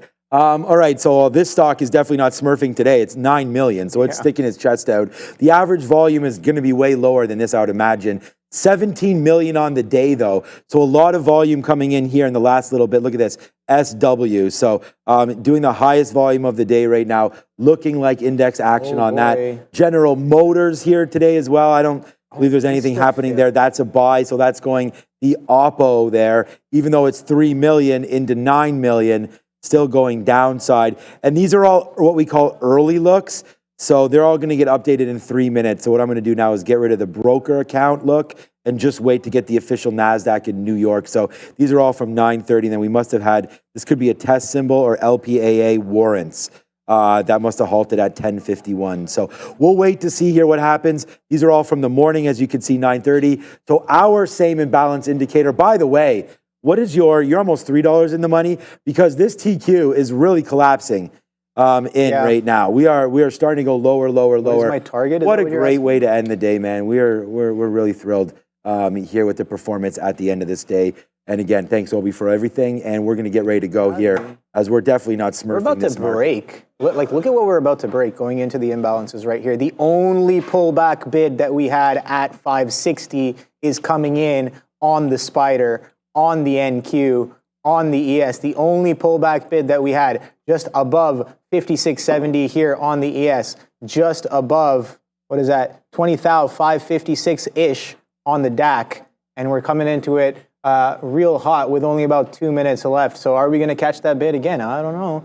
But interesting level nonetheless. You asked me what my plan may be for the spider might be. Again, we're trading lower. I'm looking for a potential break in behavior, something distinctly different as a reason to cover there. So yeah, that's kind of my thing. I got to get better here. Like consolidation here, I realize with all that size and that churn that's happening in and around VWAP there, and a lot of that size getting taken out, especially on the bid, kind of coming down, size on the bid incrementally showing up 5 to 10 pennies back to back, and then getting taken out back to back. Maybe I should kind of be more patient with covering most of my size in and around that VWAP level here. Here come the imbalances in about, a little too early, in about 1 minute. So we still got about 60 seconds left. Let's see what we do. We are testing some of those levels here. 560 on the spider. Let's see what we do. I think it should be interesting what we do in and around some of these levels. We've sold off right into these numbers here very aggressively, kind of wiping 50% of the bid that we've had all day long. So interesting stuff here. Yeah, you can see the spider right there. So we started off at 557s, we go up to 563s. Now we're trading right back to 560. So 3 points above, 3 points below, but a 50% retracement here on that flush, on the reversion, coming right back in, going into these imbalances in about 15 seconds there, Sean. I see that you're still holding your TQs. Nice. Yeah, it's just like I'm looking at this. I'm like, wow, what exactly have we done here today with only 2 and 1? We will get these imbalances coming out now. There it is. Ooh, NVIDIA was there. NVIDIA with a sell slapped right now. Wow. All right, there's Brendan. Wow, good move to the downside here. GM buy, SW buy, NVIDIA sell. Wowzers, downside right now. There it goes. Wow, Obi, it's a $2 club. This has just gone insane right now. The TQs are bottoming out. Needless to say, nice little move back into the downside. Brankel's mentioned possible Russell reweighting for Smurf right there. Nice downside move for TQs. Oh boy, Obi, it's $2. It's there. We've got this one and we've got it good. Please don't let you be misunderstood. Good move. I mean, is this a covering spot for us? Potentially it is. There's Tesla with a sell down as well as that goes to the downside. Google downside as well. Wow. There's your friend Amazon. Friend of mine. Go. Amazon, nice move there. We're cooking with gas right now. There it is, man. Joined this party by Obi right now. So good move, Obi. And we'll finish the day obviously both positive here and good little movement into the close. What else can we say? It was a fantastic day. And I don't know, wow, you still haven't covered, eh? This guy has... I mean, we got a little bit of a bid going on, but again, it's just come in. 80, I'm looking at that 560, right? Like that prior level. Let's see what we do. Yeah, sure, we got some imbalances. NVIDIA to the sell side with over 2 million. Intel with the sell side. Hello, thank you. We're in that ticker. But Amazon to the sell side as well. Softy, you know what? I should probably pull this in if I'm going to be talking about it here. But yeah, very, very aggressive sell imbalances, action coming into the imbalances with a lot of sell imbalances coming through there on across the market. Let's see what we do. We bid right back up. What's the low there we got to, Sean? On the spider there. So the low of the candle I'm seeing here is 559.13, and we're only trading about roughly about 50 pennies above that. On the spider, 559 halves coming in. But yeah, like I said, that's kind of the area where we caught a little bit of a bid just underneath that 560 and then a little bit of consolidation as well. So yeah, we kind of sell off a little bit off of the imbalance as well. But like I said, for Intel, I covered most of my position in and around that VWAP and trickled it down all the way here. But again, nothing too great, I would say, as I spent too much of my risk fighting the trend initially. And then even though I like the short that I have now, maybe not as much my exits, I do kind of like my entries here. Maybe can be getting more on the rebreak of that 35. I guess just above, well, not necessarily break even, a little bit positive on the name. But regardless, if this decision making wasn't made on the front side of the move, and we did actually, in fact, get it more aggressive on the back side of the move there, it would have been much, much nicer. Something to get better with for next time. Here comes 559, trading below the halves. Let's see if we can kind of sell off into the close even harder there. And it seems like that Smurfit is getting a little smurfed off of those highs. Is it? Yeah, it's probably because it's paring down a little bit. So yeah. I just wanted to say that we are going to get out if this breaks 80.60 right now. Just that high right there. If we break above it, we'll try to hold out for these bottoms. I'm waiting at 80 teens, but it doesn't look like that's going to come through right now.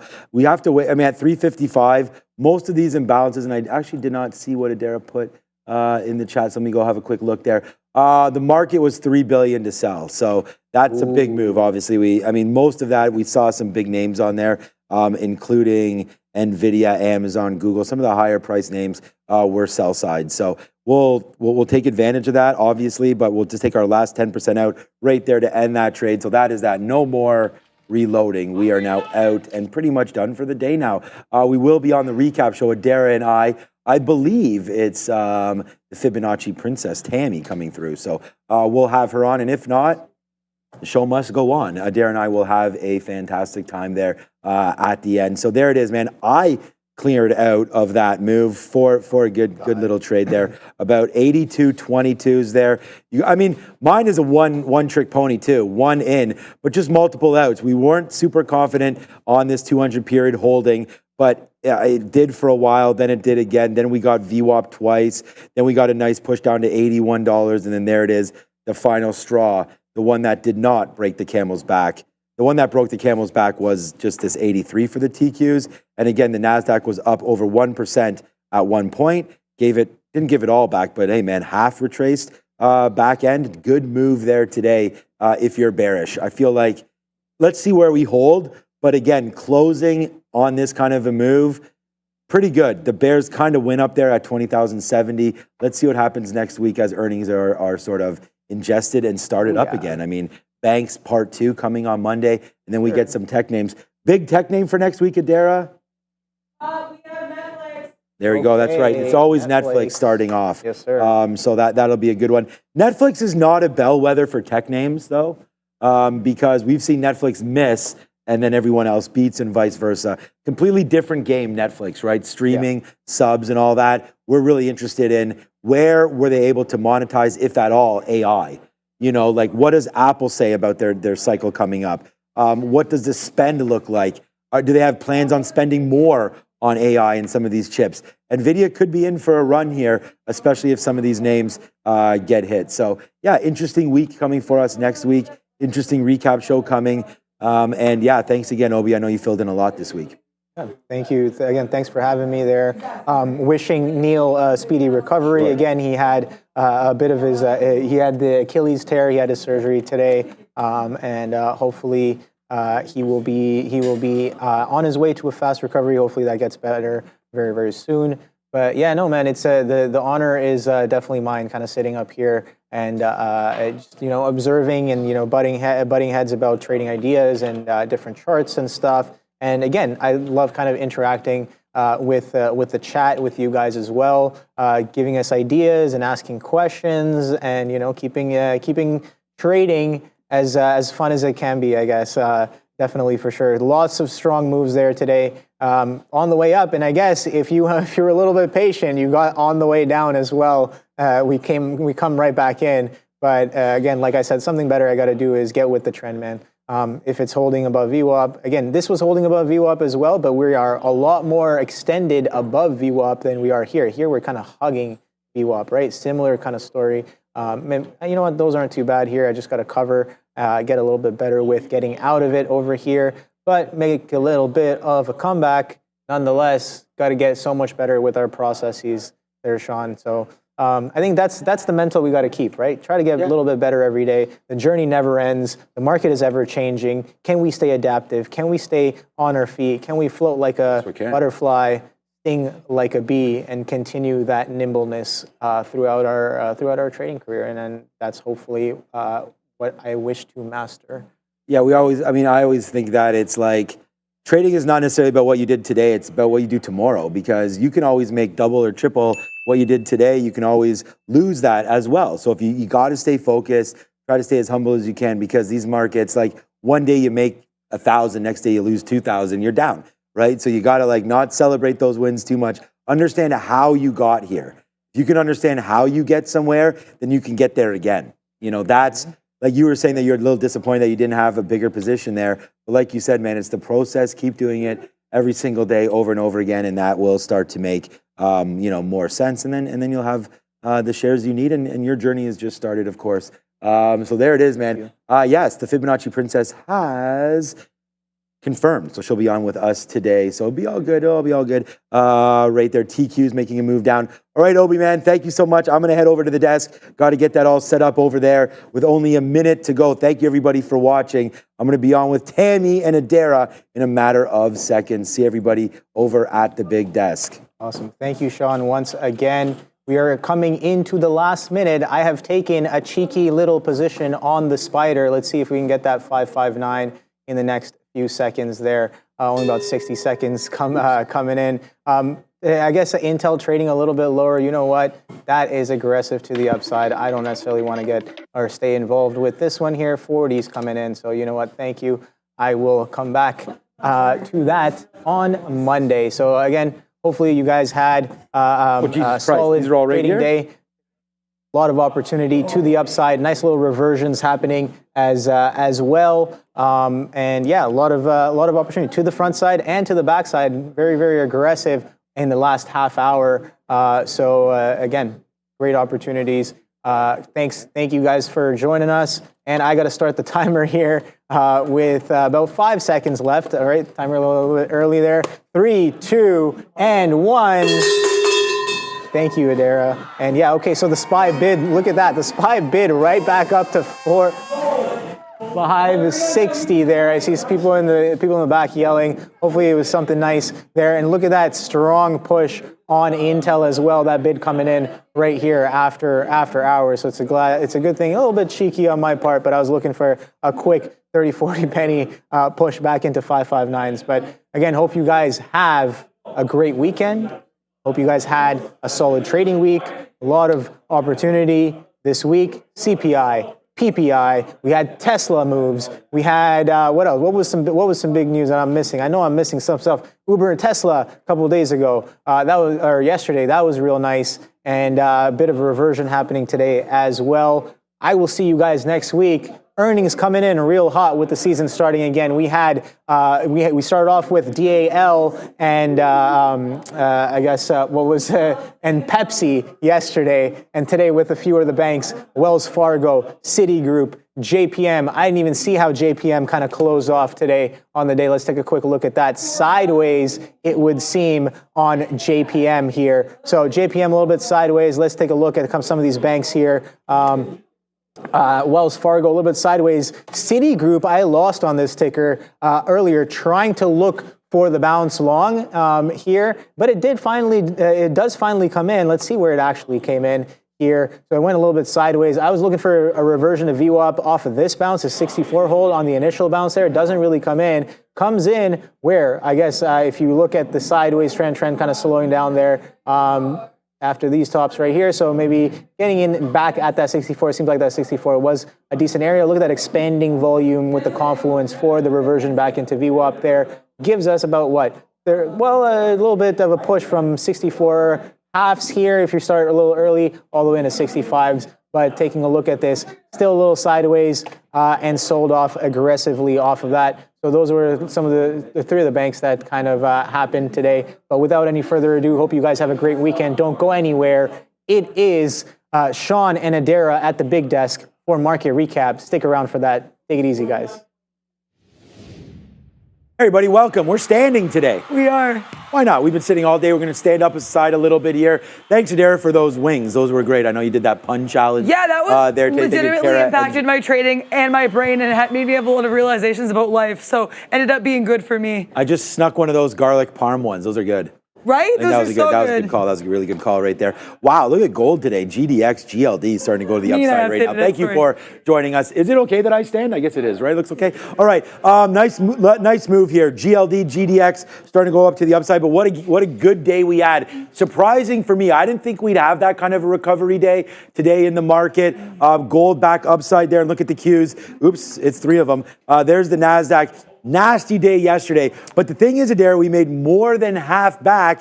But what did happen at the end of the day was it clapped back and it went all the way back down into 495. Again, and even lower. So a nice move, nice pullback in there for the NASDAQ at the end of the day. So that kind of, I wish that didn't happen, but it did. Pull back in for the NASDAQ, which was okay because we had this short there at the end of the day. But again, pretty positive. We started off the day with that PPI number, and it was nasty. Here's the move down at 830, down to 490 on the Qs. We battled all the way back, man. $10 straight up to the upside, bouncing off 500, now ending lower. Obi over there, a great trade on that one as well near the end of the day with the SPY falling back down. We actually got messed up on the spiders. We were trying to short this 560 earlier, got out of the way, but wow, good move to the upside. Lots of opportunities today, and I think a lot of them were started off with NVIDIA. Great move there off the 200 period, down here at 127, goes up to that 132 level, and then just cranks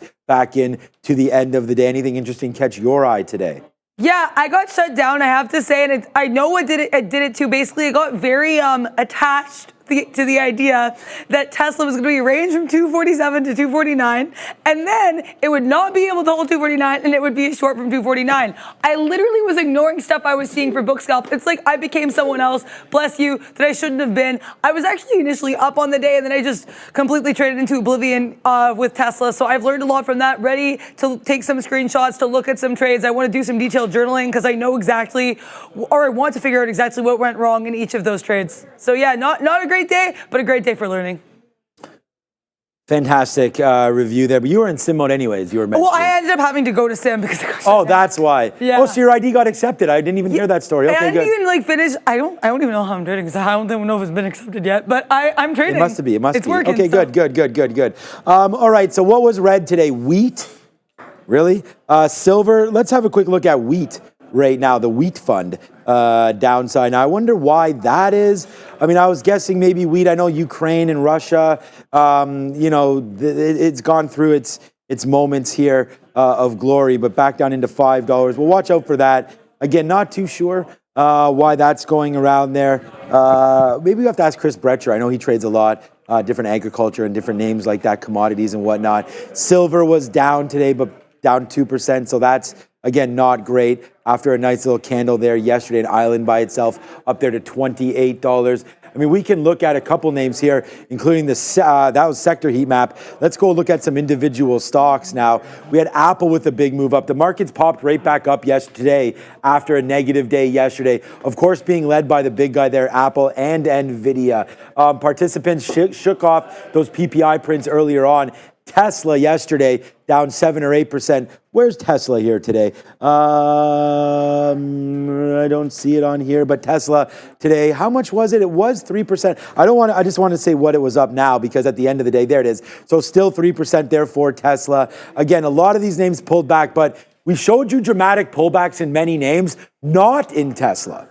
Right? I mean, that's not that big of a pullback. You just mentioned it, but honestly, 250 down to 248. We saw many other names lose $5, $6. Tesla holding out pretty good there off of that robo-taxi news. I'm not scared about it. We did sell some yesterday, which was pretty lucky back at 265. Not lucky 2 days ago. That is what it is. Eli Lilly starting the day off today with a nice move to the high side. Other economic data showed consumer confidence with Michigan sentiment data at 10 a.m., which hit its lowest levels since November. So again, that's, lower consumer there. Maybe we need to cut rates. So that sort of boosts, again, that thought. Looks like we now could get 3 interest rate cuts heading into the new year. Communications services sector was the negative sector of the day, but might have came back there. But a lot of it was due to, again, here it is right here, Meta. Meta down 2.5, Netflix down 0.79 heading into earnings next week. What day? Wednesday? I think. Netflix, yeah. Thursday after the close. Thursday after the close. You can check it out in the week ahead to do a shameless self-promo. Check it out in the week ahead. Right there, Berkshire today, 1.3%. Oh, the banks. There's JP Morgan down 1.21%. Let's have a quick look at the charts, though, of these names. They actually started out pretty good for many of the names that were up. We saw JP Morgan here in the pre-market touching that 208, which was a great level. Then it hit to the downside as they start to talk. Nice move back up. And then, again, waterfall into the close. JP Morgan was up at one point, but not for very long. JP Morgan there. Citigroup was the belle of the ball early. And then what happened to them? Their earnings call starts, commences, and I guess they wish they didn't, because there's the move down to $63. I don't know. I like Citigroup, but again, downside. Look at the daily chart for Citigroup. If you like the banks, you're going to be able to pick them up. Maybe $60. Let's see what happens around the 50-period moving average. I don't know what the worst day ever for Wells Fargo was. It's not going to be this, down only 6%, but that's not good. You know, that's a gap all the way back into support. If we can hold $56, obviously a great sign there, but this stock looks broken to me. Below the 50 period, heading to the 200. I would say we'll have to wait for, where's Berkshire? Right there. Big holding for Warren is Wells Fargo, also BAC, as we get horned there by the bull coming through. Make sure you do check out trade. I forgot that. I didn't realize why you were getting like moving with that. I forgot about the bull. Yeah, it comes in there and spikes you. Just like the real trading, we have the horns of the goat. They're the mountain. Oh, you just put the horns up? I like that. That's what I did. Yeah, that's a good one. Right there, $56 coming through again. We're about to have a lot of fun with Trader Tammy. I haven't seen her in a minute. Yeah, neither I hope she remembers me. Hey, who knows? Also, we have the IVP. Pretty forgettable Just guy. so you guys know, there is, because I saw a lot of talk about this in the chat, the volume on this isn't significant, but that IVP small capper, 40% short float, that's running again, guys. Float of less than 1 million shares. I just wanted to put that out there before we talk to Trader Tammy. If there's any questions for Trader Tammy, I just put in the chat. You can get ready to ask those. We'll be going there in about 5 minutes or so because we're not done yet. There are not many earnings on a Friday afternoon. No earnings. In fact, there's none. So we'll just have to watch out for those bank stocks coming into next week. I mean, the one that I still own, and thankfully we still own it, but we're light. We got out of both JP Morgan and Goldman Sachs earlier on in the year, obviously looking silly to do that. But look at Goldman. There used to be traders around here saying Goldman sucks, this and that. Well, does it? I mean, come on. This name continues to work higher and higher. And again, no surprise, as the market remains bullish, Goldman Sachs getting a lot of that trading equity, big house for that, M&A activity as well, IPOs and whatnot. Goldman Sachs really sort of leading the way here with earnings coming pre-market Monday. We'll see how that does. Okay, you want us to ask about Trader, how Tammy trades around earnings? Good question there. So I know that she's listening in the green room. So I'm sending you some as well that I'm seeing. Oh, perfect. Yeah. Listen, man, what a great team that we have here. Thank you to Bears vs. Bulls and Adara for all of this. A trade that I've really liked off the bottom, Alibaba. Again, we were long down here, $70. It did not get to a reload spot for us. We also did not get anything out when it went to 90. So guess what? Just like we sold Apple today, just like we sold Tesla the last couple of days, we sold some Palantir as well. We're going to take something out if Alibaba gets anywhere near this $87 mark again. We're selling some of this. So we like really touting and tooting our own horn as it went back up to the upside. China recently, of course, curbing short sellers and adding more restrictions to those margin accounts. So that's going to definitely pause shorting. But, you know, they'll find ways around that. Get creative with it. Look at the FXI, a huge move again in this. This is the large cap. We've also had yin and yang. And there's is it KBE? Is that the other one there? The spiders? Oh, this is the bank one. It's not KRE. There's another one. Oh, it's the China Tech KBI. names. It's not KBI. Is it? Or I'm going to be wrong there. No, it's KB something. We'll get that in a minute. Somebody in the chat will get it. But you can also go yin versus yang. There was that kind of stuff as well. But for right now, the big one. Yin, it's yin and yang. Yin. Fabian's right yin. there, yeah. Yin and yang. Oh, Y, 2 N's. There it is, yin. That's another one. This is the 3X. bull right there. So, oh, by the way, guess what happens on Monday? Broadcom. Sorry, I'm in a good mood. It's a Friday. Hey, absolutely nothing wrong with that. We had. He's back. We also had Wingstop today, and right now Ramin is still on cloud 9. K-Web. Thank you, Elise Raider, saying it's K-Web. You know what? The thing is that when we talk for literally, I mean, you have the middays 3 straight hours. We go back and forth 4 or 5 hours for myself as well.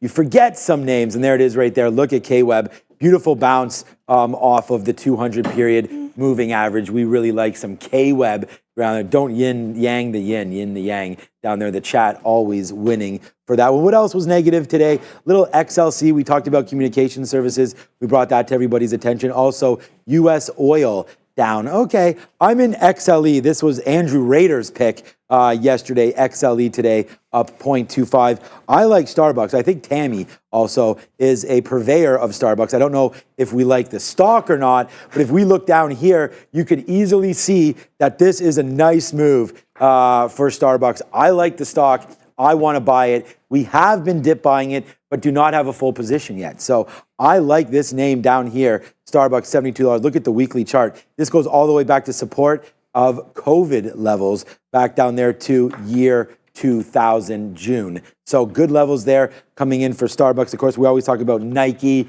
Lululemon and whatnot. These are all weekly charts, man. They're all getting smacked. I've been an investor in, we're out of McDonald's now. This is nowhere near those levels, but again, McDonald's needs a little bit more to go. 230. It kind of does look like it. Yeah, Fabian said I just noticed it right. Oh my gosh, that's a great look. Enough of this. Is she ready? Yeah. Because I'm ready for her. It's Trader Tammy. Let's go. It's Trader Talk.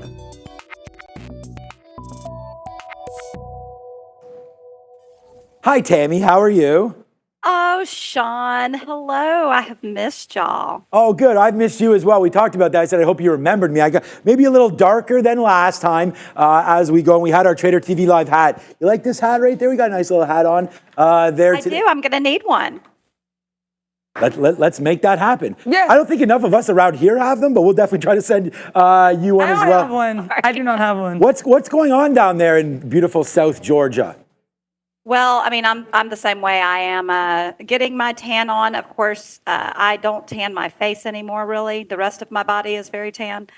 Okay. But it is really hot, extremely humid, but we've been getting lots of great beach time, so that's been amazing. Yeah, we got to, I got to come visit you. Remember, we got to have that shrimp on the Barbie, of course. Exactly. What a wild, there it is. Yeah, we like that. You like Wingstop? We had Wingstop around here today.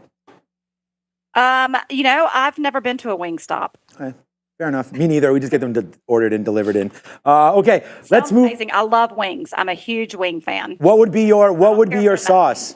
What would be your sauce if you had a sauce of choice? So we have a place here on the island that's a little local place, and they have a sriracha barbecue. Oh my! Okay, the hat's coming off. A sweet, hot teriyaki sauce. Oh yes. Basically, I like the sweet chili. The sweet chili is very, so very good.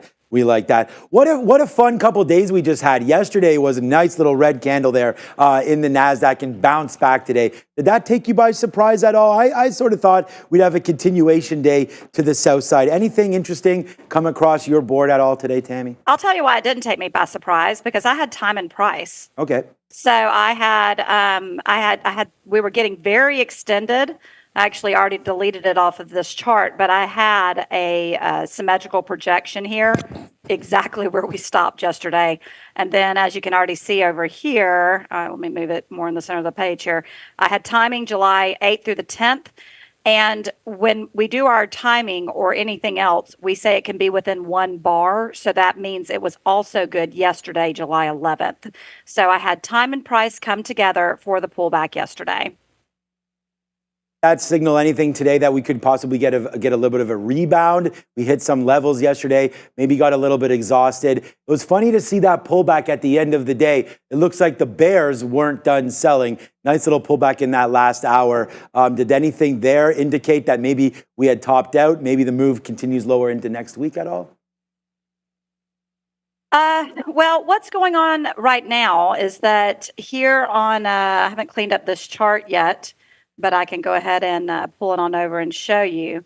We came into resistance on the NQ 120-minute chart. Now, this is one of the live charts that I give in my trading room. And this is where you can see that right here. So this shows the bounce this morning, where I had price support, and I also had timing for a low. So my clients were able to take advantage of that. And let's see, that was quite a good little jump there. Let's see. Oh, gosh, 400 points until we got up to that 618 that was just above some symmetrical resistance here. We were through the symmetrical resistance, but we failed off that 618.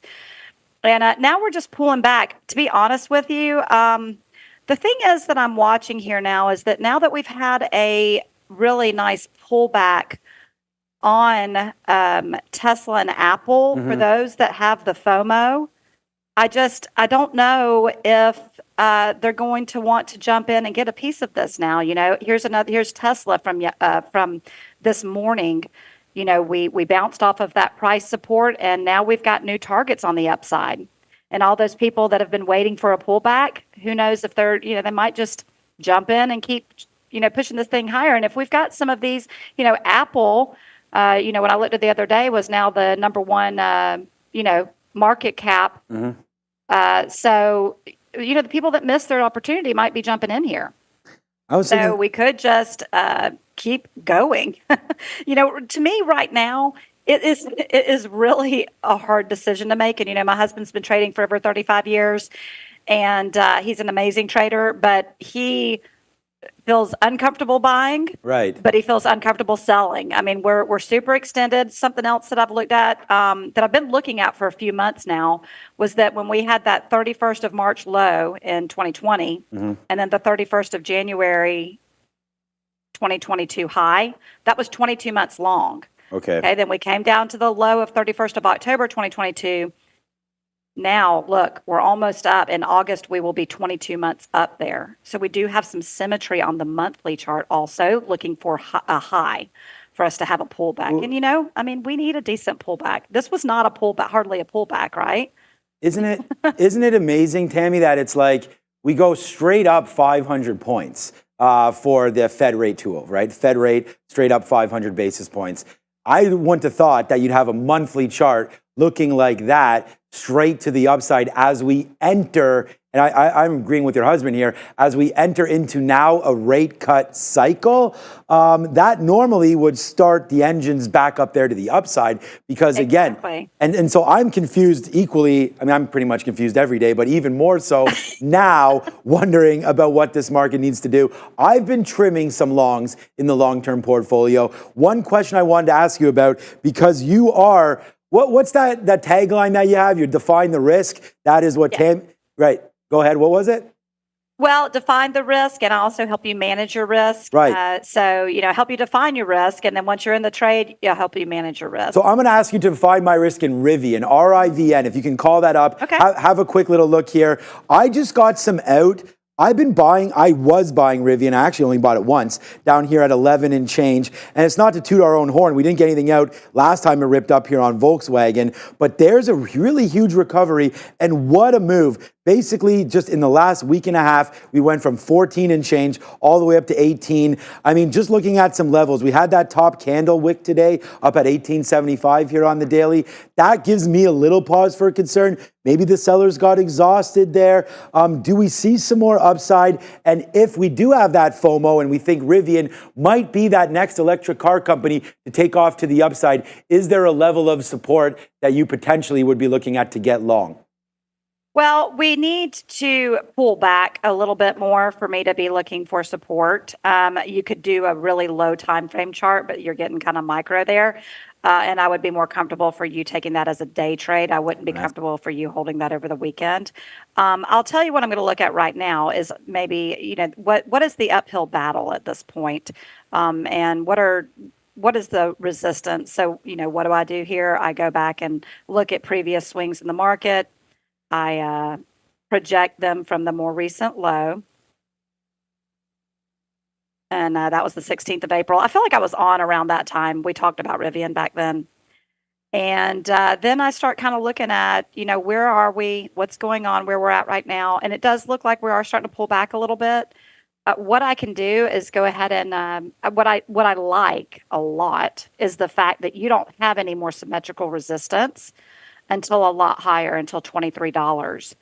So to me, at this point, all you're failing off of is that extension off a previous target. And what we say is many moves tend to terminate at extensions of prior swings. So at this point, I think looking for a pullback is a great idea.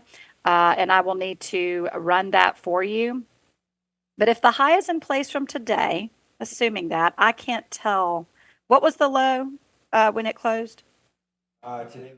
Rivian's low today. It actually closed at 1804. It looks like we got as low. Today? Oh, no, that's not today. Today's low was the open. It opened at 1680. Closes. What did it close at? 18 flat.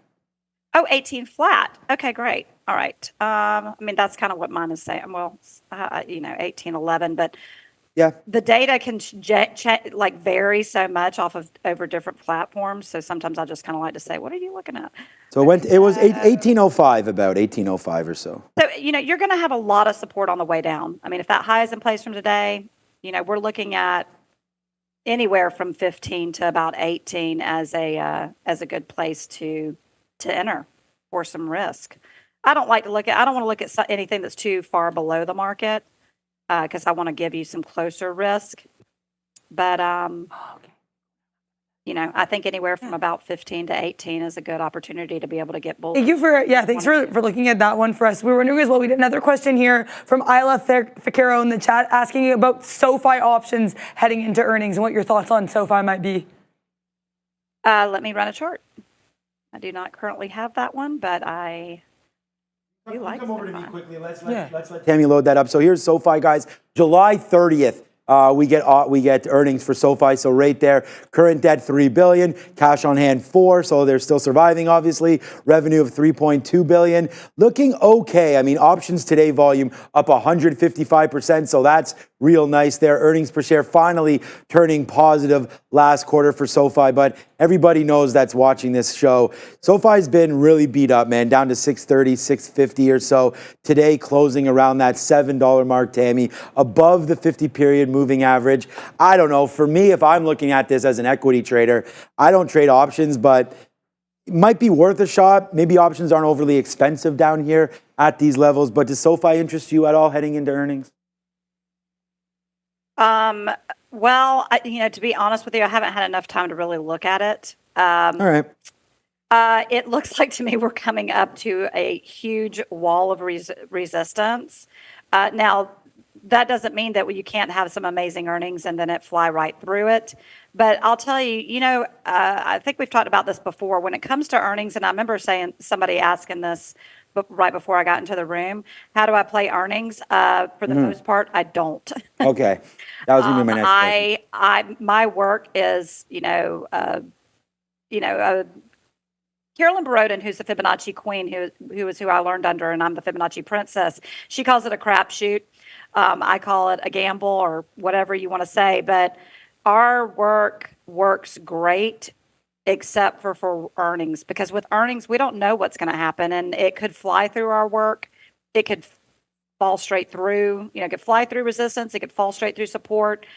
So my, and the thing is with earnings these days, I mean, I remember a time when earnings really, I felt like was more predictable. Right. But now it just seems like, they could have great earnings and then the stock still crash. So I just don't really mess with earnings anymore, to be honest with you. I think that's a good call there, because you know what it's based on now? It's based on expectations, right? What's the forward guide?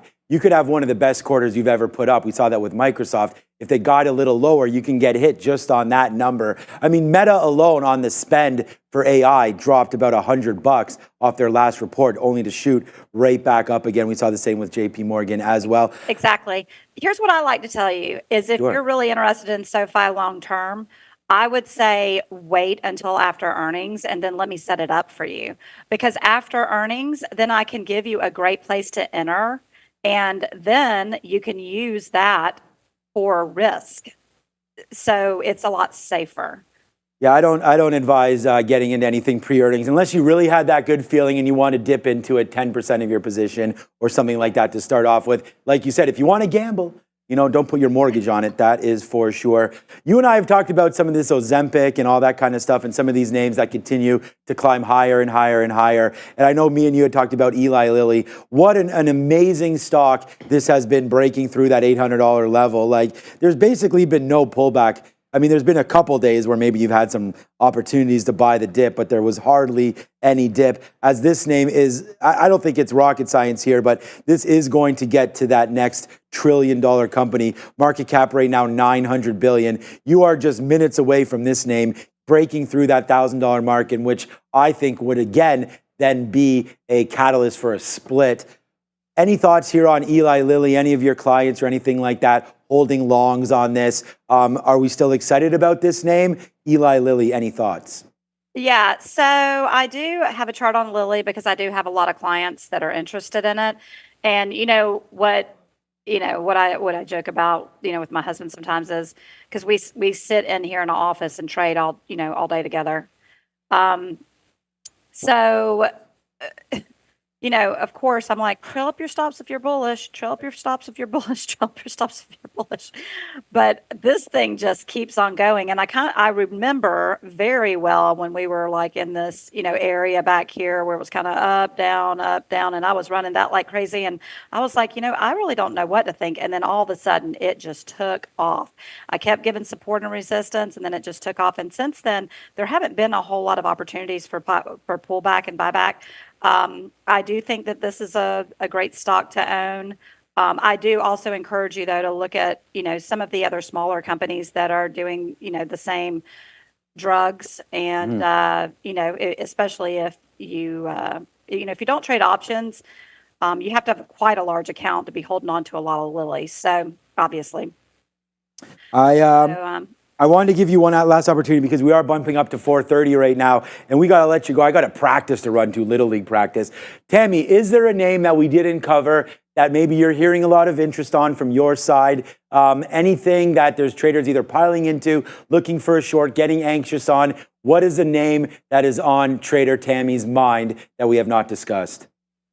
You know what? I've got to see if I have that chart open. I have to be honest with you. I really like, let me open this set of charts real quick. I really like Pfizer, and Ooh. I really like, I'm trying to remember the name of it. I think it's AASCR. We can look at Pfizer. So an NVIDIA type, a chip stock. But as soon as this gets open, this is my personal watch list. Okay, so when you see all these stocks pop on this screen here in just a minute that are charts that I run, these are all things that are in my account. Some I bought a long time ago, some I'm still holding, some I've potentially sold, but this ACMR, this is it right here. It's in the NVIDIA Micron kind of territory here. I looked at it on a monthly chart. I loved it because it had that huge run up. Then it had the pullback. Then the volume started coming in because I looked at some volume charts too. Then we had this pullback into monthly support. And then I ran a daily to kind of see what was going on. And I bought it around $21. I like that one a lot. And then Pfizer is my other baby right now. I really like Pfizer, but I'm trying to find the chart. There it is. Pfizer, I bought, I initially bought around 27, and then it came down, and I rebought around this 26. I've got about 50 shares. It's not, a ton, but I do like it a lot, and I'm going to continue to add on pullbacks as long as this, pattern of higher highs and higher lows continues, because it's not extended yet. Trader Tammy, next time we get to be together, we will talk a little bit there about some Pfizer, and that should be a lot of fun. Look, enjoy the rest of your summer. I'm sure I'll see you. You're on Fridays. Me and Neil rotate Fridays, so maybe I will see you in 2 weeks. Thank you so much. Love seeing that smile. Is Trader Tammy. Where can everybody find you? At Trader Tammy1 on X, and I'm also at LAWaytrader.net. I have a live trading room there where I show you live charts all day long. I also take chart requests, and I also give you great trades all day long. Perfect. Well, we would like some great trades. Maybe I'll log in as well. Thank you so much, Trader Tammy. Have a good one. Say hello to your husband for all of us. Great job there today, and thank you for some of those names. We will see you soon, hopefully in that chat room. It's Trader Tammy. Have a great weekend. Thank you, Sean.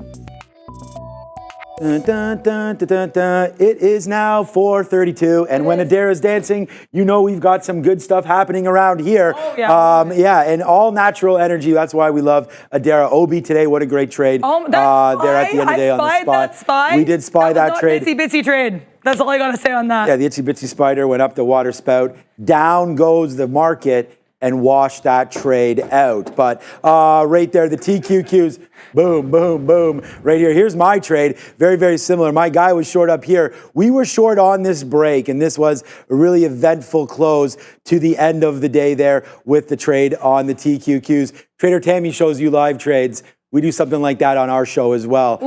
Just a little bit of something right there. Just a little bit of something. But it was a good one there. You can check out the sticky note every single day if you need some ideas for that as well. But you know what time it is? It's roll call time. It is. All right, thank you everybody for sharing your day with us. It means a lot that you're tuned in every single day. Hit the like, hit the subscribe, send it to your friends, your pets, your anything. I mean, they can. We heard that Trenda has an account. Yeah, Trenda. So I miss Trenda. I know, like it's not coming back. I mean, it's got a guilt by association thing, but I didn't hurt Trenda. Okay, I did nothing to her. That's all I have to say on that. Trenda and Shreve have to get that going and figure that out. I will be a mediator. Right. I will mediate that because I want her back at our desk. Who's here? It's Bears vs. Bulls. It's Gonzo Trader. It's Alvin. It's Fat Figa is there as well. Caleb is here. Benson is here. I just want to say thank you to everybody who's been here. Brandon also here as well. Black Sheep Trades. We like that. Who's the black sheep? We're the black sheep. Thanks for another great trade, says Bristol. Neo Roberts. We say, by the way, shout out to Neil. Today, getting that surgery. I haven't heard about it, but it's going to be a success again. I think the Achilles is now, it's a little laser, a little incision. He's in and he's out in a half hour. So that's what he was saying. That's what he was saying. So we're going to wish luck on that one. Henry says, thank you to Adara and Sean. Have a great weekend to you too. Hugh and Henry and Paradox and Derek and Vishnu and Travel Buddy and Patrick. It doesn't stop right now. It keeps on going. Pineapple undies. If you have pineapple undies, make sure you wash them every once in a while. Could get a little bit, you know what I'm saying on that one. Right there, everybody. Have a great weekend. It's been a good one. For Adara, I'm Sean. For Adara, I'm Sean is what you just said. For Adara, I'm Sean. Oh, I'm sorry. I'm tired. Okay. It's all good. We are Trader TV Live at the end of the day. Thank you, Adara, for joining me here today. We're back on Monday at 8:30. Everyone have a great weekend and watch out for the week ahead by you on Sunday. Sunday morning. Drop down. All right, drop down and give him 50. See you later, guys. Ciao.